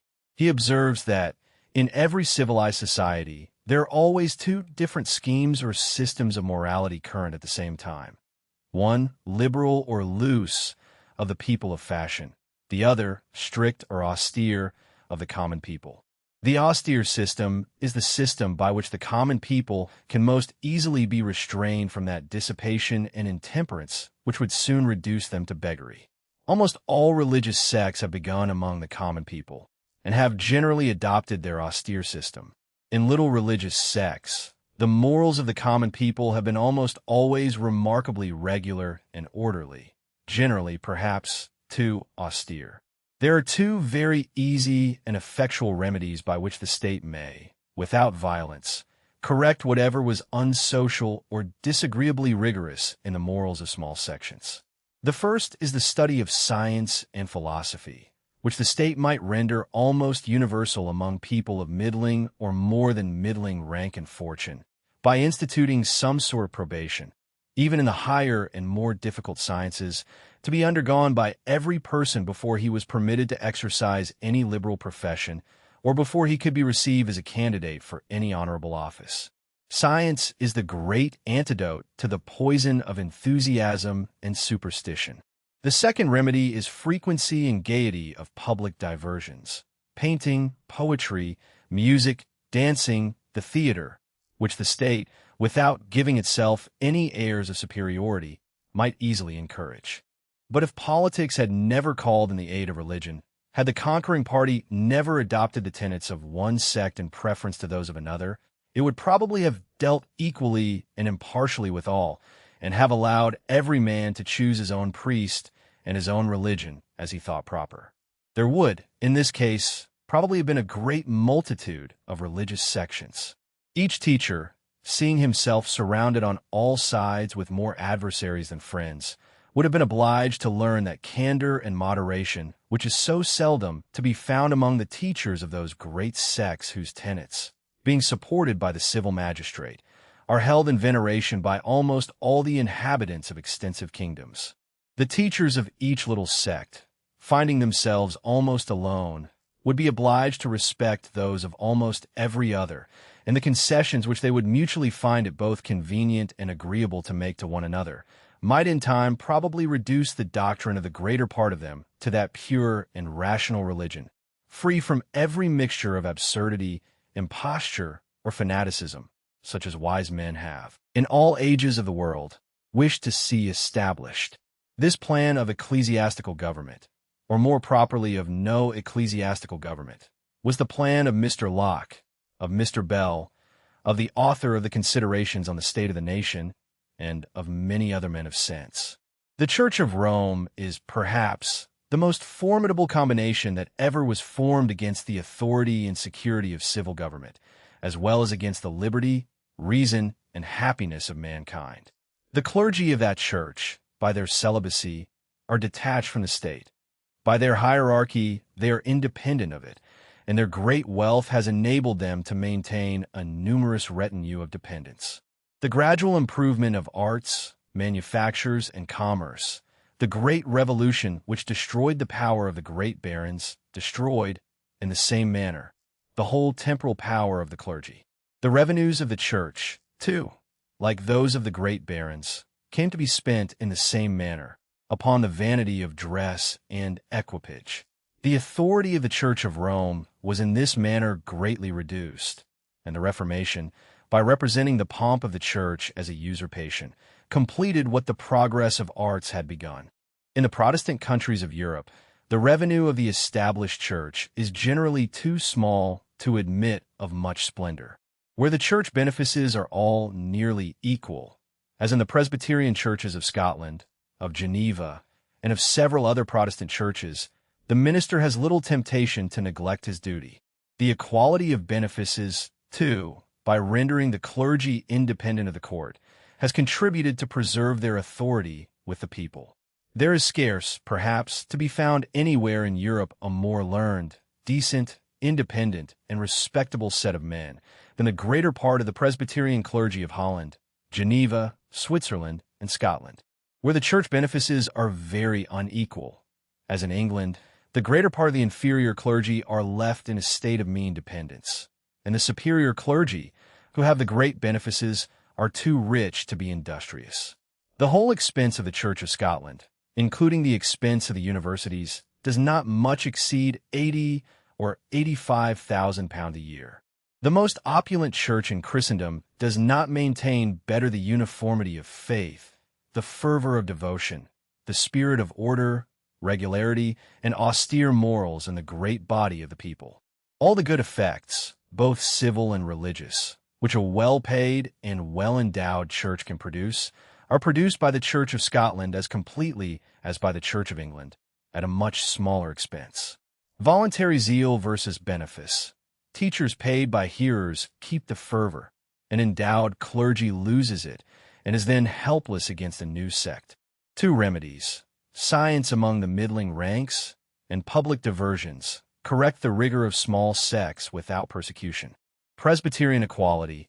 Nearly equal benefices in Scotland produce learning and morals at a fraction of the English establishment. Quote, "Science is the great antidote to the poison of enthusiasm and superstition, and where all the superior ranks of people were secured from it, the inferior ranks could not be much exposed to it. There would in this case, probably, have been a great multitude of religious sections. The teachers of each little sect, finding themselves almost alone, would be obliged to respect those of almost every other, and the concessions which they would mutually find it both convenient and agreeable to make to one another, might in time, probably, reduce the doctrine of the greater part of them to that pure and rational religion, free from every mixture of absurdity, imposture, or fanaticism, such as wise men have, in all ages of the world, wished to see established." Part 4. Of the expense of supporting the dignity of the sovereign. Over and above the expenses necessary for enabling the sovereign to perform his several duties, a certain expense is requisite for the support of his dignity. This expense varies both with the different periods of improvement and with the different forms of government. In an opulent and improved society, where all the different orders of people are growing every day more expensive in their houses, in their furniture, in their tables, in their dress, and in their equipage, it cannot well be expected that the sovereign should alone hold out against the fashion. He naturally, or rather necessarily, becomes more expensive in all those different articles too. His dignity even seems to require that he should become so. As, in point of dignity, a monarch is more raised above his subjects than the chief magistrate of any republic is ever supposed to be above his fellow citizens, so a greater expense is necessary for supporting that higher dignity. We naturally expect more splendor in the court of a king than in the mansion house of a doge or burgomaster. The expense of defending the society and that of supporting the dignity of the chief magistrate are both laid out for the general benefit of the whole society. It is reasonable, therefore, that they should be defrayed by the general contribution of the whole society, all the different members contributing, as nearly as possible, in proportion to their respective abilities. The expense of the administration of justice may no doubt be considered as laid out for the benefit of the whole society. There is no impropriety, therefore, in its being defrayed by the general contribution. The persons, however, who give occasion to this expense, and those most immediately benefited by it, may very properly defray it by the fees of court. Those local or provincial expenses of which the benefit is local or provincial. The police of a particular town or district ought to be defrayed by a local or provincial revenue. It is unjust that the whole society should contribute towards an expense of which the benefit is confined to a part of the society. The expense of maintaining good roads is beneficial to the whole society, yet most immediately to those who travel or carry goods. The turnpike tolls in England and the peagues in other countries lay it upon those two sets of people. The expense of the institutions for education and religious instruction might, with equal propriety and even with some advantage, be defrayed altogether by those who receive the immediate benefit, or by the voluntary contribution of those who think they have occasion for either. When the institutions which are beneficial to the whole society cannot be maintained altogether by the contribution of those most immediately benefited. The deficiency must, in most cases, be made up by the general contribution of the whole society. The sources of this general or public revenue I shall endeavor to explain in the following chapter. Dignity. The sovereign follows the fashion of an opulent society. A king costs more in splendor than a doge. Who pays? Defense and dignity from the whole. Justice often from fees. Local works from local revenue. Education and religion preferably from those who use them. Quote, the expense of defending the society and that of supporting the dignity of the chief magistrate are both laid out for the general benefit of the whole society. It is reasonable, therefore, that they should be defrayed by the general contribution of the whole society, all the different members contributing, as nearly as possible, in proportion to their respective abilities. Chapter 2. Of the sources of the general or public revenue of the society. The revenue, which must defray, not only the expense of defending the society and of supporting the dignity of the chief magistrate, but all the other necessary expenses of government for which the Constitution of the state has not provided any particular revenue, may be drawn either from some fund which peculiarly belongs to the sovereign or commonwealth, and which is independent of the revenue of the people, or from the revenue of the people. Part 1. Of the funds which may peculiarly belong to the sovereign or commonwealth. The funds or sources of revenue, which may peculiarly belong to the sovereign or commonwealth, must consist either in stock or in land. The sovereign, like any other owner of stock, may derive a revenue from it either by employing it himself or by lending it. His revenue is, in the one case, profit, in the other, interest. The revenue of a Tartar or Arabian chief consists in profit. It arises principally from a milk and increase of his own herds and flocks, of which he himself superintends the management. It is, however, in this earliest and rudest state of civil government only, that profit has ever made the principal part of the public revenue of a monarchical state. Small republics have sometimes derived a considerable revenue from the profit of mercantile projects. The Republic of Hamburg is said to do so from the profits of a public wine cellar and apothecary shop. That state cannot be very great of which the sovereign has leisure to carry on the trade of a wine merchant or an apothecary. The profit of a public bank has been a source of revenue to more considerable states, not only to Hamburg, but to Venice and Amsterdam. A revenue of this kind has even by some people been thought not below the attention of so great an empire as that of Great Britain. Reckoning the ordinary dividend of the Bank of England at 5.5%, and its capital at £10,780,000, the neat annual profit, after paying the expense of management, must amount, it is said, to £592,900. Government, it is pretended, could borrow this capital at 3% interest, and, by taking the management of the bank into its own hands, might make a clear profit of £269,500 a year. The orderly, vigilant, and parsimonious administration of such aristocracies as those of Venice and Amsterdam is extremely proper, it appears from experience, for the management of a mercantile project of this kind.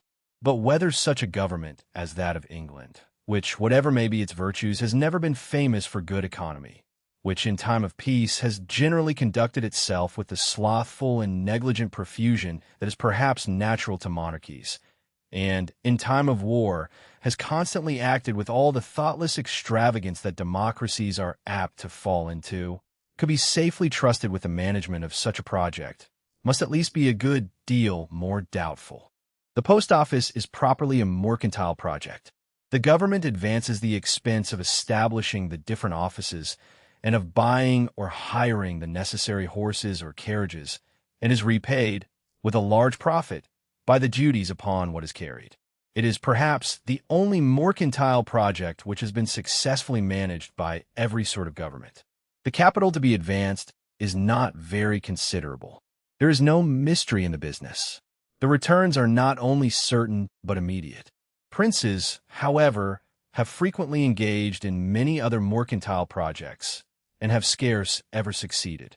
The profusion with which the affairs of princes are always managed renders it almost impossible that they should. The agents of a prince regard the wealth of their master as inexhaustible, are careless at what price they buy, careless at what price they sell, careless at what expense they transport his goods. It was thus, as we are told by Machiavel, that the agents of Lorenzo of Medicis carried on his trade. The Republic of Florence was several times obliged to pay the debt into which their extravagance had involved him. No two characters seem more inconsistent than those of trader and sovereign. If the trading spirit of the English East India Company renders them very bad sovereigns, the spirit of sovereignty seems to have rendered them equally bad traders. While they were traders only, they managed their trade successfully, since they became sovereigns with a revenue which, it is said, was originally more than 3 million sterling. They have been obliged to beg the ordinary assistance of government in order to avoid immediate bankruptcy. In their former situation, their servants in India considered themselves as the clerks of merchants. In their present situation, those servants consider themselves as the ministers of sovereigns. A state may sometimes derive some part of its public revenue from the interest of money. The canton of Bern derives a considerable revenue by lending a part of its treasure to foreign states, chiefly by placing it in the public funds of France and England.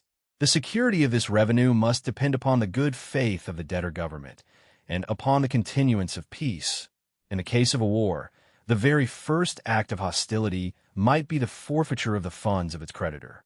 This policy of lending money to foreign states is, so far as I know, peculiar to the canton of Bern. The city of Hamburg has established a sort of public pawnshop, or lombard, which lends money upon pledges at 6%. The government of Pennsylvania, without amassing any treasure, invented a method of lending, not money indeed, but what is equivalent to money, to its subjects, by advancing to private people at interest and upon land security to double the value, paper bills of credit, to be redeemed 15 years after their date, and in the meantime made transferable like banknotes, and declared a legal tender. It raised a moderate revenue, which went a considerable way towards defraying an annual expense of about £4,500, the whole ordinary expense of that frugal and orderly government. The revenue of land, or of a great domain, was once the principal fund of European sovereigns. In those days, the other expenses of government were, the greater part of them, very moderate. The administration of justice, instead of being a cause of expense, was a source of revenue.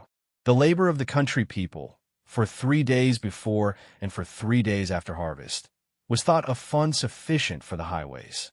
The principal expense of the sovereign seems to have consisted in the maintenance of his own family and household.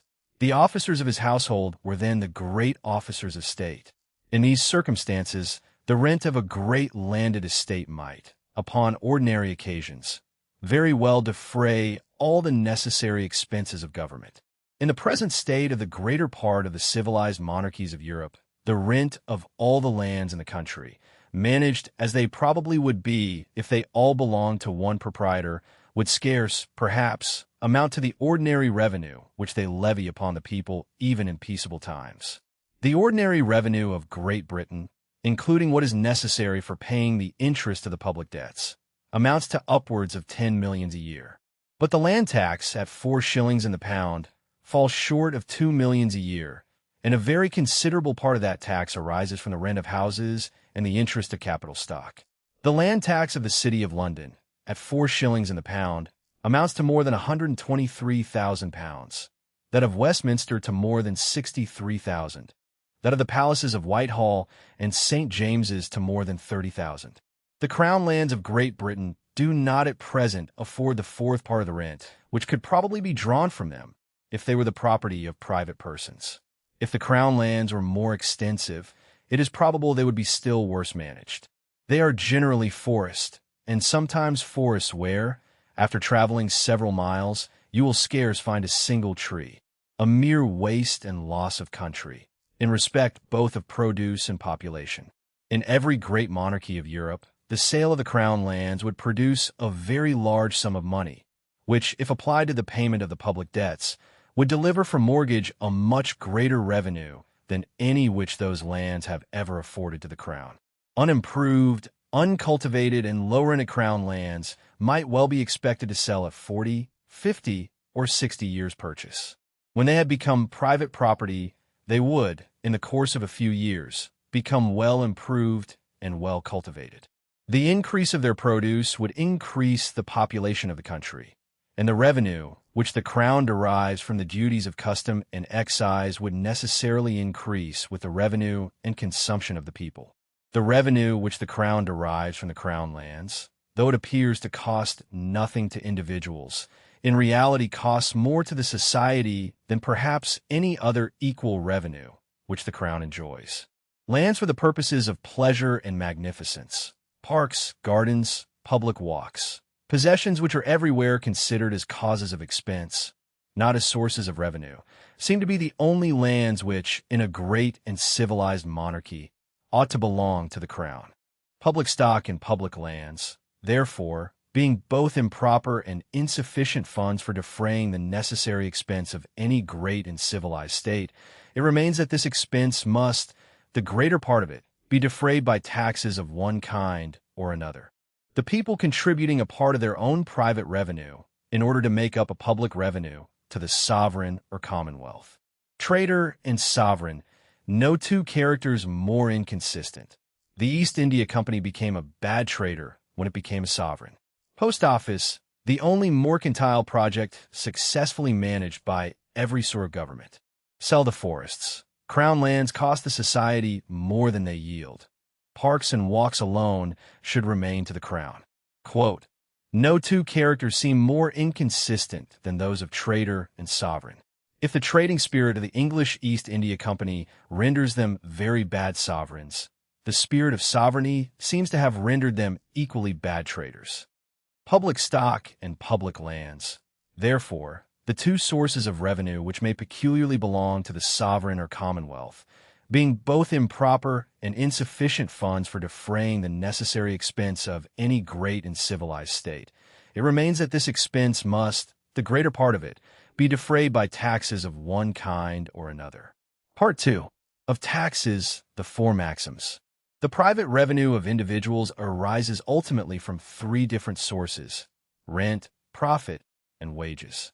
Every tax must finally be paid from some one or other of those three sources, or from all of them indifferently. Before examining particular taxes, I shall premise four maxims with regard to taxes in general. First, the subjects of every state ought to contribute towards the support of the government, as nearly as possible, in proportion to their respective abilities. That is, in proportion to the revenue which they respectively enjoy under the protection of the state.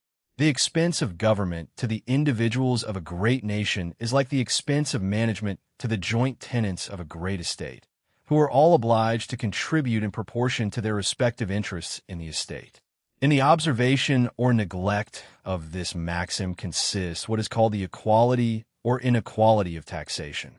Secondly, the tax which each individual is bound to pay ought to be certain and not arbitrary. The time of payment, the manner of payment, the quantity to be paid, ought all to be clear and plain to the contributor and to every other person. Where it is otherwise, every person subject to the tax is put more or less in the power of the tax gatherer. The certainty of what each individual ought to pay is of so great importance that a very considerable degree of inequality is not near so great an evil as a very small degree of uncertainty. Thirdly, every tax ought to be levied at the time, or in the manner, in which it is most likely to be convenient for the contributor to pay it.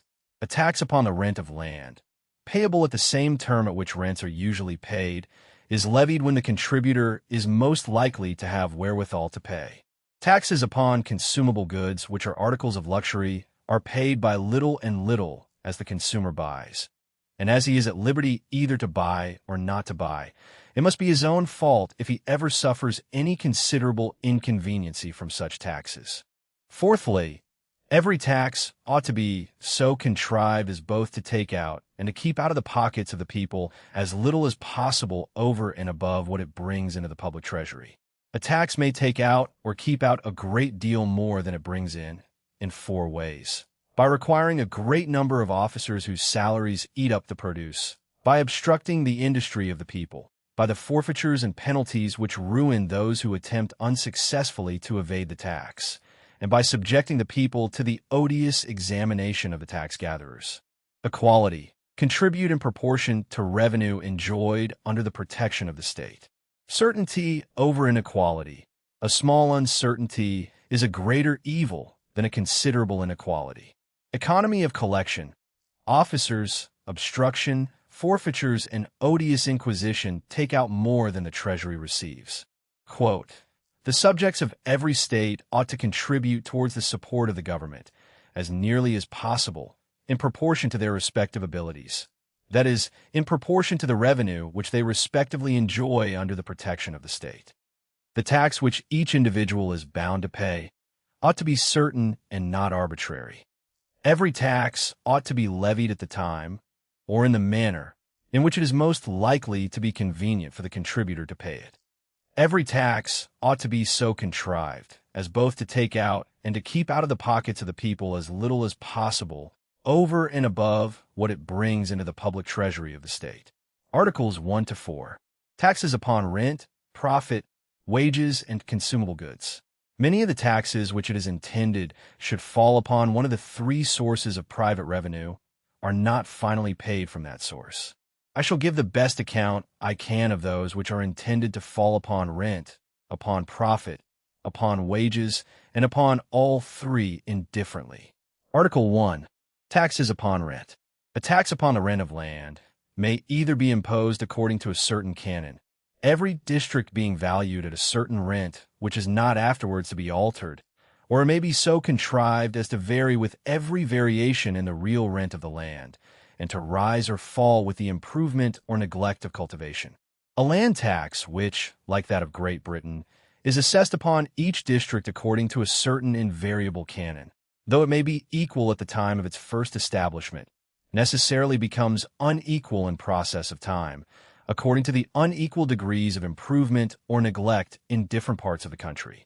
By the 4th of William and Mary, the lands of Great Britain were rated to the land tax according to a valuation made at that time, which has never since been altered. The constancy and equality of this valuation have been much commended, and in so far as it has rendered the tax certain, the commendation is just. The inequality, though considerable, has not been complained of, because it has always been the same. A tax which, in the progress of improvement, falls upon a landlord whose rent has risen, in a smaller proportion than upon one whose rent has remained the same, is a very considerable encouragement to the improvement of land. The landlord who has improved is not taxed for his improvement. This encouragement, however, is owing altogether to the inequality of the tax, and not to the nature of a land tax in general. In the Venetian territory, all the arable lands which are given in lease to farmers are taxed at 1/10 of the rent. The leases are recorded in a public register. When the proprietor occupies his own lands, they are valued according to an equitable estimation, and he is allowed a deduction of 1/5 of that valuation, so that he pays only 8 instead of 10% of the supposed rent. A land tax of this kind is certainly more equal than the British. It might not, however, be altogether so certain. The valuation of those lands which the proprietor occupied himself might frequently be a good deal affected by the good or bad humor of the valuators. The expense of levying a tax, which varied with every variation of rent, would no doubt be somewhat greater than that of levying one, which was always levied according to the same valuation. The discouragement which a variable land tax of this kind might give to the improvement of land would be more or less considerable, according as the tax was more or less heavy. In England, under the 4th of William and Mary, a term of years was allowed for the indemnification of the landlord who had improved. In the ancient dominions of the King of Prussia, the land tax is assessed according to an actual survey and valuation, which is revised from time to time. The survey of the Duchy of Milan, begun in the time of Charles VI, is said to have been one of the most accurate that ever was made.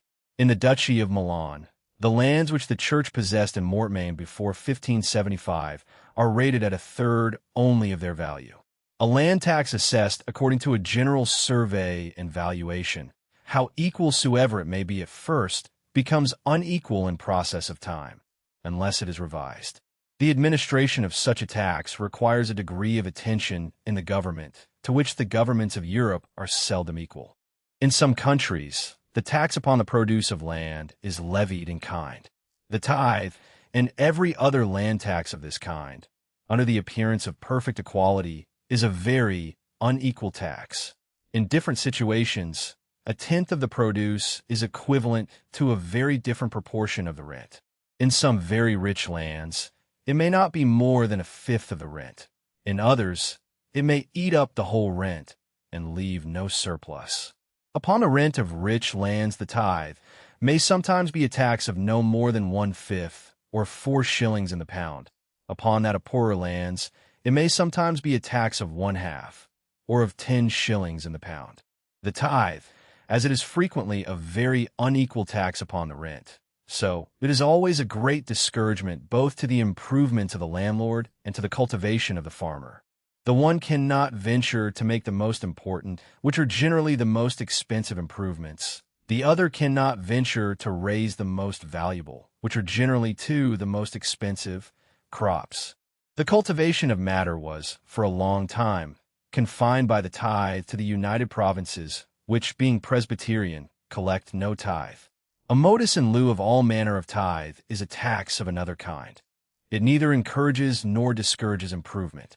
In the southern provinces of France, what is called the real or predial tithe falls altogether upon the land, and is assessed, it is said, according to a very exact survey.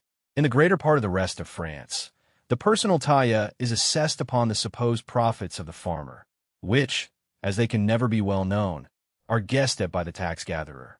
It is an inequality and uncertainty of the most pernicious kind. A tax upon house rent may be distinguished into two parts, of which the one may be called the building rent, the other the ground rent. The building rent is the interest or profit of the capital expended in building the house. In order to put the trade of a builder upon a level with other trades, it is necessary that this rent should be sufficient to pay the same interest which he would have got by lending his money, and to replace, within a certain term of years, the capital which had been employed. The ground rent is what remains after this reasonable profit. In country houses, at a distance from any great town, the ground rent is scarce anything. A tax upon house rent, payable by the tenant in proportion to the whole rent, could not, for any considerable time at least, affect the building rent. The builder must have his reasonable profit, otherwise he will cease to build. The tax would divide itself so as to fall partly upon the inhabitant and partly upon the owner of the ground. The inhabitant pays it in the first instance, and endeavors to get a house at a rent as much lower as the tax. The final payment of that part which fell upon the ground rent would fall upon the owner of the ground. In most cases, is a person who can best afford to pay. Ground rents, so far as they exceed the ordinary rent of land, are altogether owing to the good government of the sovereign. Nothing can be more reasonable than that a fund which owes its existence to the good government of the state should be taxed peculiarly. The window tax and all other taxes upon houses have some tendency to lower rents. The window tax, as it has been imposed in England, is a very unequal tax. A house of £10 rent in a country town may sometimes have more windows than a house of £500 rent in London. It is, however, a good deal less unequal than the hearth money of former times, which, being levied by a visit of the tax-gatherer to every room, was an odious inquisition. The window tax is levied from the outside. A tax upon the rent of houses, so far as it falls upon the inhabitant, is a tax upon a species of expenditure which, of all others, it is perhaps the most difficult to evade, and which, after ground rent itself, is perhaps the most reasonable remaining subject of a house tax. Nothing, besides, can be more easy to ascertain than the rent of a house. The lease is a public and notorious contract, which the tax-gatherer may consult without entering the rooms or counting the windows. British land tax, an invariable canon, certain though unequal, and an accidental encouragement to improvement. Tithe, a tenth of produce, is a very different share of rent on rich and on poor land, and always discourages expensive crops. Ground rent, that surplus which good government creates, is peculiarly a fit subject of taxation. Quote, ground rents, so far as they exceed the ordinary rent of land, are altogether owing to the good government of the sovereign, which, by protecting the industry either of the whole people or of the inhabitants of some particular place, enables them to pay so much more than its real value for the ground which they build their houses upon. Nothing can be more reasonable than that a fund, which owes its existence to the good government of the state, should be taxed peculiarly, or should contribute something more than the greater part of other funds towards the support of that government. Article 2. Taxes upon profit. The revenue or profit arising from stock naturally divides itself into two parts: that which pays the interest and which belongs to the owner of the stock, and that surplus which is over and above what is necessary for paying the interest. This latter part is evidently a subject not taxable directly. It is the compensation, and in most cases it is no more than a very moderate compensation for the risk and trouble of employing the stock. If the employer was taxed directly in proportion to the whole profit, he would be obliged either to raise the rate of his profit or to charge the tax upon the interest of money. If he employed the stock as a farming stock, he could raise the rate of his profit only by a reduction of rent, and the final payment would fall upon the landlord.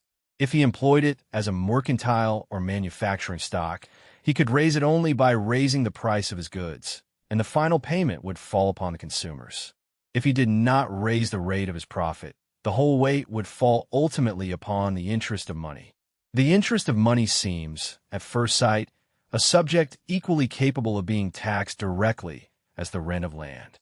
Like the rent of land, it is a neat produce which remains after completely compensating the whole risk and trouble of employing the stock. Two circumstances, however, render it a much less proper subject of direct taxation. First, the quantity and value of the stock which any man possesses is almost always a secret, and can seldom be ascertained with tolerable exactness. It is liable, besides, to almost continual variations. A tax upon it would require an inquisition more intolerable than any tax which has hitherto been attempted. Secondly, stock is a subject of a much more movable and transitory nature than land. A land tax assessed according to a certain valuation, though it may be unequal, does not drive the stock of the country abroad. A tax which was attempted to be levied upon the stock of any particular country would, if it were at all severe, tend to drive that stock to some other country, where it could be employed with more advantage. The proprietor of stock is properly a citizen of the world, and is not necessarily attached to any particular country. He would be apt to abandon the country in which he was exposed to a vexatious inquisition, and would remove his stock to some other, where he could either carry on his business or enjoy his fortune more at his ease. A tax upon the profits of particular employments can never affect the interest of money.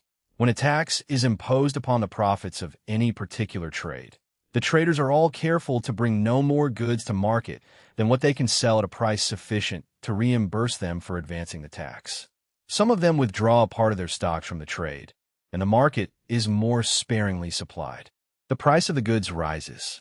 The final payment of the tax falls, not upon the interest of money, but either upon the consumers of those particular goods, or, if it is a tax upon the profits of agricultural stock, upon the rent of the landlord. What are called poll taxes in the southern provinces of North America, and the capitation upon Negroes, are properly taxes upon the profits of a certain species of stock employed in the agriculture of those provinces.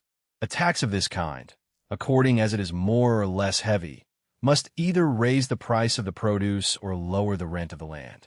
A poll tax upon slaves is altogether different from a poll tax upon freemen. The latter is a tax upon the wages of labor, the former, a tax upon a particular sort of stock. In England, the tax upon the profits of stock in particular employments is of several different kinds. The tax upon hawkers and peddlers, that upon hired carriages, and that upon alehouses are of this sort. During the late war, it was proposed to tax shopkeepers. A tax of this kind could not well be assessed according to the extent of the trade of each particular shop, without an inquisition altogether insupportable. If it were assessed according to some very vague and uncertain estimation, it would fall unequally, and would commonly fall heaviest upon those who, from their poverty, were least able to pay. Profit not directly taxable. The undertaker's surplus is compensation for risk and trouble. A tax on is shifted to rent, to prices, or to interest. Stock a citizen of the world. Unlike land, it flees a vexatious inquisition. Quote, the proprietor of stock is properly a citizen of the world and is not necessarily attached to any particular country. He would be apt to abandon the country in which he was exposed to a vexatious inquisition in order to be assessed to a burdensome tax, and would remove his stock to some other country, where he could either carry on his business or enjoy his fortune more at his ease. Appendix to Articles 1 and 2. Taxes upon the transference of property. The transference of property from the dead to the living, and that from the living to the living, have, in many cases, been subjected to taxes. Taxes upon the transference of property from the dead to the living fall finally, as well as immediately, upon the persons to whom the property is transferred. Taxes upon the sale of land fall altogether upon the seller. The seller is almost always under the necessity of selling, and must take such a price as he can get. The buyer is scarce ever under the necessity of buying, and will give only such a price as he likes. Taxes upon the sale of new-built houses, so far as they fall upon the building rent, must finally fall upon the inhabitant. Taxes upon the sale of ground rents fall altogether upon the seller. Stamp duties upon the transference of property of all kinds, and duties upon registration, are taxes of this sort. In Great Britain, the stamp duties are higher or lower, not so much according to the value of the property transferred, as according to the nature of the deed. An 18-penny or half-crown stamp is sufficient upon a bond for the largest sum of money. In Holland, there are both stamp duties and duties upon registration. Testaments must be written upon stamped paper, of which the price rises with the value of the property. In France, there are both stamp duties and duties upon registration, the control and the insinuation.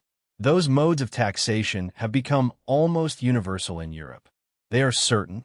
They are levied at the time when the contributor is most likely to have wherewithal to pay, and they take out of the pockets of the people little more than what they bring into the public treasury. They are, however, in some degree unequal. The transference of dead property falls always upon the person who receives it, whether he be rich or poor, and a tax upon the transference of land, by diminishing the capital value of that property, tends to discourage its improvement. Such stamp duties as those in England upon cards and dice, upon newspapers and periodical pamphlets, are properly taxes upon consumption, and fall finally upon the persons who use or consume such commodities. They are more akin to the taxes of the fourth article than to those upon the transference of property. Stamp and registration, certain and convenient, but unequal, and a tax on the sale of land falls on the seller. Quote, taxes upon the sale of land fall altogether upon the seller. The seller is almost always under the necessity of selling, and must, therefore, take such a price as he can get. The buyer is scarce ever under the necessity of buying, and will, therefore, only give such a price as he likes. He considers what the land will cost him, in tax and price together. The more he is obliged to pay in the way of tax, the less he will be disposed to give in the way of price. Article 3. Taxes upon the wages of labor. The wages of the inferior classes of workmen, I have endeavored to show in the first book, are everywhere regulated by two different circumstances: the demand for labor and the ordinary or average price of provisions. When the demand for labor and the price of provisions remain the same, a direct tax upon the wages of labor can have no other effect than to raise them somewhat higher than the tax. If the tax was 1/10 of the wage must necessarily rise, not 1/10 part only, but 1/8, because the laborer must still be able to purchase that quantity of provisions which the demand for labor requires that he should have. A direct tax upon the wages of labor, therefore, though the laborer might perhaps pay it, could not be finally paid by him, at least if the demand for labor and the average price of provisions remained the same after the tax as before it. In all cases, a direct tax upon the wages of labor must, in the long run, occasion both a greater reduction in the rent of land and a greater rise in the price of manufactured goods than would have followed from the proper assessment of a tax of the same amount upon rent and upon consumable commodities. If direct taxes upon the wages of labor have not always occasioned a proportionable rise in those wages, it is because they have generally occasioned a considerable fall in the demand for labor. The declension of industry, the decrease of employment for the poor, the diminution of the annual produce of the land and labor of the country have generally been the effects of such taxes. In consequence of them, however, the price of labor must always be higher than it otherwise would have been in the actual state of the demand, and this enhancement of price, together with the profit of those who advance it, must always be finally paid by the landlords and consumers. The taille, in the greater part of France, is a tax of this kind. The assessment of the personal taille upon the laborer is an attempt to tax that which cannot be taxed. Poll taxes, so far as they are upon the lower ranks of people, are taxes upon the wages of labor, and are attended with all the inconveniences of such taxes. In the states of Holland, the different ranks of people are taxed according to their supposed fortune. The capitation of the higher ranks, in so far as it is proportioned to their supposed fortune, is a tax upon stock. In so far as it is proportioned to their rank, is a tax of the most unequal kind. Wages tax shifted, with demand and provisions unchanged, wages rise by more than the tax. Industry declines if they do not. Quote, the wages of the inferior classes of workmen, I have endeavored to show in the first book, are everywhere regulated by two different circumstances, the demand for labor and the ordinary or average price of provisions. A direct tax upon the wages of labor, therefore, though the laborer might perhaps pay it, could not be finally laid upon him, at least upon that part of his wages which was necessary for enabling him to purchase that quantity of provisions which the demand for labor required that he should have. Article 4. Taxes upon consumable commodities. Taxes which it is intended should fall indifferently upon every different species of revenue are capitation taxes and taxes upon consumable commodities. Capitation taxes, if they are proportioned to the fortune or revenue of each contributor, become altogether arbitrary. The state of a man's fortune varies from day to day. If they're proportioned to his rank, they become altogether unequal. Taxes upon consumable commodities are of two sorts: taxes upon necessaries and taxes upon luxuries. By necessaries, I understand not only the commodities which are indispensably necessary for the support of life, but whatever the custom of the country renders it indecent for creditable people, even of the lowest order, to be without. A linen shirt, for example, is, strictly speaking, not a necessary of life. The Greeks and Romans lived, I suppose, very comfortably, though they had no linen. But in the present times, through the greater part of Europe, a creditable day laborer would be ashamed to appear in public without a linen shirt. Custom, in the same manner, has rendered leather shoes a necessary of life in England. The poorest creditable person of either sex would be ashamed to appear in public without them. In Scotland, custom has rendered them a necessary of life to the lowest order of men, but not to the same order of women, who may, without any discredit, walk about barefooted. In France, they are necessaries neither to men nor to women.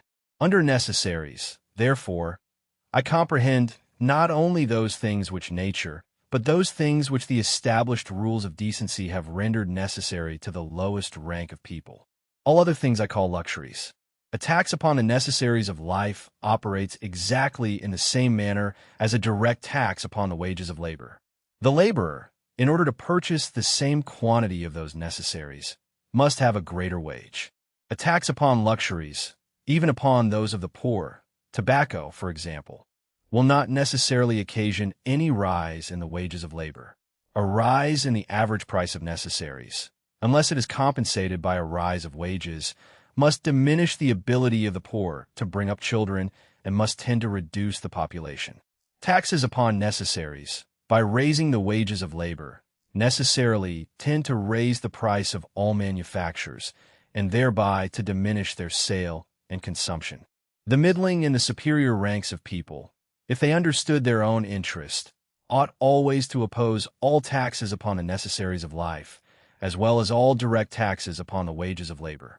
In Great Britain, The principal taxes upon the necessaries of life are those upon salt, leather, soap, and candles. Coals in many parts of the country are a necessary of life, not only for dressing victuals, but for the principal manufacture of the country.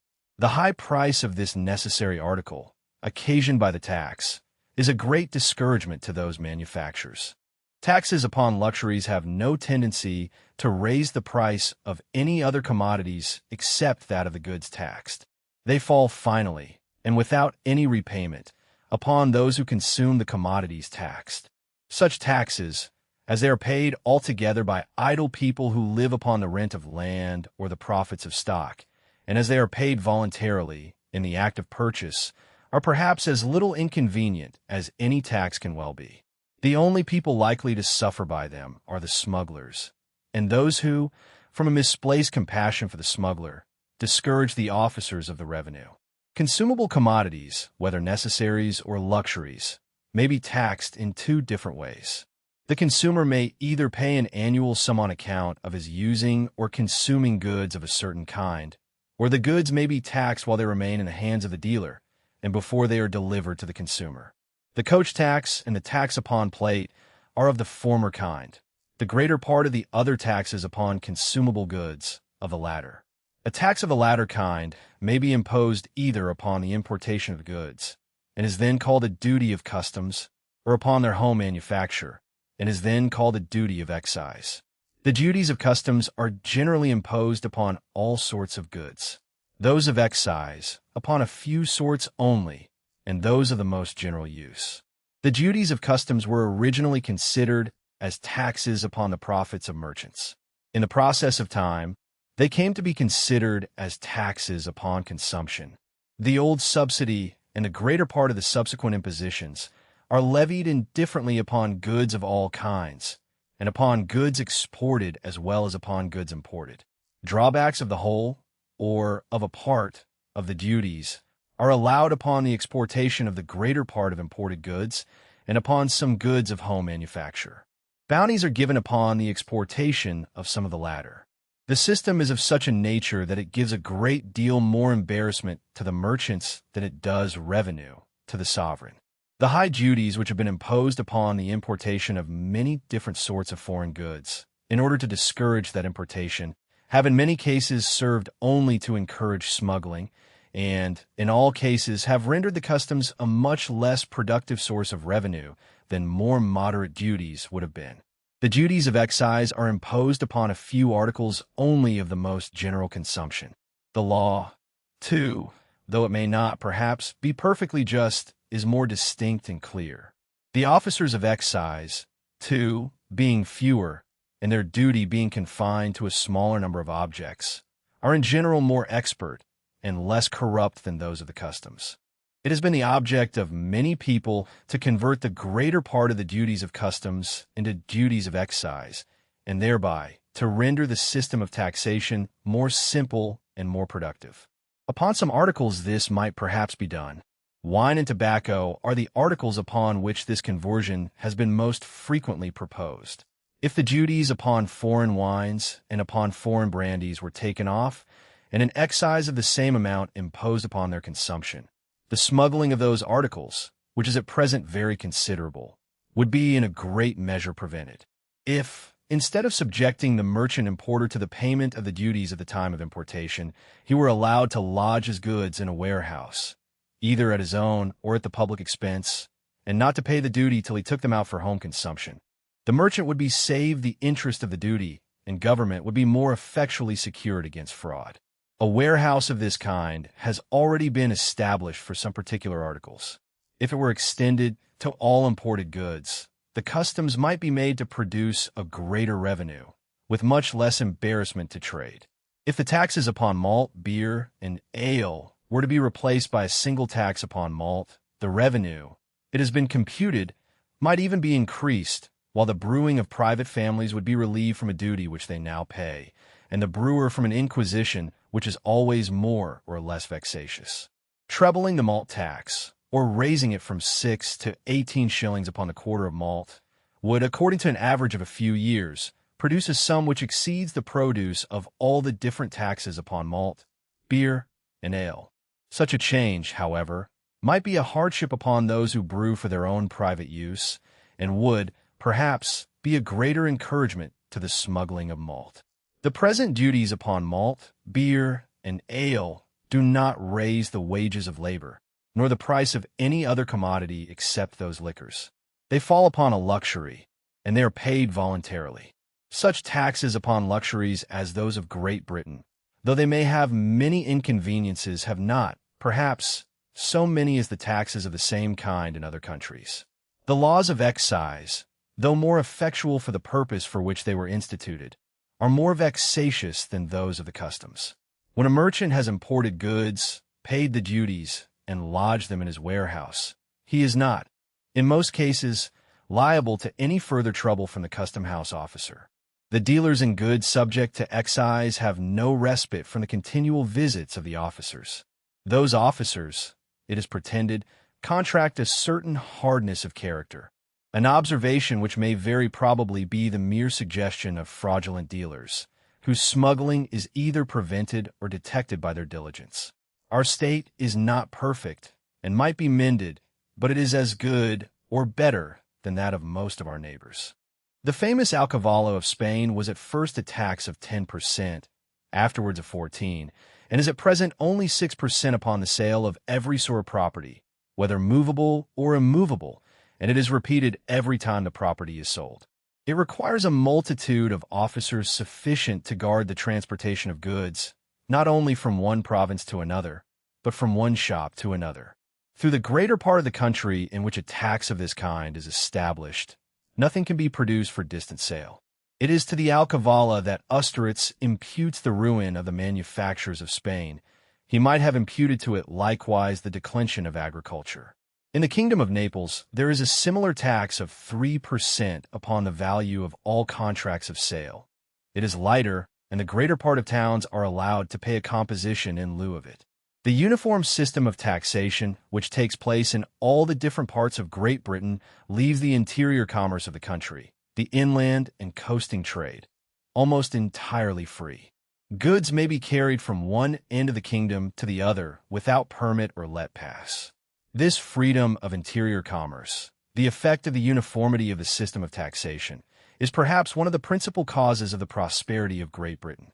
If the same freedom could be extended to Ireland and the plantations, both the grandeur of the state and the prosperity of every part of the empire would probably be still greater than at present.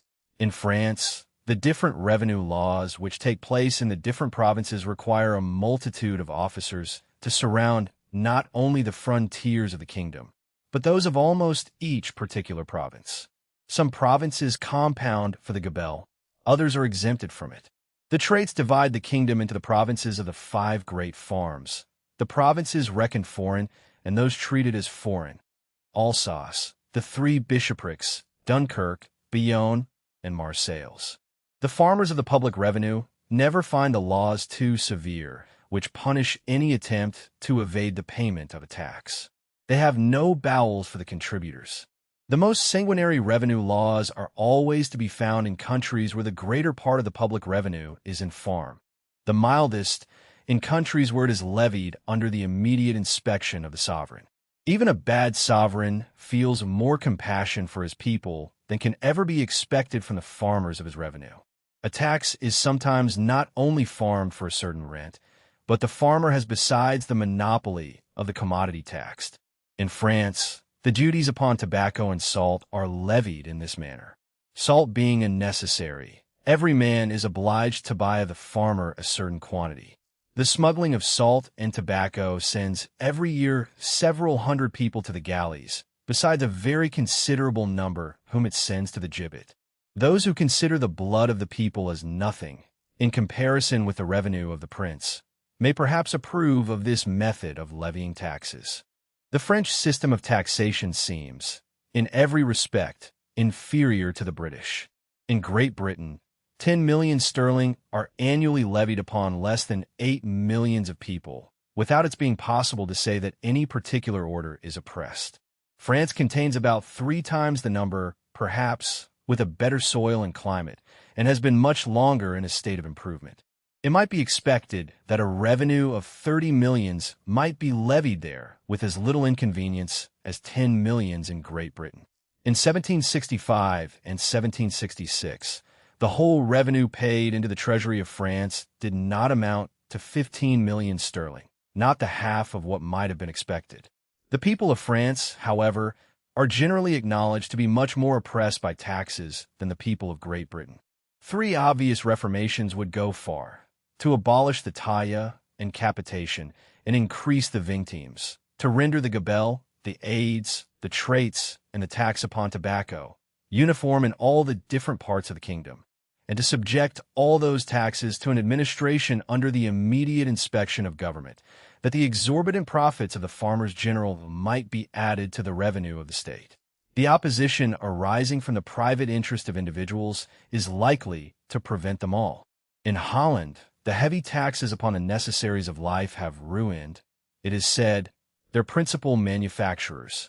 The Republic, however, still continues to flourish, not so much, perhaps, by means of those taxes, as in spite of them, by means of its peculiar situation, which gives it the carrying trade of Europe.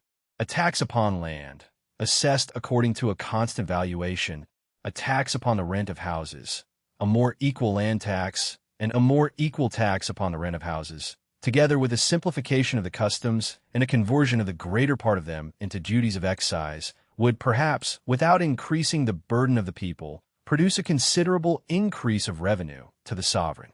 The inequality of the land tax has been already taken notice of. A more equal land tax, a tax upon house rents, and a simplification of the customs are the improvements which seem most immediately practicable. Necessaries versus luxuries. A linen shirt and leather shoes are necessaries by custom. A tax on them raises wages. A tax on tobacco does not. Customs into excise. Warehousing until home consumption, and an excise on wine and tobacco, would cut smuggling and spare the merchant the interest of the duty. Gabelle and farmers, French salt and tobacco, and Dutch taxes on bread show how much more vexatious a system than ours can be. Quote, by necessaries I understand not only the commodities which are indispensably necessary for the support of life, but whatever the custom of the country renders it indecent for creditable people, even of the lowest order, to be without. A linen shirt, for example, is, strictly speaking, not a necessary of life. The Greeks and Romans lived, I suppose, very comfortably, though they had no linen. But in the present times, through the greater part of Europe, a creditable day laborer would be ashamed to appear in public without a linen shirt, the want of which would be supposed to denote that disgraceful degree of poverty, which, it is presumed, nobody can well fall into without extreme bad conduct. Chapter 3. Of Public Debts. In that rude state of society which precedes the extension of commerce and the improvement of manufactures, when those expensive luxuries which commerce and manufactures can alone introduce are altogether unknown, the person who possesses a large revenue can spend or enjoy that revenue in no other way than by maintaining nearly as many people as it can maintain. A hospitality in which there is no luxury, and a liberality in which there is no ostentation, occasion the principal expenses of the rich and the great, expenses by which people are not very apt to ruin themselves. There is not, perhaps, any selfish pleasure so frivolous of which the pursuit has not sometimes ruined even sensible men. A passion for cockfighting has ruined many. But the instances, I believe, are not very numerous of people who have been ruined by a hospitality or liberality of this kind, though the hospitality of luxury and the liberality of ostentation have ruined many.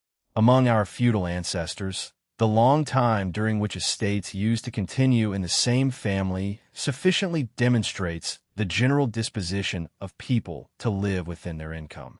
Though the rustic hospitality constantly exercised by the great landholders may not, to us in the present times, seem consistent with that order which we are apt to consider as inseparably connected with good economy, yet we must certainly allow them to have been at least so far frugal as not commonly to have spent their whole income. A part of their wool and raw hides they had generally an opportunity of selling for money. Some part of this money they spent in the few objects of vanity with which the times could furnish them. but some part they seem commonly to have hoarded. To trade was disgraceful to a gentleman, and to lend money at interest, which at that time was considered as usury and prohibited by law, would have been still more so. In those times of violence and disorder, it was convenient to have a hoard of money at hand, that in case they should be driven from their own home, they might have something of known value to carry with them to some place of safety.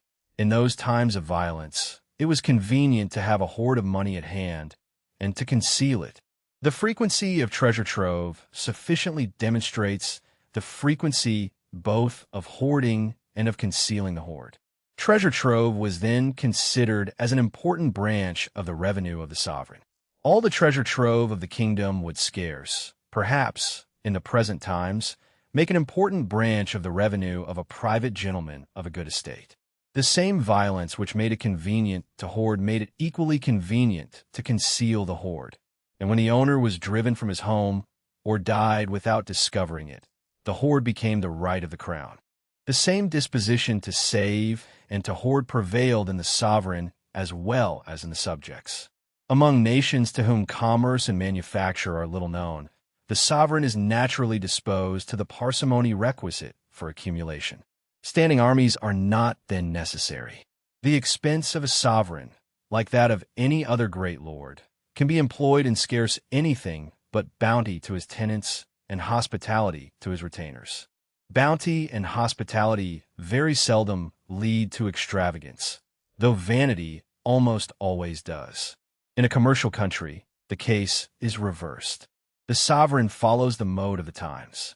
His expense comes to be regulated by the same extravagant vanity which directs that of all the other great proprietors. The insignificant pageantry of a court becomes every day more brilliant.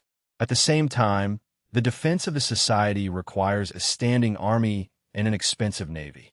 Wars are more costly. In the present times, besides, the expense of a war does not end with the war. A new debt remains, of which the interest is a perpetual burden upon the peace revenue. The mercantile habits of the people furnish a ready market for government borrowing. In such a state, the subjects, though they may have the means, have seldom the will, and the sovereign, though he may have the will, has seldom the means to save.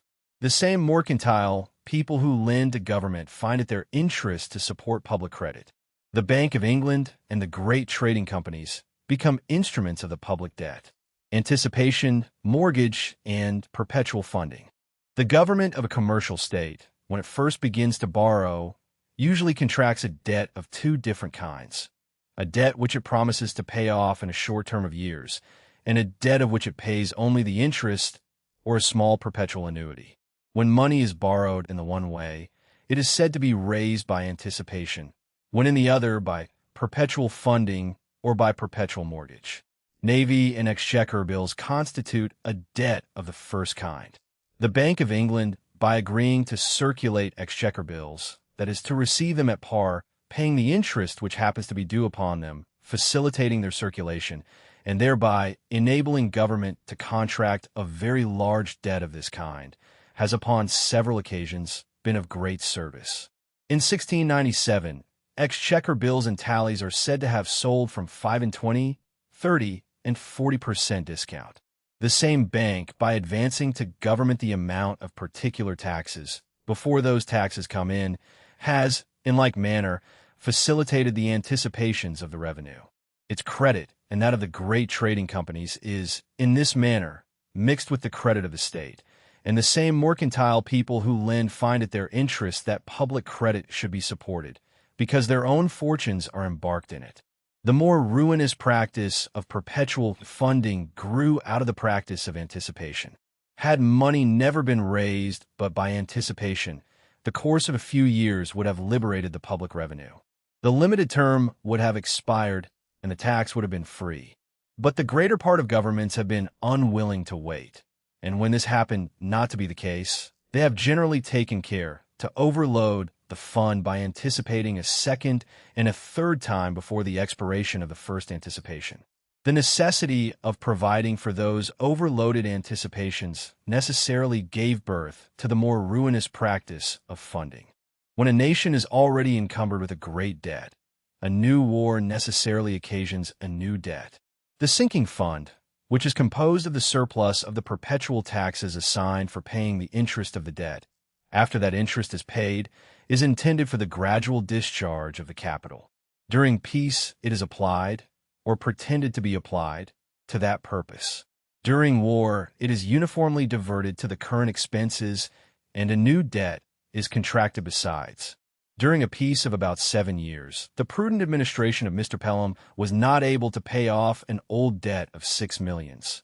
During a war of nearly the same continuance, a new debt of more than 75 millions was contracted. On the 5th of January, 1775, the funded debt of Great Britain amounted to about 125 millions, the unfunded, exclusive of a large civil list debt, to about 4 millions, both together to about 129 millions. During 11 years of profound peace, little more than 10 millions of debt was paid, and even that small reduction was not all made from the savings out of the ordinary revenue. The public debt is a mortgage upon the revenue. The sinking fund, intended for its discharge, is continually diverted to the expenses of new wars. Besides those two methods of borrowing, by anticipations and by perpetual funding, there is a third of borrowing upon terminable annuities for lives or for a term of years. Terminable annuities, as they fall in, augment the sinking fund, but men will not lend upon them in time of war without a much higher interest than upon perpetual annuities. The exigencies of the state have seldom allowed it to wait. Perpetual annuities are always worth more than terminable annuities of equal annual amount, because they last forever, and in time of public distress, when a scarcity of money raises the market rate of interest, the difference is still greater. Government, therefore, by borrowing upon perpetual annuities, can raise a greater sum for the same annual burden. The convenience of the lender, who can sell his annuity at any time, coincides with the necessity of the borrower. In 1755, before the breaking out of the late war, the funded debt of Great Britain amounted to about 72 millions. On the 5th of January, 1763, at the conclusion of the peace, it amounted to more than 122 millions, besides an unfunded debt of nearly 14 millions. The expense occasioned by the war did not end with the conclusion of the peace. In 1764, the public debt, funded and unfunded together, was stated at about 139 millions, besides annuities for lives and for long terms granted as premiums to the subscribers to the new loans. The multiplication of taxes which funding brings along with it sometimes impairs as much the ability of private people to accumulate, even in time of peace, as the other system would in time of war. Anticipation versus funding. Short loans upon a tax might have expired with the term. Perpetual funding overloads the fund and never sets it free. Sinking fund diverted. Peace pays off little. War adds mountains of debt, and the fund meant to discharge the old debt pays for the new. Quote, during a peace of about 7 years' continuance, the prudent and truly patriotic administration of Mr. Pelham was not able to pay off an old debt of 6 millions. During a war of nearly the same continuance, a new debt of more than 75 millions was contracted. In the payment of the interest of the public debt, it has been said, it is the right hand which pays the left. The money does not go out of the country. This apology is founded altogether in the sophistry of the mercantile system, that we do not owe it to ourselves. It has been said that the public debt is no burden because we owe it to ourselves, that it is the right hand which pays the left, that the money does not go out of the country. This apology is founded altogether in the sophistry of the mercantile system. It supposes, besides, that the whole public debt is owing to the inhabitants of the country, which happens not to be true, the Dutch, as well as several other foreign nations, having a very considerable share in our public funds. But though the whole debt were owing to the inhabitants of the country, it would not, upon that account, be less pernicious. Land and capital stock are the two original sources of all revenue, both private and public. Capital stock pays the wages of productive labor, whether employed in agriculture, manufactures, or commerce. The creditor of the public insofar as its capital is lent to government, has no share in the management of either source. He has a revenue, but it is a revenue spent upon unproductive hands. The peace revenue of Great Britain amounts at present to more than 10 millions a year. If free and unmortgaged, it might be sufficient, with proper management and without contracting a shilling of new debt, to carry on the most vigorous war. The private revenue of the inhabitants is at present as much encumbered in time of peace, their ability to accumulate as much impaired, as it would have been in the time of the most expensive war had the pernicious system of funding never been adopted. The argument is sophistical. The creditors of the public are, a great part of them, idle and unproductive people. The capital which is lent to government is withdrawn from maintaining productive labor and is employed in maintaining unproductive. The immediate effect of every such loan is to turn some portion of the annual produce from a capital destined for the maintenance of productive labor to a revenue destined for the maintenance of unproductive. Though the interest is paid by one set of inhabitants of the country to another, the capital itself is gone. It is no longer a capital, but a revenue spent and gone.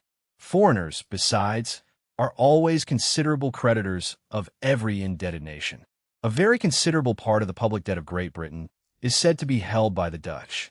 Insofar as the creditors are foreigners, the argument that we owe it to ourselves does not even pretend to apply. The progress of the enormous debts which at present oppress, and will in the long run probably ruin, all the great nations of Europe, has been pretty uniform. The particular taxes, which before had been anticipated only for a short term of years, come at last to be mortgaged in perpetuity. Land tax, customs, and excises, one after another, are loaded with a perpetual interest. The practice of funding has gradually enfeebled every state which has adopted it. When national debts have once been accumulated to a certain degree, there is scarce, I believe, a single instance of their having been fairly and completely paid. The liberation of the public revenue, if it has ever been brought about at all, has always been brought about by a bankruptcy, sometimes by an avowed one, but frequently by a pretended payment. Italy, Spain, and France have all, at different times, had recourse to this last expedient.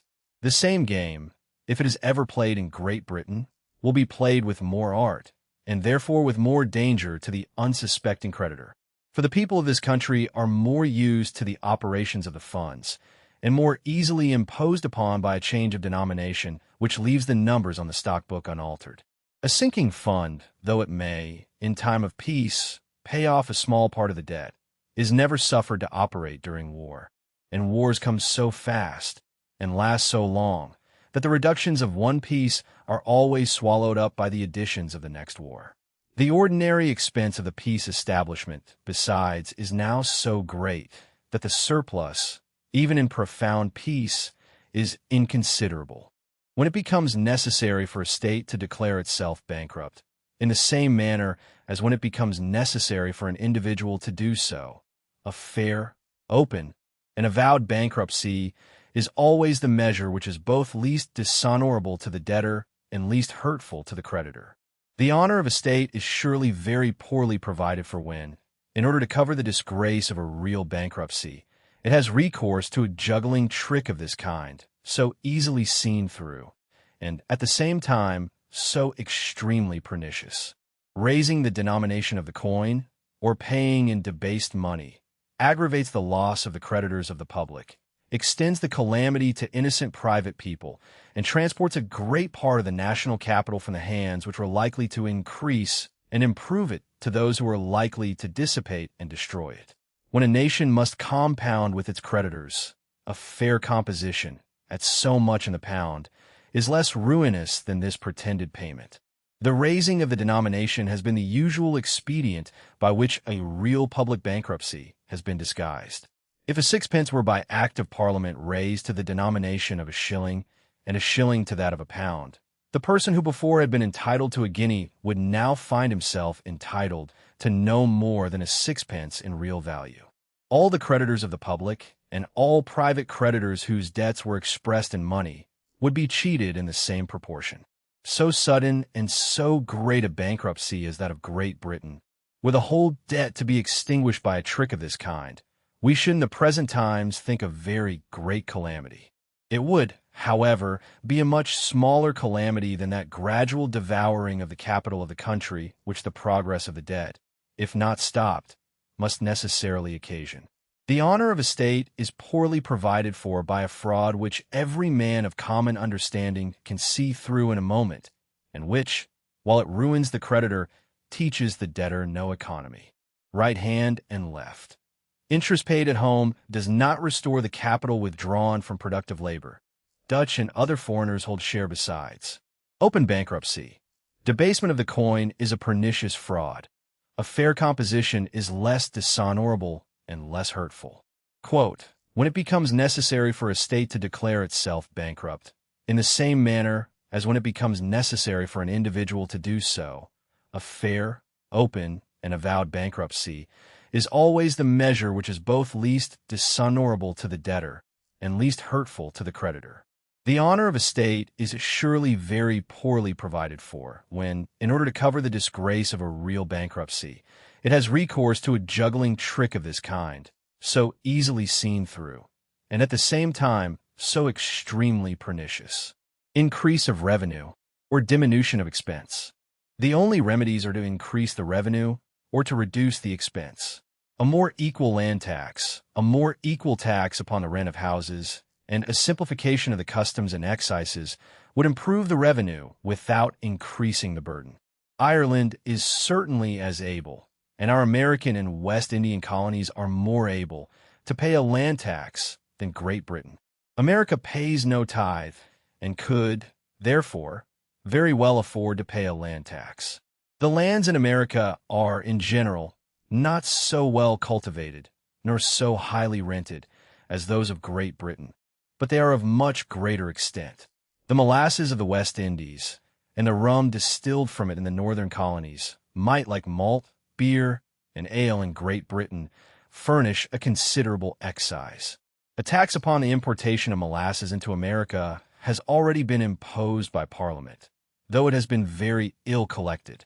If the same system of taxation were extended to Ireland and to the colonies, by a union with Great Britain, the inhabitants of all the different parts of the empire might be delivered from one of the most oppressive of all taxes, the monopoly of the colony trade, and the revenue of the state might be sufficient, in time of peace, to discharge the greater part of the debt, and in time of war, to support the expense without accumulating a new one of the same enormous size. The enumerated commodities of America would be entirely at an end.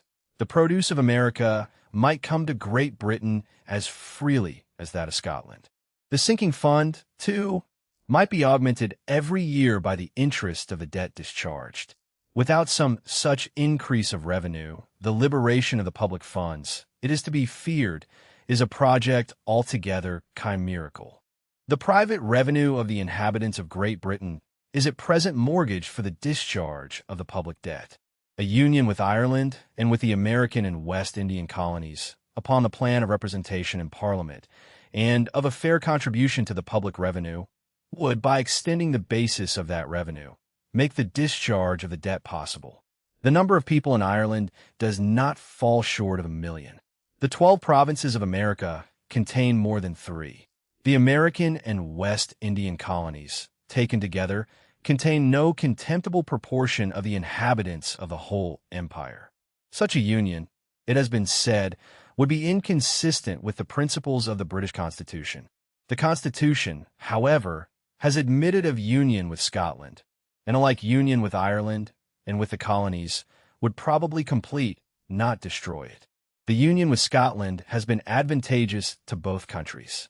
The private interest of particular orders of men in Ireland and in the colonies might oppose a like union, as the private interest of particular orders opposed that with Scotland.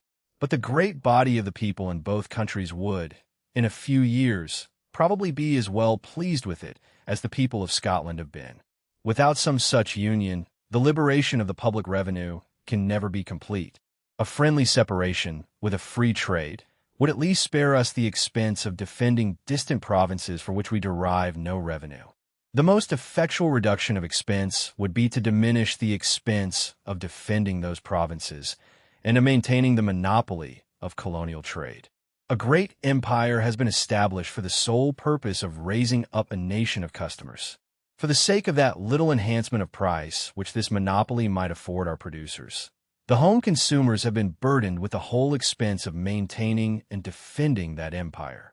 The interest of this debt alone is not only greater than the whole extraordinary profit which it never could be pretended was made by the monopoly of the colony trade, but than the whole value of that trade.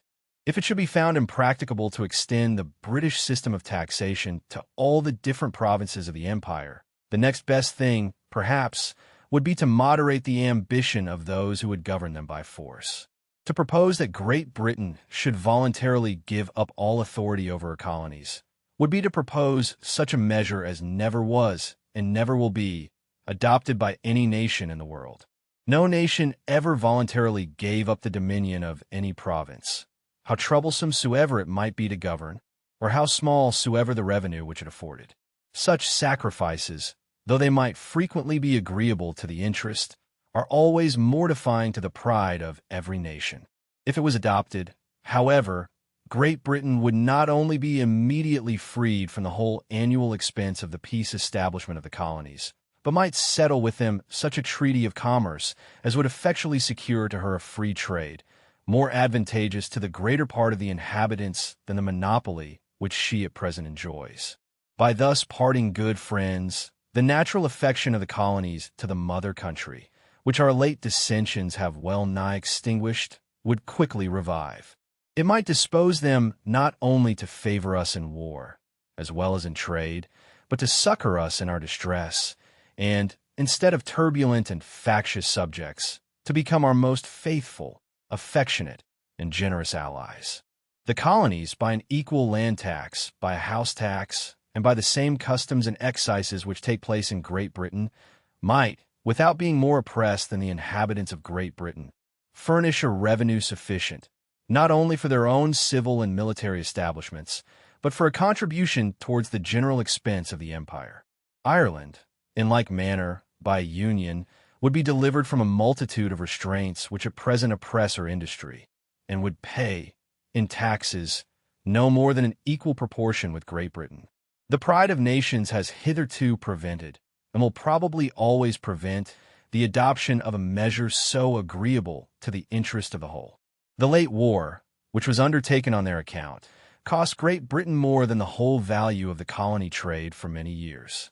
The next, undertaken on the same account, may, perhaps, cost as much.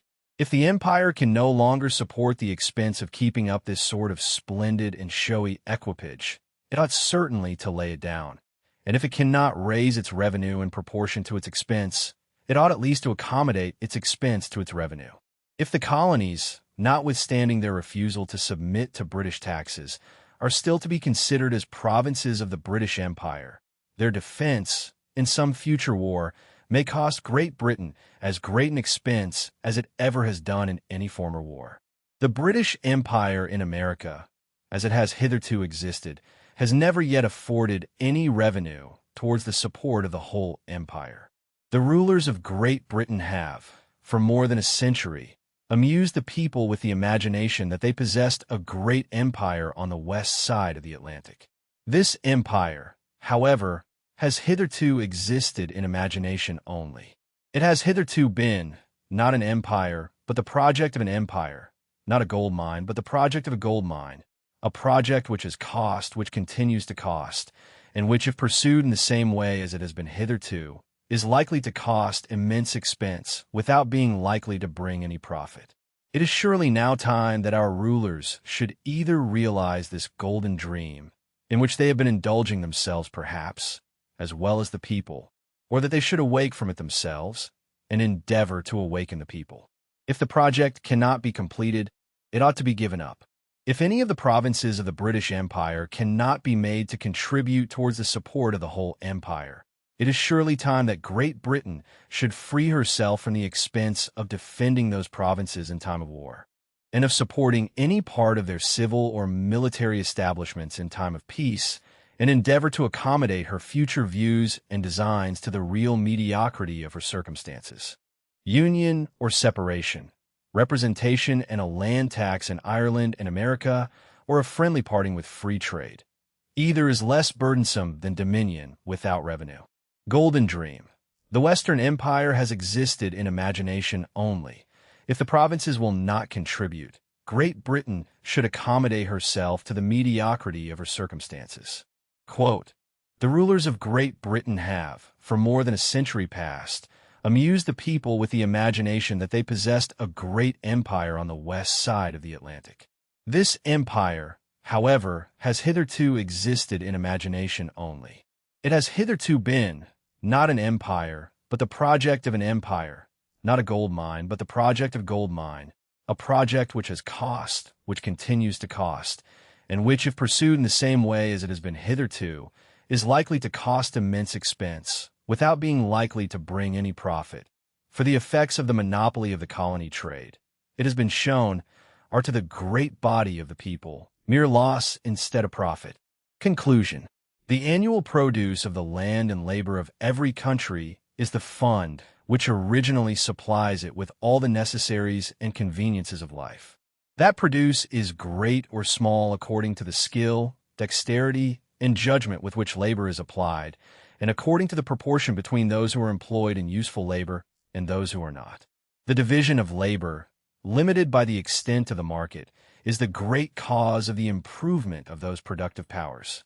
Stock, accumulated from revenue, sets labor in motion, and the different employments of capital, agriculture, manufacture, inland trade, foreign trade, and the carrying trade, are more or less advantageous to the society according as they put in motion a greater or smaller quantity of productive labor and add a greater or smaller value to the annual produce. The natural progress of opulence is from agriculture to manufactures, and from manufactures to foreign commerce. Europe has inverted that order. The commerce of the towns has improved the country, not the other way. The mercantile system proposes to enrich a country by a favorable balance of trade, by restraints upon importation and encouragements to exportation, and by the monopoly of a colonial empire raised up as a nation of customers. Consumption is the sole end of production. Yet that system sacrifices the consumer to the producer and the inland trade to the carrying trade. Drawbacks, bounties, treaties of commerce, and the exclusive companies of merchants are so many engines of the same policy. The agricultural system of the French economists, though the nearest approximation to the truth that has yet been published upon the subject, errs in ranking manufacturers and merchants as barren. All systems of preference or of restraint being taken away, the obvious and simple system of natural liberty establishes itself of its own accord. The sovereign has then only 3 duties: defense, justice, and certain public works which it can never be for the interest of any individual to erect. Those duties require a revenue. In a great civilized state, the funds which peculiarly belong to the sovereign, stock and land, are both improper and insufficient. The people must contribute a part of their private revenue by taxes. The 4 maxims of equality, certainty, convenience, and economy in collection ought to govern the choice. Taxes upon the rent of land and upon ground rents, and taxes upon luxuries paid voluntarily in the act of purchase. Observe those maxims better than taxes upon the wages of labor, upon the necessaries of life, or upon stock driven by inquisition from a country. The uniform system of taxation in Great Britain, which leaves the interior commerce almost entirely free, is one of the principal causes of her prosperity, and is still capable of a more equal land tax and a conversion of the greater part of the customs into duties of excise. The same commercial progress which furnishes the means of defense by a standing army, and of revenue by taxes upon consumption, furnishes likewise the means of borrowing. Funding mortgages the peace revenue, diverts the sinking fund to every new war, and withdraws capital from the maintenance of productive labor. The apology that we owe the debt to ourselves is the sophistry of the mercantile system. A fair bankruptcy is less dishonorable than a juggling change in the coin. The only remedies are to increase the revenue by a more equal taxation and by a union with Ireland and the colonies upon the plan of representation. or to reduce the expense of defending a Western empire which has hitherto existed in imagination only. If the provinces cannot be made to contribute towards the support of the whole, Great Britain ought to accommodate her future views to the real mediocrity of her circumstances. Key persons: Jean-Baptiste Colbert, minister of Louis XIV, who regulated the industry of France upon the model of a public office, prohibited the exportation of corn, and thereby provoked the opposite exaggeration of the economists. François Quesnay, physician and author of the Economical Table, the master of the French sect which represents the produce of land as the sole source of revenue, and manufacturers as barren. Mercier de la Rivière, sometime intendant of Martinico. His natural and essential order of political societies is the most distinct account of the doctrine of Quesnay. Marquis de Mirabeau, economist who ranked the Economical Table with writing and money as one of the three great inventions which have given stability to political societies. Henry Pelham, First Lord of the Treasury, whose prudent administration in a peace of about 7 years could not pay off 6 millions of debt. Peter the Great, whose improvements in the Russian Empire almost all resolve themselves into the establishment of a well-regulated standing army. Lorenzo de' Medici, whose agents, as Machiavel relates, ruined his mercantile fortune by the profusion of princes and obliged Florence to pay the debt. Sir Josiah Child, merchant author who represented the Hamburg, Russia, and Eastland companies as extremely oppressive. Key works: The Natural and Essential Order of Political Societies, Mercier de la Rivière, the clearest connected statement of physiocratic doctrine. The Economical Table, François Quesnay, arithmetical formularies of the annual distribution among proprietors, cultivators, and the barren class. Memoirs of Wool, Reverend John Smith, cited for the price of English wool below that of inferior wool at Amsterdam. History of the Public Revenue, James Postlethwaite, Figures of the Funded and Unfunded Debt. Memoirs concernant les droits et impositions in Europe, compiled for the French court. Source for Hamburg's wine cellar, the Alcavala, and continental taxes.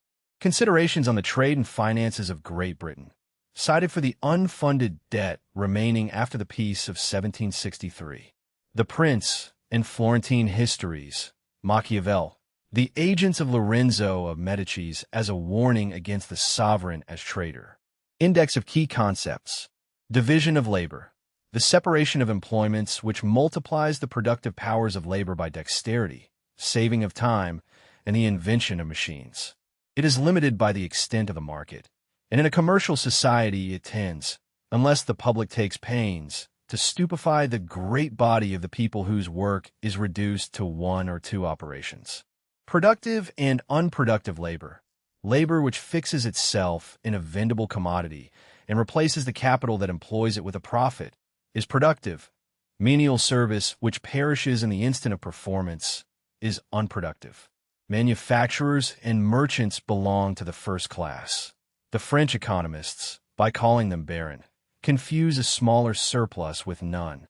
Natural liberty, the system which establishes itself when preference and restraint are taken away. Every man, so long as he does not violate the laws of justice, is free to pursue his own interest his own way. The sovereign is discharged from superintending private industry and retains 3 duties: defense, justice, and certain public works. Mercantile system, the commercial policy which treats production and a favorable balance of trade as the end of industry, which restrains importation, encourages exportation by drawbacks and bounties, and raises up a colonial empire for a nation of customers.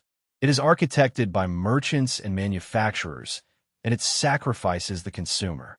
4 maxims of taxation: equality, contribution in proportion to revenue enjoyed under the protection of the state, certainty, not arbitrary, convenience of payment, and economy of collection, taking out of the people's pockets as little as possible over and above what comes into the treasury. Standing army, a military force of which the trade of the soldier is a distinct employment, exercised in great bodies. It has an irresistible superiority over every militia, can alone perpetuate civilization against barbarous neighbors, and, when commanded by the sovereign and the gentry, may even favor liberty. Sinking fund. The surplus of the perpetual taxes assigned to pay the interest of the public debt, intended for the gradual discharge of the capital. In peace it is applied, or pretended to be applied, to that purpose. In war it is uniformly diverted, so that the reductions of one peace are swallowed by the next war. Funding. The practice of borrowing upon a perpetual mortgage of particular taxes, as distinct from a short anticipation which would expire with the term. It withdraws capital from productive labor, and the apology that the right hand pays the left is mercantile sophistry. Reading comprehension questions. What two circumstances, according to the introduction, regulate the abundance or scantiness of the annual produce? Why does the division of labor stop at the extent of the market, and what does water carriage do to that limit? How is the price of a commodity resolved into wages, profit, and rent, and what is the distinction between natural and market price? Why are the wages of labor higher in North America than in England, though England is richer? In what order would opulence naturally progress from agriculture to foreign commerce? And how has the policy of Europe inverted that order? What is the difference between a drawback and a bounty? And why may a drawback be less unreasonable? Why is English wool unfit for fine cloth? And what has the prohibition of its exportation done to its price? On what ground are manufacturers not barren, even if they replace only their own consumption plus ordinary profit? What three duties remain to the sovereign under the system of natural liberty? And why can he not be trusted to superintend private industry? Why must a direct tax upon the wages of labor, if the demand for labor and the price of provisions remain the same, raise those wages by more than the amount of the tax? What is the difference for the wages of labor between a tax upon salt, leather, soap, and candles, and a tax upon tobacco?